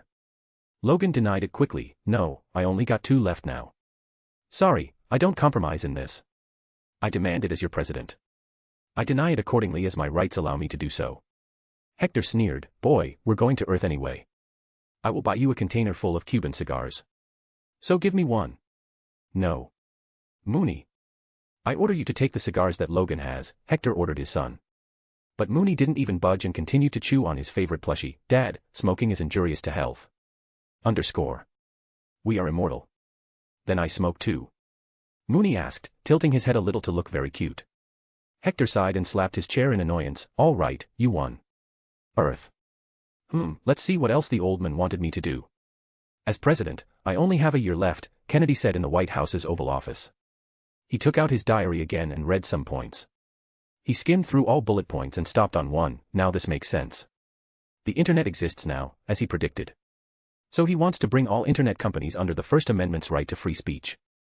Easy peasy, those dumb fucks in Congress don't even know what the internet is. There he went lobbying for a bill again. This would be his last, as he will be retiring soon. He did wonder, though, where is the old man? Somewhere on Earth. Taken away from the little family she had come to love, now she was stuck in a place ruled by hyenas. Inflicted with subjected training and inhuman torture, and some strange serums, she was feeling less and less hope of freedom. Her free time was spent staring at the sky, sometimes cloudy, sometimes clear and occasionally rainy. She was somewhat envious that even the sky had the choice of being whatever it wanted. She looked at her little sister, not related by blood, but still, they shared a bond of love. I will go out and bring help, don't worry, she muttered. But she still had no idea if her plan would even work. Would it be a success or be the reason for more torture and loss of her humanity? She had no idea why this was happening to her, but all she knew was that she would never surrender. Chapter 122. Overkill. Hector had push-started his cargo transportation business, with the first users being Nova Corps and sovereign traders. All he needed next was some word of mouth to expand the business. At the same time, he posted a real job for all Ravagers to take. They were given the list of some space criminals and that if they brought him the ship, they'd get some money. It was a much easier job, as hijacking and taking over ships was a level 1 cheap job. His other business, the shop on Xander, was doing well. Ancient One had to work harder as the shop needed complete restocking every day. Because of that, Ancient One's order of sorcerers got richer and King Tech, Hector's company, kept on receiving rare earth minerals to keep experimenting and manufacturing. He didn't make a CEO or such position for his space companies, some managers were tasked with doing some things. Of course, he'd have to put more focus on it later, but he seriously didn't want to. He didn't come to this universe just to work. President, are you sure you want to do this? You are known not to be that great of a pilot. Don't fret about it, boy. I can fly this little boy easily. Just strap in your places and relax. Hector continued to steer the ship towards the beautiful blue planet, his favorite one, Earth. There is the beauty. It's the most beautiful planet in the universe, Hector dreamily said. Yondu interjected, beauty is subjective. Logan barked, shut up, Yondu. That's where your president was born, so that is the best planet in the universe. Hector glanced at Logan and gave a nod of approval, attaboy. And Yondu, believe it or not, there are beings on this planet that can destroy the universe. Seriously? Then why don't you call them to deal with the Kree? For the same reason, they can destroy the universe. Most beings who have these powers are either mad or can't control their powers. Hence, it's better to let the sleeping giant stay asleep. Don't worry, my boy. I will whoop the Kree sooner rather than later. Hector assured him. B-boss, may I take the controls back? Kraglin Obfontery asked. The man had a face that seemed to be always frowning. Woof. Mooney chimed in, Dad, may I fly it? I learnt it by watching already. No and no. I can fly this thing easily. It's just like riding a bicycle. He played with the control wheel. What the fuck is a bicycle? Yondu wondered. Smartly, Adam answered, it is a man-powered two-wheeled vehicle for personal use. We're going to die.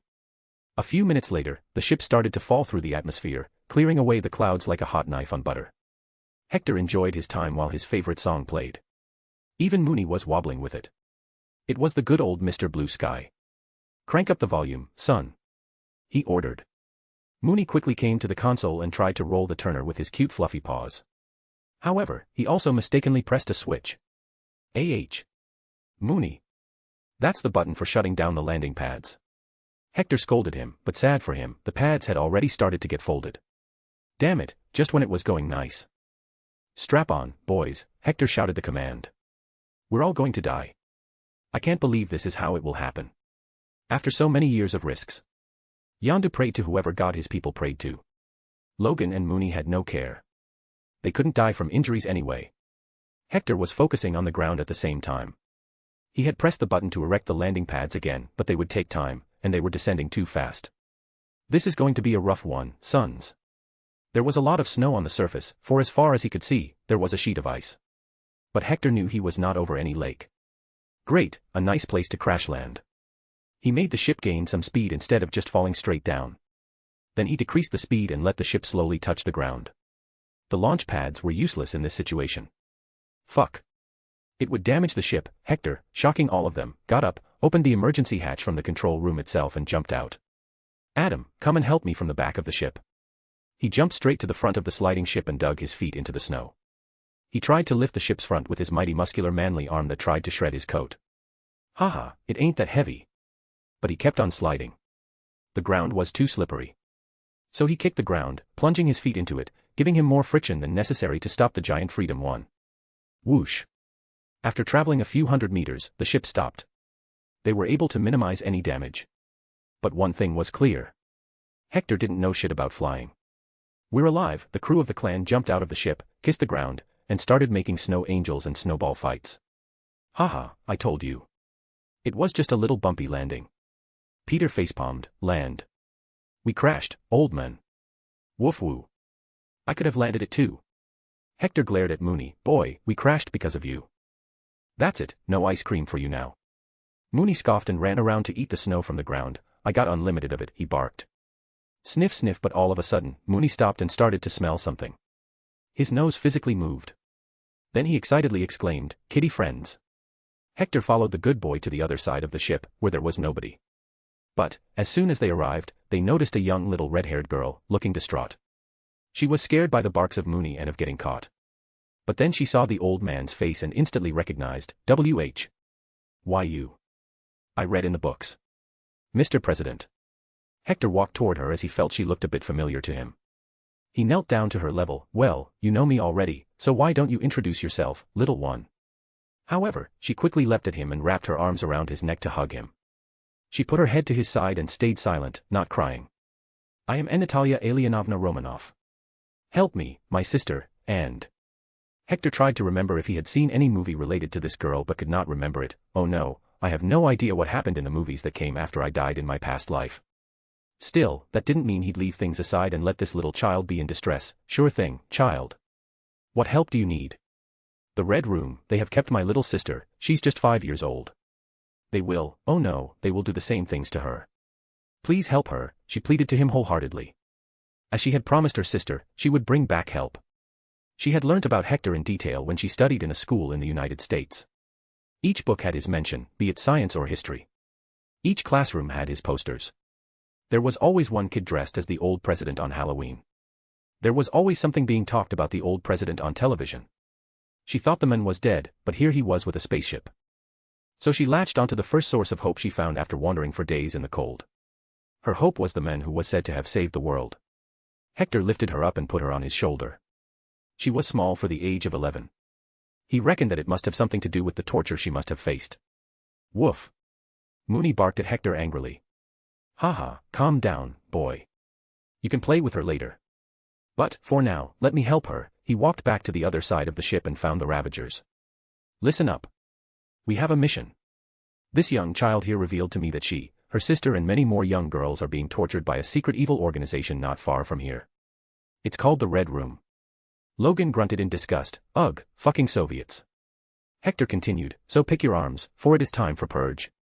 Yeah. Kill the animals. Nobody harms kids. Give them slow death. Slit their wrists and let the blood flow. Let's blood sacrifice them. Feed them to cannibals. Mooney also growled and showed his fangs. Oh whoa. The war cry had been made. Weapons were picked up, and the Ravagers armed themselves to the teeth. After spending years with Hector and going on many righteous missions, they too felt like liberators now. Hector raised his fist. Let us hunt. A team of 50 Ravagers, Hector, Mooney, Logan, Adam, Peter and Yondu departed. It was an absolute overkill, but that's what they aimed to do. Chapter 123. Freedom Glanpa. The Soviet Union was a pussy in this timeline because Hector kept them terrorized all the way until 1988. And sad for them, the year he left, Kornabil happened. Then in 1991, the USSR disintegrated, splitting into smaller pieces. Hector had already kept the SHIELD team ready for this. Next, without a moment of delay, all newly released nations were given a dose of capitalism, a free economy and a better life brought by the American dollar. As soon as people started liking the US, the governments secretly signed a NATO agreement. So now, except for Russia, all European nations that shared borders with Russia now were members of NATO. Russia had no room left to breathe. But of course, no nuclear missiles were placed in any new nations.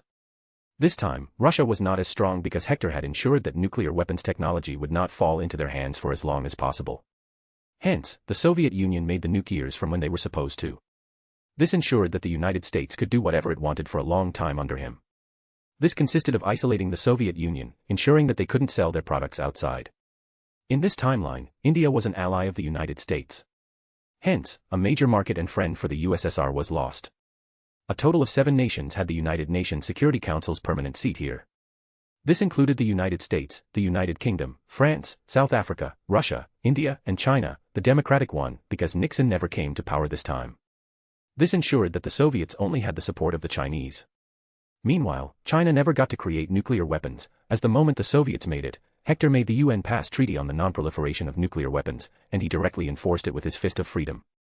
Meanwhile, India and Pakistan never fought each other, as Hector was the one to draw the borders and bring democracy and capitalism to them. He tied both nations economically so that they couldn't help but call each other brother. At the same time, both countries were special military allies of the United States. Hence they had authorized the United States to set up nukes on their soil, bringing both nations under the safety umbrella. This way, Hector won the fight against communism. He had surrounded the 2 big red dots on the world map masterfully. Only the Middle East was a tough nut to crack, and Hector had left before he could do anything about it. Red Room Academy, Russia. The Red Room Academy made assassins and spies for the Russian government, not the Soviet Union. They were cruel in their methods and ready to go to any length. General. Look, a crowd is headed our way. Who are they? I don't know. They all look weird. One is blue, one has the head of a cockroach, one looks like a fish, and another one is all golden. There is one with long claws and also an old man with L. By the gods. Red Demon. The control room went into a frenzy as soon as the visuals showed Hector leading a group of weird-looking aliens towards the secret base in the frozen lands. They could not understand how this was even happening. The men should not be there, or anywhere. Quick. Sound the alarms. Boom. Sad for them, before they could do so, a fat boulder came falling on them, smashing into their watchtower and destroying it to pieces, crushing all those inside it. Haha, did you see that? What a nice throw. Hector boasted smugly. Natasha, my child, show us the way now. Where do they keep other girls? He asked the redhead, who was sitting on Mooney's back now. There, in the building. All those windows, they are for that hall. She pointed to a distant 5-story building. Hector nodded and led forward. Remember, boys, if you see any men with a gun, you can have your fun. Yeah. Kill the bastards. They were pumped. Energy guns blazing, they all ran into the various complexes in groups and started to kill all soldiers. Hector went where Natasha told them to. They came across many more soldiers on their way, but Logan took care of them. However, Hector had to stop him. Don't be so bloody now, Logan. We have kids nearby. He made small talk with Natasha at the same time, to know what was even her story. So, how did you end up here? I was purchased by General Dreykov from my mother. I spent the past few years in Ohio with a fake family, but then the undercover mission ended. I thought, they really loved me. Here, they injected me with something and made us train. It hurts. Hector patted her head. It's all right now. I'm here. Be it General or even the President of Russia, I will crush their skulls. Fuck, I don't want to see that again. It was disgusting, Logan scowled. Bonk Mooney jumped and slammed his paw on Logan's head. Wahoo. Haha, he's saying language. Logan, you should find a wife or something and become a father. That will make you a good respectful man. Hector advised him wholeheartedly. After all, Logan was growing old. I'll pass. Maybe the day you find a wife, I will start dating. Logan smirkingly replied, knowing too well that Hector had a hard time finding a lover. There. Natasha suddenly exclaimed and jumped down from Mooney's back to run towards her sister. Hector also rushed, fearing a stray bullet or something would harm her. Slow down, child. Natasha ran to a little girl, about 5 years old. She had reddish blonde hair and a chubby face. She was delighted to see her big sister and ran towards her. Natasha hugged her. I told you I would bring help, see. Meanwhile, Hector and Mooney were feeling puffy in their chest. The little chubby-cheeked child was too cute. Mooney walked towards her and licked her face, then he tapped her head with his soft paw and declared with barks, this child is mine now. But Hector didn't accept. Wrong, Mooney. We're in Russia, so this child is ours now. Like a fawning old grandpa, he picked her in his arm and caressed her head. What's your name, little girl? In an instant, she gave an innocent, radiating smile that's put the sun to shame. Yelena, who are you, grandpa? I felt that in my heart. Haha, I guess it ain't that bad to adopt kids, Hector muttered to himself. He tapped Yelena's nose and replied, haven't you seen my photo in your school? Yelena tried to think about it hard and closed her eyes. Then she abruptly opened them, light shining in her eyes. She replied with full confidence, WAAA. I remember. Freedom, grandpa. Hector, Logan, and Mooney burst out laughing. Logan took out candy from his pocket and gave her, here, taste this. Stranger danger, Mom says don't take food from strangers. Yelena rejected him. Woof. Mooney gave her a chocolate bar that he took out from somewhere in his fur. He gave one to Natasha too. This time Yelena took it. Hee, thank you. Is he not a stranger? Logan asked her. She smartly answered, dogs are good people. Hector chuckled, absolutely right. Let's go now and save your friend. Natasha remained on Mooney's back and Yelena on Hector's. They proceeded deeper into the complex of corridors and rooms. Natasha was brilliant and knew all paths. She led them to a big hall with dozens of bunk beds. Girls were sitting on them or sleeping. All were older or of similar age to Natasha. Yelena was perhaps the youngest. Hector announced to all, children, follow me if you want to leave this hell. Natasha ran to those she could call friends and told them about Hector. Not all of them were allowed to leave the Red Room Academy before, so they didn't know about Hector. They were kept here since their infancy. Stop right there. This man is an imposter. The old president is dead. If you go with him, you will face a harsher life. And I will still find you. Out of nowhere, the man who ran the program appeared, in his lab coat. It was General Dreykov. Hector smiled at the guy. Oh, I'm dead then. Fine, let's see if I can plop your skull like a watermelon. Press, no. There are kids, Logan reminded him. Sighing, Hector lifted General Dreykov by his throat. You caused so much pain to these poor little girls. But, do you know, there is a special place for folks like you in hell. You get boiling oil baths daily and whatnot. I won't elaborate, as you got a ticket straight there. General Dreykov was a heavy man, and with the ease Hector lifted him, it made it clear that this was the real deal, FFUCK. You're supposed to be dead.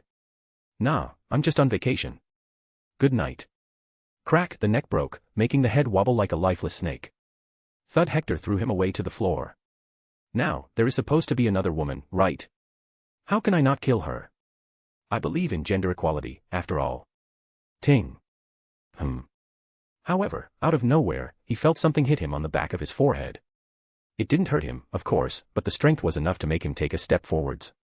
He looked back, and instead of frowning and fighting, he laughed. Haha, Lady Luck is with me today. How are you, Sergeant James Buchanan Barnes?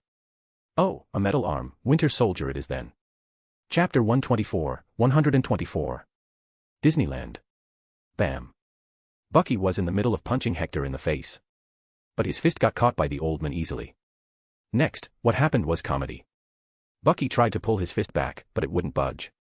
He kicked Hector on his legs and waist, and nothing happened, not even a flinch. Haha, son, I can do this all day. Do you want help? Logan asked, pretty chill, though he was supposed to be the bodyguard.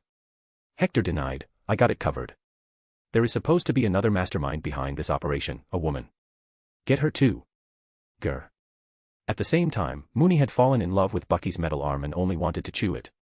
And one thing Mooney was not good at was self-control. Whoa. He jumped on Bucky and plunged his teeth into the strong metal arm with ease. After all, Mooney's teeth were now made of adamantium. Now Bucky found himself caught from two sides. He frowned and twisted his shoulder slightly. Whoosh, in a dramatic movement from his shoulder, the metal arms got detached, and the Winter Soldier jumped back a few meters. Mooney was quick to take it and run off. Bang, but Adam flew in that instant and punched Bucky in the face, sending him flying through the wall, outside in the field. His body fell with a few bounces. Easy there, Adam. We are not here to kill him. These evil folks have brainwashed that guy.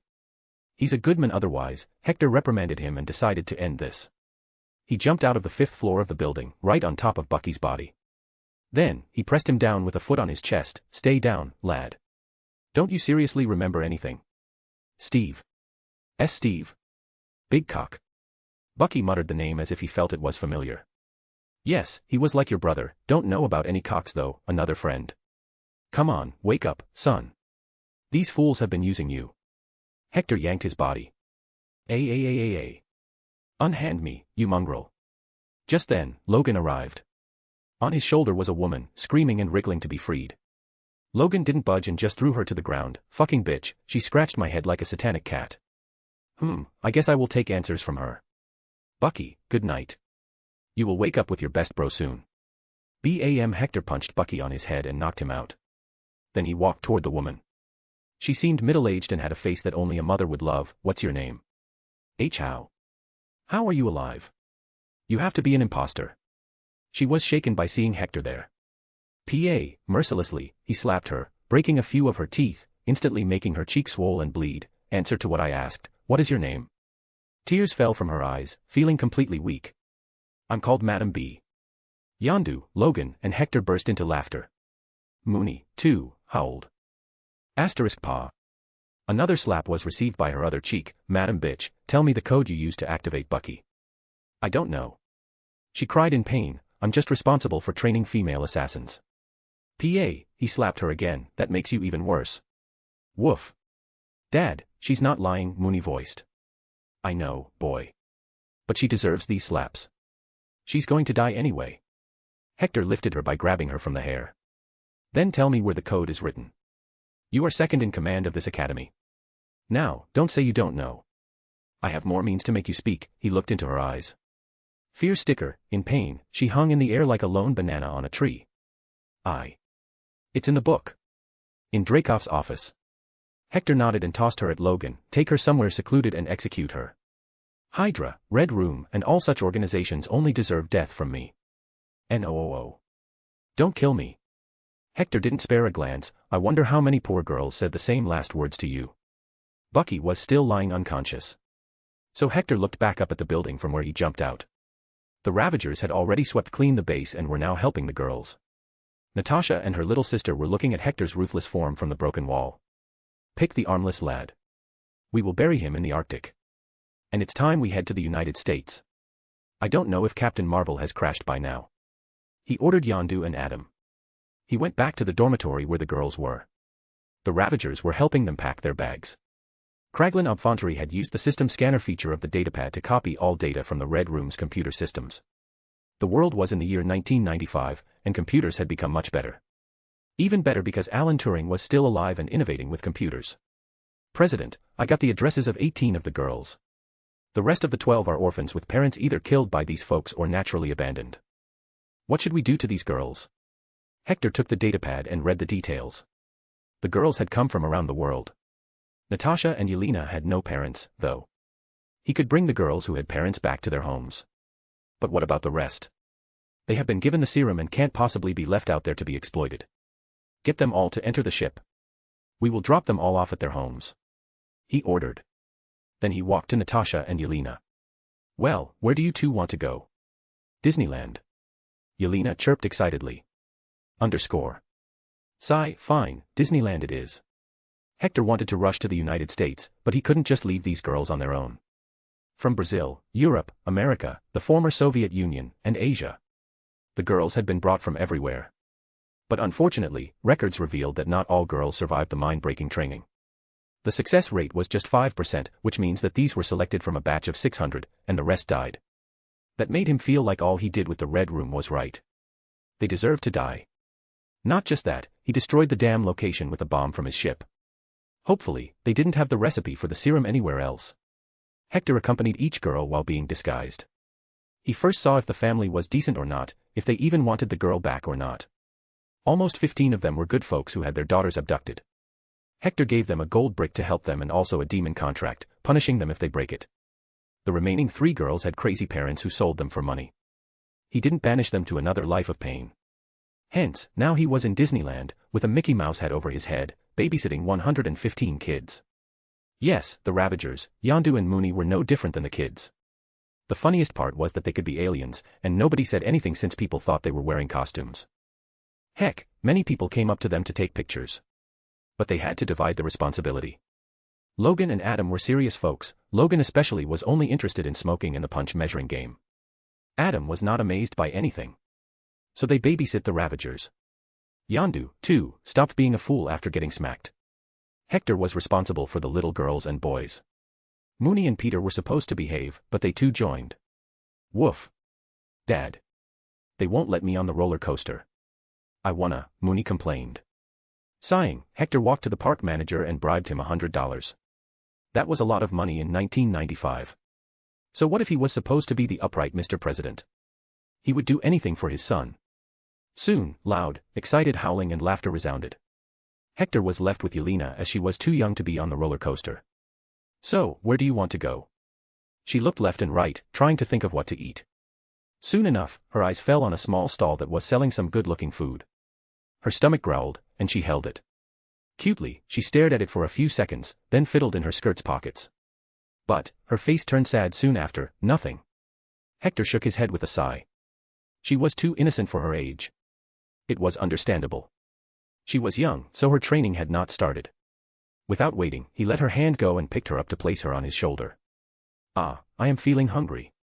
Let's see, maybe we should try that. He walked to the stall, 2 bowls, son. Soon, Yelena had a bowl of chicken fried rice in her hand. Hector, too, took one and ate it silently.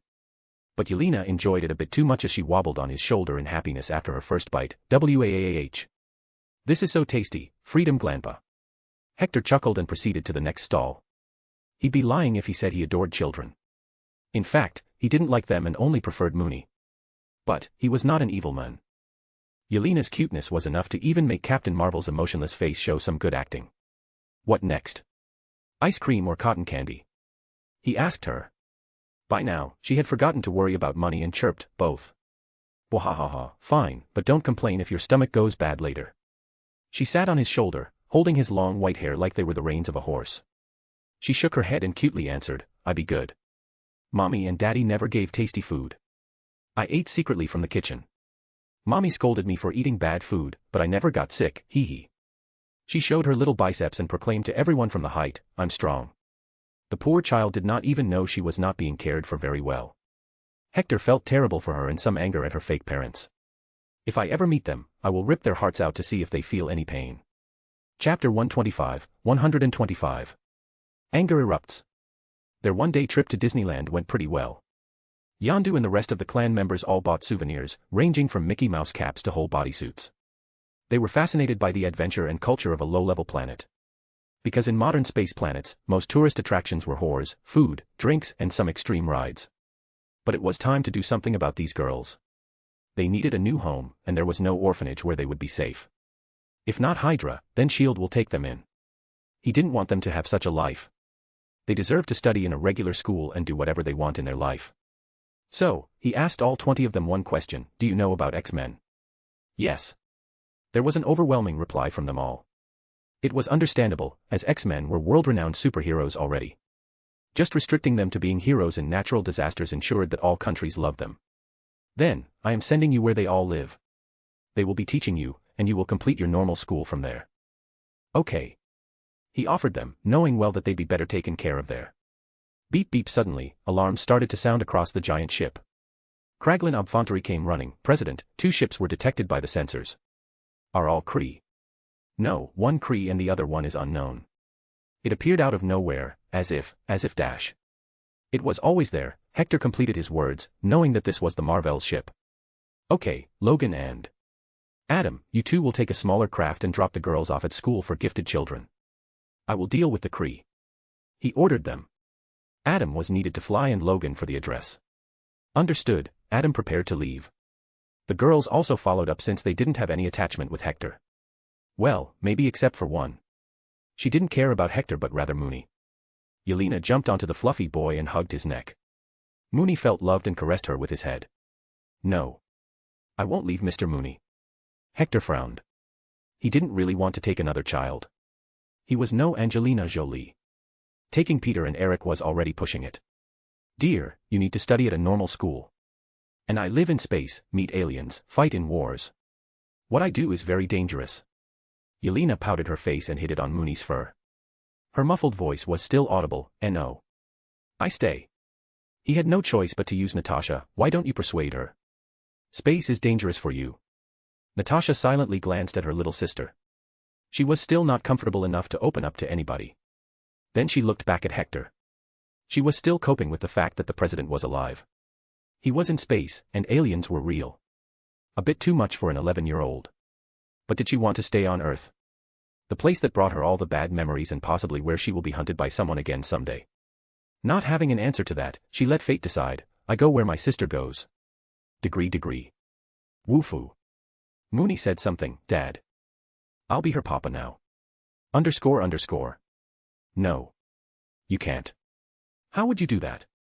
You're a child too, don't forget. You can't even care for yourself, how will you care for her? He asked the boy. I will change, Mooney persisted. This was the first case of a dog adopting a human. Peter, tell them how dangerous it is in space. Peter nodded, taking the cue that this was what Hector wanted. Yes, space is dangerous. You should not come with us. You a baby too, Yelena argued. This hurt Peter's heart. No, I am 15 years old. That's a baby still, she shut him up good. President. It seems like a fight is going on. Kraglin shouted. Hector sighed, fine. We will discuss this once we've dealt with the situation. Logan is gone, so take Freedom 1 into orbit but keep it hidden. Kree accuser ships will be arriving soon. Yippee. Yelena jumped and hugged Mooney tighter, much to Hector's dissatisfaction and adoration. These were conflicting times for sure. In orbit, a heated battle was taking place between the Kree Star Force led by Jan Rog and Captain Marvel at Mar-Vell's laboratory. However, Captain Marvel was at a disadvantage, even after being so powerful. She soon found out it was due to the chip on her neck that connected her to the Supreme Intelligence and suppressed her powers. She overpowered it and freed herself from control, immediately getting a buff in strength. Yet, unable to understand her powers quickly, she still lost the fight.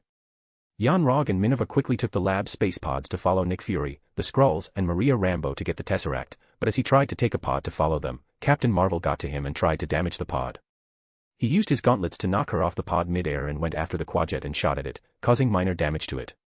But unbeknownst to him, Captain Marvel was now able to fly suddenly, and she followed and damaged his pod, causing him to crash land in the Mojave Desert. Fight me. Jan Rog challenged her. Boom. She just sent a simple energy blast and incapacitated him to the ground. He stared at her in hatred. You were never one of us, a failure to begin with. I'm thankful for being a failure then. Haha, but how will you stop them? Jan Rog looked at the sky. Dozens of Kree ballistic missiles were headed to Earth to kill her and the Skrulls. In your dreams, she flew up with full power and rammed straight into the missiles, destroying them one after another with the chain reaction. Each warhead was much more powerful than any nuke ever made. But she saved the planet and, in the process, destroyed 2 Kree accuser ships, leaving only one, which escaped on time. Then, feeling proud, she smirked smugly at the leaving site and headed back to Earth. I guess they abandoned you. What? Are you going to kill me now? Do it. Jan Rog challenged her, knowing all too well she wouldn't. No, you will be a messenger for me. She extended her hand to him, and he took it, thinking she would help him up. But, instead, she started dragging him towards the escape pod. Whoosh. Out of nowhere, an enormous spaceship landed in front of her, the hatch opening pretty soon. Hector came out of it, looking as fine as always, his beard and hair waving with the wind. He was followed by Peter, Mooney, Yondu and other few Ravagers. Natasha and Yelena were not allowed out. Leave the Kree on the ground, Carol Danvers, Hector bellowed in an ordering voice. Captain Marvel stopped, her brows furrowed as she noticed the arm patch. Leave whichever hole you came from, Ravagers. I know you're kind. Jan Rog recognized Hector right there. You were that infiltrator of Hala. Captain Marvel seemed to remember that part of her life, so it was you. So much fuss about an old man. What do you want? This planet is out of reach, I protect it. Does this numbskull seriously not recognize me as the president? Hector frowned. This was going different from what he expected. The Kree Empire is my enemy. Yanrog is a criminal. He dies right here. Captain Marvel hid Yanrog behind herself, having made up her mind to confront the situation. Not on my watch, old fool. You are none to judge him. He will go back and deliver my message to Supreme Intelligence. Yondu snorted, and you think Supreme Intelligence will apologize to you? Sorry, we hurt your feelings or something like that. Yondu Utanda, a wanted criminal, I can kill you instead, she barked back. Hector sighed and rubbed his face with his hand. This woman was getting on his nerves now. Listen to me. You don't fight an enemy by announcing you are going to be attacking. Didn't you learn anything in training? Exactly. Even bloody Yanrog agreed with Hector. Bam, she slammed her fist on one another, producing an energy blast. Get back into the chip and leave, or I will make you. Woof. What the woman doing? Mooney asked in barks. Nothing, just being the usual pain in the ass. Spread out, boys. Mooney, I will distract her. You go and rip the neck apart of that Kree bastard. Hector instructed them in whispers. However, he did not attack quickly. Instead, he took out the datapad and projected a video. This is what your Kree Empire did on the planet Moran. A planet that had sworn to the Kree Empire but dared to ask for freedom to rule. The Kree secretly forced them into slavery. Blood is on your hands too. The hologram showed the horrors on the planet, all the way until they found the Kree, and he confessed to all. But Captain Marvel showed no emotion, and that makes killing Yanrog right. No, but stopping your mouth is absolutely right. Go. Hector shouted and leapt towards Captain Marvel from a height, knowing that she could fly easily. Boom, she smugly sent an energy blast on him. However, Hector just crossed his arms in front of him, and nothing happened. Your lights won't work on me. Bam. His fist connected to her jaw, throwing her a few steps back. But it didn't do much damage to her other than making her nose bleed. She wiped it off with a finger in anger. You're dead. Do it. As soon as Hector's command came, it confused Captain Marvel. She thought he was taunting her, but then she glanced to the side and saw the giant white wolf leap towards Yanrog. Without thinking, she raised her fist to him. Not on my watch. Whoosh. Complete silence took over abruptly. All heads turned towards Mooney, whose body just got thrown a few meters away with a loud thud. The boy didn't move. His fur was also burning. Hector's heart nearly stopped. Letting Captain Marvel go, he jumped to Mooney and held his head. Son. How are you feeling? Can you heal fast? Woof. Mooney breathed fast and in short breaks. His neck was broken, so he could not turn his head, but his eyes stared at Hector, looking painful. Yes, that was all he said. Hector's eyes nearly welled up, although he knew Mooney could heal quickly. The fact he had to go through pain was enough to make him feel as if someone ripped his heart out. You fucking bitch, you hurt Moony. The outburst came from Peter, who, for some reason, started to radiate some strange energy, his pupil turning blue and sparks of electricity appearing around him. He looked utterly pissed as his face turned red. Hector patted Mooney on the head and stood up. You rest. I will take care of this banshee. For a few seconds, he didn't move. Instead, he caressed his right hand over the scalp to tuck his hair back. Then, without warning, he walked towards Yanrog. In all her glory and pride, Captain Marvel kept watching Hector to see if he dared to do something. Sad for her, she committed the gravest sin of her life, one that would not be absolved even if she died 100 times. Not on your watch. Then watch this. Using telekinesis, Yanrog's body came to Hector's palm on its own as his head landed on his palm. And without an ounce of mercy, he used his other hand to grab his torso and pull. Yanrog screamed in pain that only lasted a second. But that second showed ruthlessness. The head slowly came off the torso, and a song of blood and gore played. The spine detached, the windpipe and various muscles snapped like ropes. The eyes rolled back, and blood came out of all holes possible. It was painful but quick. In the end, all that remained was the head in one hand and the body in the other. But Hector was still mad, and this was far from over. Next is you, Captain Karen. He threw the head to Captain Marvel to catch it. She did and proceeded to stare at it for a few seconds. Finally, she showed anger, and her face turned red and ugly. Her body started to shine in fiery light. A helmet came over her face. She showed her full strength and hovered a few feet in the air. Why you killed him? You mad, old scoundrel. She zoomed straight at Hector with her fist held out. Hector, too, prepared himself and dug his feet on the desert sand. He was ready to have a bloody fight with her today. She deserved to be humbled, just like the Ancient One. She thought she could do whatever she wanted because she is strong. She believes she dictates the rule. So it was time to prove she was just a fool. Boom. But she couldn't reach him as she found her body frozen midair. The reason was right in front of Hector. A tall, red wavy-haired girl in a yellow and silver X-Men suit was hovering. Sparks of fire surrounded her as she roared at Captain Marvel dangerously. How dare you speak to my grandpa like that? Chapter 126, 126. Humbled. A/N, this is MCU Captain Marvel, hence my dislike towards her. She added nothing to Avengers and still acts like she saved the universe. How dare you speak to my grandpa like that?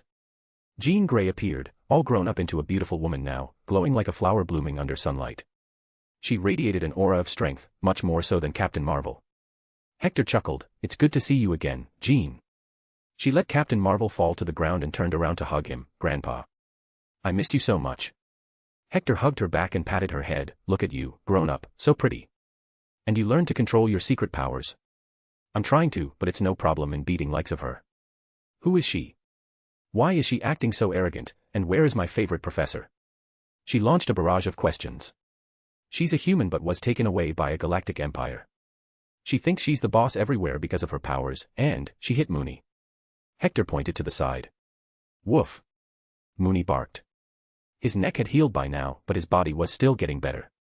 Jean's hair started to rise as if gravity was lost. She looked back at Captain Marvel. "This bitch, how can she hurt Professor Mooney? Is she even a human anymore?" "Don't worry about her, girl. Go and help Mooney heal. I will deal with this misguided soul. She needs to learn how to be humble." He ordered Jean to move aside. How could he allow her to fight his battles? The same was the case with Peter. Hector saw him manifest his celestial powers, which was a terrible thing as Ego might get alerted by this and come earlier than expected. "Peter, stand back. All of you, stand down. I will teach her a lesson on my own." Captain Marvel's face twitched at the audacity the old man was showing. "I am too strong, old man." Smirking, Hector walked towards her. "That's your overconfidence speaking, Danvers. You never really faced any hardships all your life, did you? So when the time came, you adopted this victim personality to justify your bitchiness. Look behind me, that red-haired, sweet girl, she experienced hell throughout her lifetime, and here she is, standing on the right side of history. While your foolish ideals will get people killed, nothing else. I will still give you another chance. Accept defeat and apologize to Mooney while kneeling. The only one to apologize will be you for killing Jan Rog. And I will kill your little dog if that's what it takes." Hector started running towards her. "Sorry for killing your war criminal temporary dildo, but for what you said, if I don't break all your teeth, I will be ashamed to myself." Captain Marvel used her generic attack. She sent an energy blast at Hector. But this time, Hector didn't even try to block it. He faced it head-on. Boom, nothing happened. He passed through it as if it was just air. Just like how the time stone could not touch him, why would Space Stone's energy do that? To him, all these stones were just tools. Shocked by Hector's toughness, she started blasting energy on him continuously. Yet, no reaction came. Instead, Hector kept on running towards her, his face looking more like a grim reaper to her now. She tried to fly up to get out of reach, but Hector's warning came, "Not again." Suddenly, he took out a lasso and threw it up, catching her feet. This was the same lasso he got from Kamar Taj. It made the victim start laughing. But he'd rather not hear her ugly laugh, so he just pulled her and slammed her to the ground. No running anymore, Hector leapt to her, forcing her head down as she tried to get up. Since her energy blasts were useless, she didn't have many things she could do as she was physically weaker. "Yes, I see fear in your eyes now." Bam! He plastered the first punch on her jaw. He was going to do what he said before. Her nose started to bleed in an instant. She could not move and helplessly watched as Hector pulled his fist back. Bam! This time, her incisors came off, all of them. Her mouth bled profusely. She struggled against him physically, kicking the ground to push herself up, using her arms to punch Hector. But her meager power would not do any damage to him, making her feel powerless, even more so than what supreme intelligence made her feel. "You speak so much, and yet here you are, a weak little pathetic heap of meat." Hector remembered how this proud Karen got punched into oblivion by Thanos. So much for being the renowned strongest Avenger. Bam! Her canines and premolars fell this time. She tried to scream, but a gurgling sound came out as her throat filled up with blood. "You hurt Mooney. Hell's Inquisitor's son. Sore. Grandpa, I think she's apologizing," Jean interrupted him. Hector stopped punching and stepped away, throwing Captain Marvel back to the ground like a sack of rice bag. Her body was unharmed for the most part, but the same could not be said about her face and ego. Slowly, she sat up on her ass and looked humbled. "Why you are I insane. Bam Hector faked his punch at her face, making her flinch in fear, say sorry to Mooney. Boy, come here, he called the good boy, now healed up and getting hugs and kisses from Jean Grey, much to the envy of a lot of Ravager's men. She was an absolute beauty, after all. Mooney tippy-toed to Hector and stood right in front of bloodied Captain Marvel. He towered over her, making a shadow, covering her body.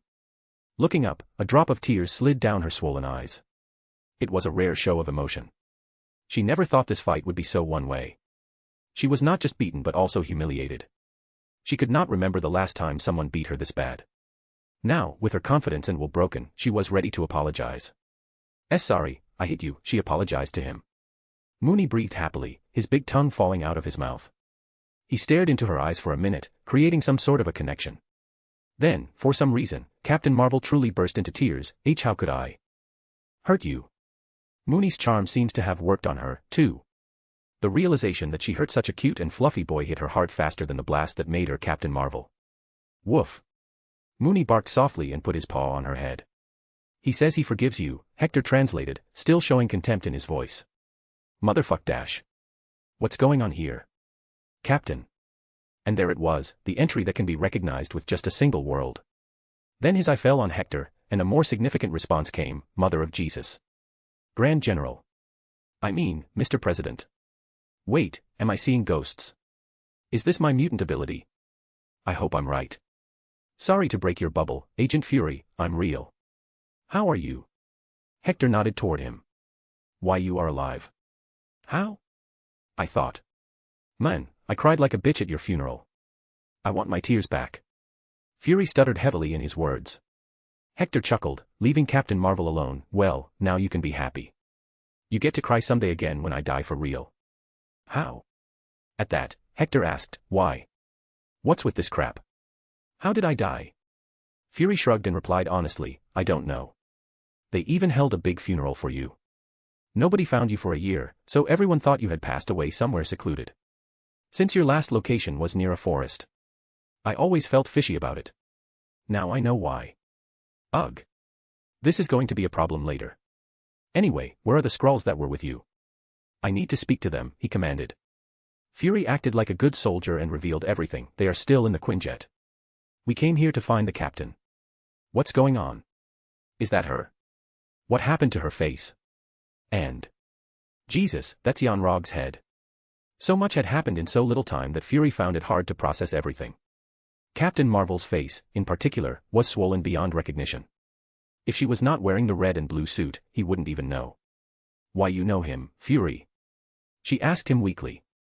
Facepalm, how the fuck do you remember being called girly in childhood and not the best bloody president of the United States of America? This is Hector King, Washington. Chapter 127. Secrets out. Captain Marvel's eyes flashed in mystery. A flashback appeared in her mind. The memories that were repressed reappeared. Memory. Who is this, Dad? She asked, watching television. That's the president of the country, dear. He's a big hero who brings peace and freedom to those who can't fight for it. 7-year-old Carol stared at the screen, eyes shining. Dad, I want to be like him. Oh, he's many things. He was a soldier and then became a politician. Which one do you want to be? Soldier. Memory ends. It was as if a can of soda was opened. She felt the memories reminding her who Hector was and what she did. He was the reason she even joined the Air Force. Why you are, but I saw on the news that you... Well, I am still in one piece, as you can see. And I also breath, so not a zombie. Hector was getting tired of being considered dead. Woof. Mooney says he will heal your face. Just close your eyes, he translated his words. Also, he winked at Yondu, so the guy would secretly record the whole scene. How? Just do it, Fury grunted from the side. She sighed and did as asked. Initially, she expected some energy or magic to be used, but then suddenly, she felt something rough making contact with her skin, like sandpaper. It caressed her face and gave off a warm, wet vibe. She felt disgusted, and goosebumps appeared on her body. What the? No. She pushed Mooney away. Fury already knew that Mooney's saliva healed people. He had read about this in an old report. So he reprimanded Carol, Captain, consider yourself lucky. Colonel Mooney is healing you with his magical saliva. I would have killed to take your place if you were not a friend. Logan scowled at the thought, you sick man, why would you dream that? Fury puffed his chest out in pride, because Colonel Mooney is the greatest dog in history and a war hero. Who doesn't want to be licked by a historical figure? I know President Washington won't agree, so I gotta settle for second best. Hector blankly stared at Fury and shook his head, wondering, where is the cool heartless badass Fury? Boop. Mooney finished healing Captain Marvel and walked back to play with his favorite student, Jean Grey. In fact, he dragged Jean inside the Freedom 1 ship as she was interested in alien technology, and Mooney wanted to show her Yelena, his adopted daughter. Captain Marvel slowly stood up. Her wounds were healed, but her teeth would take a few more weeks to grow fully, so now she looked a bit funny. But that old smugness was lost on her. Forgive me for my impudence, Mr. President. I did not recognize you. Why did he beat you in the first place? Fury wondered. Yondu shared the same video of Planet Moran. Watch this. This bimbo wanted to save the guy who works for these genocidal enslaving maniacs. By the end, Fury was furious. She tried to save Yon-Rogg. But killing is not right. Who are we to judge? She argued still. In the end, Fury was a patriotic man, woman. He's the fucking president of the United States. He's the law. I'm not the president, though. Hector didn't correct him and instead elaborated. Carol Danvers, Kree Empire is planning to enslave and destroy Earth. The Kree warlord, Ronan, has joined hands with Thanos. This madman will take over the Kree Empire, and the Supreme Intelligence will be useless. They have declared me their enemy and will be coming after to destroy 4 billion people of planet Moran. It's either the destruction of the Kree Empire or the death of innocent 4 billion people. Yon-Rogg served Ronan religiously. Do you seriously believe he deserved mercy? You may have shared some moments with him, but that was all for manipulating you. He's right, a new voice resounded. Hector looked beyond his ship. A group of Skrulls and a black human woman were coming toward them. The speaker was the leading Skrull. This must be Talos. Hector's one of the missions for coming to Earth was to meet him as well. The other part was ensuring Captain Marvel wins and he gets her blood. Both were done. Talos continued, the Kree Empire has brought Skrulls to the brink of collapse. Our Emperor is a mad fool who only sees his throne. And if what he said is right, we're fucked. Ronan is a madman and hates the Skrull and Nova empires. Well, I was hired by your Emperor to find out the spy in his inner circle. He's a fool, and I can vouch. Hector revealed. Talos mumbled something as if he agreed with the evaluation. You're a Terran, but pretty popular in space. Everyone wants to hire you for their dangerous missions, but you don't accept most of them. Why now? He's famous in space. Fury exclaimed, excited to hear this. Captain Marvel nodded and added, not just famous, he's a known enemy of Sakaar and the Kree Empire with a large bounty on his head. In addition, he belongs to a space pirate group. Hector raised his fingers to shut her up, an ex-space pirate group. I have not done anything illegal or hurt innocent ever since I became the president of my clan. I even own a major cargo delivery business now. All my money is legit. It's Kree Empire and Sakaar who are the bad guys. I agree. Fury, you don't even know what he does, she snarled. So what? This guy has single-handedly made America the strongest faction. He created the shield. And, he gave me a medal. Fury proceeded to show his wallet, and the Medal of Honor was still there.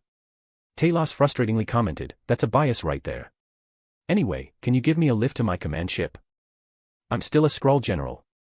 Is he loyal to his Emperor? Hector wondered, as he was looking for a new Skrull to replace the Emperor with. Sure, let's go. I need to head back to Xander fast. Oh, Fury, I need you to keep your mouth shut about me. Nobody should find out I'm alive and am roaming in space. Don't write my name on the hero initiative you're thinking about too. He ordered the poor guy. Fury quickly held his head in panic, Fuck. Get out of my mind. Hector ignored him. The guy needed some more character development first. His eyes were already messed up, though. He turned to Captain Marvel, I know you've been brainwashed, and it won't be easy, but try not to be as stuck up as you were before. Be humble and see things from a neutral eye. Then, if you decide to deal with the Kree menace one day, contact me through this. He handed her a chip and didn't take another glance. She was worthless to him right now, though he had her blood, and it was nice. Mooney. Come. Hector shouted. Woof woof. Mooney's cute barks came soon after. These barks always rejuvenated Hector's heart. However, what he saw next made his brows furrow. A ginger cat was sitting on Mooney's back proudly. Goose. There you are. Fury ran to her to tickle her. Meow. Goose didn't leave her place and instead scratched Fury's hand. Glanpa. New friend. Yelena came out, skipping, with Jean holding her hand. She jumped and picked Goose, hugging the furry kitty to her chest. The cat didn't even react and looked as docile as a tired puppy. Just then, a staff member of the Ravagers came out running, looking happy. President. Keep this flirkin'. It ate all the trash. The ship has never been cleaner. I adopted her too, Mooney barked. Hector was not happy to hear that. He knocked Mooney's furry head. Son, don't become like the old man up there. You don't have to adopt everything that moves. Meow. Goose said something. Goose says hello, Grandpa. You clearly told her to say that. Sigh fine, keep her. But if she poops, you're cleaning it. Meow meow. Mooney translated it to Hector. She said no worries, she will eat it. Underscore. Hector, now traumatized, sighed and ignored what he heard. Everyone, get back into the ship. Time to move out. Jean, do you want to join this old man on space adventures? Jean looked eager, but also reluctant. She stared at the magnificent ship. I never believed aliens are real when you used to say it.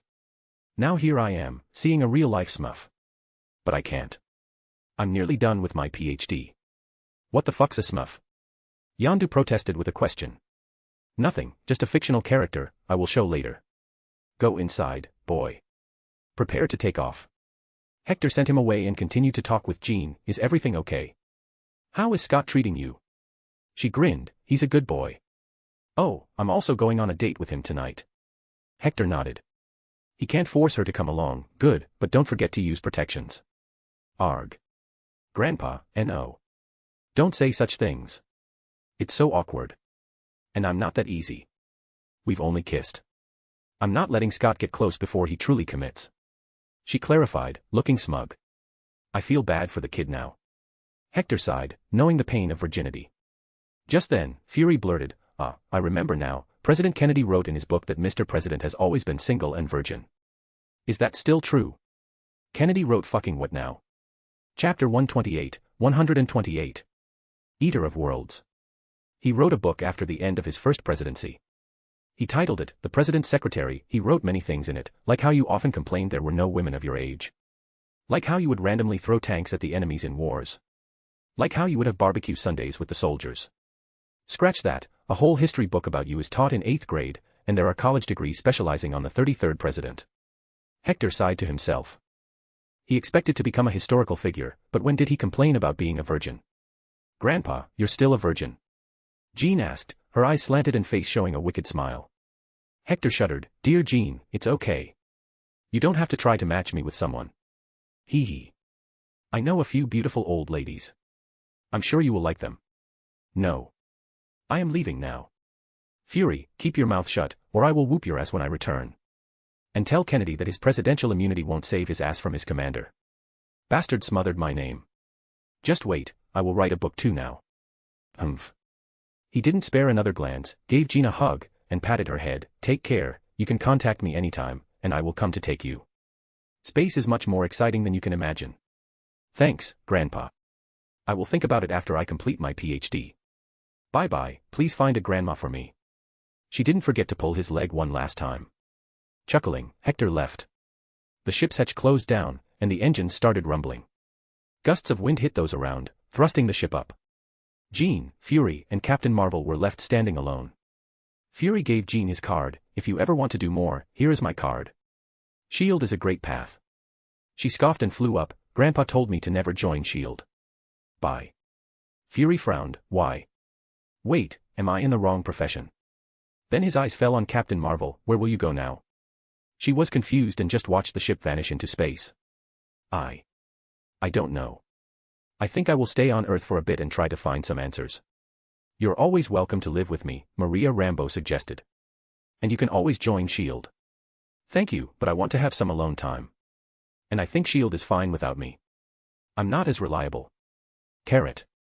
Fury folded his arms in annoyance. What's with you all hating on S.H.I.E.L.D.? Just listen to the name. It's so awesome. It's badass. Anyway, it's your loss. I'm heading back now. I need a beer. That I can agree with.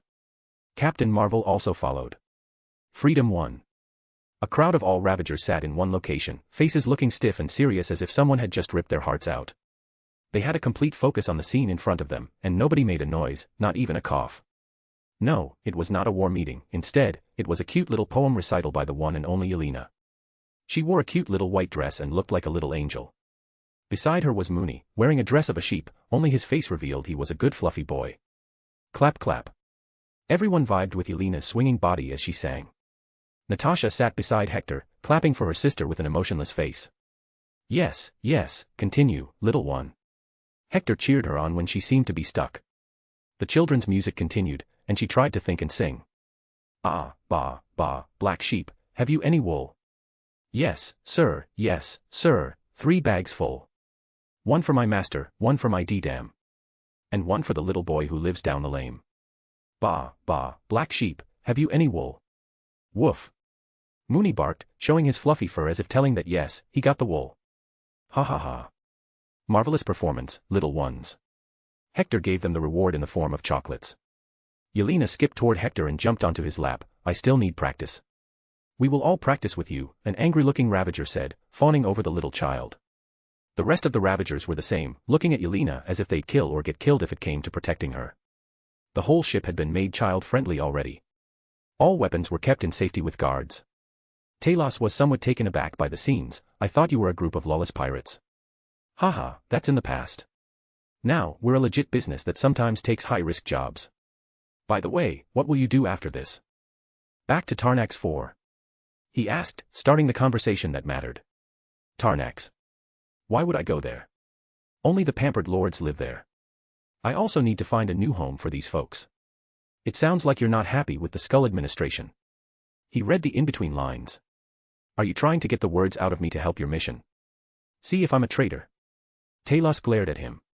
Hector chuckled, I nearly forgot that you're also a spy. Well, how do you feel about the Skrull Empire? I am not very optimistic after meeting your emperor.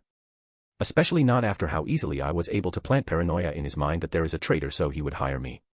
Yeah, I don't fey. What? Welcome to Freedom Clan, where the most scheming person in the galaxy rules. Yondu snarled from the side. Why? What do you want from him? Money. Talos questions him. Alliance, I want allies to fight and end the Kree Empire.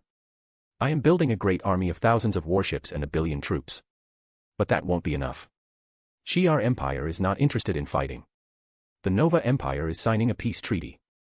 That leaves Skrulls, and you guys will have to fight, no matter if you want it or not. You can dream. The Emperor will not make any alliances with you, no matter what. He does not see the threats outside the home planet. You're wasting energy. Talos clarified, in his eyes, the Skrulls were done, the Empire was done, all they could do now was to spread around and take refuge. Hector caressed Yelena's hair, who sat on his lap and read a storybook. I know that. That's why I am going to replace the Emperor. I am looking for a new candidate. So, what do you think about becoming the Emperor of the Skrull Empire? I will pass. Hector was amazed, most people would not deny such an offer. So he tried to convince him, why? You are a Skrull general. Nobody will bat an eye at you if you take the throne. You can also have my support and retain the position. Think about it. It won't work, my rule would be unstable, with each noble wanting to usurp me and take over. Moreover, I have no connection to the royal line. So it's pretty important to get mass support. Talos argued. Hector rubbed his beard in annoyance, then, do you know anyone with royal blood with a sane mind? There is one, an exiled princess. But I can't guarantee that she's sane. I'll take it. As long as there is room for work, I will try. Who is she? Princess Varank. Hector had not heard this name before. He didn't know if this character was just some random Skrull or if she had some history in Marvel. What can you tell me about her? At that, Talos didn't feel comfortable, it's just some crazy things. She's a member of the Dardvan, a deeply religious sect of the Skrull society whose existence centers around an approaching scenario that would see the end of the Skrull Empire. She saw something, Varank and her sect attempted to warn Emperor Dorek 7 of the impending disaster of an Eater of Worlds and a wave. She challenged his claim to the throne that if he remained ignorant, then he was not worthy of it. Dorek felt his authority challenged, so he called her insane and a religious zealot. However, he could not execute Varank without making her a martyr, so he had her exiled to a deserted planet. I was the one to drop her to her exile. She's not a bad woman, just got some connections loose. Eater of Worlds. Galactus. Fuck. This mess keeps on becoming bigger and bigger, Hector silently cursed. Can you take me to her? Then, I can meet her and decide if what she says is right or not. After all, if she is indeed right, then the Skrull Empire can be considered a lost cause. You don't want that, do you? Talos glanced at his kid on the side, playing with the white furry beast. I'm out of options here anyway. But, if your reputation has even an ounce of honesty, I guess I should take you to her. Great. Have some rest with your friends and family. Then, I will plan things further. Hector got up and left to tuck Yelena into her bed as she had fallen asleep on his lap while reading. Chapter 129. A bet. Nuhuh. You said we make Sakaar an enemy, and it was fine since they were killable beings. You said let's mess with the Kree, it was fine, they can't focus on measly us. Now you want to mess with the fucking Eater of Worlds. And who even told you his name? Yondu, as always, was the most knowledgeable man about space in the room. He had heard about the Eater of the Worlds, a scary entity that nobody would want to mess with. We are not going there anytime soon, Yondu. I know my limits. I can't face that freak yet. But trust me, I know things that would make Supreme Intelligence sell the Kree Empire. So, for now, our goal is to arm Moran, get the army trained, form an armada and bring the Skrull Princess to power. Do we have any other options right now? If yes, then tell me. Hector sat back in his seat. All relevant parties sat around the round table in Hector's Oval Office. Mooney, Adam, Logan and Yondu were always there, but now Peter had joined as well. Move the Moranians to another planet. There are enough uninhabited ones out there, Yondu suggested. But that does not change the fact that Kree Empire is our enemy, and they will come after us. My struggle is not for Moranians only, but also our own survival. Hector countered. I bet whoever that crazy exiled Skrull that guy talked about will be of no help. If she's religious, then she's no good. Logan added. We won't know unless we go there.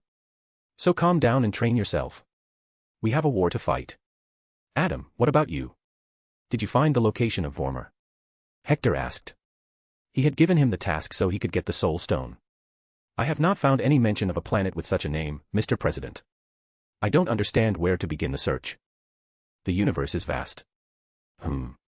He caressed his beard and tried to think about a way. There was one, but it was risky. As far as I know, daughters of Thanos might know about this. One is a cyborg named Nebula, and the other is a green girl. Find out more about Gamera, and if she's out on any mission, tell me. I will meet her. Here we go messing with another warlord. I'm going to need those sleeping pills. Yondu left the meeting. Hector, too, decided to go to his bedroom and rest. He'd been up for a long time now. All right, I'm heading to my room as well. Get some rest until we get to that Skrull Princess. But he didn't need to sleep. So instead, he went to Funhouse Dimension to meet Erskine and see what progress he had made. Hector loudly entered the castle. Look what I got you, my boy. A wife. No, I brought you the blood sample of a person whose body got mutated from the energy of the Tesseract, and she gained mad powers. She can shoot energy blasts from her fist and fly across space. Here, check it out. Hector handed him a jug full of blood. Erskine frowned. So much. Was she menstruating or something? Cough. No, I beat the crap out of her. Erskine didn't know if he should be happy or sad. Why does menstruation blood sound better? Anyway, I'm tired here now. I want to see the world outside. Take me along. I even trained here with the Skull Knight, and now I can fight. Sure, you can come. In fact, I urge you to come out. You can take over the engineering bay on my ship. Hector did feel bad for this man. He's been in the dimension ever since his death was faked. Thank you. Erskine hugged him with tears in his eyes. Then he went to a table and tapped a few buttons. So long, Clint Eastwood and Zorro, thank you for satisfying my needs all these years. Hector awkwardly witnessed the scene of Erskine decommissioning the sex machine that choked him and poked him. He did not feel it right to speak about them, so he focused elsewhere. Freedom 1.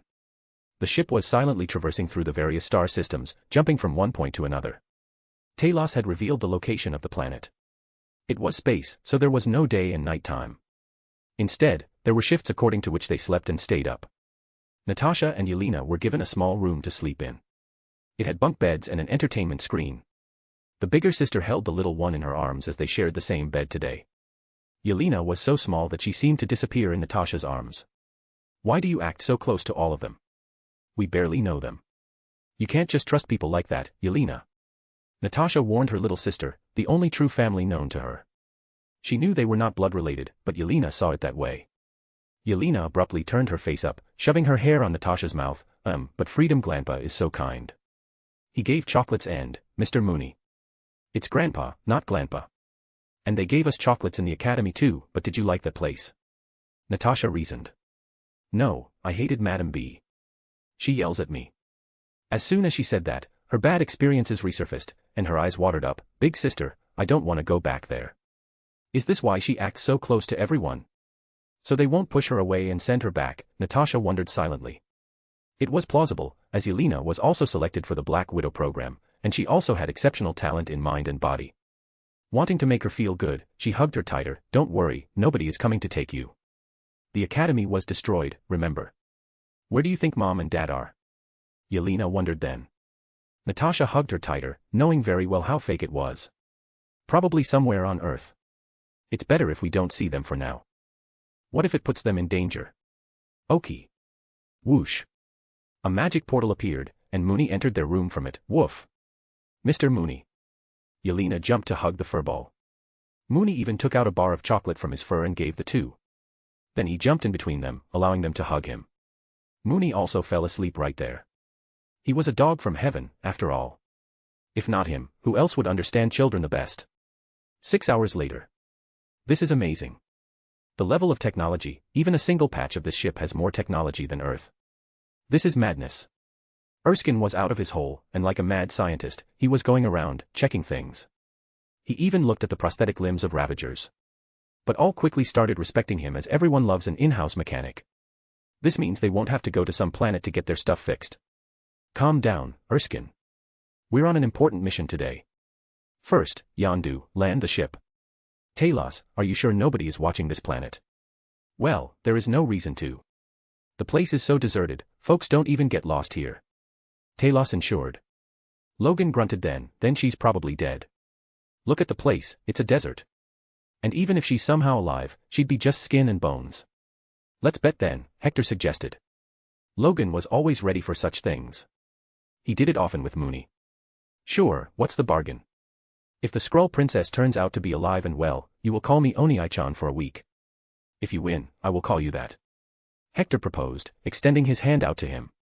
Logan frowned hard. But you need to take risks to earn big. So he spat at his palm and shook the hand. Deal. What the heck is Oni-chan? Talos wondered. Adam quickly opened the Earth's dictionary and answered, it seems to be a word for big brother but in a more intimate way. Usually, little girls use it. Puffed. The ship started to descend and land on the sandy surface of the unknown planet. It simply had no name. But since the woman was stuck here for a while now, they expected her to be desperate. They hoped that she had already seen the ship and should be running to them. Let's go and see, Hector excitedly opened the hatch. Erskine also walked out with him, just excited about seeing another planet in the universe. This looks like a dead place and... He abruptly stopped, and his jaw fell. Mr. President, it seems little Erskine has real-life Clint Eastwood and Zorro. What? Hector looked at the horizon. A woman was walking toward them, and she was wearing a tight bodysuit that seemed futuristic. She was green and looked healthy. A Skrull, for sure. When Logan saw that, he had only one thing to say, Fuckmy, luck. Chapter 130. Shots fired. The Skrull turned out to be a pretty one, and the bodysuit she wore made her features come out way better than expected. Of course, Erskine was just drooling while watching. This was expected of a man who satisfied himself with machines not long ago. Logan was just cursing, though, as Hector grinned at him. Say it now, boy. Logan tried to look away. Ugh. I can't. This is too much, ask anything else, and I will do it. Haha, you can't get away from this, boy. A deal is a deal. Now you shall call me Oni-chan for a week. Look at her, you lost your bet spectacularly. Hector didn't budge. Yondu and Adam had prepared their cameras to record what was about to happen. Mooney was also watching in expectation, aiming to carve this as a core memory for the rest of his life.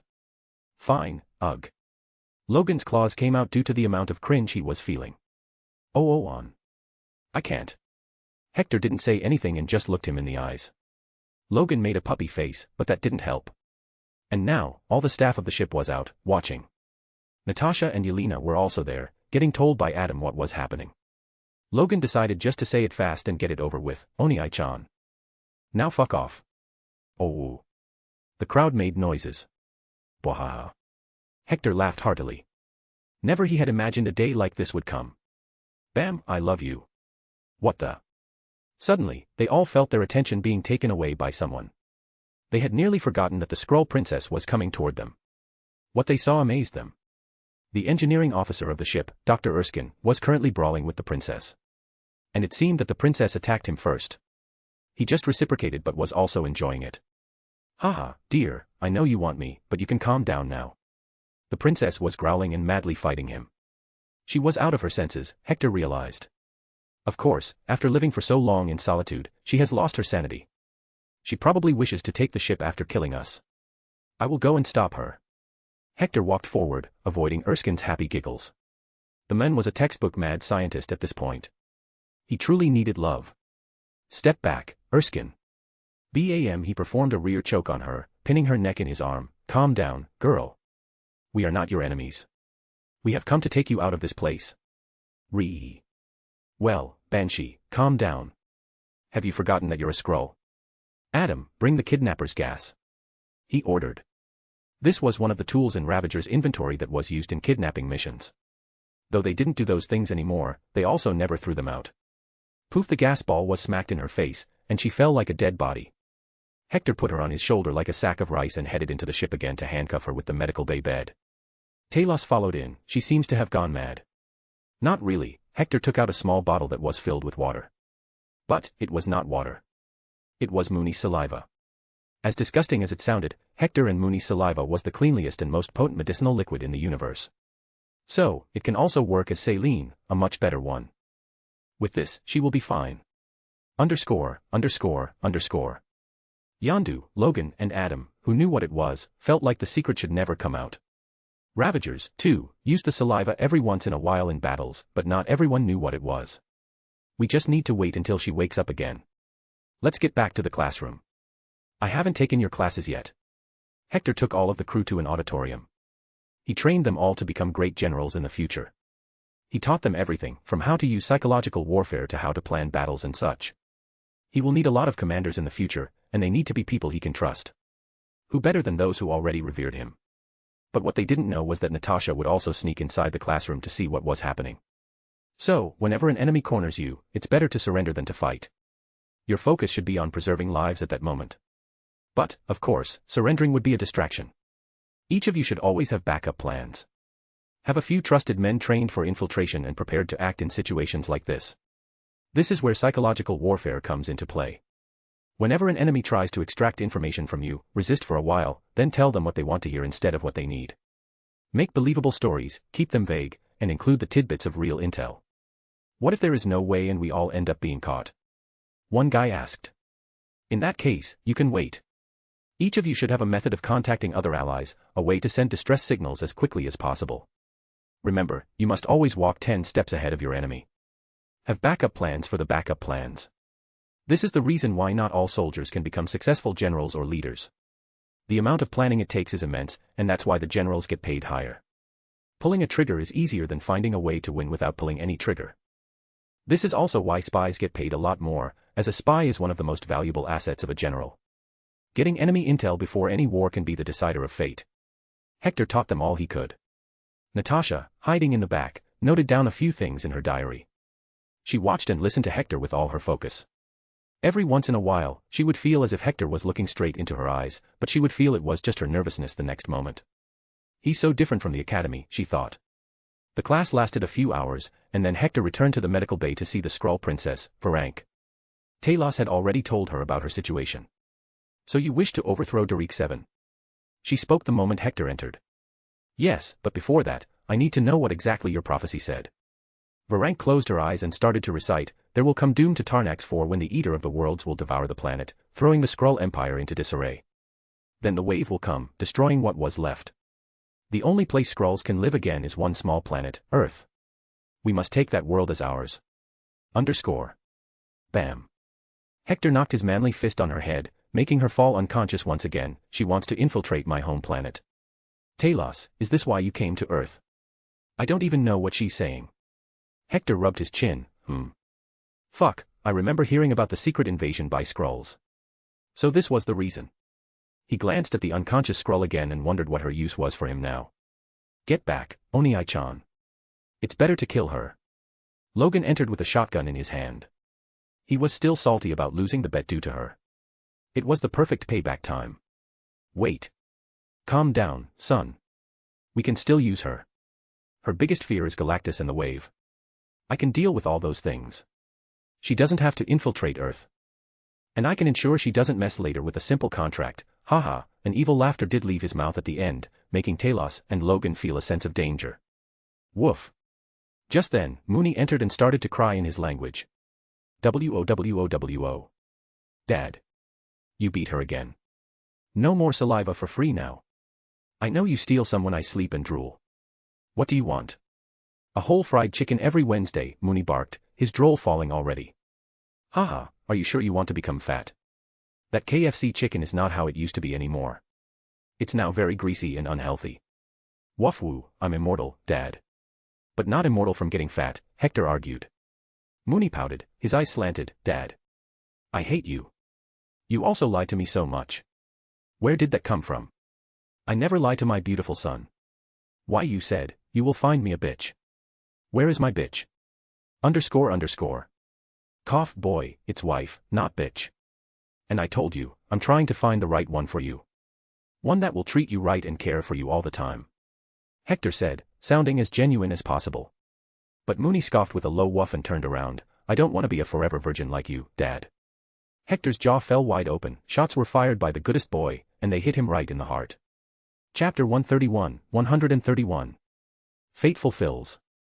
After striking a deal with Mooney, Hector went back to negotiation with Princess Varank. He had decided to take a hardline stance with her, as she was a religious fanatic, and these were the people hardest to reason with.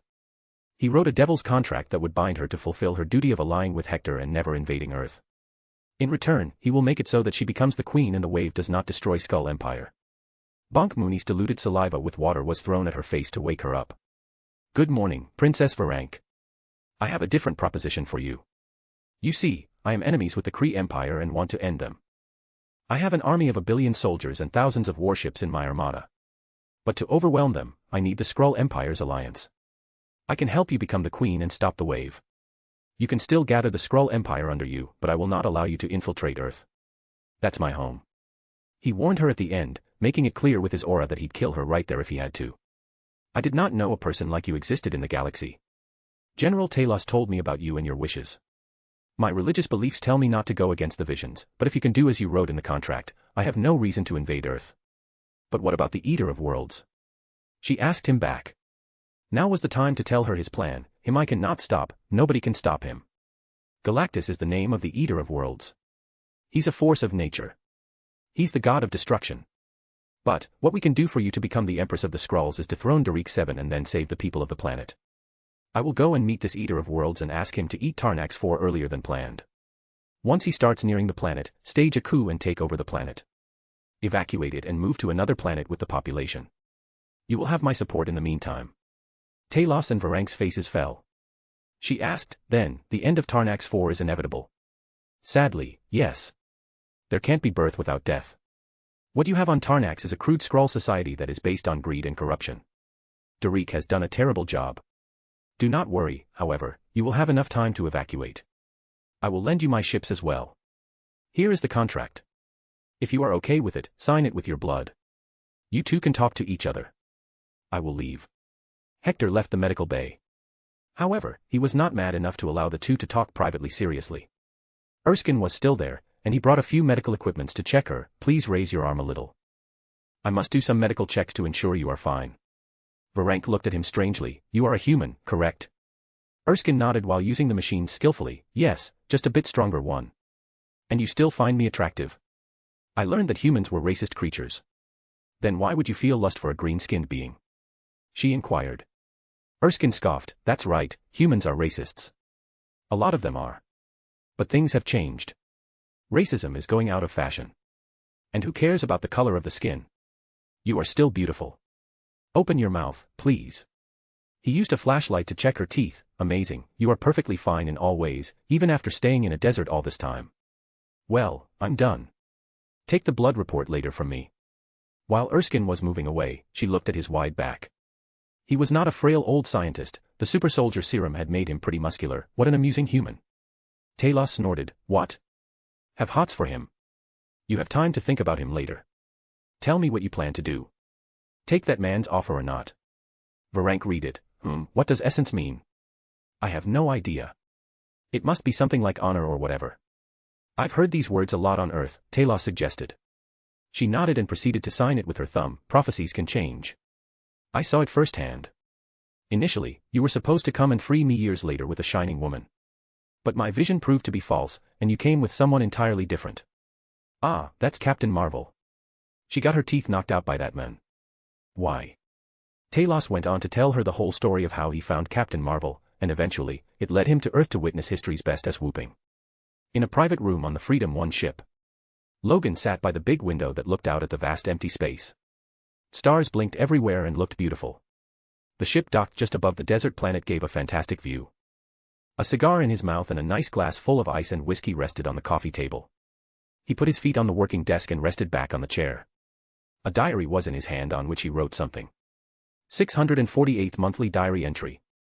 It's been 54 years since I met that old crazy man. He finally made me call him Oni-chan, man's crazy as they come. Who knows how he became like this? His past is still unclear to me, but who gives a crap about it? He's ruthless, and he proved it again by beating that glowing stick, proud woman. Good job, I'd say. It's incredible how he's different with different folks. With kids, he's as harmless as a puppy, with his crew, he's like a father, and with enemies, he's like a demon from hell, which he probably is. Despite being demonic, he's not done anything that bad yet. However, I am still unable to bring myself to leave the old man and go on my own journey. There is no goal in my life anymore. I guess, I had become an addict to all the pain Romulus inflicted on me. Now, I have nothing to feel pain for or anybody to hate. Life's just wake up, comb Mooney, drink, kill, laugh and sleep. But, I wonder if there is another reason for my existence, for me to keep living with persistence. Hopefully, I will find something along the journey. However, I'd welcome it all, be it life or death. Hector called Mooney to his room. He needed good boy's help with something.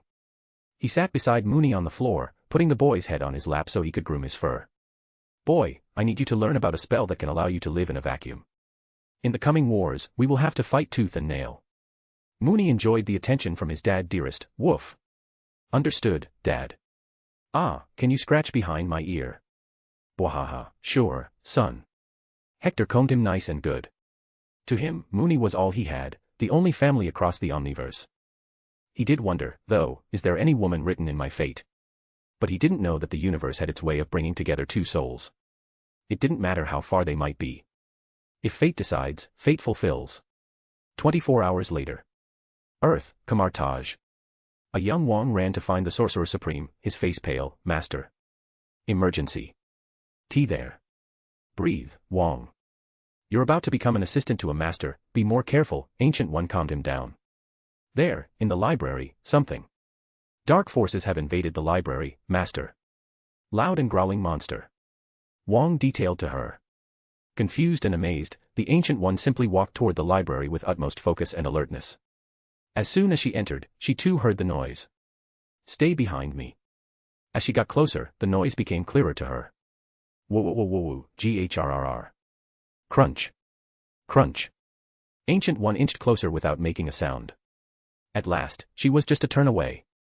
Then, however, she saw something moving, something white and furry. She peered her head a little out of the corner to look better. Ugh. The scene prompted her to drop all her guards and walk out. Master Mooney, what are you doing here? Reading books and eating cookies. This is not a place to rest and enjoy. And why are you laughing? Mooney looked back, his jaw wide open as if controlling his laughter. He was lying on his belly comfortably. A bowl full of cookies rested beside him, another bowl of milk was there too. Woof. The Ancient One did not understand him but proceeded to look at the books that made Mooney laugh. 101 Ways to Destroy Reality, Why Not to Mess with Reality, Why Not to Erase Memories. And what are you reading here? She took the open book, much to Mooney's annoyance. She closed it and frowned at the title. I never saw this book before. Where did you find it? What a strange name. Every time a sorcerer shat his pants. Chapter 132. Regrets. Mooney was there, complaining that he was studying to gain knowledge. The Ancient One dragged him out of there to the open training grounds. Your cookies and milk bowl could spoil a lot of the books in there. Now, tell me why you're here. Mooney turned his head towards his fur on his back and took out a piece of paper. Woof. A letter. She took it and read it. It was a message from Hector. So he sent you here to learn a spell that can help you fight in space. Well, why didn't you come to me? Whoa. Mooney argued. Bonk. Ancient One didn't understand, but she knocked on his fluffy head. Hector told me to do this for stealing cookies and milk from the kitchen again.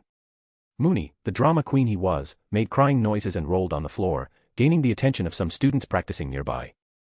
They all swarmed him and gave him belly rubs. Ancient One just sighed, "You sure are a capitalist, just like Hector. Come with me now. I know the spell you need." Woof woof. Back in space, Varank had signed a contract to ally with Hector. Now all they needed was an army, and Hector needed to go and talk with the Eater of Worlds. But first, he brought Talos to his ship, and from there, they headed out to find a planet to make their new base, an alliance base from where Varank and Hector will work. It will be created as a base for Skrulls and Hector, or any other ally that will join them later. He spoke with Talos on the communicator, as both had gone different ways to find a planet. "Send me the information about all planets in Andromeda that have a dysfunctional government or warlike situation are going on. We will take over any of those. The possibility of there being a planet untouched and habitable is rare to none." Agreed, President Washington.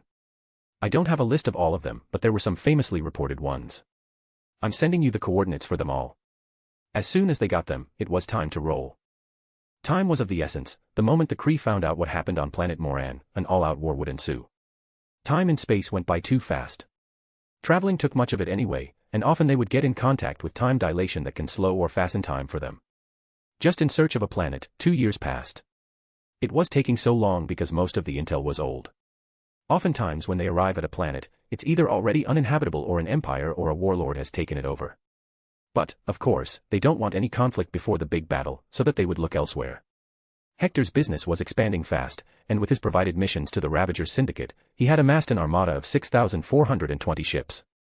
A majority of them were light warships, but some were bigger ones. A lot of them were also normal transporters. Due to this, his business empire was ever expanding, now getting contracts from all places except Sakaar and Kree. Moreover, Shi'ar Empire was also interested in his business, as he transported fast and in large quantities. Meanwhile, his shop for selling earthly items on Xander had now expanded into a whole supermarket. But Hector kept only one outlet to ensure that all items stayed exotic in the consumer's eye. He was simply doing what Apple and Supreme did on Earth. For example, a cup of ramen was sold for 30 units, about as much as $30 on Earth. But in space, 30 units could buy one much more significant items. It was capitalism to the extreme, and Hector didn't care. He was not forcing anybody to take it. It was supposed to be his cash cow from the start. However, things were ever-changing on Earth. Especially in the life of a warmonger that had grown a bit old. Earth. Howard Anthony Walter Stark was 80 years old this year. He was a man with many regrets, as he was a capitalist bastard who loved to profiteer on the war until just 6 years ago. He made all kinds of weapons and sold them around the world. His company was worth over $30 billion. He believed he was in his rebellious phase for a long time as, due to Hector's policies, he had to adopt a lot of scummy tactics that he was not too proud of. His eyes had opened, however, a bit too late. So he was trying to do all he could to earn back some of his humanity. Ding dong. The doorbell of the Stark Manor rang. "Maria, will you see who's at the door?" "God, I miss Jarvis. May his soul rest in peace." The door opened, and a bulky, tall old man walked in. He too was as old as Howard, but in a much better shape. God damn, it feels great not to be the president anymore. God knows how that old man did it for more than 4 decades. "Kennedy, come here, take a seat. Dinner is about to be ready." "Let's have a few glasses in my study first," Howard called him from the upper floor. "Ugh, you sure are ruthless in making an old man climb stairs," Kennedy complained while moving. Howard scoffed, "Shut up. I know you're still strong.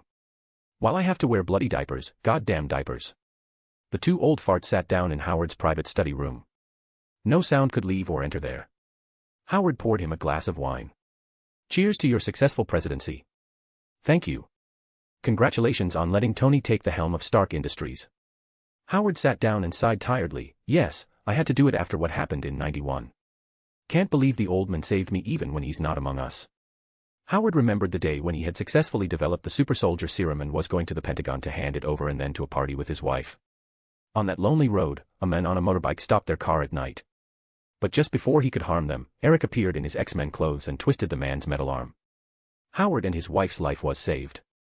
It was like his rebirth, according to himself. If Eric was not there that night, he'd have 100% died. "Huh, it took nearly dying for you to learn your lesson," Kennedy grunted in annoyance. He remembers what a pain in the ass Howard was for Hector. "I'm regretful for that. Why else do you think I am trying to undo all my wrongdoings? I tried to make Tony understand, however, he's far too young. He doesn't care about where the money is coming from as long as it can maintain his lifestyle. Obadiah Stane has been of a bigger help, however. I hope after I'm gone, Tony can also learn his lesson and walk on the right path, Howard said with immense guilt in his voice. He could not sleep ever since he survived the attack. Every night he'd hear the screams of people that his weapons killed. Weapons he illegally sold to corrupt regimes. Kennedy knew this very well and did not absolve him. You know, the old man hated you for destroying his work of bringing some peace to the rotten world. I'm actually amazed you're still alive, as he has killed people for a lot less. He must have seen something in you. Anyway, what now? Why did you invite me? I was going to go on a date tonight. Kennedy asked. A date? You're 80, my friend. Kennedy giggled proudly. Hee hee, so what? My hammer is still stronger than the Soviets ever had. I wish I had similar health, but I am aging. I could prolong it with the serum, but that's wasted on me. I surely don't have the morals of the old man or Steve. Kennedy, I want to help you gain the upper hand again in Congress. I heard you've been losing grip. The new president is also not from your camp. I have money, take as much as you want. I don't want any bastard president to come and undo all the great work he did. Kennedy rubbed his clean-shaved chin and thought, money will surely help, but I'd rather appreciate dirt on various scandals of representatives and senators. Done, I will get it, Howard agreed instantly. He'd do anything at this point to keep Hector's legacy going. But sadly, he could not know that the old man was still alive and kicking alien asses. Chapter 133. Sanctioned. The universe was infinite, and the multiverse was an entity that no one could fathom. Omniverse was just an idea, a fairy tale about something outside the ultimate wall. There were possibilities of everything. A theory even said that all the dreams one takes are not dreams, but rather things happening to themselves or the world in an alternated dimension. It was a scary thought for sure, but it was also true, not the dream part, but the possibility that every dream you see has a chance of being a reality out there. And just like that, among the infinite universes, one was where a tragedy occurred.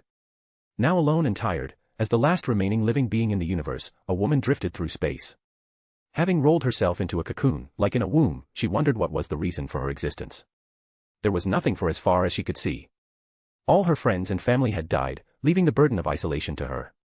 She had fulfilled her destiny of sacrificing her life to save the world, and yet, she found her sacrifice sending her to a place of no return, just dark empty space. I have waited longer than I can count anymore. Why am I still alive, she wondered, again and again. The only reason she didn't quit was hope, a small word with a meaning so profound. Is anybody there? Is this hope worth it? She asked the nothingness and got a reply with silence. Then, a silent emotionless tear slid out of her eye and stuck there. Space was so harsh, she could not even cry. Back on the Freedom 1 ship, Hector was growing tired beyond belief. He was still looking for a planet to take over. Well, this is our 69th star system now. I hope this number will prove lucky, Yondu muttered as soon as the ship came out of the jump. It was not just one ship, however. There were 5 more.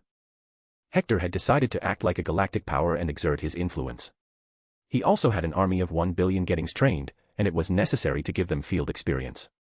Cull, tell the ships to stay behind at the edge. I will call you if we find something, Hector ordered his first Morinien general. Adam started to brief him about the planet they were headed to. Mr. President, we are headed to Zenhobri, the home planet of the Xavier species. Unfortunately, it was invaded by Thanos and the Black Order, who exterminated half the population. The planet's current situation is unknown, but it is believed that Thanos left soon after what he did. No communication has been detected by these people again. Hector rubbed his chin, another one. How many planets has that mad titan destroyed by now? All we saw were empty and uninhabitable. This is the 6th one, Gramps, Peter voiced. The boy was now officially 18 and old enough to hold a gun. He was already used to all the machinery, so he felt like just at home. Vroom, vroom, ee-hee-hee, boom. And then there was cute little 7-year-old Yelena, the Heart of Freedom clan. Her giggles and chirps were like holy water that cleanses all the filth on the ship. Sweetie, go and play somewhere else. We're busy right now, Hector told her, as she was driving her toy car over many control panels. Thank God they installed a child lock over the ship's system. She denied, no. I want to play with Grandpa. Just like yesterday, gimme piggyback ride. Sigh, it seems I spoiled you too much, little one. Natasha, dear, will you take Yelena to the kitchen and fetch her some nice chocolate cookies? Natasha nodded and turned around to lead Yelena out. She acted more like a soldier with Hector than a child, albeit just being 13. Yay. Yelena ran away quickly. The cookies were her bribes. However, just then, Hector noticed a certain white fluffy boy sneaking away from the corner of his eye. Cough, not you, Mooney. This is a commander's briefing, and you can't just ditch us all and run away. Mooney paused and made the cutest puppy face, showing his big eyes, opening his jaw and letting his tongue fall, tilting his head slightly. Ah, must, fight, he pinched himself and scolded him, no. Not right now, but you can go later. First, listen to the meeting. You're a general. Do you want to be demoted? Woof. Mooney barked and took his seat again, though his eyes would dart towards the door every once in a while. Hector continued the meeting, as planned before. If we find any survivors and the planet having a comfortable atmosphere, we shall surround it and order the natives to surrender. If they are not peaceful, then we may use force.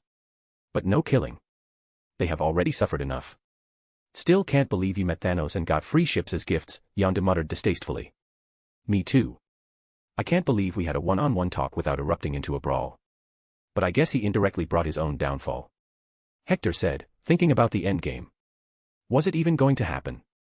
He continued, we need as much power as we can gain. As many alliances as we can get. This is why I sent Logan to Sovereign to form an alliance with them. Everyone nearly cried in laughter, while Yondu whistled, sure, I know what kind of alliances he will be making there. It's literally conquering a planet with your dick. No, I told him not to sleep with them if he didn't want to. I gave him something else to offer them. That still puts him above you, President. Hector dangerously looked at him. What do you intend on saying, Yondu Udanta? Hey, you know what I said. Oh. Come here, you little blue shit. They arrived on the planet of Zenhobari. It didn't look much advanced from space, rather just like any natural planet.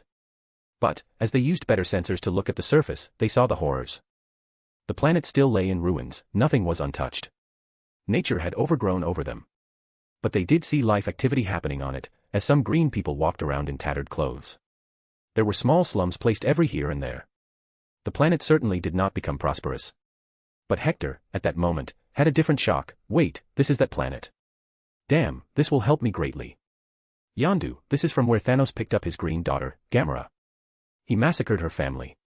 If we can use this to instigate her, maybe she will tell us the location of Vormir. Go and send the word to Ravager Syndicate. Anybody who offers intel about her will get 1,000,000 credits. Sweet, our president is a fat rich lord now, Yondu quickly fiddled with the datapad. Hector communicated with Kull, bring all ships in and surround the planet. We have finally found the target. We shall be taking over here. After that, he turned to Peter, alert the Ravagers, it's time to suit up. Bring out the war armors. We are going to take over with a show of strength that will scare them into submission. I can imagine what kind of a society they have right now. Zenhobari was the homeworld of a race of green-skinned beings. Like many planets, it suffered from overpopulation which brought the planet to the brink of collapse. Poverty was commonplace, many children were homeless, and people constantly hounded the planet for scraps. Surely, Thanos hoped to fix this mess, but he never looked back at what was left. Families were destroyed, and madness ensued. Chaos broke out as the government lost vital people. Supply chains were disrupted.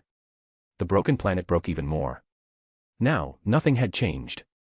The resources were still not there as the planet had consumed them already before Thanos came. So now, the planet has fewer hands to work and nothing to feed. Life went from poverty to hell. When Hector and his army descended to the surface with over 1,000 lander crafts, he saw the condition. Most of the Xavier didn't have clothes, be it men, women, or children. They all looked malnourished.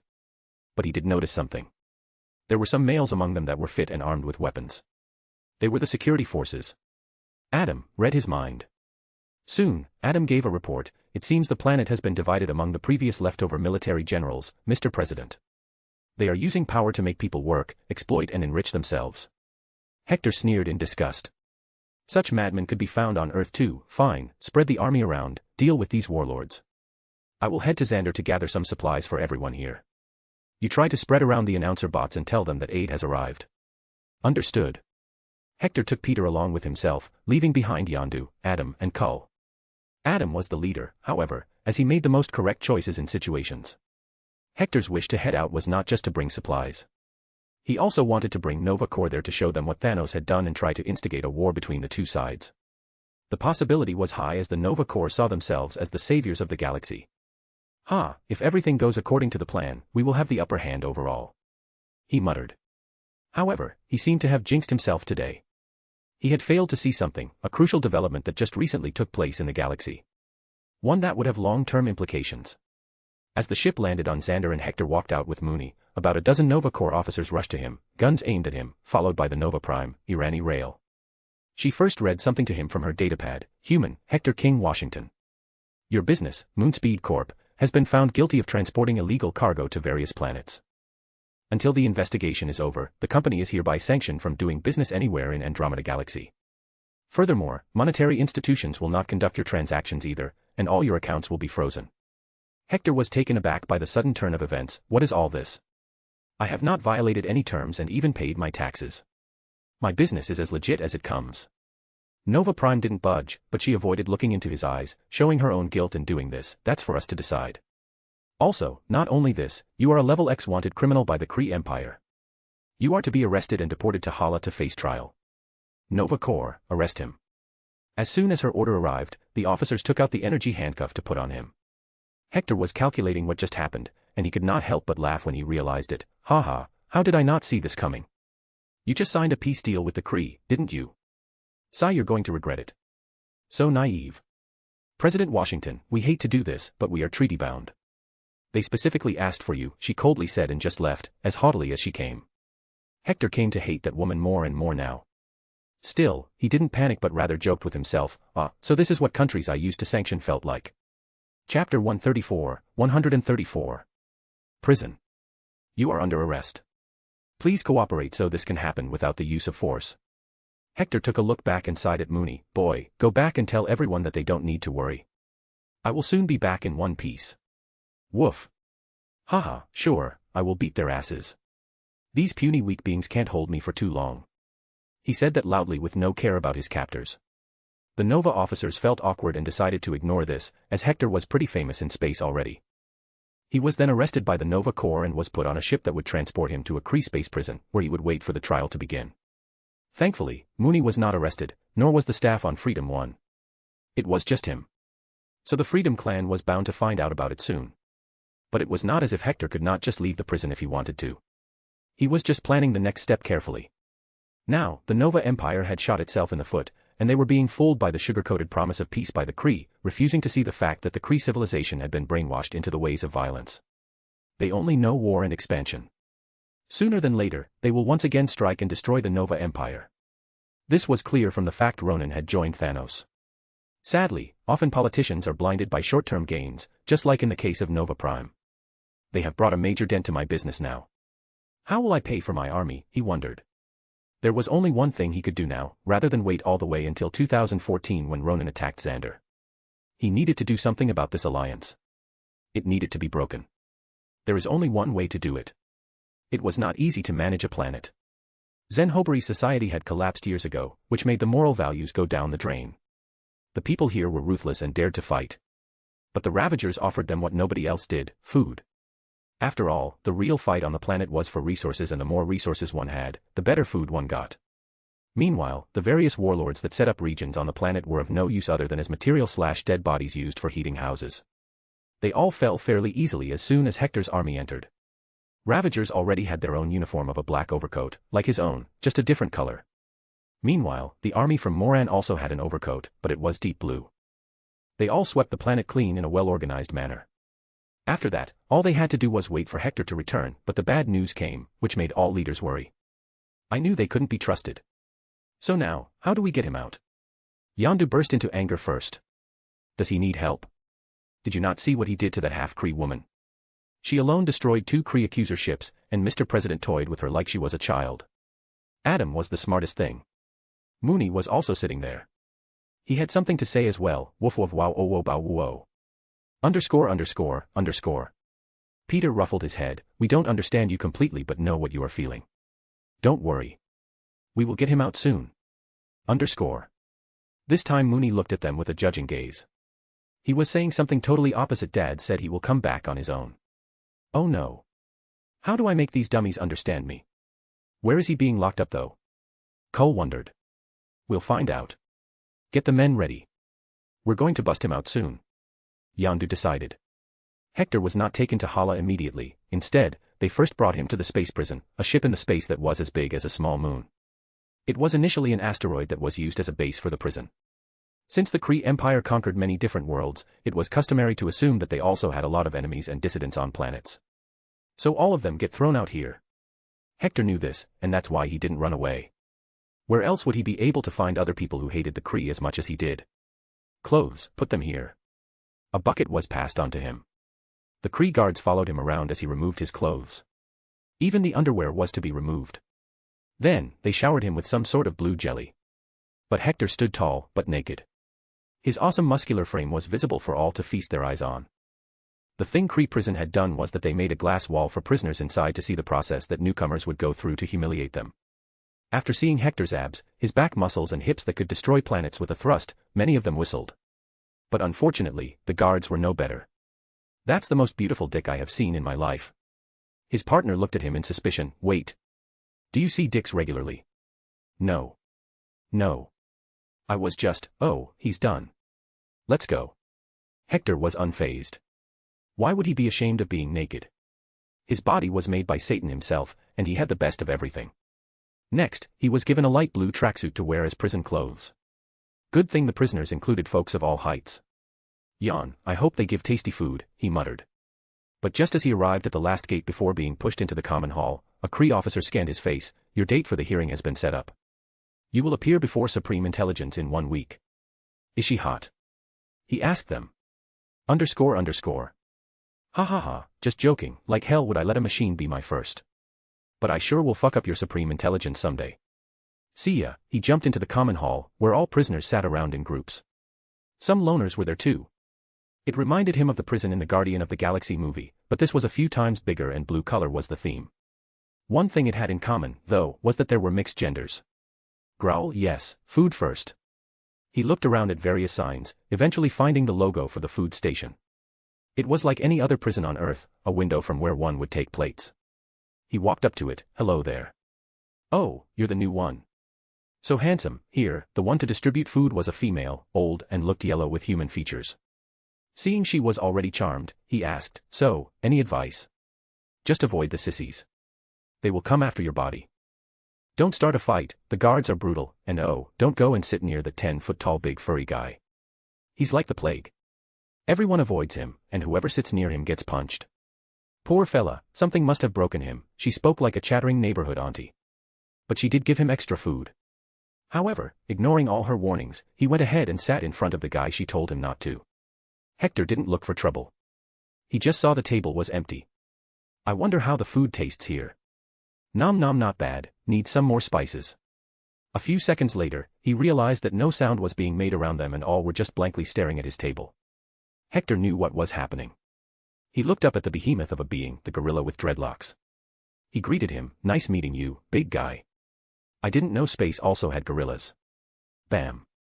The giant gorilla struck. He hammered it over Hector's head with a palm clasped into a fist. The guards became alert and pointed their energy guns at them. However, Hector's chuckles resounded. He was as fine as ever, still eating the food. Haha, you're one big and strong fella, son. It was expected that the fight would break out now.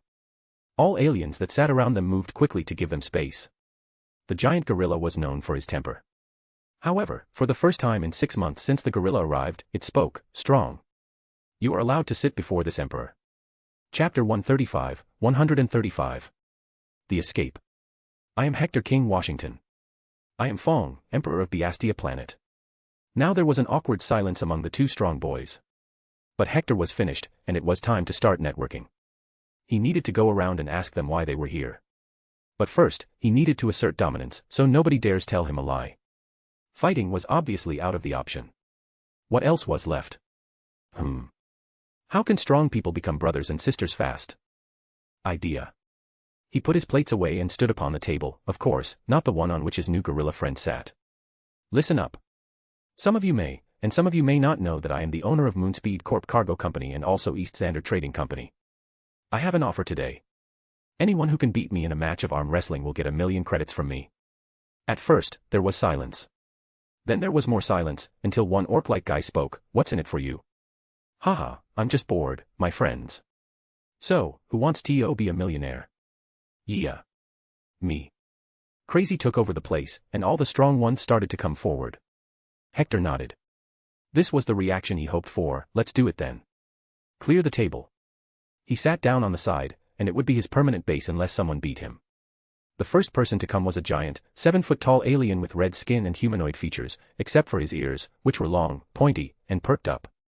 Let's do it. We rarely get rich folks here. Fine, come on. Placing his hand on the table, Hector prepared. There were not going to be any referee. The only way to win was to destroy the opponent. Hee hee, you're small. The alien was pretty confident. But his face lost that smugness when both clasped their hands. He felt Hector's tight grip. Thankfully, one guy was acting as the starter, as he would count. 1. 2. Go. A. The red alien pushed.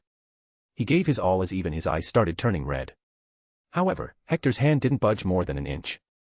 Yawn, you're weak, bam. All it took was a second. Hector slammed the opponent's hand easily. Loud and clear, he won. But he didn't wait and taunted the crowd, is there nobody who can defeat me? I will. Now came an ugly alien. He seemed to be a mixture of Thanos and all his children. A hideous sight, but tolerable. The match started. This time, Hector didn't bother ending it so fast. Instead, he played the game of Who Wants to Be a Millionaire, Merbeast style. So, as long as you can answer a question, you will get double the amount if you win.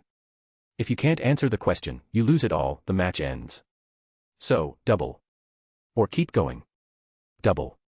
Haha, greed, downfall of even the best of us, he silently chuckled. Okay, tell me the third law of Newton. Underscore. What? Who is Newton?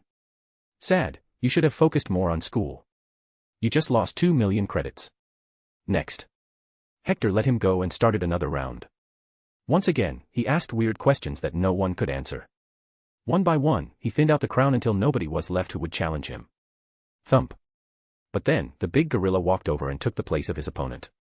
Hector smiled, so the big boss finally showed up. Let's go, no questions, a real match. 1. 2. Go. Hector was way too shorter and thinner than this gorilla. In addition, his thick hairy arms and large palms were much bigger than Hector's, so it was already problematic for him to keep a hold. Nice, he felt Fong having enough strength to push his hand 5 inches, much more than all others. But, sad for him, Hell's Inquisitor does not accept defeats. It was an intense match, and in the end, Hector did win, but Gorilla also won respect. That's pretty neat. You're the strongest here. Not me, you. Saying this, Fong left him alone. But the crowd did cheer and surround him. He achieved what he wanted. Now was the time to gather intel. It took Hector 3 days to filter out all prisoners in there. Most of them were genuine criminals who did something heinous, but some were kept there because the Kree MP feared them or considered them a future threat. So, he started plotting 2 things. Both started with a plan to run, but the real criminals will be fooled and be used as meat shields. Meanwhile, those Hector approved will leave with him. Do you understand the plan? We will take their ships and fly away. Remember the coordinates, he ordered his small team. How will we gain access to them? The dock is controlled by a different system. He scoffed, don't worry. I have a way to handle that. After all, this whole prison is also a ship. Just reach the docks on time. The plan was ready and set. Hector also spread rumors to various minor factions that he would help them all run out. So everyone was prepared. Of course, the guards knew this was happening, but they didn't know the whole plan. As soon as the right time came, he sent out Skull Knight H to partially manipulate the giant prison with hellfire and release the warships on the docks. It was an easy job from there, and all selected aliens flew the ship away. Hector too rushed to one of them, but he saw the gorilla standing and waiting there. What happened? You never told me about yourself, and I didn't choose to take you. So step aside. I have a Kree empire to destroy. Fong, however, didn't budge. I join, if you wish to destroy the empire. End of Kree is my life's goal.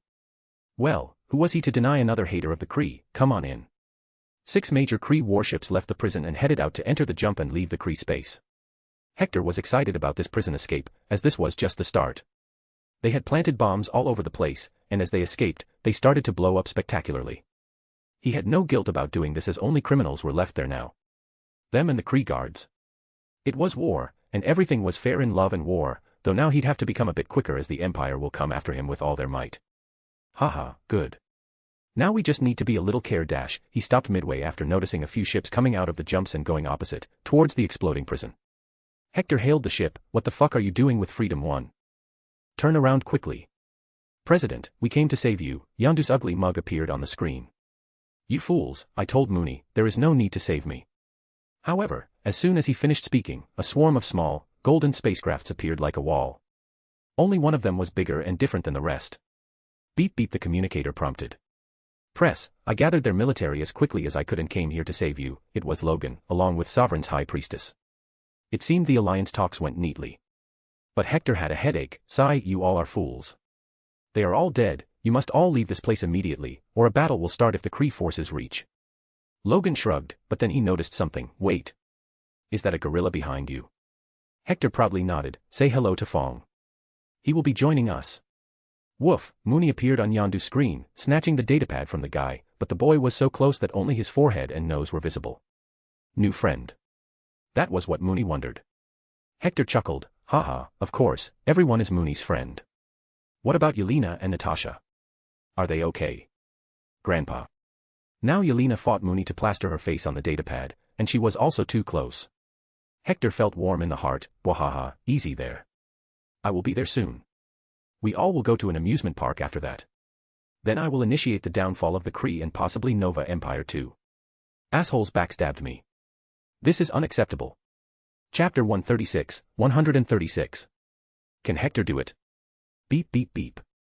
Sirens rang all across the Nova and Kree Empire as soon as the news of the destruction of the biggest Kree prison reached the ears of the administrations. The Nova Corps and the Kree Empire sent out their fleets to investigate and also apprehend the perpetrators. Hala sent out Ronan to see what happened, while Nova Prime sent her best officer as well. But, they didn't know that Hector had infiltrated their homes by now. He was playing the same game as them. In fact, he had the upper hand since none of them knew about his giant army and armada of ships. It would take them some time to realize that it was Hector, but he'd be long gone and planning the next step by then.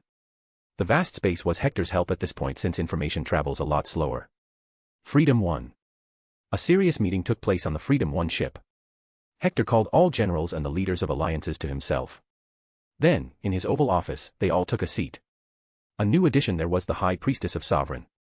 I never thought you would agree to join me. You don't really have much conflict with either party, Hector said curiously. Aisha sighed, of course, but I have decided to bet my cards on you, Mr. President. The things you have done ever since you appeared and even now, escaping and destroying one of the galaxy's most secure prisons. You are not simple. So, I hope that when you win, the Sovereign will gain a lot in the future. Hector nodded at that. This was why many nations on Earth that sided with the US in the Cold War got good deals later. What if I lose? It was something she didn't want to imagine, a horrifying thought, but the High Council will kill me. I went against them by allying with you. Respect was all he had to offer her for now, then you will probably go down in your civilization's history as the one to bring it to new heights. We will win. But our strategy needs to change now. All this time, we didn't think that even the Nova Empire would stab us in the back. This is a reminder that in the politics of the galaxy, none are permanent allies, and only interests matter. But with this, the Nova Empire has also dared to side with the Kree. This makes them an enemy. We have 3 more years, and by then, I want our fleet to be of at least 10,000 ships big, and the entire billion army should be ready. Then, we will lay siege to Hala. Either we will take it over, or we will destroy it. Don't forget, we also have Skrulls in the camp. But, you all will have to be careful from now on. We are based in Andromeda Galaxy. Kree doesn't have too much power here, but Nova Empire does. They will possibly declare us criminals. Focus on yourselves, increase your power. I will do the same. Adam, I want you to put all your focus on finding Vormer. Because if we're able to do that, then our chances of winning will shoot up to 100%. At the time, Logan spoke, Nova and Kree Empire have a population of trillions. How will we fight them? At most, we can muster a few hundred billions with Skrull's help. Woof, Mooney barked. I will booty slam them as I did in Vietnam. Haha, Mooney is right. Let's not worry if we can. Just believe in yourself that you can do it. The meeting is adjourned. I will be going out to take a short trip alone. I need to gain strength and more allies. Logan, Mooney, Natasha and Yelena will be coming with me. Yondu, Kull and Peter, focus on training yourself and the army. Hector stood up and bellowed, remember. Once we win this war, we will be an intergalactic superpower faction, stronger than the likes of the Kree and Nova empires. Imagine the power and wealth. So say it with me. To victory. To freedom. To victory. To freedom. To victory. To freedom. After the meeting was over, he called Aisha to his office to talk to her alone. How well do you think your planet's shipbuilding facilities are? I have plans for a new ship that's inspired by Kree's accuser ships. My chief scientist and his team made it after we took some of their ships. I wish to mass-produce them and use them as Freedom Alliance's warships. After we're done with the Kree and Nova Empire, what will be made won't be an empire, but rather a galactic federation. We will oversee peace, equality, and order for all. I assume you will be its leader. She interrogated. Who better than me? He wondered and nodded. Yes, I will be the first president of Andromeda Galactic Federation. Later, the Federation will also include the Milky Way galaxy. So, can Suvan become the hub of ship manufacturing for the Federation? Aisha's eyes sparkled as she quickly understood the secret meaning behind Hector's words. He was basically giving a boost to the sovereign's economy. This was like giving them a golden spoon. Building ships for an organization that spans the galaxy would make her people rich. We can definitely manage such a deal, she agreed, diplomatically. However, Hector was not so dumb to hand them such a juicy stick. I can agree to that as long as you sign the contract. That you will never be allowed to sell these ships, their technology, or any variant of them to anyone without the permission of the Federation. You will never use these ships for personal planetary use. You will never use these ships against the Federation. As long as you and your High Council can sign the contract with your thumb blood imprint, you can have the contract. The designs will be provided instantly, too, so you can start working. You do not trust us. Hector scoffed. I do not trust greed. And greed is something that can make a saint become a genocidal maniac. I value real contracts more, as they are words written in stone. Aisha silently contemplated how she was going to do it. It will be tough to persuade the High Council. But I shall try. Good, I will wait for the good news then. Take care, he sent her away. One by one, all parties headed out to do their work. Adam left to find Vormer, Yondu, Kull, and Peter left for Moran to train the forces. Only Hector, Mooney, Yelena and Natasha were left with a small number of ship staff. Woof. The cute big boy entered his office, wagging his tail and looking for some pats and kisses. Hector sat down on the floor and played with him. Haha, how are you, my son? Woo-woo, Daddy, I taught Yell how to fart silently. I don't think you're supposed to teach that. But, what did you learn? Are you still wasting your time? Mooney quickly took a step back to show off his new talent. First, he tilted his head up and spat a small blob of saliva, then quickly he moved a few meters away and caught it in his mouth. See? I'm so cool, he barked proudly. Hector just sighed. Mooney was not a human, he couldn't expect high-level things from him. He ruffled his hair. Yes, boy. I'm proud. Now let's go. It's time we give a visit to Asgard and see Odin. Thor is going through his dumb phase. I can probably pull him into this war. With enough manipulation, I can also lure Loki in as well. Ah, isn't Fenrir also there? Maybe I can revive him. Whir. Bowie. Haha, it's Thor and Locke. Just two dumb lads. You will understand. Let's go. It's time for food, and I will cook nice chicken for you all. Yelena loves it. Bee. But he was stopped because of a constant beep coming from one of Hector's teeth. He quickly fiddled in his bag and took out a pager-like thing. It was a message from Kennedy. A clear frown appeared on his forehead. Damn it, this still happened. Mooney, change of plans. It seems Jean needs our help. Mooney was Jean's teacher who helped her get better at controlling her mind-reading abilities. So he cared for her too. What happened, Dad? Nothing, I will just have to beat a certain bird, though I wonder if I can. Chapter 137. Dark Phoenix. Earth. A NASA mission to space had gone wrong. It was supposed to be a routine flight to fix the satellites.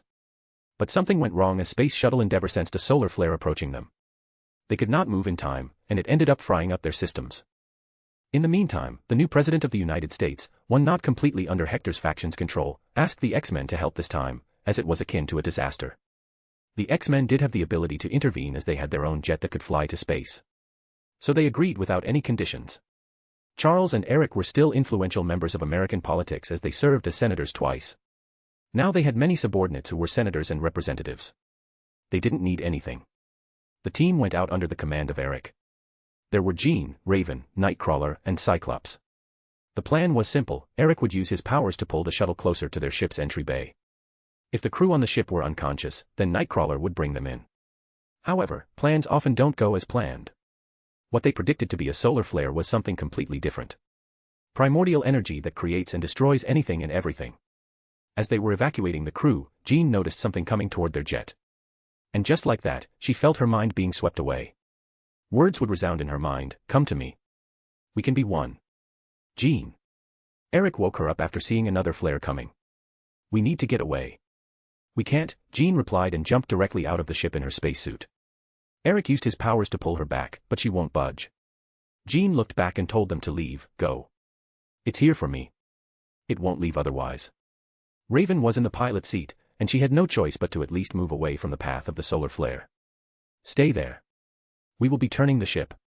However, there was no need to, as the solar flare seemed to be getting absorbed by Jean's body, making her scream, but the space didn't allow her screams to go anywhere. The spacesuit also got shredded to piece, leaving Jean without any protection. Yet, her body didn't explode and turn into ice. She was left unconscious, floating in space. Nightcrawler was quick to teleport her and bring her back inside. What's going on with her? These glowing veins. Cyclops noticed. I don't know. We need to return quickly. Raven rushed. What followed was Jean slowly getting emotional and losing control of her powers. However, a hidden danger appeared when some aliens from space came to catch Jean Grey with the purpose of destroying the Phoenix. These aliens were a joint alliance of the Krishare Nova Empire. They had come together because the Phoenix Force had destroyed multiple planets and their complete population. They were now fed up with this menace and desired to end it once and for all. Hence, a fight on Earth ensued. Kennedy still had some pull and was able to keep the media from making a mess by blaming the X-Men for the bad situation. It is a military experiment gone wrong, that was the official announcement. This fight went all the way until the final showdown in the Sahara Desert. Embrace me and defeat them. You are me, and I am you. Our fates were joined before we both even existed. Phoenix brainwashed Jean. In a situation where she was cornered, she took the risk and let her mind open up. But then, Phoenix's memories started entering Jean's mind. They were full of screams, trillions of beings, innocent most of them, killed by the Phoenix Force across the universe. No. You monster. She broke down and let the Phoenix Force control her body. It was now a one-way fight, all aliens were destroyed, and the X-Men repelled. But Jean's mind was broken. The trauma was too much for her, as it brought back memories from her childhood, the day when she joined with the mind of her dying friend. And now, she felt that experience intensified by trillions of dying people. Outside, a dark cloud appeared around Jean's body, keeping all away from her. She started to fly into the sky, letting off a destructive aura. Jean's mind had changed things. The Phoenix that was supposed to create and destroy, now only knew the latter. Dark Phoenix was born, and Jean was not in control of her body. The X-Men could only watch helplessly as they could not go near her. Kennedy was a superhuman and part of the whole fight. He cursed, "Fuck. That old man warned me about this. Now it's all on you." He took out the interstellar pager, given to him by Hector in 1988. Dark Phoenix ran away. That was the message. All they could do now was wait. Freedom won. Hector's flagship flew towards the Milky Way galaxy in the hope of catching the Dark Phoenix. "Grandpa, I will fight too. I learned how to punch." Yelena jumped around Hector as the old man donned his red coat. He smiled lovingly. Despite not liking kids much, he was fond of this bubbly one, really. "But I am very old. It takes so much training to fight bad guys. Look at your big sister, even though she isn't ready to fight yet." Natasha wanted to refute, as she had taken all of Hector's classes secretly, but she couldn't reveal that. She was a spy, after all. Mr. President is right. Hector always felt disheartened when she called him by his official title. "Child, I told you so many times, call me Grandpa, like Yelena. You are not my subordinate." She didn't speak anymore. Hector felt she was the toughest person to read. It has been a few years, and yet she refuses to open up to her. One day, I will make her feel at home here. Woof. Mooney also arrived, having donned a red cloak on his back as a badass sorcerer would. "Dad, Baldy Master gifted me this." "Haha, careful there, boy. If she hears you calling her that, then forget your master rank. Let's go now. We need to head out." Hector didn't know how powerful the Phoenix Force was, but it was strong enough to erase planets quickly. So he reckoned it wouldn't be good to take the ship along. Hence, only he and Mooney would travel to Jean in a pod. He ordered the crew to leave for Moran after he left. "Grandpa. I want to tell you something," Yelena chirped. He lowered himself to her level. "What is it?" She quickly brought her face to his side and pecked on his cheek. "Beat ass. Who taught you that word, sweetie?" "Oh, I heard Baldy Yonda saying it," she answered. Crack. Hector cracked his knuckles, danger radiating from him. He needs some communist-styled re-education, it seems. Bow. Mooney walked to her as well, asking for his kisses. Yelena hugged his neck and pecked all over his face. Mooney nearly melted in his place. He loved these tiny humans to the core. So cute, so small. He'd do anything to protect them. Let's go. 2 days later. It was a long flight to Milky Way galaxy. Hector and Mooney were bored beyond belief in the pod and played Uno. You forgot to say Uno, haha. Pick 4 cards now. Woof. Mooney angrily barked, slamming his cards out of his jaw. I said it in dog words. Hector glared at him with narrow gazes. Don't lie to me. I can understand you even if you don't bark. You didn't even open your mouth. You need to clean your ears, Dad, the boy growled. Uno was undoubtedly a game that could destroy families. Even higher dimensional beings were not safe. Hector remembered a war among the Greek gods that was caused because Zeus didn't say Uno, and Athena caught him. So yup, Uno was an omniversal game, played in hell and heaven as well. Sigh, fine, you win. But Mooney scoffed, I don't need your pity, Daddy. Let's play the game again. Fine. Whoosh. As he started to give cards, he noticed something brushing past their pod. It was something like a fire outside. That was it, the moment of truth. Mooney, get ready. The good boy quickly put his cloak on. Hector also donned his coat. The sound kept on increasing. The pods outside was being chipped as if sandpaper was being rubbed on it. Boom. It completely blasted away with a small fire. In empty space, Hector and Mooney found themselves floating in the middle of nowhere. But there was one source of light. Bright, hot, and seething in rage. Well, she sure looks angry. That's definitely not our goofy Jean, he murmured. Mooney started growling at the dark phoenix that appeared to have taken over Jean's body. There was a bird-shaped fire surrounding her body. The expression on her face showed pure rage and lust for destruction. Hector stretched his neck and shoulders, preparing to fight. His face, too, left all smiles and goofiness. Now completely serious, he taunted, listen up, little bird. If you don't leave my Jean's body, I will have no choice but to remove you from existence. You. A mortal. Leave. If you want to live, the dark phoenix's voice resounded.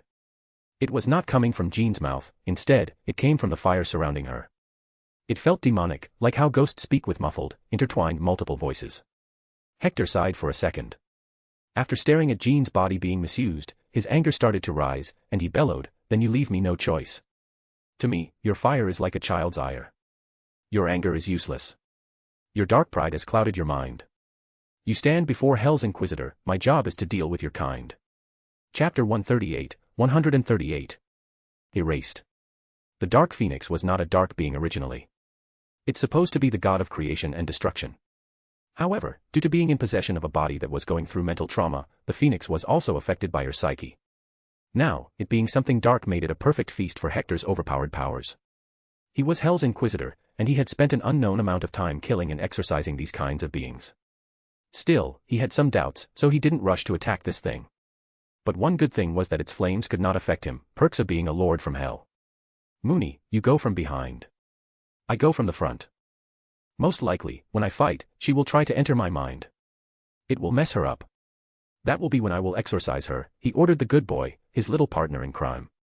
To exorcise, he needed a few things first. One was a ring that was given to him by God himself. This replaced what priests on Earth used as a religious symbol. Then there was his exorcism magic that would entrap any dark entity inside a sphere of runes he could cast. In this universe, you may be an immortal godly entity, but on an omniversal scale, you are also immortal. That means, you also sin. All planets that you destroyed, all innocent beings that you killed, they all amounted to sin on you. Reee. The Phoenix screeched. Jean's body rushed towards Hector, her eyes shining in red. Forgive me, Jean, but I'm gonna have to hit you this time. He muttered and prepared. Secretly, good boy Mooney also flew away. Both didn't need any spacesuit right now as Mooney had his own sorcery, and Hector could simply survive. All he needed was some oxygen every few hours. Whoosh. The first attack came. The Phoenix force was vastly stronger. It had abilities that could do anything. All of a sudden, it sent a force blast. It wielded the energy beams of immeasurable concussive force. Hector was thrown back by it, but he persisted and tackled the Dark Phoenix. It was continuously surrounded by raging fire, sending blasts of energy at him. Begone. He punched Jean's face softly, planting his ring of God on it. In response, the ring sent out a blast of white light that covered Jean. Hector also chanted some words, which created a sphere of runes all around the Phoenix. It's time to exorcise you. Reee.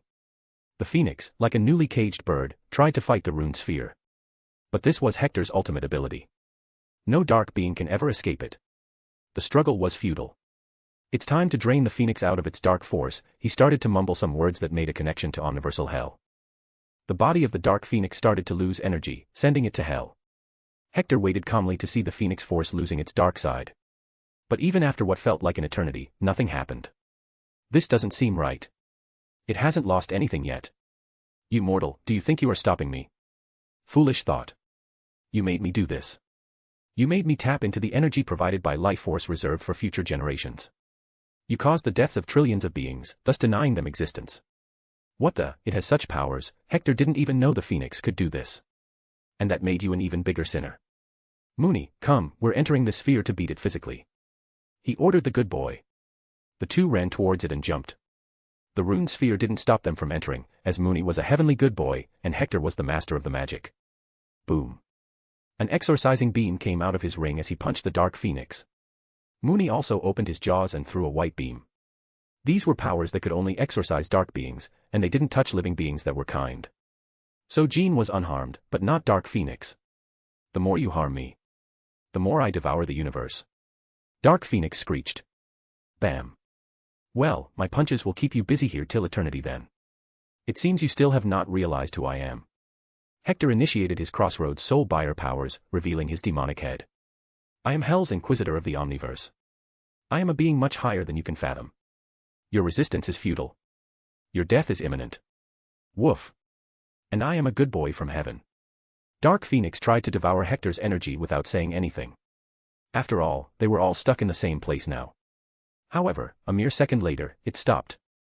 It was unable to infiltrate Hector's body or mind. So instead of wanting to devour, it decided to destroy. Using disintegration waves, it tried to destroy all molecules that made Hector. Whoosh. The wave hit Hector with full force. He felt no harm by it, however, something unexpected happened. Fuck. He cursed. Wow. Mooney chuckled. Hector just lost all his clothes over his body. Disintegration waves destroyed everything that was not his skin. Now, but naked, he felt conscious because Jean was there. You bloody bird. You're dead. He took out a towel from Funhouse Dimension to tie it around his Willy Wonka. Then he jumped on the Phoenix Fire, not Jean. The Dark Phoenix was already trying her next attack on him. It was its ability of temporal manipulation. Desiring to turn Hector back to a little baby, as he was when he was born. However, all it got was continued punches from him. Impossible. You were never a child. Then she tried to age him, and again, nothing happened. You are. Hector sighed, I told you, I'm not from this universe. But you are pretty powerful. It never took me this long to destroy a dark being in this body. But one thing is certain. I will win. Boom Mooney booty slammed the Dark Phoenix. Jean's body and the Phoenix-shaped fire were two different things. Their exorcism beams were hurting it no matter what and draining away its life force. Keep doing it, Mooney. It's working. He shouted. Ree. The Phoenix went mad, you made me do this. Hector and Mooney didn't stop punching and throwing exorcism beams on it. This was their ultimate power while being restricted by this mortal body. The disadvantage of being an omniversal higher dimensional being was that they could not exert their full might, or else the universe itself would break. The bodies of Hector and Mooney were what kept the universe from breaking apart and ceasing to exist. I can do this for eternity, he proclaimed and kept beating it, destroying the Phoenix's fiery body. And I will destroy eternity. Dark Phoenix responded. It was up to something ominous. Earth. Ah, this is life. No bullshit press briefing to attend. Kennedy relaxed at home. His wife, Marilyn Monroe, was long dead, and he had great grandkids by now. But he was still horny and had a lot of girlfriends. It didn't matter if he was 80. His rod was still tight. I hope the old man handles that Phoenix crap nicely. Whoosh. However, all of a sudden, a white light appeared out of nowhere and then there was nothing. Freedom One ship. I miss Grandpa. He will be back soon, Yelena. Come, you can sleep with me. Natasha took her precious little sister to sleep. They shared a bed and reached dreamland in no time. But then a white light flashed everywhere, and there was nothing left. The two didn't even know something had occurred. Moran. We need to plan this better. Yonda was briefing a class of hand-selected 30 generals in training. They were all Moranians. Cull and Logan were there too. It was their job now to teach and make killing machines. But honestly, it wasn't Logan's cup of tea, I miss that fluff. Whoosh. And then there was nothing. Thanos' ship. Perfectly balanced, as all things should be. I took you away from your home, Gamoria, my dear daughter, but I did make your people prosperous again. I brought wealth and equality again. My ways may be ruthless, but if I don't do it, no one will. Thanos, the Mad Titan, taught his favorite daughter about what he did. Gamora was now in her late teens and remained ignorant of what her adopted father truly was. Father, I won against 10 trainers today. Just then, Nebula came running, expecting praise. But Thanos gave none. Gamora could beat 20. If you wish to acquire my praise, then you need to do better, Nebula. Nebula just stared at Gamora in anger at that. To her, this green sister was the real cause of the problem. If there was no Gamora, all that praise and love would have been hers. I hope this bitch dies, she cursed. Whoosh. And the white light swept everything, leaving nothing behind. Thanos was alarmed for a second, but even he could not do anything. Finally, Nebula's wish came true, but she wasn't the only one to go. Asgard. Odin was on his golden throne, in all his majesty. His armor-donned body radiated wisdom and power. Father, you called for us. Thor entered with his half-brother. Beside Odin stood Frigga, equally confused. Odin sighed, a time has appeared beyond what I can see. Circumstances unforeseen by any being have taken place. The universe is going to perish at any moment now. We can only hope that he wins and the universe remains. What do you mean dash? Thor couldn't finish speaking, just as predicted. The universe ceased to exist. There was nothing now, just a white light and a remaining fight. All life and matter was gone, leaving behind just a bird, dog, and a virgin old monk. The stakes were now much higher, but it was mere foolishness of the Phonics, as doing this made Hector my dear. Chapter 139. A stranger in space. The white light swept across the universe, devouring it faster than the speed of light. Everything just ceased to exist, like it was never there. The universe was just an empty space in the container of the multiverse now. Hector and Mooney were shocked by the change of the scenery all around. The black space was no more. What did you do? He roared. Devour the universe. If that's what it takes to end you. Hector was not very attached to people, but some faces that did appear in his mind were Logan, Kennedy, and Yelena. He was fond of all these people as he knew them from the very beginning or cared for them like his own children. Dad, what did the bird do? Mooney asked, confused about the emptiness all around. It destroyed the universe. My daughters, Mooney exclaimed. Yelena and Goose were his daughters, after all. I commend you. As a being of creation and destruction, you sure destroy a lot. Your dark aspects should not even exist in this reality. And by removing the universe out of the equation, you have allowed me to go all out. Out of nowhere, pants reappeared on Hector's body as if he was manipulating reality. He started flying to Phoenix. I was restricted before because I couldn't destroy this dimension. But now. Thud. Hector suddenly appeared in front of Jean's body and put his palm on her. He closed his eyes and started to chant something. Whoosh from his back, black chains that radiated red light came out and caught Jean's body. The Dark Phoenix tried to fight it off, but the chains seemed to be catching the Phoenix fire as well, as if the fire was also a physically tangible object. Ree. Unhand me. Hector didn't speak anymore. The Omniverse was a ruthless and madly powerful place. The evil that lurks there can't be measured by a simple Dark Phoenix. So Hector let himself go this time, creating cracks in reality as his powers manifested in him. Bang. Like thunderstruck, a big wide crack in the dimension appeared. It was just above Hector. Mooney, too, turned back to his original dog form, which was, in fact, smaller and cuter. But in terms of power, he was stronger. Growling. He jumped at the Phoenix and started eating away the fire. The more fire Phoenix let out, the more of it he ate. Hector and Mooney were overpowering the Dark Phoenix easily. Jean, that poor child didn't deserve this. Your entering her body was fine with me, as she was the perfect host. But you dared to take over it. This has crossed my limits. From now, I banish Dark Phoenix from this universe. He erupted loudly. NNO. The Dark Phoenix panicked. Hector was now pulling the chains that held her fire. There were two aspects of the Phoenix Force, one dark and one bright. One creates, and one destroys. But what happens when one is taken away? That was exactly what Hector planned on doing. Jean called him Grandpa. Like hell would he damn her to a life of misery with the Phoenix. The only kind of Phoenix he could allow was the Creator one. Mooney, stop eating the fire and pull the chains, he ordered. Woof. Mooney acknowledged and pulled the chains with Hector.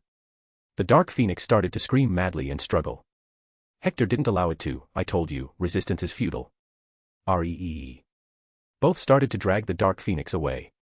Jean's body was held with a set of other chains that remained as they were. Only the bird-shaped fire was moving away from her. The destructive raging fire let out all its power, engulfing the entire empty place with it. It spanned as far as the whole universe that existed not long ago. Wowee. Mooney complained, as his fur was slightly burning. That's only the dust burning, son. This fire can't hurt you. Hector calmed him and dragged the dark phoenix towards the crack in the dimension. That was the gateway to the omniversal hell. Let me go. No fucks were given to what the phoenix had to say. Instead, they pulled it like a maddening bull. I will kill Jean. Mooney scoffed and barked, woof bo woofoo. Haha, right. Mooney will just lick her and fix her up. There is no escape now, little bird.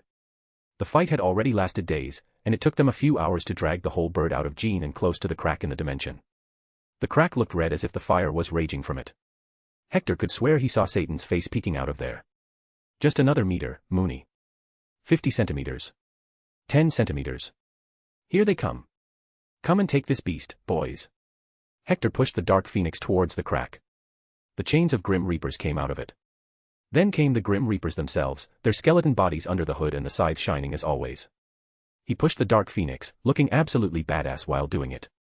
Odin and the likes of him would have vomited blood if they had seen him handling the phoenix like it was a child. Marvel Universe's one of the strongest entities was being served. Whoosh. The dark phoenix ultimately entered the crack.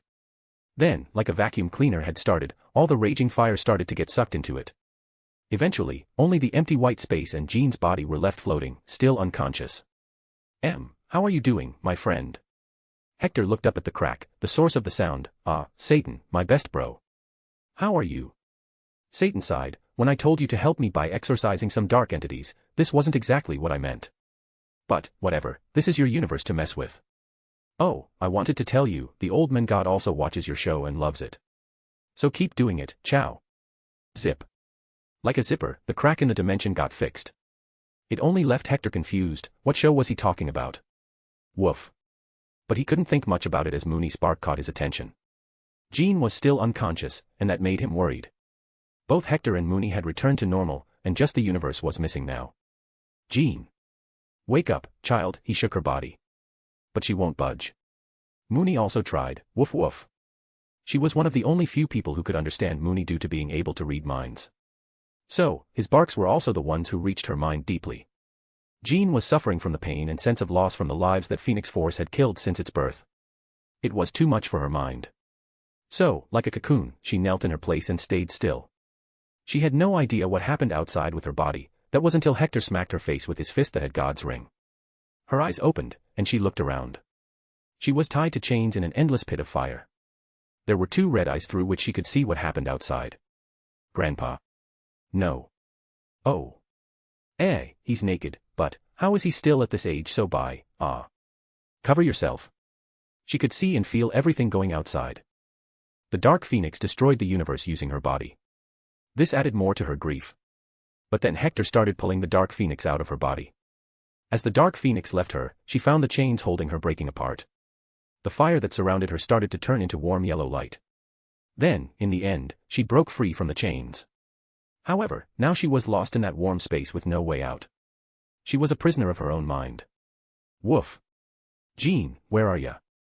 I will teach you more, come back. She could hear Mooney's voice in her mind clearly. So she started to fly towards that voice. Are you dead? I will give you my favorite cookie. I chewed your homework that day. Come back, I got lots of treats. I will not sniff the butt of your human friends, bitch. I promise. All these words made Jean laugh loudly. The remaining grief left by the dark phoenix and the memories vanished with the cute words of Mooney. She kept on following his voice. Outside, Hector held her in his arms. He noticed her eyelids moving a bit. Keep doing it, Mooney. It seems to be working. So, the good boy became a loudspeaker, revealing all his deep dark secrets and confessions. He also tried to bribe her. Something happened after what felt like hours. Whoosh, her eyes shot open abruptly. The first thing she saw was Hector's face, which made tears come out. She hugged him tightly and cried vocally, Thank you. I was, in so much pain. She cried rivers. Hector just kept her in his embrace. Mooney also walked to her back and rubbed his fur. Calm down, Jeannie. Oh, Mooney. I love you, She kissed Mooney's head and hugged the living hell out of the fluffy boy. After all, he brought her out of her mental prison. Mooney also licked her face, wah. Ah. Hector loved it when Mooney says I love you in barks. That was the purest form of love. Their small reunion lasted an hour. But then Hector worried about the universe. Jean, I need you to tell the remaining Phoenix to recreate the universe as it was when it destroyed it. Or else. Cracky stretched his fingers, making a cracking voice. Jean quickly heard a voice in her mind, I do not condone violence. I think she got the message, Grandpa, Jean muttered. Whoosh. With them being the center, as if they were the origin of the Big Bang, the universe came into existence again. A spectacular scene of planets, stars, black holes and such forms appeared in front of their eyes. It was like fireworks, just more terrifying. The Phoenix Force was one hell of a powerful entity, and he just hooped its ass with Mooney. Done, she says. I'm going to have to talk to this bird in my head. She's a tenant who didn't pay rent. Jean was still conflicted about her body being used. Woof woof. Who's that? Hector looked at where Mooney pointed. There, not far from them, was a woman, her black hair floating freely while she lay calm in the space. Her body was not damaged, but she seemed unconscious. She wasn't here before. Hector flew towards her. The closer he got, the better he saw it. She wore some sort of battle armor and a red cape. Whoosh. Jean was faster and reached the body before. Whoa. She's so pretty, but her face, it looked so sad. Of course, she would know those expressions. It was the face of something emotionally scarred. Then Hector also arrived and glanced. But it made him say just a few strong words, how the fuck. A/N, Omniversal Hector is too damn OP. Just think of any fictional being, Hector can defeat them. But, in lower dimensions, like in this MCU, his body is just a bottle for his OP soul. Hence, his body is limited by the upper limit of the MCU.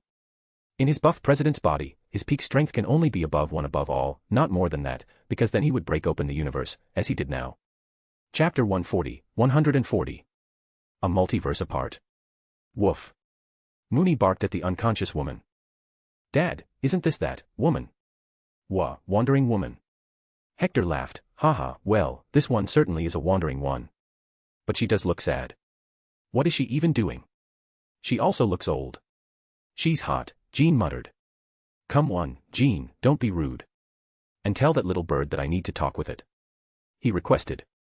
Jean stayed silent for a second before continuing, oh, let me grab your hand, it will connect our minds.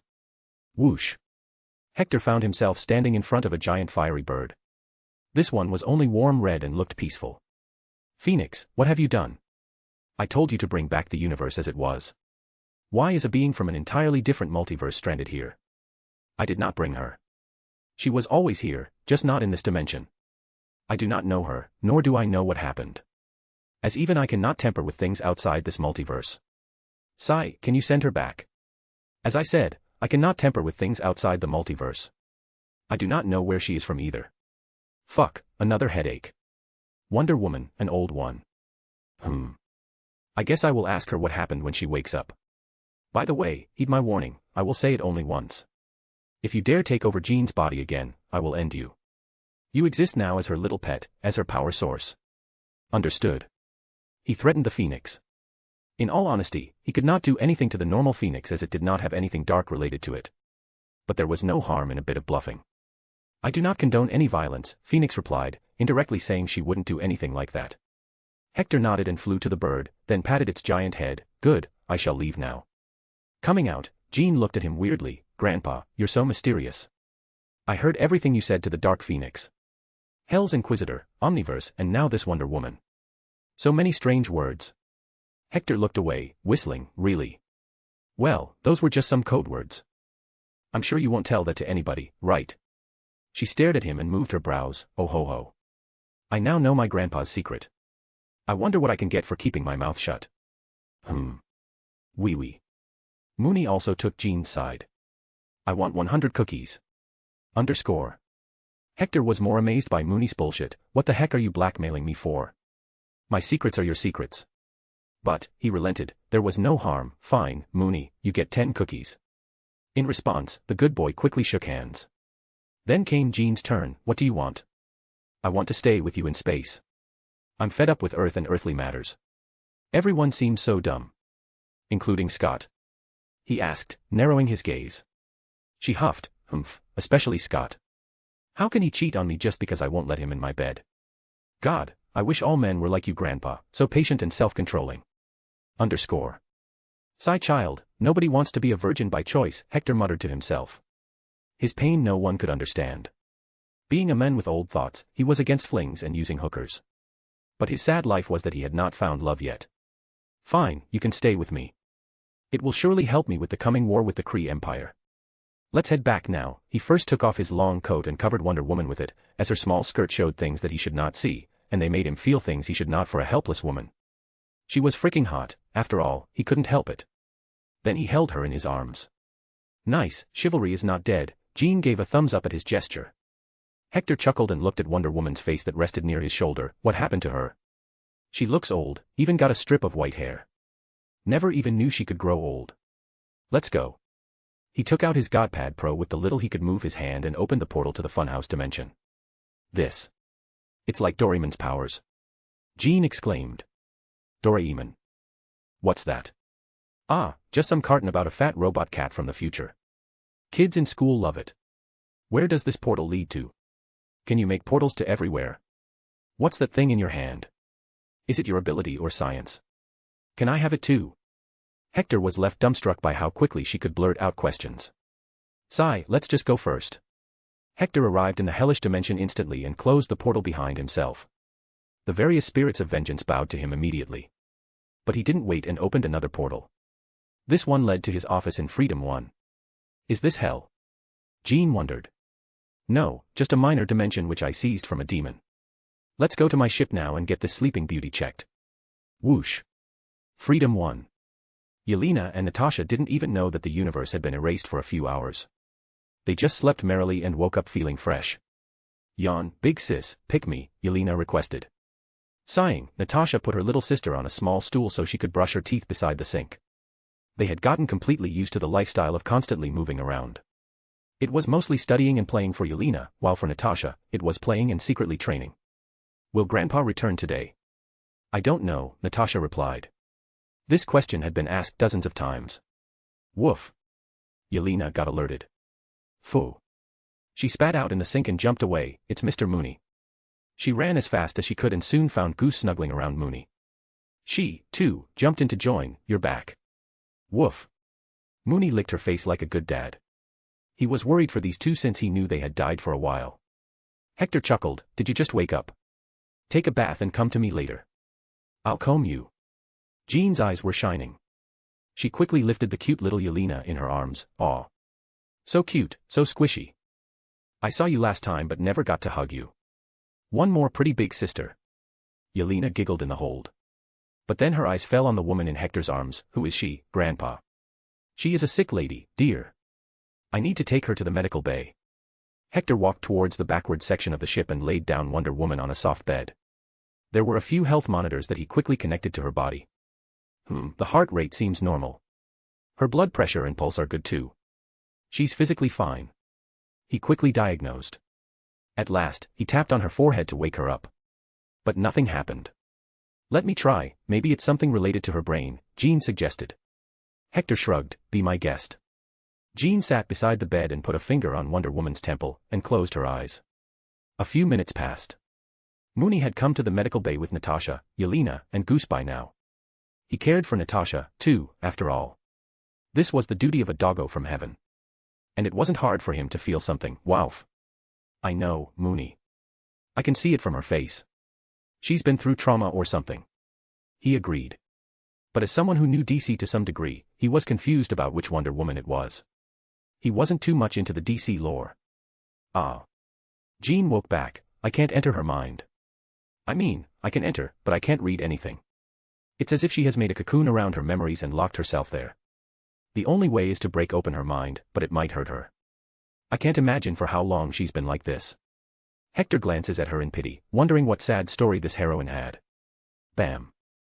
Yelena somehow climbed on the bed with the help of Mooney. She softly crawled beside Wonder Woman and looked at her face. Whoa. So pretty. Grandpa. Look, she's got white hair like you too. Don't say it. Hector muttered. Yelena altered between seeing Hector and the woman's face. Then grinned and chirped. Grandma. Stone. Or I turn horny again. Special thanks to Doug Airnuts, Aliwata Million, Alayemi, Bird Rant, Franklin, Wally, Brennan, Tubbs, Cole Fong, Ton, Gwyn, Dylan, Tyler, Andy Cohen, Martin Bosley. Thank you for all your support. Chapter 141, 141. Best grandpa ever. No, dear, not everyone who has white hair is a grandma. Hector picked Yelena in his arms and walked out of the room. Mooney, keep an eye on the patient. You two redheads, follow me. Jean and Natasha glanced at each other for a second. Both were extremely different from one another, yet similar. They had faced a lot of trauma, but while Natasha was young and still had the mind of a grown-up, Jean was older and still had a bubbly personality. Yet, friendships start where least expected. I like your hair, Jean complimented. Natasha nodded, probably a personal bias, but I'll take it. Wait, was that the most serious-faced sarcastic response ever? Sanctuary 2. W. What? Thanos suddenly jolted up, alarmed as if something bit him. What happened, father? Gamera asked him. Thanos couldn't come up with an answer. But something did happen, and he could feel it. Something beyond the understanding of any mortal. We must fasten the search for the stones now. Gamera and Nebula, today, I give you your last challenge. Find me the infinite gems or their location. Whoever brings the most will become my heir. He raised his arms sideways, all this will be the winners. Thud. Both girls kneeled. I will find them for you, father. Nebula was more enthusiastic, I vow, father. I will find the gems, no matter what, I will slay whoever dares stop me. I will make you proud. Thanos just grunted, go now, my daughters. Earth's moon. I observe all that transpires here, but I do not, cannot, will not interfere. For I am the what? Wait. Did the universe just die for a split second? Ancient One. What a strange day. I feel as if I was reborn today. Odin. The old man still sat on his throne, but his eyes looked calmer and warmer. He took a long breath of fresh air. Father, did you call for me? Thor asked. Yes, my sons. But it seems the darkness has passed away. You may leave and get back to your training as I had planned. Odin shooed them away. What happened? Frigga asked, now that only she and Odin were left.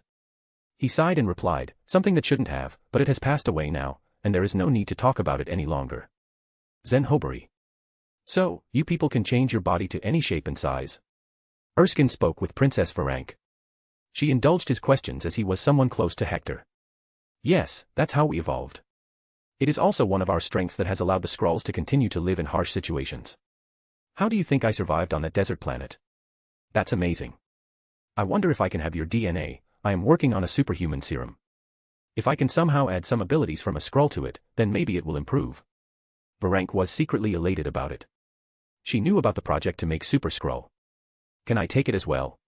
If Mr. President agrees, sure. Yonman, it's so tiring today, it feels like I woke up from death. Care to join me on lunch? Erskine asked her with a straight uninterested face. Varank nodded, there was no harm in that, I'll be glad to. Maybe I can introduce you to my religion. Let's go then, Erskine walked out. However, his heart was pounding like a future internet thought jiggling her silicon ass on camera. Fuck. How does that virgin old man know these tricks? It worked. Erskine was told by Hector not to act too enthusiastic and interested if he wanted to score her. He needed to keep a straight face and look professional.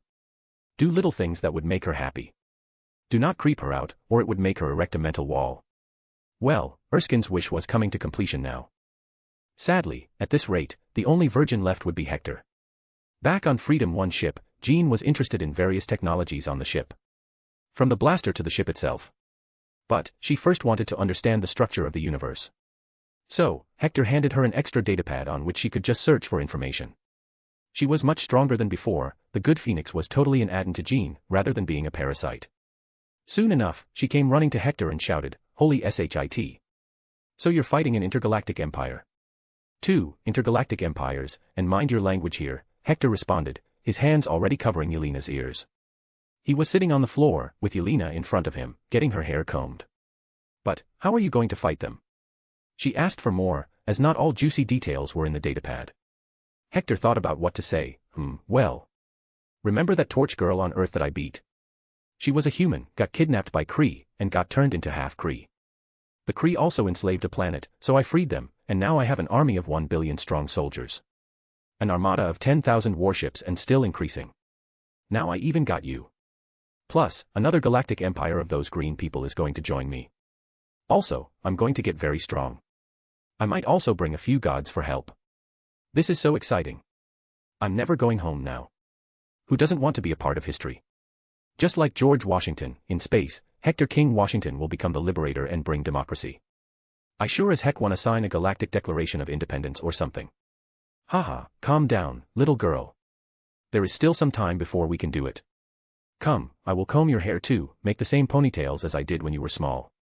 He suggested to her. I want to do it too. Yelena chirped. Jean felt giddy in her chest. She missed this wholesomeness back in school. Unfortunately, Scott was not very emotionally resonating. Although ponytails were not her style anymore, but who cared? Yes. Hector let Yelena experiment with one side while he worked on the other side of the hair. Jean just closed her eyes and felt like she was getting a massage. God, I can't believe I just went through all that pain not long ago, and now I feel so relaxed. You're the best, Grandpa. And me. Bam, she clutched Yelena in her arms and launched kisses on her cheeks, and you are the cutest little angel in the world. By the way, where is Natasha? At that, Hector chuckled loudly. That child, she's still mentally broken. I'm working on her. She thinks I don't know that she secretly studied in my classes and practices to become a great spy every day. Do you want her to be that? Jean inquired. Humph. I only care that she lives happily. If she wants to become a spy, so be it, but I'd still support her if she wants to become anything else. Jean rested back, feeling happy. I wish everyone was like you. Then how would I be special? All right, sit straight now. Jean enjoyed the little gestures of kindness. She was extremely grateful to Hector, as he had most likely saved her from a life of pain and sadness by telling her parents about Jean and taking her to school. Initially, she hated it, but as she grew, she understood how deep in a mess she would have been without Hector and Mooney's help. Not to mention, Hector saved her from the Dark Phoenix and now made her stronger than she ever was. Huh. I wish this lasts forever, she muttered to herself. While the three had their little fun and joked around, Mooney stayed beside the patient in the medical bay and licked her face every now and then when he felt he saw some emotions on her face. Woof. He called for her. Mooney's ears perked up, the patient just moved. He licked her face again and barked, woof, woof. Wonder Woman felt strange as if the air was touching her body. She had been roaming around the dark void of space for longer than she could remember. The feeling of her back touching the soft bed was also something she had forgotten. Then there was the bark. Pretty lady, wakey, Mooney barked in his language and tried to nudge her by rubbing his head on her neck. Who? Wonder Woman slowly pried open her eyes. But then closed them again as the lights on the ceiling felt painful. Then in a second, she became used to it and woke up completely. The first thing she saw was the white-furred dog. Bam, she grabbed Mooney by his neck and pulled him into a tight hug, her eyes tearing up simultaneously. Crypto. Chapter 142. Fluffy Pillow. Whoa. Mooney tilted his head in confusion, unable to remember who the heck this crypto doggy was. Wonder Woman looked at the good boy carefully again and realized that she mistook him. Who are you? Where am I? Whoa. Mooney barked. Can you understand me? Mooney nodded his head, shocking Wonder Woman. But, she had still not let him go from a hug. After all, the good boy was still warm and cozy to hold. But she asked him now, can I hug you a bit more? You have been the first living being I've seen in 100,000 years. Woof. Mooney again nodded and even snuggled in her arms. However, he had mentally called Hector and told him that the patient was up. She stayed silent for a good few minutes, taking long breaths and feeling the oxygen in her lungs again. Then, once she felt her mind was at balance, she opened her eyes and let Mooney go. But then she felt something metallic touching her. Looking down, the red piece of cloth that covered her was some sort of an oversized coat with stars on the shoulder and collar. This is my coat. Hector entered. Wonder Woman got alert and turned hostile instantly. She jumped out of her bed and stood up. Who are you? How are you alive? Hector waved his hand. Easy there, I am Hector King Washington, the ex-president of the United States of America. You are currently on my spaceship, somewhere inside the Andromeda Galaxy. What? How? Everything was destroyed, the undoing had erased everything from the existence. She tried to make heads or tails of the situation. But she couldn't even remember there being a president with such a name. Her universe was destroyed, Hector took in the new details. But, now there was no way but to tell her the truth, you are not in your universe. I was fighting a primordial cosmic entity not long ago, and it destroyed the universe, then I defeated it and subdued it to bring back the universe as it was. But surprisingly, I found you floating nearby. Most likely, you were brought in from another reality. As hope reappeared in her mind, her face instantly gleamed. I know the multiverse was real. So everything is nearly the same here? You were the president. Do you know Batman? Superman? Flash, Green Arrow, or Justice League? Man, this is making me sad now, he muttered silently. Seeing her being so desperate was disheartening, as he knew his answer would send her back into sadness. No, I have not. As I said, this is not your reality, not even your multiverse. This is a completely different realm. What do you mean by a different multiverse? How can there be such a thing? You're lying, she took a fighting stance. Look, if I wanted to fight you, I'd already had, but trust me, the only thing I want is to help you. Look at Mooney. He could have ripped your throat apart if he wanted to. Grandpa, why the pretty lady so mad? Just then, Yelena peeked her head out from behind Hector. Wonder Woman stopped immediately, reflecting on herself and realizing that what Hector said about harming her was right. Feeling hopeless, she lost strength. She was now stuck here, in an unknown universe with no way back. Easy there, Hector rushed forward and stopped her from falling. He laid her back on the bed. It's all right. You're safe now. I can understand that you have many questions to ask, but take a rest first. Eat something and energize your mind. He suggested. Mooney stayed seated beside her, while Yelena also climbed on the bed. Yes, you are safe. Grandpa saved me too. He came in like boom, and then bam, he punched the bad people and made them cry. He saved me, my sister and lots of friends. Wonder Woman couldn't help but smile at her innocence. She caressed Yelena's hair. What's your name? Yelena Belova, and you? Sigh, I'm Diana Prince, or Diana of Themyscira, she answered, her eyes looking hazy, most likely memories resurfacing. Hector decided to let her rest a bit and get her something to eat before asking about her origin. Mooney, stay beside her, and Yelena, let's go. Let Diana rest. Jean, you come too. It's time to cook something for her. Hector pushed everyone out of the room and proceeded to close the door. Mr. Washington. Diana called him suddenly. Hector paused and just peeked inside the half-closed door. Anything you need? Thank you for saving me. Haha, it's all right. And call me Hector.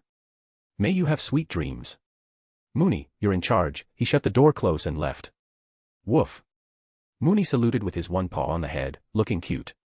Diana saw the interaction and silently smiled. Seeing other humans after so long was heartwarming. Well, Mooney, it seems you'll have to get bored with me, she caressed the good boy's head. Mooney made happy noises and sat down where her pillow was. Then he frantically slammed his head on his sides. Woof. He meant, here, I will be your pillow. Diana seemed to understand him and rested down, putting her head on his side tummy. Mooney was beyond soft and squishy, plus the warmth was heart-soothing. Thank you, dear. Mooney simply blushed and put his head near her shoulder, falling asleep. This was what good doggos do.